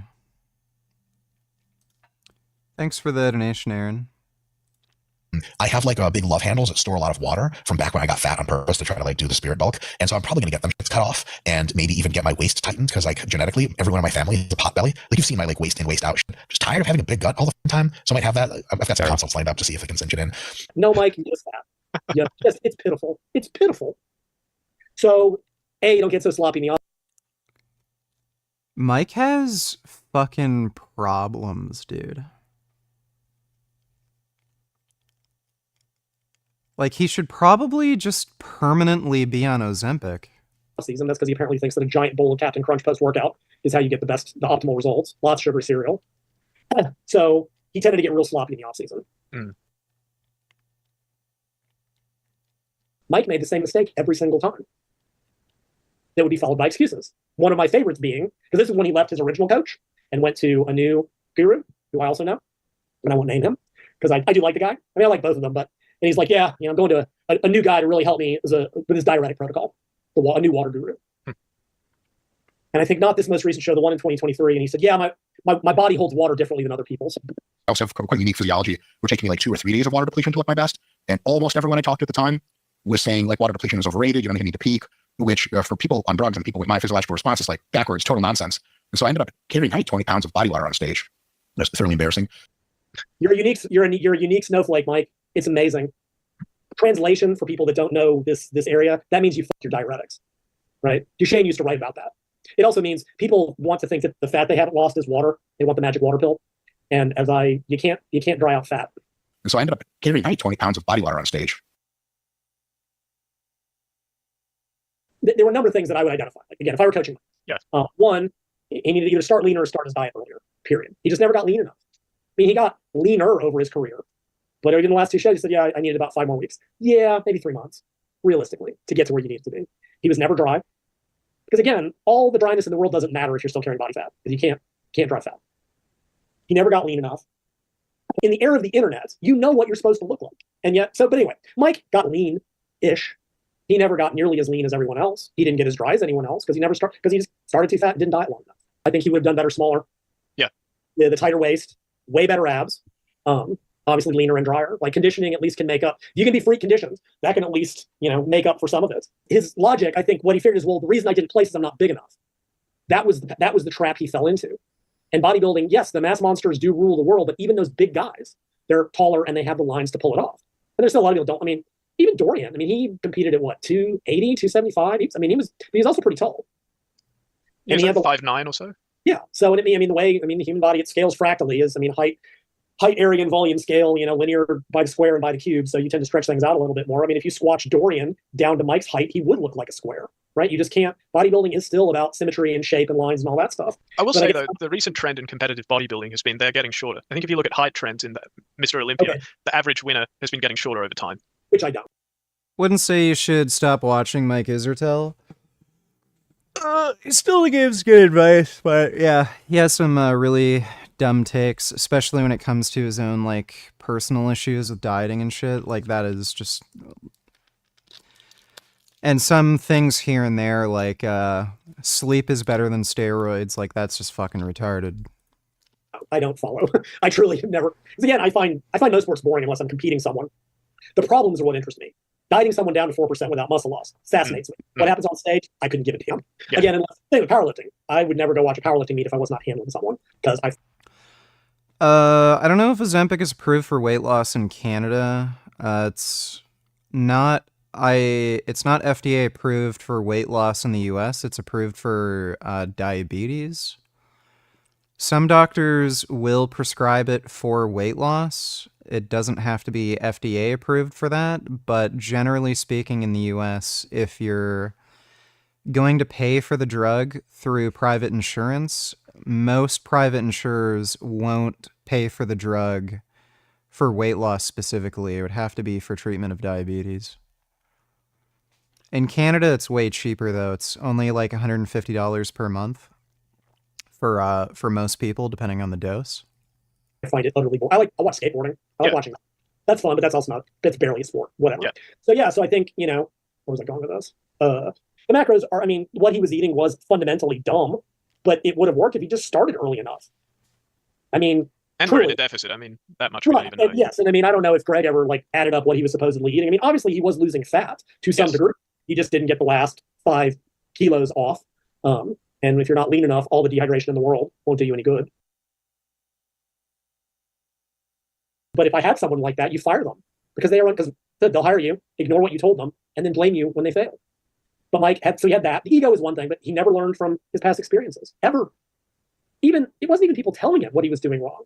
You should be able to look at what happened and go, well, I needed 5 more weeks. Well, then why did you start your diet too late the next time around? Oh, I started too fat. Well, then why didn't you start leaner? The inability to learn from past mistakes is baffling. But that goes along with it's part of the narcissism. Nothing is ever your fault, ever. Which means why would you ever need to analyze what went wrong or adjust it or fix it? Better just blame your tanning company. Still, that's just beyond, right? That's just absolutely, that's even insane. Worse than it's all politics, which was the old one. That's just beyond as an excuse. The excuses about the tan were truly pitiful. The people that aren't aware of this drama in his last show, he said that the reason he didn't place higher because he didn't get the right tan. And I think he blamed his tanning company. He ended up deleting that post on his Instagram too. That was so funny. So we got tanning done by a tanning company. I won't say them what name they are because that's just not polite. But they underpanned the living crap out of me, apparently. They were the ones who kept him. Sure. If after a decade plus of competing, you cannot figure out how to get your tan right, you are truly a fuck up. Truly. But it wasn't his fault. It was the tanning company's fault. Sure. Yeah. And I believe he even claimed that if he'd had a tanning, the judges told him he would have placed higher. No judge would ever say it. Sorry. They wouldn't. Now, the argument people make, I think Mike even said this, at one point he was making a pre-excuse before the show. He said, well, I just do this for fun. Oh, bullshit. People run marathons for fun. People will powerlift for fun occasionally. Nobody puts themselves through the grind of drug-fueled bodybuilding for fun. But he's I don't care about the placing. I'm just doing this for fun. He was making a pre-excuse. Yeah. Come on. Nobody does this shit for fun. Right? There are rec marathon runners. Bodybuilding is not fun. You do not do that for fun. There are not rec sprinters, right? Whatever. And Greg Doucette did that hilarious video. Mike's contest diet is just baffling. Gatorade and what? Sugary cereal post-workout, and I guess subpar powerlifting did a meme about this, which I thought was, even they're jumping on him. That was hilarious. And I guess at one point he was eating protein bars and soft tortillas. Like this on contest prep, right? Look, I'm all for flexible eating. I'm all for clean eating being don't get me wrong. I wrote about it first. But we can argue about the lore of contest dieting till the cows come home. We can. But success does leave clues to some degree, to at least some degree. There's a reason that most people do things more similarly than not, because it's what works. Yeah. And yet somehow Mike thinks he's special and unique and does not that on any level. It's baffling. I don't understand how he has no grasp of how to diet for a show, despite being so deeply immersed in the bodybuilding world. Like you were saying, you figured it out decades ago with the flexible dieting thing, but it's become widespread, right? And it's dead simple. Yet somehow an expert like Mike seemingly can't cook one of the literally hundreds of the high volume protein, fiber, whatever frankenfood recipes that you can find online. He's eating Cheerios and drinking Gatorade instead. How? It is truly baffling to me, especially for someone that's going to go on about, I'm an expert and I know this and my top level nutrition. And nobody eats like this during contest prep. They don't. I eat better meals as general eating. Like, if I weren't with you, I was going to be having steamed vegetables with chicken breast and rice for dinner tonight. With some pint. Like, I don't get that. Like, again, fine. You want to have the occasional thing, but his. Apple D's, Johnny Tillers, these guys may need your help. Will you join them?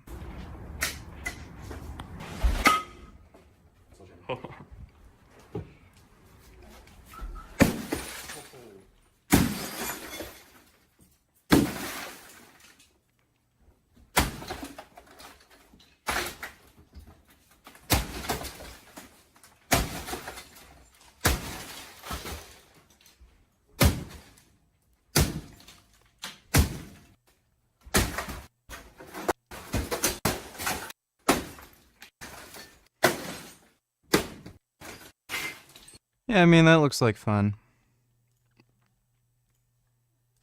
Let's do it. Hey, wait for this car. Yep. Alright, now on 3, Louis. As far as you can go. Ready? 1, 2,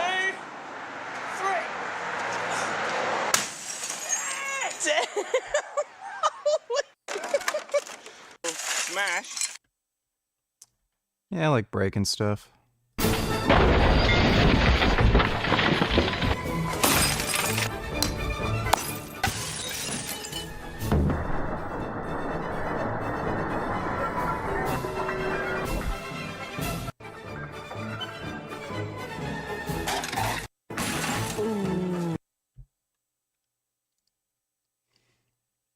Some of these TVs are fucking massive, dude.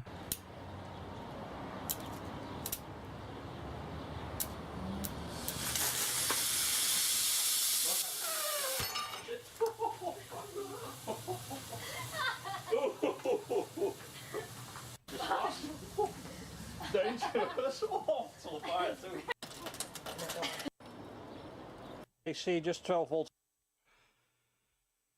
Yeah, I hated those old CRT TVs. Thanks for the donation, Apple. Contest site is nothing like what literally everyone else that's ever been successful in the sport has ever done. Ever. Even the dumbest bodybuilder, with no degree, with no anything, could figure out and look at what other people have done for contest prep and make it work, right? There are, Duchesne once pointed out that most bodybuilders are not rocket scientists. And they're not, because he even said, he's like, how hard is it to diet from 10% to contest? Get a 3D printer so you can make this dreadful nugget. Yeah, I've kind of wanted to get a 3D printer just so I can make models like this. Might be fun. It's pretty cool. You can make your own, like, action figures. Thanks for the donation, though, Sneed. Level. It's not. Right? I heard pro bodybuilder years ago say this. This is the approach to contest prep. It says, buy as many drugs as you can and starve for as long as you can stand it.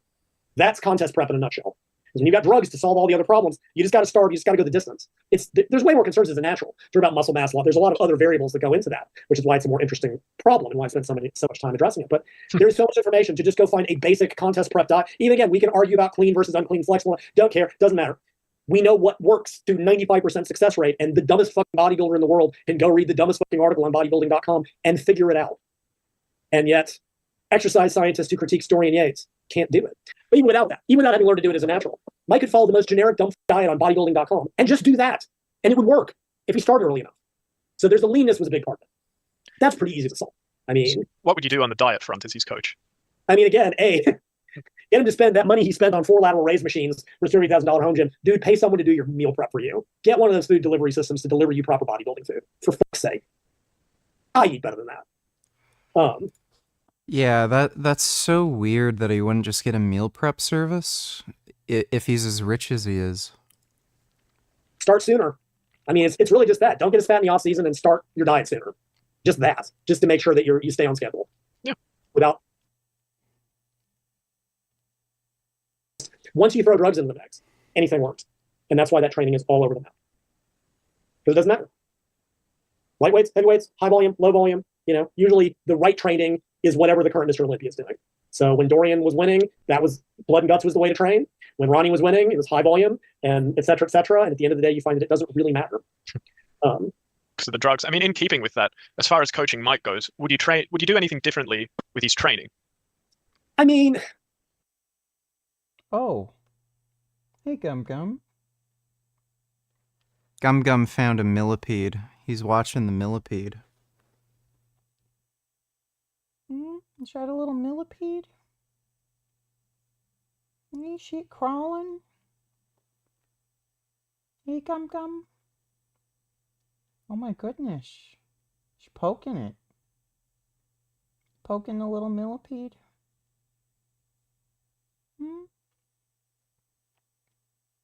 Yeah, that guy's crawling around.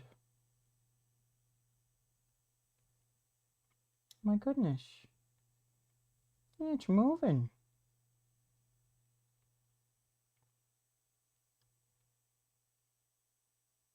Yeah, it's a little millipede. Oh. Oh my god, you're so handsome. The millipede's like crawling towards his paw and he's like moving away from it. Oh my god. Yeah, it's moving. Yeah, what is that guy? Oh my goodness.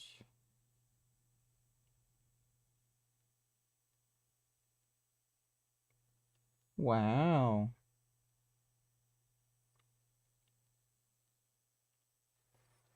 He's confused by the millipede. I honestly don't know. Like, it's so hard to pin down what he's exactly doing since he seems to change his tune every single time. I mean, it seems like his training seems random to me. So the MRV chart is like hamstrings 4 times a week. Why? I mean, realize this is the same industry that, like, in one breath they'll say, oh, the research doesn't support more than once a week, and then go, well, I'm doing high frequency. Like, there's no consistency to any of it. Like, I don't know that I don't know that it matters. Like, genuinely. Like, I mean, yeah, it obviously got him big, along with the drugs he was taking. Do I suspect he could take a lot lower doses with more well thought out training? Yes. Does it really matter? I mean, he's right in the sense that what's the point? Well, my point is that the information you've been telling people is wrong. The other point being that how you train, I don't give a fuck about. Yeah. So it would be more about, like, okay, what are strong and weak body parts? I mean, that's where bodybuilding gets so different. This dumb video I finally did, it's like the training is about muscles, not movements or performance. It's about, like, okay, if this muscle group's fine, let's cut back the volume here and, you know, bring up weak points or whatever it is. But with Mike, I think it would be more just scaling his entire body size down. How about the drug standpoint? Would you change anything there? I don't know enough about it, honestly, and I don't know his full stack. Like, well, I know enough to be dangerous. I just, like I said, my feeling based on the coaches I know whose opinions I do trust is that when you do more than random bullshit training, and I mean, progressive tension overload still, like, you can't just push weights heavy all the time, but you can get away with lower doses if you are training more, just better, more intelligently, more reasonably, probably. And there's a fine line, right? Like, again, I'm not saying going to failure, but there is a big difference between literally 8+ reps in reserve, right? Like, I put up in my little internet bullshit thing, I put up a video that I'd been saving for years. Of Mike taking Chris Duffin through his sets. There was this, every once in a while, it's like, powerlifter does bodybuilding work, and it's just dumb social media bullshit. And so the video, if people haven't seen it, Mike is talking Chris Duffin, who's a top-notch powerlifter, and I'll make it clear, this is not aimed at Chris. This is not a criticism of him. He showed up and did what the video told him to do. Okay, this is about Mike. Mike's talking through the set, and I only got the people doing Renaissance periodization videos thought that they were fucking movie directors. Oh my god, just set the camera down and quit it. You're making me nauseous. Like, so I don't know how many reps he had done. It started in the middle of the set. And so he gets 3, 4, and Mike goes, all right, good set. And Chris stops and goes, can I keep going? One more, you got one more, let's go. Yes. And Mike goes, oh, you want to keep going? Let's go. You want more? Go. Chris pumps out 8 more. I counted 7. Whatever. Something like that. And still, in my opinion, his bar speed still didn't really, his movement speed still didn't really slow. And he was accelerating and concentric. And again, it's how Mike was talking him through it, right? Explode, squeeze, bullshit. Slow, controlled, concentric, speed cap, lying, bullshit, right? And he stopped, so he got 7 more, and I could have got him to 2 or 3 more. Grinders, at least. Do you think the boom guy physique is achievable, Natty? Skip to halfway of the video. Jake Paul fight the we bring the Costco of course boom we go guy. shopping, Wally. You, hurrah. I don't think Jake Paul would fight the Costco boom guy. Halfway?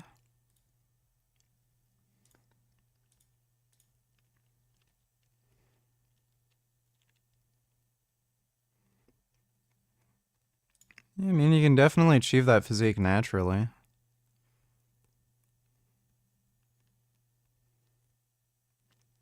Like, I think I look more muscular than him. My arm development is definitely better.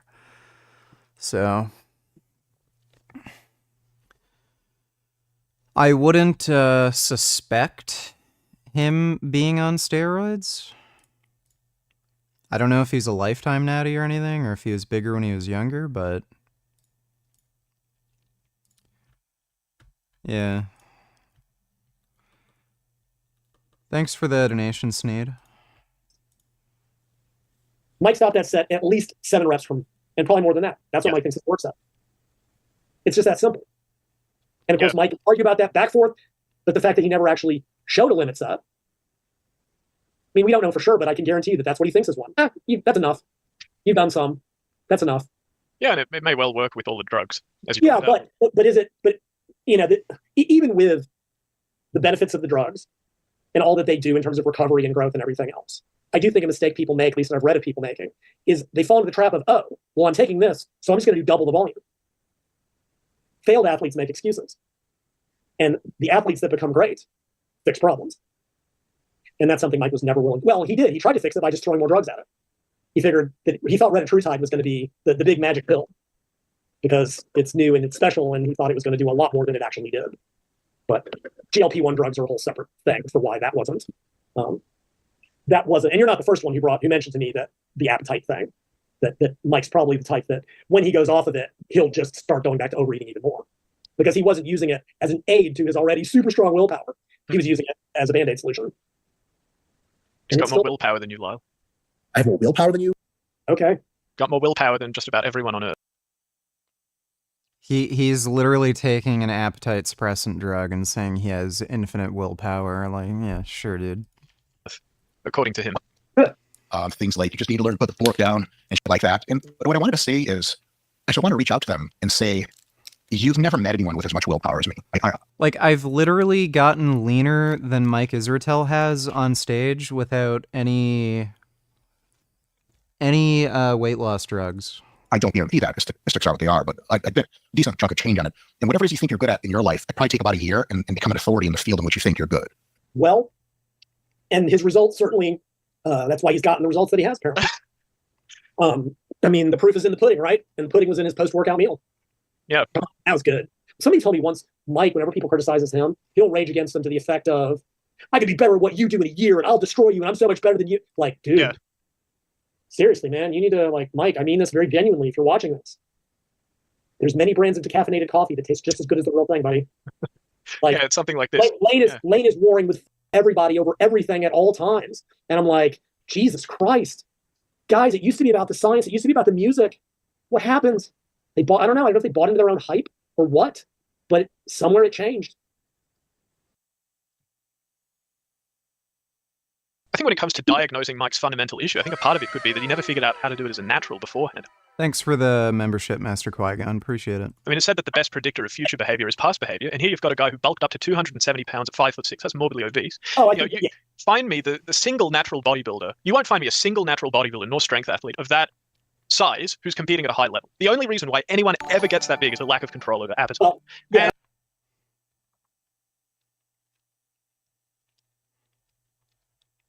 Bend over, donate tellers. Did you ever see this? Clearly indicates that there was an... Oh, yeah, I saw that. Somebody has already sent that to me. Did he say Negro or... 10. The court found the ward in a racially selective manner, leaving intact predominantly white wards while carving up those densely populated by blacks. As of the governor, the court concludes, quote, his delineation of majority confidential portions of your staff, court, and legislatures, and already have a nigger mayor. We don't need any more nigger big shots. And the court cited evidence. Yeah, he was just reading off transcript.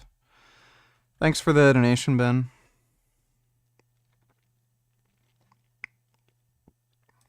He says that you've never met someone with as much willpower as me. They would say things that really got on the rescue. And things like you just need to learn to put the fork down and shit like that. And what I wanted to say is, I should want to reach out to them and say, you've never met anyone with as much willpower as me. And whatever it is you think you're good at in your life, it probably take about a year and become an authority in the field in which you think you're good.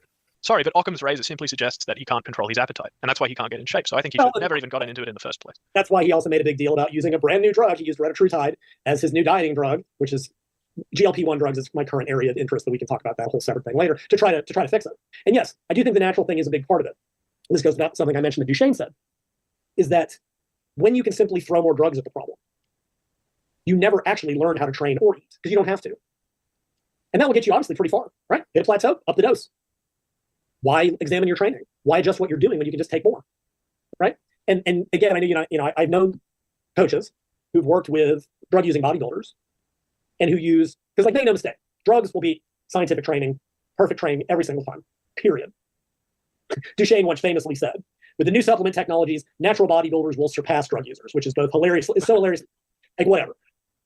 However, drugs plus good training will beat drugs plus shitty training. And I know enough coaches that have worked with drug-using bodybuilders who were just throwing higher doses at it and put them on better training. They got better growth, usually with less, right? I've got a good buddy, and he holds about 240 lean year-round. The most he's ever used to grow is 500 milligrams a week, and he maintains on 200. But that's because he lives the lifestyle. He knows how to train and he knows how to eat, and he figured that out. So yeah, I do think that's part of it. I think it helps to have a background in here's how to diet naturally without a cocktail of drugs before you decide to take the next step. Yeah. No, wouldn't you at least want to know that you can get truly ripped with no or minimal drugs before trying to get a pro card? I mean, it was almost doomed from the outset. Here in Mike, you've got a guy who's just way too big for no reason as a natural, all of a sudden deciding that he wants to be a pro bodybuilder. But did he compete naturally? No, I don't know. He didn't. He just went straight on drugs and then started going for these very lofty ambitions. Take it till you make it. Yeah, and I think, again, I know you and I probably, I know you have a very different stance on this, but even the people that talk about drug-using bodybuilding talk about, yes, you need to learn what you're doing as a natural first. But there were fundamentally much larger problems with Mike as a bodybuilder, which is that his terrible lines, no waist, no shape, no symmetry, terrible muscle bellies. There was nothing he could have ever done that was like bodybuilding is one of those awful sports that certain factors about your shape, muscular tie-ins, are immutable, and the best are born with them. And if you do, and especially at the higher, like you can get by at the lower level without having that, but as you get to the top level, everybody knows how to, everybody has the same drugs. Everybody, there's a limit to how leaner you can. It's a matter of were you born with the right shape, and Mike never had it. Period. But I think he went even beyond that, right? He had a thick waist. Do drugs like Ozempic have a lingering effect on your appetite after coming off of prescription? I'm not criticizing Joey Swole for calling out this bullshit, but I definitely think the incel and misogyny community see him as a hero. I'll take a look at that in a second. Thanks for the donation, Killing Titan. So if you look at the research on GLP-1 agonists, people lose a good amount of weight while being on them. And then when they come off, most do gain some weight back, but they don't gain back all the weight. So generally speaking, it seems that these GLP-1 agonists, they give people a long-lasting, better relationship with food where they have a tendency to continue to eat less than they did before. So if you lost 40 pounds taking a GLP-1 agonist, you might gain 10 or 20 pounds back, but you'll keep that other 20 pounds off. So yeah, people tend to generally eat less than they normally would after coming off. But really, for a lot of people on these drugs, they really should just be on lifelong.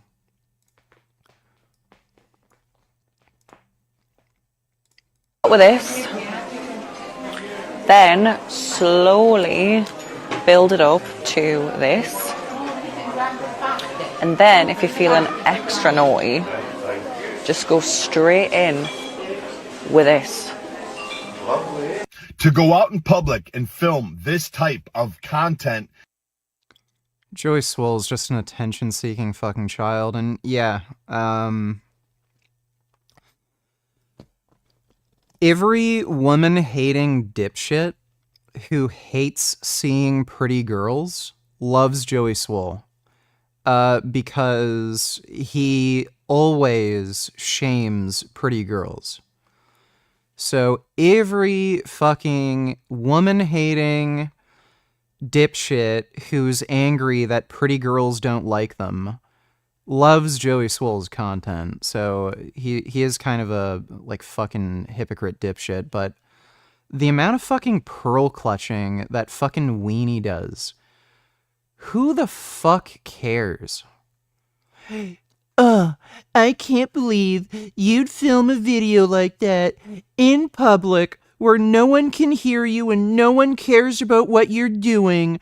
Pretty girls need to be prim and proper and never talk about sexual things in public. Like, you know how many fucking dudes talk about, like, how many fucking women they've banged and make jokes about, like, oh, how much, like, cum would you eat for $1 million? Like the amount of conversations I've heard in restaurants where, like, and I do this too, like, how much money would you have to be paid to, like, suck 10 dudes' dicks? Like, dudes can do that just fine, say all this shit in public, and then he's fucking clutching his pearls about some woman making a joke about, like, fucking fisting. Fuck right off. Like, it's funny how this fucking asshole talks about, like, oh, everybody should be treated with respect and treated the same way in the gym. And then he has this double standard where any woman who says something, like, sexual in public like that, I can't believe you'd say that. Meanwhile, every fucking dude on the planet, in public, around people, are talking about how many women they've fucked, what porn they watch, make masturbation jokes, talk about, like, oh, would you suck 10 dicks for $1 million? Like, fuck you. Joey Swole's just a pearl-clutching fucking dipshit, and I think he knows his audience, too. Notice how virtually every single fucking video he makes, it involves a pretty girl. It's never, like, it rarely ever is it some guy misbehaving in public.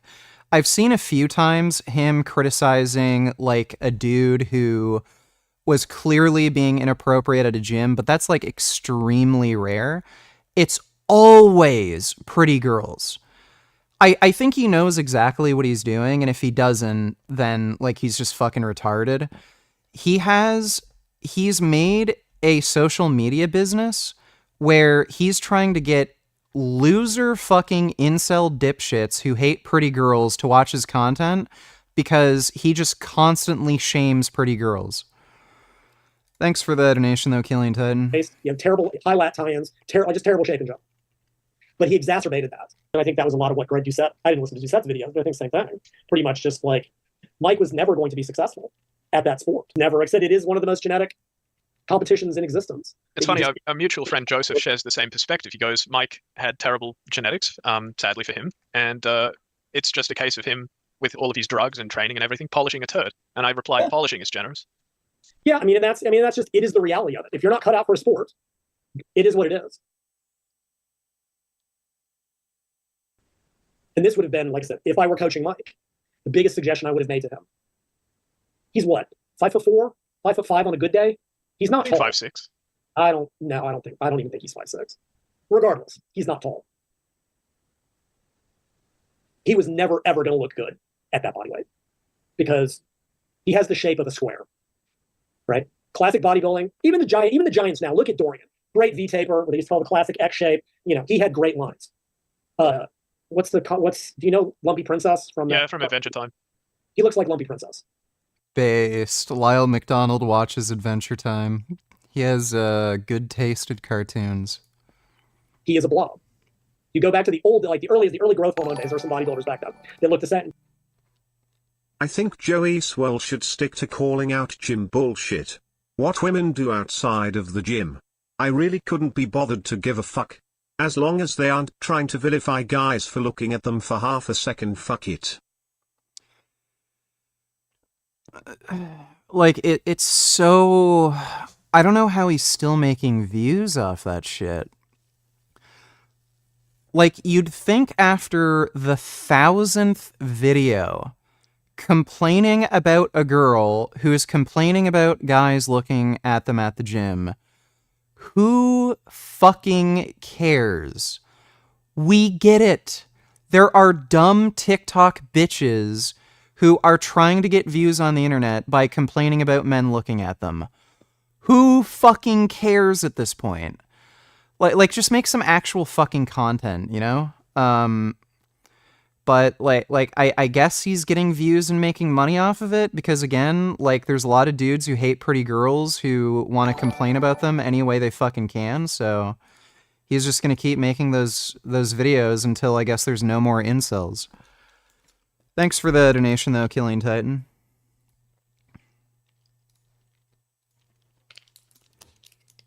Yeah, Adventure Time's dope. It's one of the best cartoons ever. I bet Joey Swole's just projecting his insecurities given his steroid usage and his mid-looking wife lol. I wouldn't say his wife is mid-looking, she's pretty. Like, yeah, what are you talking about? She's pretty. Man, she looks great.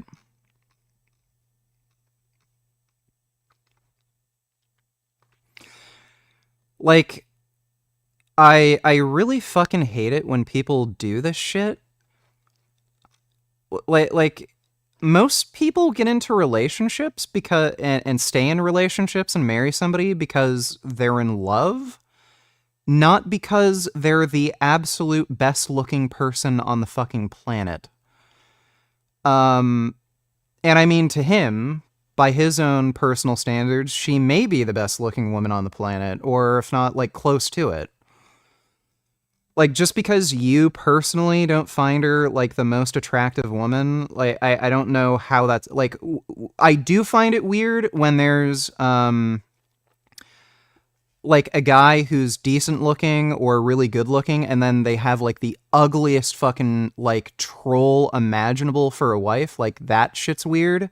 Like, when you see, you know, a guy who looks like he's 6 or 7 out of 10 or something, and then his wife is a literal fucking land whale, like 600 pounds, can't move in a wheelchair. Like, those relationships are fucking weird. But, like, why the fuck are you criticizing this guy for having a wife who looks like this? Like, are you fucking mental?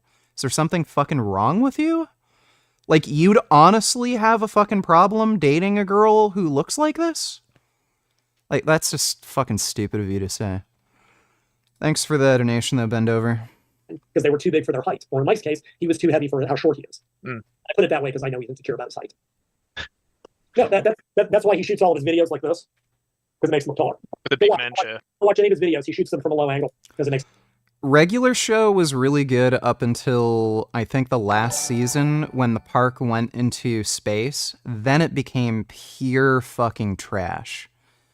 Up until then, that was some of the, like, best, you know, cartoon content, like, ever made. But that show became pure unwatchable trash when they got to the space arc. Like, every single episode, without fail, was just pure garbage. Russell has no balls, no need to liars. This guy is Canadian. I think you could do better stand-up than him. Are there any vegans here tonight? Oh, yeah, here we go. This is going to be... Russell Peters, his only fucking jokes are making fun of his own race. Like, Indian people. Like, that's it. He's a terrible fucking comedian. Yeah, they don't have the energy to see. See that? Yeah, this guy's morbidly fucking obese, never exercises, and then he's saying vegans have no energy. So why don't you go to the gym? Why are you fucking obese? Any vegans?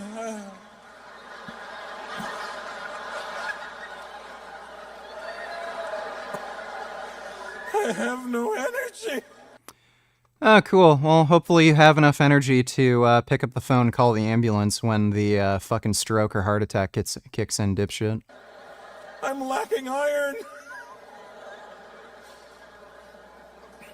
Vegan weirdos.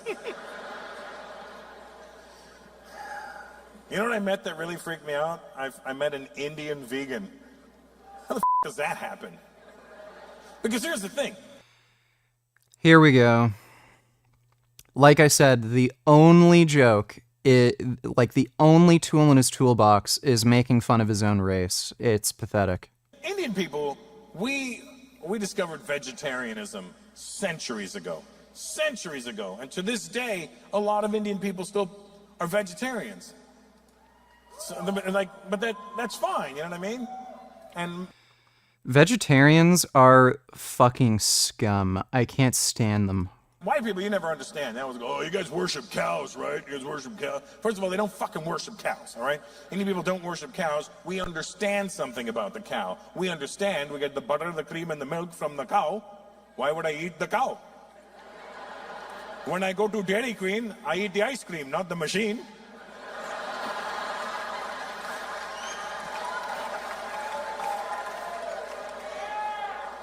So I asked this Indian vegan, That's literally not why Indian people don't eat cows. go, were you a vegetarian before this? She goes, yeah. And I go, and what? What did you give up then? You're a vegan now.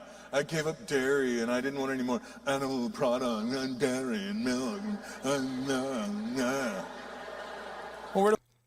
Buddy, maybe you wouldn't be obese if you didn't eat fucking butter and ice cream. You get milk from? You ever had almond milk? Oh yes, almonds, those milky delights. I've squeezed almonds, not a drop of milk came out of them. All it did was cut my hand. How do you even, where's the teat on an almond? Who's doing this? This was uploaded 2 days ago. Like, this is shit I was hearing like more than 10 years ago when I first went vegan. Like, Jesus Christ. That guy is one of the most unfunny, fucking retarded reject dipshits. Thanks for the donation, Russell Has No Balls. Makes him look taller than he is. I maintain that if Mike were ever going to have a chance to be successful in bodybuilding, he would have to cut back to, if he came in at 195 pounds ripped, maybe, to try to be 240 at that height, no way. He looks like a blob. I mean, go back and look. Go look at Franco Columbu, who was like 5'5", 5'6". He competed at 185 pounds. Mike was trying to carry 60 pounds more than that. And so his already terrible shape was simply exacerbated by what I think is obvious bigorexia. He's got some severe body dysmorphia because he thinks bigger is better. Greg, you said, did that entire video? No, Mike, bigger is not better. Yep. Someone must help Mike Israetel. Yeah, and he stores water in his love handles. Like, oh my god, dude. Well, there's how Mike views his physique, and there's how the rest of the world views his physique. For instance, in his ad hominem-laden response to you on the failure to fail thing, he said, Lyle has bad genetics, implication, unlike me, I have good genetics. He says of Mike Mensa, I'm bigger and stronger than Mike Mensa. I know more things than Mike Mensa. I'm more educated. I didn't mean for it to go that way lol looking back at it, she's good looking. But I still stand with insecurities with steroid users like Joey since research suggests that steroid usage is linked with insecurity, narcissism, and selfish short-term thinking. What research?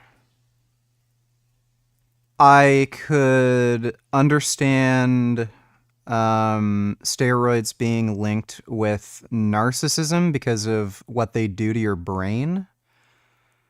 And like selfish short-term thinking. I know there's research linking steroid use with like delusional, irrational behavior, ADHD-like symptoms where you react to things on impulse. I don't know if there's much research on steroid use being linked with insecurity. It certainly is, especially when you're talking about like teenagers and shit. Absolutely is because of like social media standards. How was that even considered comedy? There was no punchline. No clever turn of phrase. Dude literally just did the Seinfeld thing where he's like, hey, what's the deal with airplanes? Apparently just complaining to a crowd is funny. Yeah. That's Russell Peters, basically. He's one of the worst well, as far as professional comedians go, he's just fucking terrible. I think most professional comedians are fucking terrible. I've seen some really, really good amateur stand-up, but pretty much all professional comedians these days are just fucking terrible. And he's one of the worst. Thanks for the donation, though, Adam. But, yeah, thanks for the donation, Ben. Than Mike Menzer. Yeah, but who am I compared to Mike Menzer? Well, I'm bigger and stronger than Mike Menzer. That's it. Yeah. So all of a sudden, that changed the game. I'm more educated than Mike Menzer. I know more things than Mike Menzer. Yeah. That's hilarious for its own reasons, because I'm getting a little off topic, but that was a video he did with Johnny Shreve, where ostensibly they're criticizing Mike Menzer's training protocols, and yet Mike is saying that he's bigger and stronger than Mike Menzer. Thoughts on the use of mouse traps? Well, there's non-kill traps, so using mouse traps is not necessarily unethical if you're using non-kill traps. There are situations where, like, if your mouse infestation is bad enough, you're absolutely going to have to use lethal means to get rid of them. But ideally, if you're only dealing with a few mice, you could just use some non-kill traps and release them. Thanks for the donation, though, Speed Racer. Bend over, donate $2. Let me see. Narcissism, empathy, and steroid users. Higher scores on dimension of pathological narcissism. Significantly lower scores on clinical ratings of empathy. Well, that's... I think that's just a direct effect of the steroids, not necessarily the types of people who take them.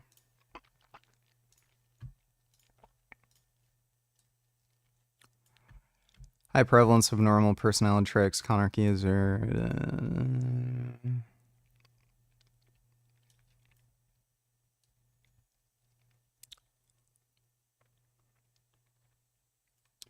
They don't mention the traits in the abstract. I'm not going to bother reading the full paper.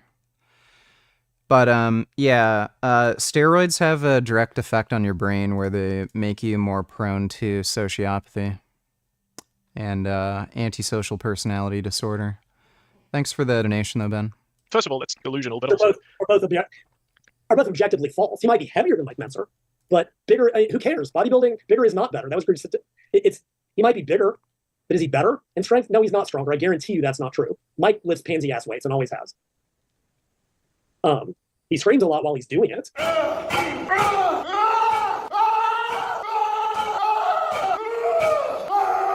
And then goes and throws up with conveniently placed cameras. That was always fascinating when he was going through that stage of throwing up for his followers. It's like, wow, the camera just happened to be set up there. How strange, how convenient to prove that he was tough and he trained hard. Okay. It's just funny coming back to your thing of how he's at once the exercise scientist who says, don't listen to the biggest person in the gym. Are the big guys good sources of info? No, I haven't seen Soggy Cereal's video debunking Dog Pack. I saw Turkey Tom's latest video, and he got some really serious shit wrong. Probably not. And they certainly don't know more than the science nerds in the industry. But also, I'm bigger and stronger than Mike Menzer, hence I am more of an authority than he was. Like I said, he'll make his decision on which argument to make based on the moment. Yeah, but it's funny, I mean, in the moment it didn't even work because, hello, he's Mike Menzer, he stood on the Mr. Olympia stage, he was Mr. Universe, what has Mike done? I mean, Mike Menzer looks bigger than Mike Israetel. So, he was also, like, he was on the Mr. Olympia stage. Didn't he come in second? Competitive bodybuilding. He also got a perfect score at one point. I mean, even if Menzer came back today, he'd have smoked Mike at that most recent show. Mike Israetel. Yeah, but I mean, even look at, his whole thing with like, fuck Greg Doucette, and they had a big falling out, and they're not buddies anymore, and Greg, and like, people have put photos of Greg and Mike next to him. Doucette has a pro card, and he's a judge, and yet somehow Mike is still better and more knowledgeable than him. Mike, he's accomplished something you never have. And both of the other guys from RP, Jared Feather and Charlie, they got their pro cards too. That's right. Congratulations to them. Yeah. Why? Well, among other things, they had better shape and genetics, but I bet they listened to their coaches in a way that Mike never did and never would. The suggestion that Mike, maybe you would look better at 195, because he would. I mean, he wouldn't look any worse, but I think he could actually have decent lines. He could have a waist that wasn't so damn blocky. He might also live to see 60. Well, yeah, that's whatever. Elite sport's not about health. I don't care about that. Again, I know that's one of your thumping, but like, elite sport's not about being healthy, so who gives a damn? But from the standpoint of actually being competitive, he's trying to hang with the mass monsters, and he doesn't have the height to do it. Period. He's simply too short. with biomechanics in the shape of an Oompa Loompa, but Oompa Loompas have actually. Dude, especially with the way he's eating, I seriously doubt if Mike stays on the drugs he's on, he's probably not going to live to 60. Better tans. Because if you look at their than Mike did in a video. I pulled it out of the video I did, but I put a side by side of Mike and an Oompa Loompa. Because actually, because Mike is doing a double bicep and the Oompa Loompa kind of was, so it was me being super obnoxious. The color is literally the same. Than Mike did in a video. I pulled it out to have actually be again competitive. He's trying to hang with the mass monsters, and he doesn't have the height to do it. Does have actually better tans. Because if you look at their than Mike did in a video. I pulled it out of the video I did, but I put a side by side of Mike and an Oompa Loompa. Yeah, it's literally the same color skin and the little tighty whitey he's wearing. That's hilarious. Actually, because Mike is doing a double bicep and the Oompa Loompa kind of was too. So it was me being super obnoxious, but that's what I do. That would have been good.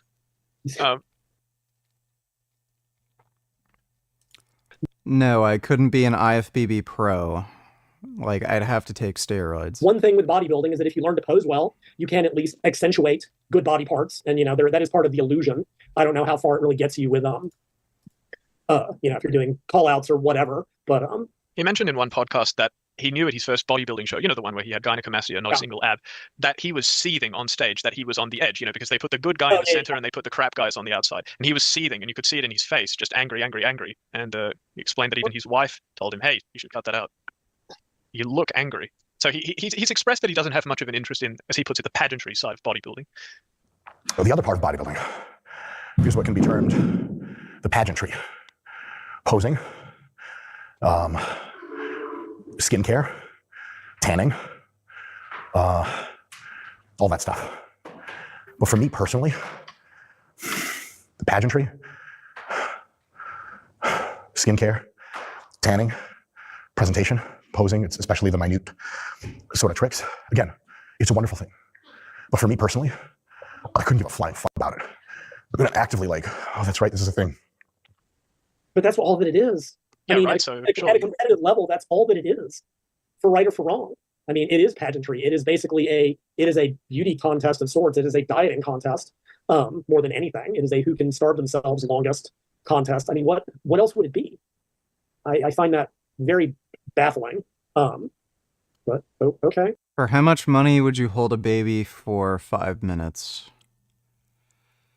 If you give me $5,000, so $1,000 per minute, I'd do it. Gum Gum. You have to be honest with someone that you've come as far as you. What you doing, Gum Gum? Oh my goodness, hey Gum Gum. I love Gummy. Gummy's such a funny, silly kitty. Bend over, donate $2. Let me see. Denmark's Victoria Jair Thelvig wins Miss Universe, first blue-eyed blonde-haired woman to win in 20 years.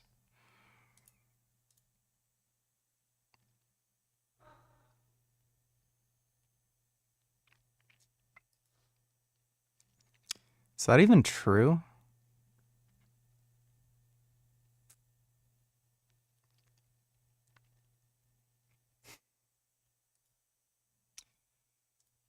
I mean, she's pretty enough. Viewers slam unfair racist decision as they hope Crown feels heavy with regret. What the fuck?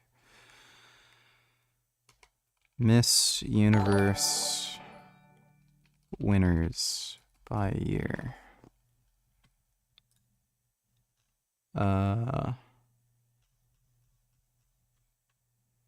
that's her.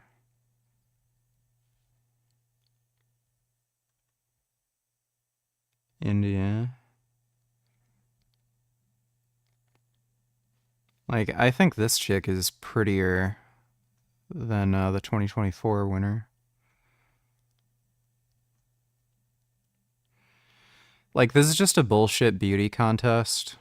I'm sure the judges try to have culturally diverse winners, because when you look at this, I mean, Denmark, Nicaragua, US, and that was, I don't know, she looks like Latina or something, India, Mexico, South Africa, Philippines. But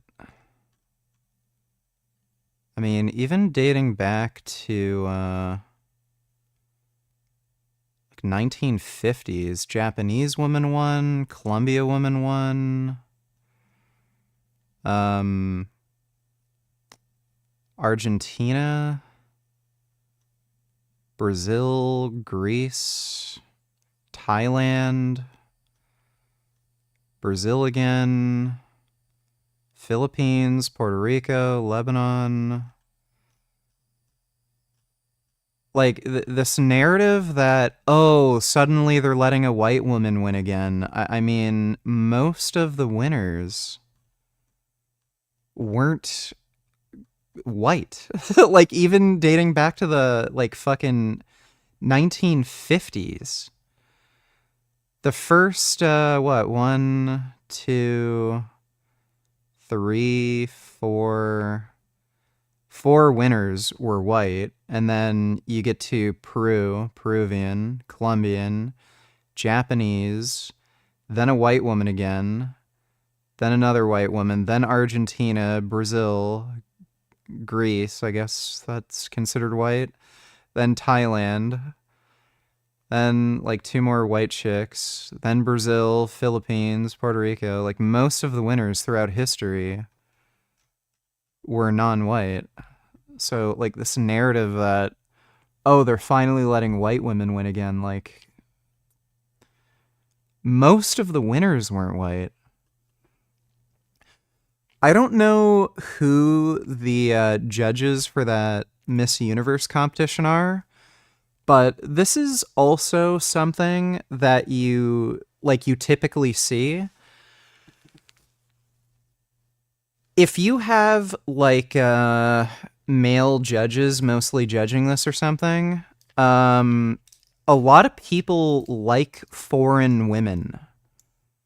So if you're used to seeing, oh, blonde hair, blue-eyed women, you're probably going to be interested in, like, you know, Philippine or Japanese or, like, Brazilian chicks because they're different, they look exotic.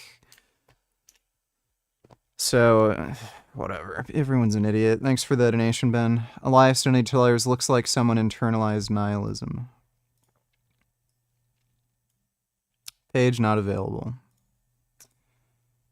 Yeah, it's, oh, there we go. Mike Tyson. Yeah, people have already sent me that clip twice.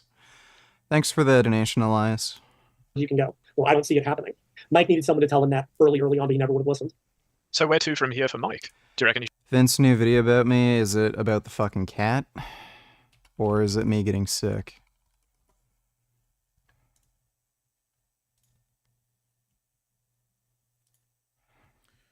What's going on, everybody? Vince, yeah, I figured. Here. It had to do...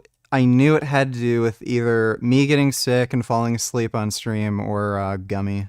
Is Wednesday afternoon. The reason for a video is, once again, my dear cousin Vegan Gains has passed out on his live stream once again.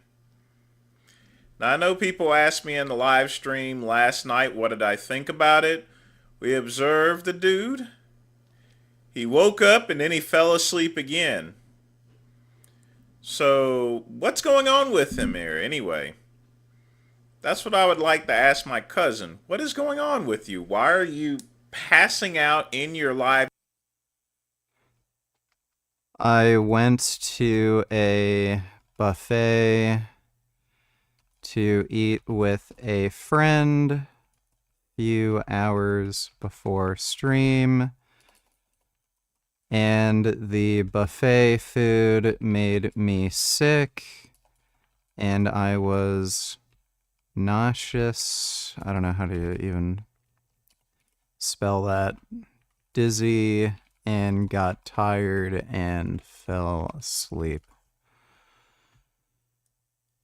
Wish YouTube would, like, autocorrect. Nauseous.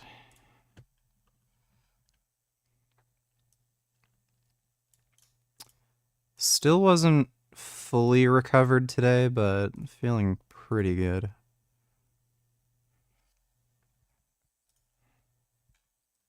Live streams for? Are you on some stuff? Are you still taking those pills or something? You know, either way, it's unprofessional. You know, it's bad form for all of your viewers. And honestly, I am slightly worried about you, you know, which is very odd, you know, for me to be worried about someone like you.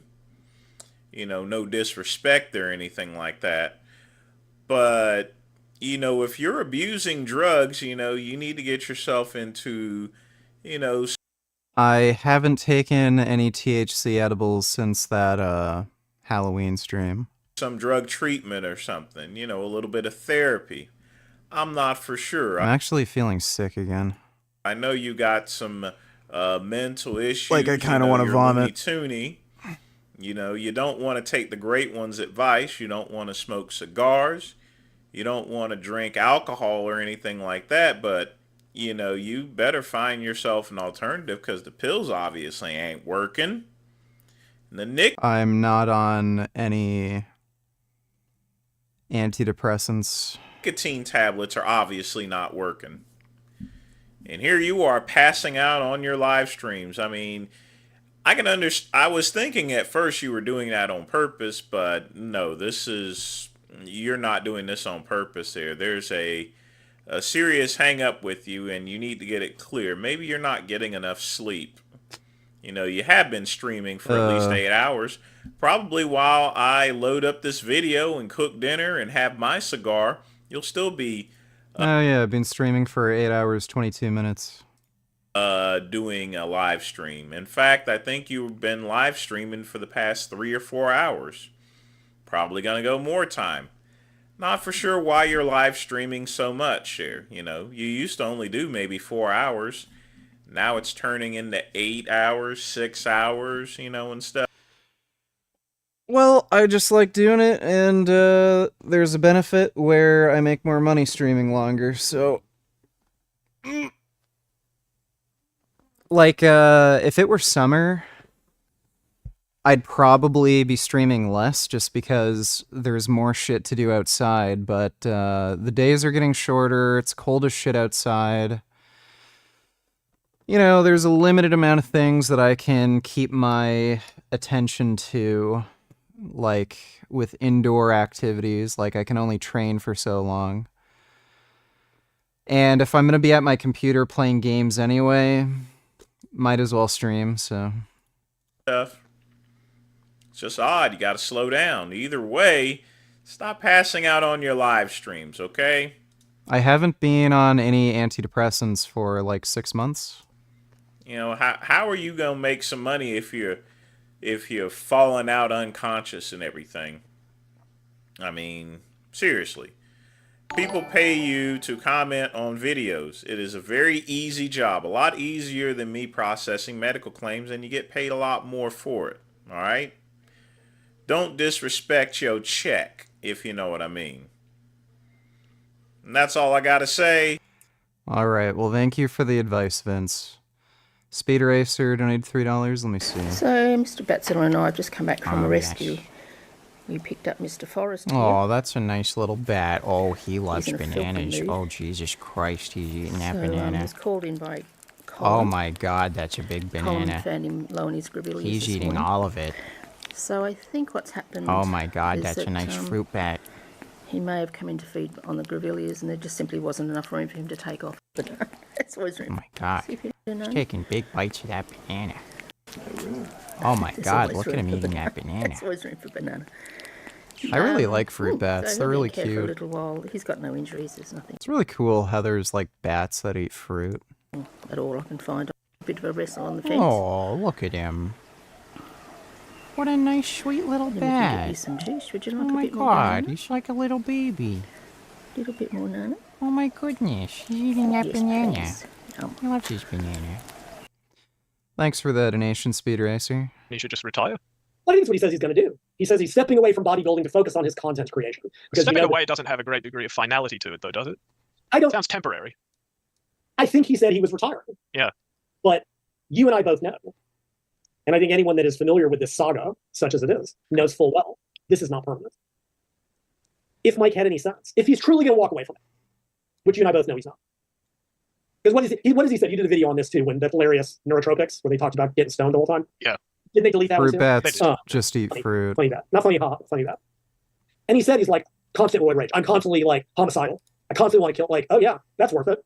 Like, I'll read an Instagram comment and feel like, how dare you? Like, I'll read a comment when I'm on Plenty of Shit, and it's, as usual, a highly disrespectful comment on Instagram. And I fantasize about meeting that person in real life, walking up to them in the gym, way too close to their face, and be like, say something, you say it, and watch them cower and just relish as they cower. And then as they cower away, hurt them physically so that everyone can see and then eat their fucking organs. These are thoughts that I have, like, daily, sometimes multiple times a day, randomly. But bodybuilding, you're doing all this to yourself for what? A plastic trophy, if that, for the accolades of a bunch of heads online, to put yourself through this, especially at that level, to say I'm constantly homicidal, all of the health issues that we now go through, all the people for what? Plastic trophy, and so a bunch of people on Instagram tell you you're great. Really? So Well, it might get any sense. He would downsize, drop all of the extra body weight to a normal human level, that he might actually be healthy and not full of rage all the time. But he won't. Even if he's ostensibly retired, at least until he decides in a few years he's going to try to come back. And we all know he will. He won't be able. The narcissist needs the accolades too much, and he won't get that doing content about how to talk to women, which was a recent video of his, by the way. I've never met a single girl who I was convinced was actually attracted to intelligence. If girls like intelligence, I'd be swimming in that shit from day one. Ugh, it's cringy. Son Goku Johnny Tellers, how much longer you plan on dieting? Well, I'm not dieting right now. Not entirely sure if I'm going to go back on the diet like soon, within the next week or two. I might just maintain for the rest of the winter, and then like come spring, just diet down a bit more. But right now, you know, I have some dizziness that kind of comes and goes. Like, I've gotten sick a couple times, so like I had the 2-day headache where I couldn't sleep. You know, the other day I went to the buffet, got sick. I don't think it's a good idea to just start the diet right away again. So we'll see. Pretty happy with the way I look right now, and I'm at a healthy body weight too. So yeah, I might just wait until like spring to just diet for another month or two, and then just be shredded for summer, you know. Thanks for the donation though, Son Goku. Okay, he needs guys to tell him how awesome he looks. He will come back, and he will do just as badly. Because when I'm truly being a dick, I will say, would you get pegged by Mia Khalifa for 1 million? Yeah, I'd do it for 1 million. Mike couldn't win a show if he was the only one on stage. Even in Masters, where I think he thinks he might have a better chance, he's still going to be dealing with guys that were great when they were younger. Masters competitors can be just as good. Oh yeah, they're good. Better, because they usually started younger, and they're just older versions of their great younger selves.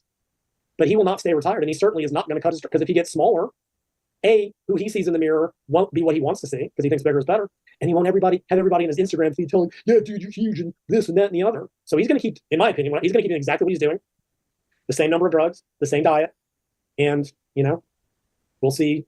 I guess we'll see what happens with the Deadpool going forwards. It seems like it's a weekly thing these days. Of course, there's why Mike juices.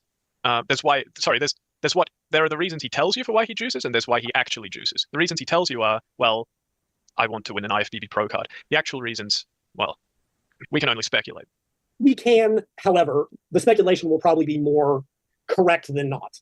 This is something actually that came up in this documentary. You tend to see a very common background in a lot of people that get very deep into bodybuilding, natural or otherwise. But I think here, which is, and I think, and this shows in the overall personality profile and how he deals with criticisms, you've got people that were bullied, scared, insecure, and thought, if I can get big and strong, I can protect myself against the scariness of the world. Do you know who Bob Paris is? Yes. Very famous bodybuilder, beautiful physique. And he's openly gay, but he was not then. And he was dealing with, they mentioned him in this documentary. And he talks about that when he came out in the 90s, he lost 85% of his sponsors and his income, because it was still like that. But he was a gay man in a world where he could not be open. And he wrote this book called Gorilla Suit, which refers to he got into bodybuilding to build himself a suit of muscular armor to protect himself against the world. And what I see when I run into these people like Mike, who deal, or Paul Carter's another good example, people, these big, strong, muscular guys, that 13-year-old insecurity is still there. They're hoping that they can make themselves big and strong and muscular, and that will make them scared. But deep down, they're still scared little children. Because how else can you explain their responses to the most legitimate of criticism? Another huge reason for why Dems lost is how they gaslight the people on the economy. I'll give an example. You'll say inflation is down, but completely omit the fact that prices are still skyrocketed from the inflation spike we just recently had. When Dems talk about inflation being down, they're talking about year-over-year inflation being down. They're not claiming that prices have gone down to pre-inflation levels. But thanks for the donation, Kid Boo. Lashing out like fucking 5-year-olds. These are little boys. And also on top of that, like it's a weird claim to make. Normally, when inflation goes down, like the actual price. So like, let's say a bag of chips was $4 before inflation, now it's $6. Chances are the price of those chips are going to remain at $6, but what will eventually happen after inflation is under control and it stays around 2% is average yearly income goes up. So the price of chips relative to your income will be around, you know, that pre-inflationary level. And that's what we're seeing right now. People's average income is going up. Median household income is going up. So people are still complaining about the prices, even though they are earning more money. And some economists have talked about this.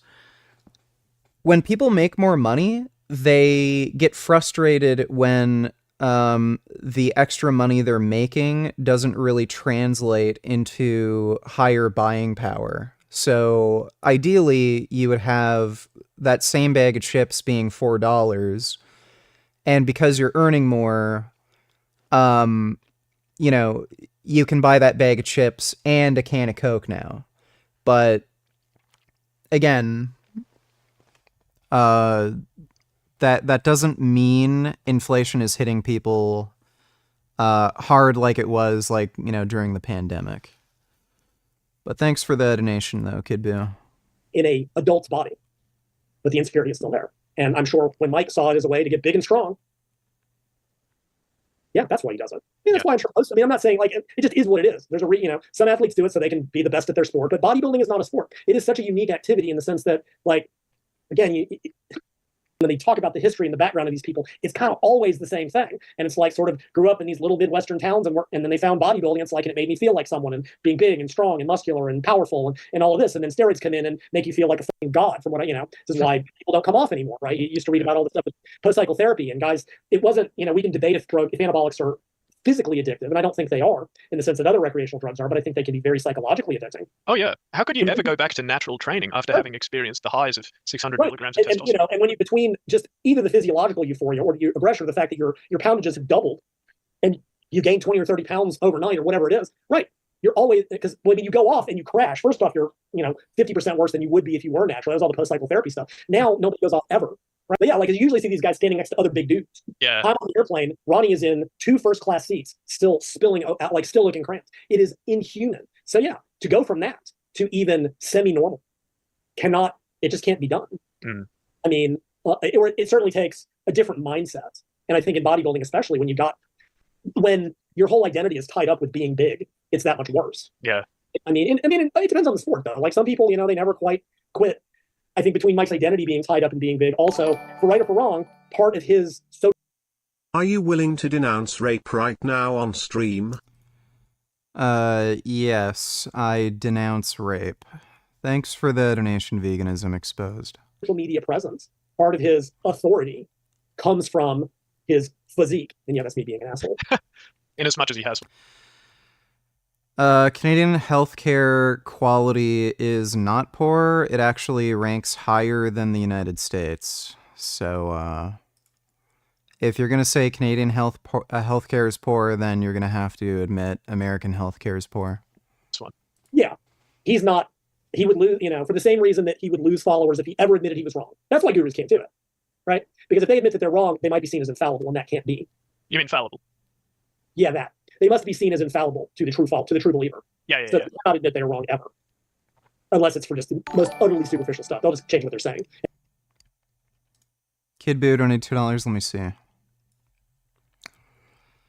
Mexican President Claudia Sheinbaum said not to stress about Trump's mass deportation plans. She clarified that the immigration community in the U.S. is welcome in Mexico and added that if the U.S. begins deporting Mexicans, Mexico would send the 2 million American immigrants back in response.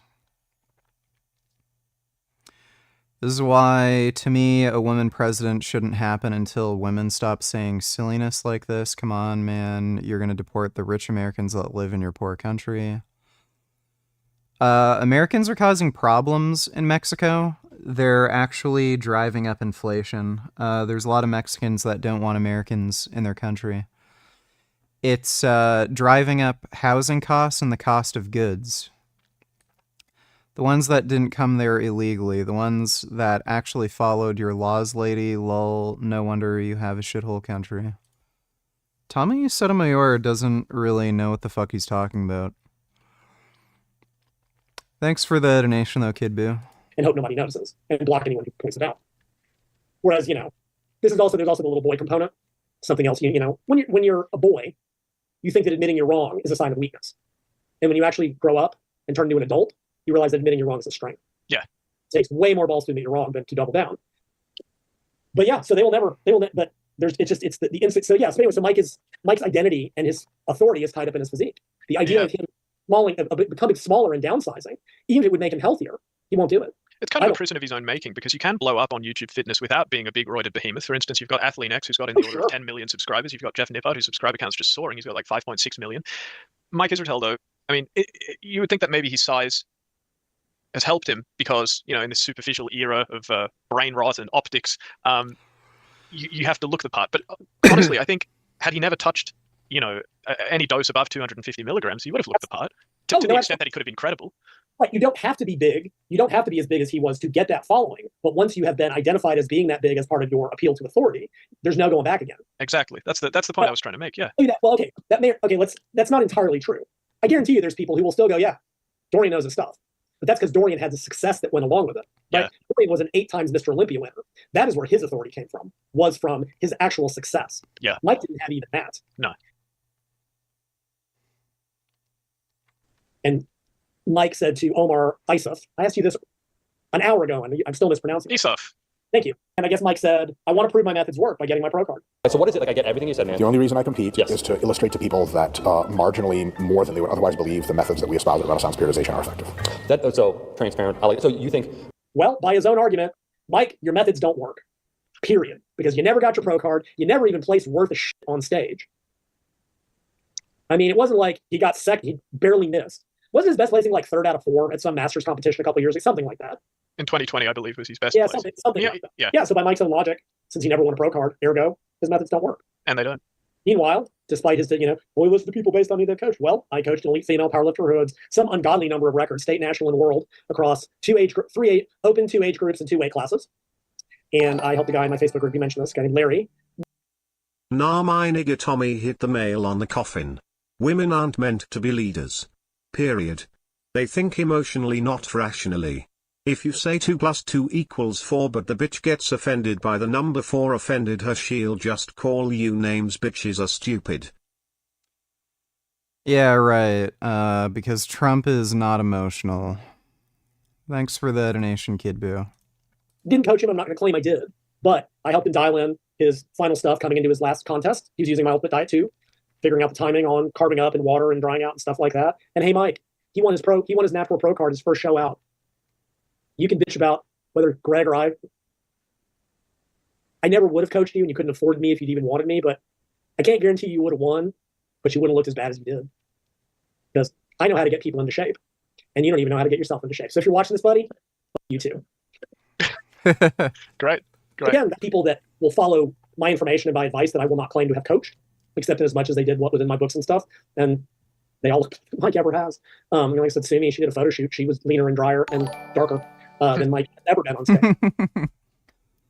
Death of Rabbit donated $2. Do I have any weakness in my arm? Any areas to attend to? Well, I mean, you just got to get bigger. I think a lot of people tend to not train their triceps and forearms enough, but you look like you have good tricep development. Your forearm development's decent. I would just make sure you don't neglect your forearms, because like having big arms but really skinny forearms just looks really fucked. So just make sure you do some stuff to like work your brachioradialis, like some hammer curls, and also just do some wrist curls so that you can get the forearm gains going on. But your arms are looking good, dude. Thanks for the donation, Death of Rabbit. Okay, so yeah, my methods work, Mike, and you proved by your own logic that yours don't. So it's the most epic self-own. I mean, yeah, you can only get away with you need to save that type of thing for after the fact, right? You can only He's praying people forget that line. Well, yeah, but you can only call your shot. It only works if you actually won. Now you can't talk that much smack unless you win. You wait till. Nah, my nigga Trump just calls it how it is. He literally will call bitches fat, pigs ugly straight to their face, and my nigga will still get elected president cause he gives no fucks. That's what you want from a leader. Trump is on some G shit. Bitches are dumb. Trump is fat and ugly, so that's not really much of an own. Thanks for the donation though, Kid Boo. After you get your pro card and you go, see, that proves my method works. You don't use that as the predictor, because that will come back to bite you in the ass. I guess that is, fundamentally the difference between confidence and cockiness. Confidence is based on what you have accomplished. Cockiness is based on what you think you're going to accomplish. And as the old saying, don't count the chickens and that sort of thing. I mean, it's true. I mean, God, it kills me. It kills me to watch these events online and you'll see these races and someone starts celebrating too early. It gets beat at the line. No, you wait. There's time for celebration afterwards. You do not celebrate until after it's over. That is in a way what Mike was doing. Yeah, he was basically pre-celebrating what he thought he was going to accomplish. Now you got to wait till afterwards, because otherwise that will absolutely come back to bite you in the ass. Yeah. So yeah, as much as I know anything about, I suspect that he, to your point, was just using lots and lots and lots more drugs to make up for what was clearly inadequate training and nutrition. Because he can say it worked for him, and I mean, yeah, it worked for you, if by work you mean abject failure at the only sport you ever tried to be good at. I at least had the sense, like I did. I powerlifting I enjoyed it. Was never any more than mediocre at it. So I moved back to something I could be good at, which was inline. Go with your strengths. But yeah, I mean, yeah, Mike, your diet and training expertise sure worked. Hell yeah, Lyle's into inline. I mean, I don't know. I know people have been like, well, Jared Feather got result. Does Jared train with Mike anymore? I don't think so. I don't know. I don't really follow it. I know Charlie's not part of that crew anymore. I know he was working with someone else when he got his pro card, which again, congratulations to him. But yeah, so Mike, you definitely proved all you set out to in bodybuilding, I guess. That's like, apparently I'm told that's what his apologists are saying now. Well, it's okay for Mike to retire. He proved everything he had to in bodybuilding. And what was that exactly? What exactly did he prove with all of this, other than you can lose all your hair, get gyno, take who knows how many years off your life, have constant anger issues, and still be an abject failure? That's what he proved. Sponsored by RP. Sponsored by Renaissance Periodization. Buy their app. Train you too can train like Mike. I would say the shortest you should rest if you're doing a deload would be 4 days. But I would generally recommend having a week-long deload. Generally recommend that. Brought to you by RP. Great. This industry, man, I mean, it's always been like this. It's always going to be like this. Nothing is going to change, ever. It's the nature of the beast. And it's just the reality. And as much as you and I enjoy doing this, the reality is it's not going to change a damn thing.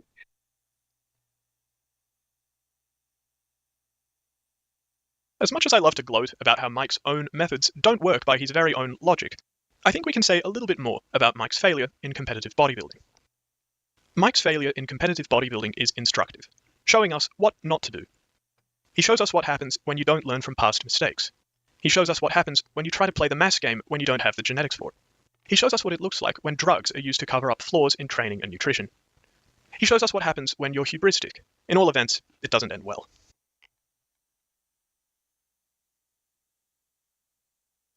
In this video, we put Mike under the same scrutiny he applies to others in the fitness industry. In Chapter 2, we showed that Mike's fitness advice is terrible. In Chapter 3, we showed that Mike can't handle criticism of his bad advice. In Chapter 4, we provided a diagnosis of Mike's failures in competitive bodybuilding.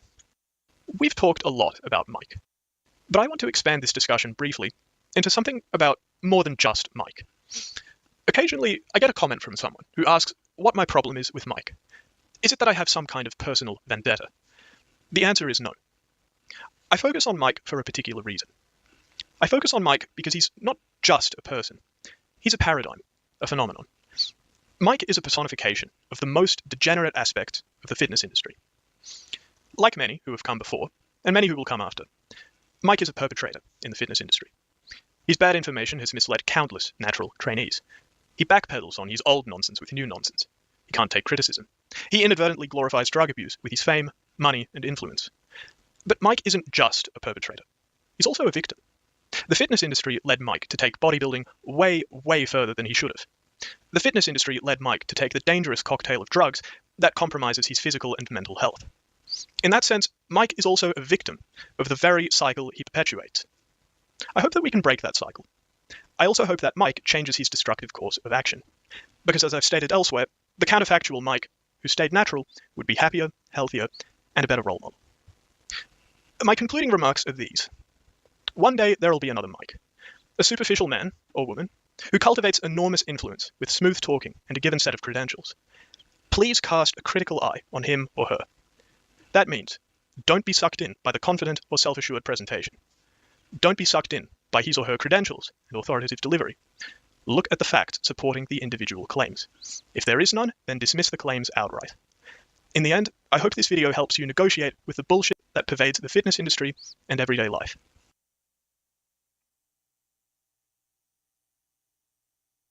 I think most people who they triple down even more, and they'll just be like, yeah, they're never going to admit that they backed the wrong horse. Mm. Yeah. So, yeah. okay. I mean, I can understand why people back him in the first place. Okay.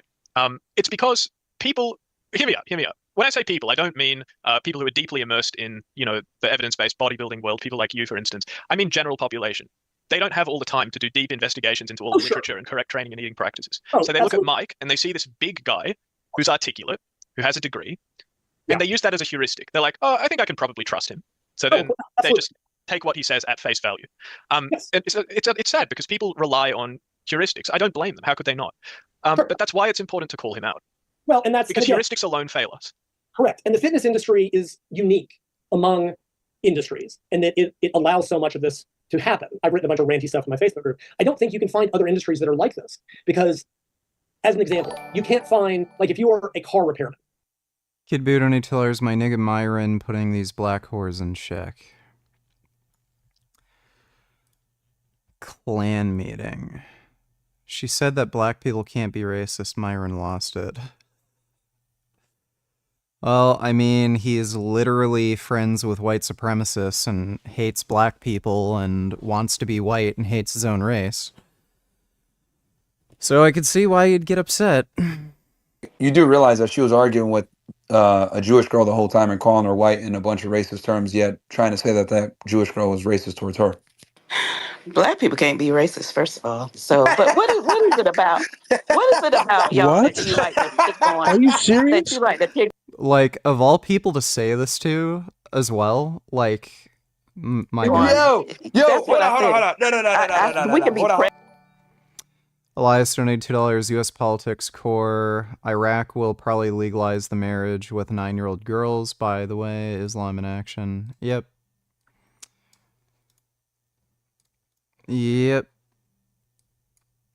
I'm sure Iraq is proud of having that indignity. Gotta have them ribs. And pussy too. Wakanda forever. Paid for by Kamala Harris. I'm just chilling in Cedar Rapids. Do not come. Do not come. I'm gonna come.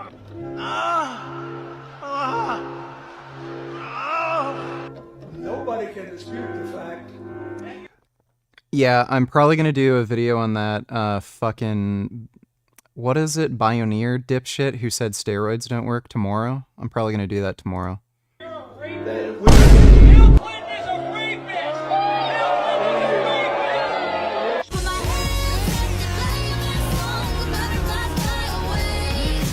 Goat's milk latte drinking, avocado toast eating. Botox keeps you young, fillers keeps you plump. Don't let them bully you. You do you, girl. Live life, laugh, and let the haters hate because they're always gonna hate.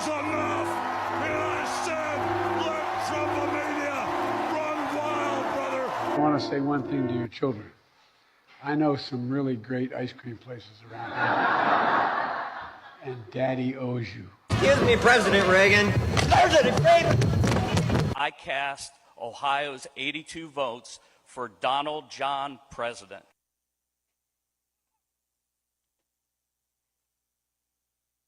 Oh man, American politics. That's just great. Donald John President. Hold on, Weave Warrior. Look. Thanks for the donation, Elias. This is what I'm trying to tell you guys. When I cook black people, it's for stupid shit like this.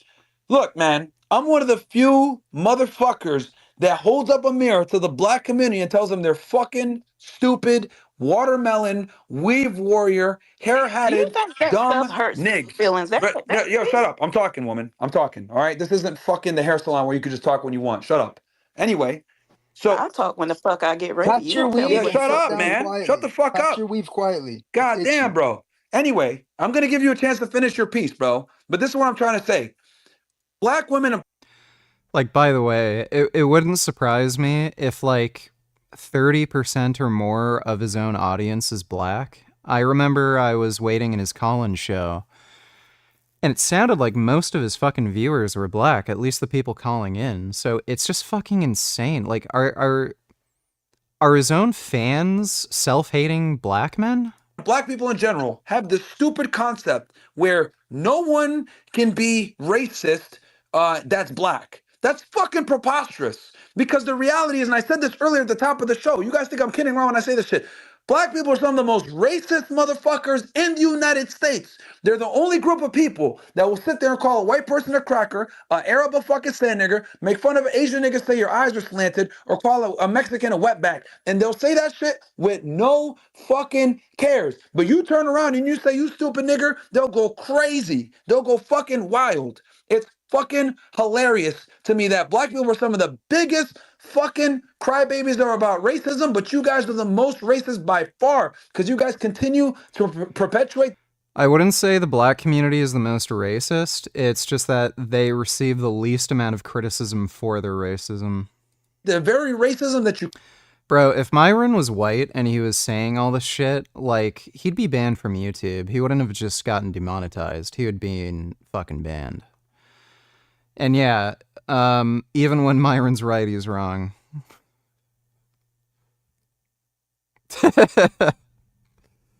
Oh my god, he's such a piece of shit.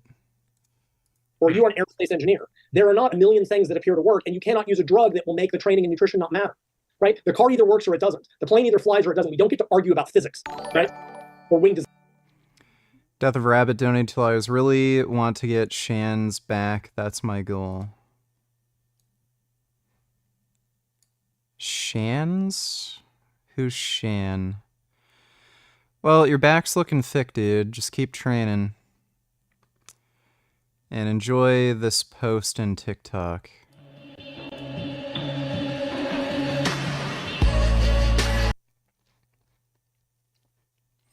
Isn't this the like 18-year-old kid who started taking steroids? I don't know why TikTok's making me do that. Yeah, that guy is on steroids. I think he's admitted openly that he's on gear. I think it's possible to get as big as him naturally, but it's kind of unlikely. So, you know, just make sure you have realistic expectations. Like, that guy is pretty huge, and he's on gear. I mean, he's doing bent rows with pretty good form with fucking 365, so... Like, that's not something that I could do. So, that guy's pretty fucking big and strong, and manage your expectations appropriately, because you're comparing yourself to a steroid user. Thanks for the donation, though, Death of Rabbit. Design beyond a certain point, right? Aerodynamic, but in bodybuilding, in fitness, in nutrition, A, a million things seem to work, but B, when you have drugs covering up all the endless... Nick Fuentes' mom's friend said he used to poop his pants in high school. I mean, he looks like a pants pooper. Mistakes, and making the training and nutrition literally not matter beyond a certain point, right? And you go, oh, that's just an excuse. No, it's not. When 600 milligrams of testosterone will make you gain 10 kilos of lean body mass in 20 weeks, the majority of which is muscle, with the most, I forget, did Basin have them train at all? In one of the studies he didn't, in one of the studies it was very basic stuff. It doesn't matter. That is a year's worth of training for a beginner if they're lucky in 20 weeks. And they go, 600 milligrams is a baby dose, maybe a daily dose, right? And everybody thought I was kidding about that. And then a few years later, Dallas McCarver passed away, and it was estimated that he was taking 15 grams a week. Jesus Christ, dude. You can just tell this guy was, like, fucked and gonna die soon. He was still in his 20s here. This was when he, like, this was either before steroids or right when he started taking. Like, look at his fucked up face. Like, my God. Even, like, his nose grew. A week of anabolics. Over to now, I know others have said, well, it was a blood draw problem. It doesn't matter. I've seen pros, you can find them on Instagram, that put up their weekly doses. It is 3 to 5 grams a week of various injectables, orals, and that doesn't even count the insulin, the GH, the untested peptides. 600 milligrams a week will make you grow better than the most perfect training in the world. These guys are taking 5 to 10 times that. I mean, I shudder to guess what the doses are at the highest level, the 320-pound monsters that are out there right now, right? The drugs make it not matter, and this is the only field where that can happen. So basically, people, the heuristic people are applying their expertise. I mean, supposedly the fit, well, I have a PhD. Yeah, I've seen what university you got it from. Don't be too impressed. But that is the appeal to authority. And they're like, look, there's plenty of PhDs and MDs that are complete morons, and I mean, et cetera. And then if it's not that, it's their physique. And don't get me wrong, yes. Random Gal donated $2. Here is the video, and by the way, Kid Boo is an ugly incel. Let me see, Random Gal. Believe it or not, I work with Melissa Fuentes. That's Nick Fuentes' mother, the Your Body, My Choice kid, for 6 years at LaGrange Park, Illinois. And man, do I gotta get some things off my chest. Lauren still works at the place, so I won't drop where we worked at, but I do know that Nick has a twin sister named Melissa, and she is Lauren's pride and joy. She is the twin of Nick, believe it or not, and the one that came out well. Melissa and Nick both went to Lyons Township High School, and Melissa flourished where Nick did not. In fact, he was called many times into the office where Lauren had to leave work, and I had to cover Lauren because of Nick's shenanigans. But I really think the hatred from women started with his mother and his sister because he wasn't included. He was not a good kid. He was called into the office constantly, shit his pants even at school. It was almost like he did it purposely. So Lauren had to leave work and go get her son. And it was rough. It was very rough. I felt bad for Lauren at the time. But now that I think about it, she needed to get that kid help then, because it was clear that he was struggling with some mental issues back then. After Lauren's mother, so that's Nick Fuentes' grandmother, died, Lauren decided to make Nick go live in Berwyn into that house. That's the one that got doxxed and the one... Oh, so Nick doesn't even own that property. He's either just living in it or renting it out from his mom or something. That got leaked, but right now he is in LaGrange with his mother in the basement again, which she is... He's a fucking loser bitch mama's boy. He didn't even pay for his own fucking house. His mom owns it. Not happy about at all.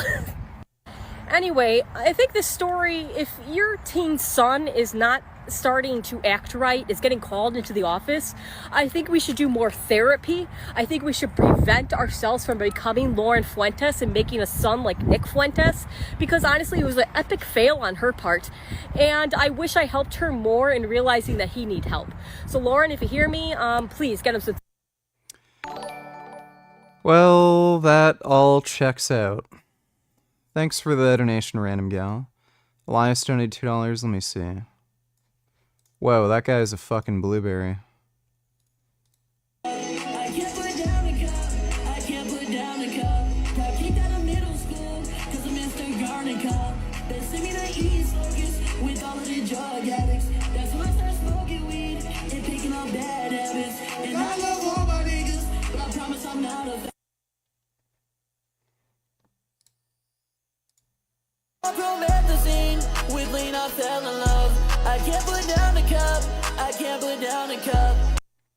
Who the fuck is that guy? He's literally a fucking blueberry. I don't think I've seen somebody that round.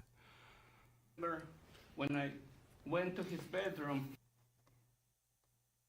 When you totally read the room wrong and get escorted out of the PTA meeting. To say goodnight, and he was crying because of the abuse that he was enduring in this school system. Then why did you stay in Mexico? You need to leave.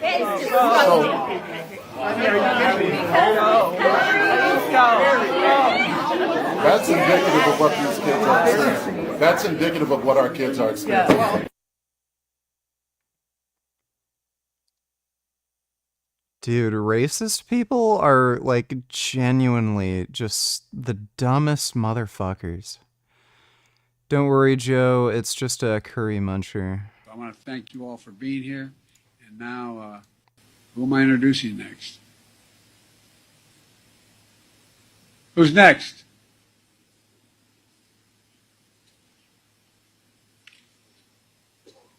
Distinguished guests, the Prime Minister of the Republic of India. Yeah, it's not like he matters. At the end of the day, Ronnie, Fucking Moody's I am a man. piece of A shit. man who's gay. You like niggas? Get that through your head. At the end of the day, Ronnie, I am a man. A man who's gay. You like niggas? Get that through your head.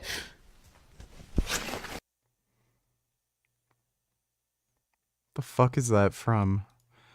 Thanks for the donation, Elias. Hi, I have low HDL, around 37, can't figure out why. I lift, am healthy body weight and don't eat much junk or drink or smoke regularly. Any good sources for HDL numbers and interpretations? LDL was 85.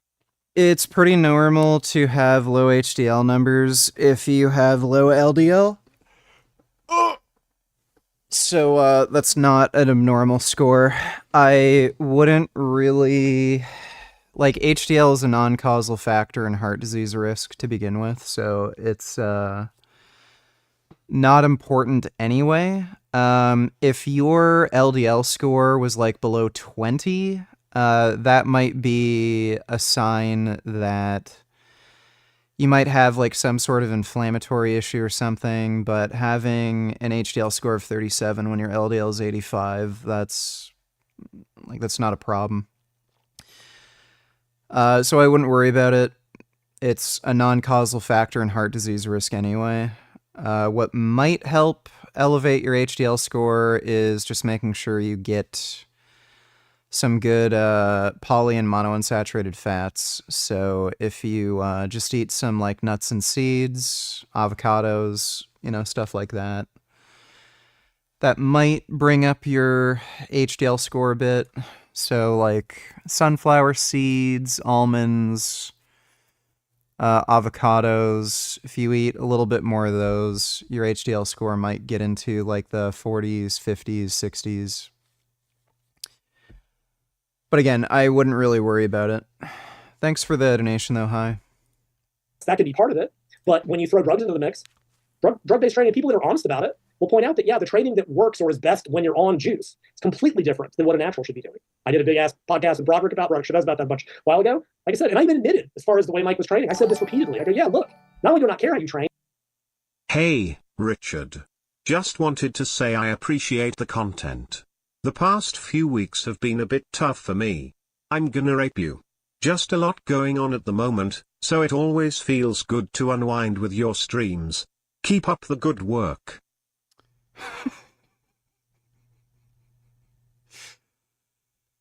Okay, well, glad I could help you feel better, and thanks for the warning. Appreciate the donation, Random Gal. But there is probably, there is logic to not pushing to limits all the time because you get hurt, right? When the drugs are making you that much stronger. Although if you look at most of the best guys and look at their training sets, they go until the bar speed slows. Go watch some of those guys doing heavy hacks.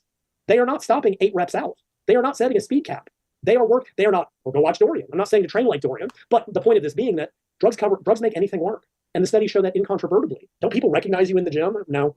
Like in 30 years, 2 people have ever recognized me. Ever. Which is fine with me because it means I can actually get my workout done without being bothered. And even in those couple of cases, every once in a while somebody will come up and be like, are you Lyle McDonald? And here's what I do. I'll be like, you Lyle McDonald? Well, that depends. Because that could be a, hey, I love your stuff online and want to talk to you, or that could be, hey, I want to kick the shit out of you. So I always move out of arm's length. No, I don't think most people, unless it's Mike Israetel, who's been a lot of people vocal about his violent ideations. I've been threatened many times by people online, which I find to be hilarious. Oh, Mike said that he wanted to strangle you. Debating Lyle McDonald, like if he was in front of me, it would take the world for me to not choke him to death. I'm easy to find, Mike. I live down in Austin. He was here. Apparently, he was here a while back. I'm easy to find. It's easy to be a shit talker online. I mean, talk about a lame ass threat. Mike's like, yeah, I'm tough. Like, okay, and you're threatening me online to strangle me. I do want to correct you on a small thing. Okay, please. Now, you did a podcast with a fellow Aussie named Daniel Peckick recently. It was a great podcast. You brought me up in it. I've got a buddy. You know Solomon Nelson? Don't know him. Probably not. Oh no, what did I get wrong? Well, you told Daniel that I'm in my 30s. You know, he's in his 30s. I'm actually 25. Okay. But I'm flattered that I make a mature impression. I'm sure I was just, on that one I was guessing out of my butt. I didn't do my research. I mean, it doesn't, okay. I think it's just you certainly seem more mature than the typical 25-year-old. Let's put it that way. Thank you. Well, that's just because you're, I don't know, for good or for bad. And many people would see this as bad. And part of the reason we get along is I see elements of myself at your age in you, by which I mean a compulsive obsessiveness to facts and like it is. I know I made a joke about that the first time we talked I made a speedrunning joke and you were like, oh, by the way, I'm a speedrunner. I'm like, I believe you completely when you say that. Because I basically was like, look, all these speedrunners are totally on spectrum. I didn't say it exactly that way, but I'm saying it that way because I live in America and people lose their mind over words. And then you were like, oh yeah, I speedrun Halo rocket jumping. And I'm like, yeah, that doesn't Team Fortress 2. Yeah. Yes. You have a certain, and that was me, right? I'm of the opinion, in as much as, BuzzFeed quizzes are the answer to everything, that if the diagnosis had existed when I was younger, they absolutely would have put me on the spectrum. And I see elements of that. So I think I just assumed you were older. And unfortunately, it makes for, it's not necessarily the happy. I mean, you'll be good at lawyering because that is the thing where you have to just know every detail known to God and man and have it all, on par. I appreciate that you have some confidence in me. Well, I mean, it's just like I said, I see it in your videos. Like I can see just like, trust me, you're at the point, you put way more energy into yours than I do into mine, but I'm just too lazy to edit. I'm too lazy to go find all that video clip stuff anymore. That's just because I'm old. But when I was younger, I was like that, right? When I still had the youthful. You put a considerable amount of effort into your videos, like timing the reps and everything. Oh, that was a whole separate thing. That was me. When I get those brief moments of spite, I can do it for a little while. But compared to my 20s and 30s, like my obsessiveness, like I don't have the fire the way I used to. And I still love this field. I still keep up with it. I still read everything. It still fascinates me from a physiological sense. But the industry is exhausting. And after 30 years, I've tried to fight the good fight my entire career. I've tried to fight against waves of relentless, increasing amounts of stupidity and bad information. And I stand by it. I've written books and written articles. And I think the mistake I made when I was younger, the mistake we're making now, the reality is that the grand majority of people are not going to listen. The people that have attached themselves to Mike, no amount of evidence matters. It's like politics. And we talked about that briefly before you started recording. You can show factual evidence of something to someone about their political party or and it won't change a thing. The cognitive dissonance is too much. I've gotten to the point, like you can only help who you can help. And I no longer have the energy to try to change people's minds until they're ready to listen.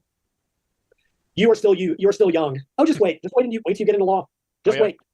Oh, I don't know I don't know what specifically you're going to go into, but there is a idealism of youth. You think you can change the world, and you can't, but you don't realize that till you're older. All you can do, you can do the best you can do.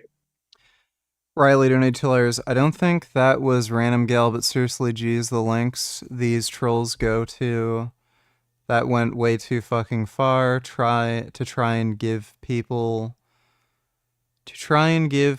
they don't like in chat a bad rap, or say they're gonna do awful things to try and make them look bad. Well, I think that was just funny. Thanks for the donation though, Riley. How do you train spinal erectors? Deadlifts are going to be the, big lift to get your spinal erectors larger. Good mornings. We'll also do it to some extent. Stiff leg deadlifts and bent row variations, including pendlay rows, will work them a bit. And you can help. So that's me. You do the best you can. Hopefully this video that I've just made with you plays a small but significant role, hopefully more than a small role, in combating misinformation. I hope so. There is, and again, I know I'm overgeneralizing. There are people that absolutely will see that, and you can make that argument, right? There are people who will see it and they will double down. When you show them, factually that they're wrong, they will double down. There are people that already agree with you, and there probably is a proportion of people that will see this and maybe start thinking about it critically and may change their mind, or maybe in a while.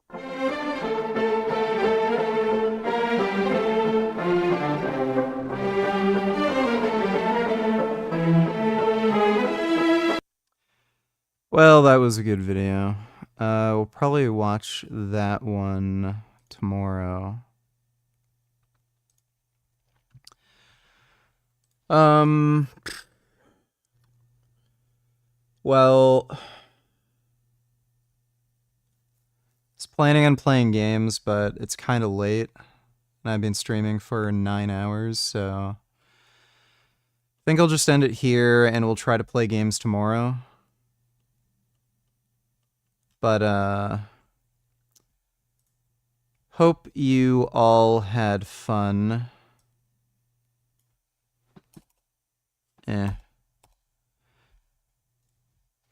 Big thanks to everybody who donated in Streamlabs. Really appreciate it. I would like to play games, but again, it's a little too late. But, I'll see you all tomorrow. Elias donated $2. Let me see. This is why you don't want to become a professional fighter. Here's a clip of an MMA fighter getting interviewed in 2012. Yeah, we've already seen this clip of that same guy. Big Lenny keeps roasting. People say, what if you die, Lenny? I was told, what if you die? Well, Big Lenny keeps roasting on death. If I die, I want you to oil it up, put me in the posing trunks, and roll my corpse on that stage next to Dale. I'll still be bigger and harder than him as a corpse. But there's one thing I was concerned about during my tests. And they told me, a nurse practitioner, a very fine Jamaican nurse practitioner who I would stare at and blow kisses at. She was up in my face, and I'm sitting here almost naked in my underwear all day because it's so freaking hot in here. These cookie cutters wearing sweaters in here because everybody's a cold-blooded lizard down here. Never do any exercise or get any blood flow.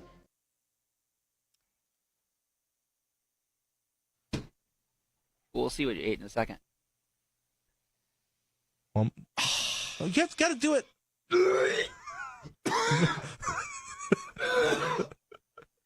They get the action camera on. You really have a special power, Jeffrey. Probably doesn't brush his teeth. See, you don't respect me. No, but the pedestrian has a right of way.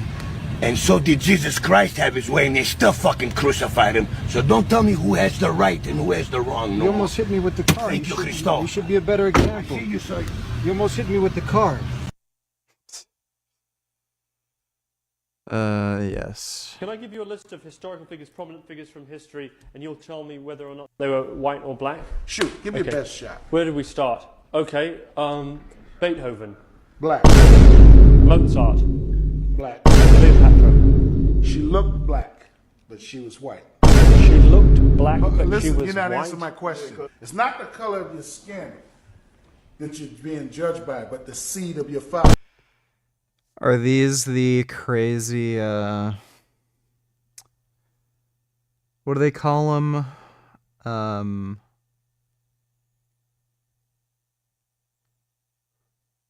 Black Hebrew Israelites? William Shakespeare. Undoubtedly black, without question. Abraham Lincoln. That's still in debate. Question, you don't know if he's black or white? We're not saying that he was black. It's a possibility. Christopher Columbus. He was white. Henry VIII. Black. There's people that... How in the fuck could Henry VIII be black? What? that you swear are white today that are black. For example, a famous singer looks like a white man. No, not that. Dances like a black man. Sings like a black man. But he looks like a white man. But These people are fucking unhinged. You can trace his entire family lineage. He's fucking clearly white. he's a black man. Who? Tom Jones. Tom Jones is black? That's right. I want to be black. Trace your family lineage on your father's side. If you happen to be one of us. These people are fucking crazy. Can I give you a... Black Hebrew Israelites are fucking insane. I think you know why you getting the fuck out of here, yeah. What's your name, dude? Certified turtle. Are you out your fucking mind? Get him out of here, man. Yeah. Come on, hey, come on, man. You Ninja Turtle looking motherfucker. Okay. Yeah, he ain't wearing no drawers, so I don't. He definitely ain't. You want me to do it again? No, I don't even. I was asking for the name. I wanted your name. I'm trying not to look. Where I sign at? All right, fuck it, yeah. You gonna sing for you? That's all right. Let me go ahead and get... Yeah, let you go ahead and get the fuck out of here. You're not doing that shit in here. Shut me down. Nigga got energy, man. How old you is, man? I'm 25, bro. Yeah, you tweaking out, man. No cap. Yeah. Remember everywhere I go. Yeah. Remember everywhere I go. Yeah. Go ahead, do it out that way. Yeah, do it out that way. Remember that nigga everywhere I go. Yeah. Remember everywhere I go. What fucking show is that? Thanks for the donation, Elias. Alright, well, I'm gonna get to bed. Thanks again, everybody. We'll try to play some games tomorrow night. But I'll see you all around the same time tomorrow. So sweet dreams.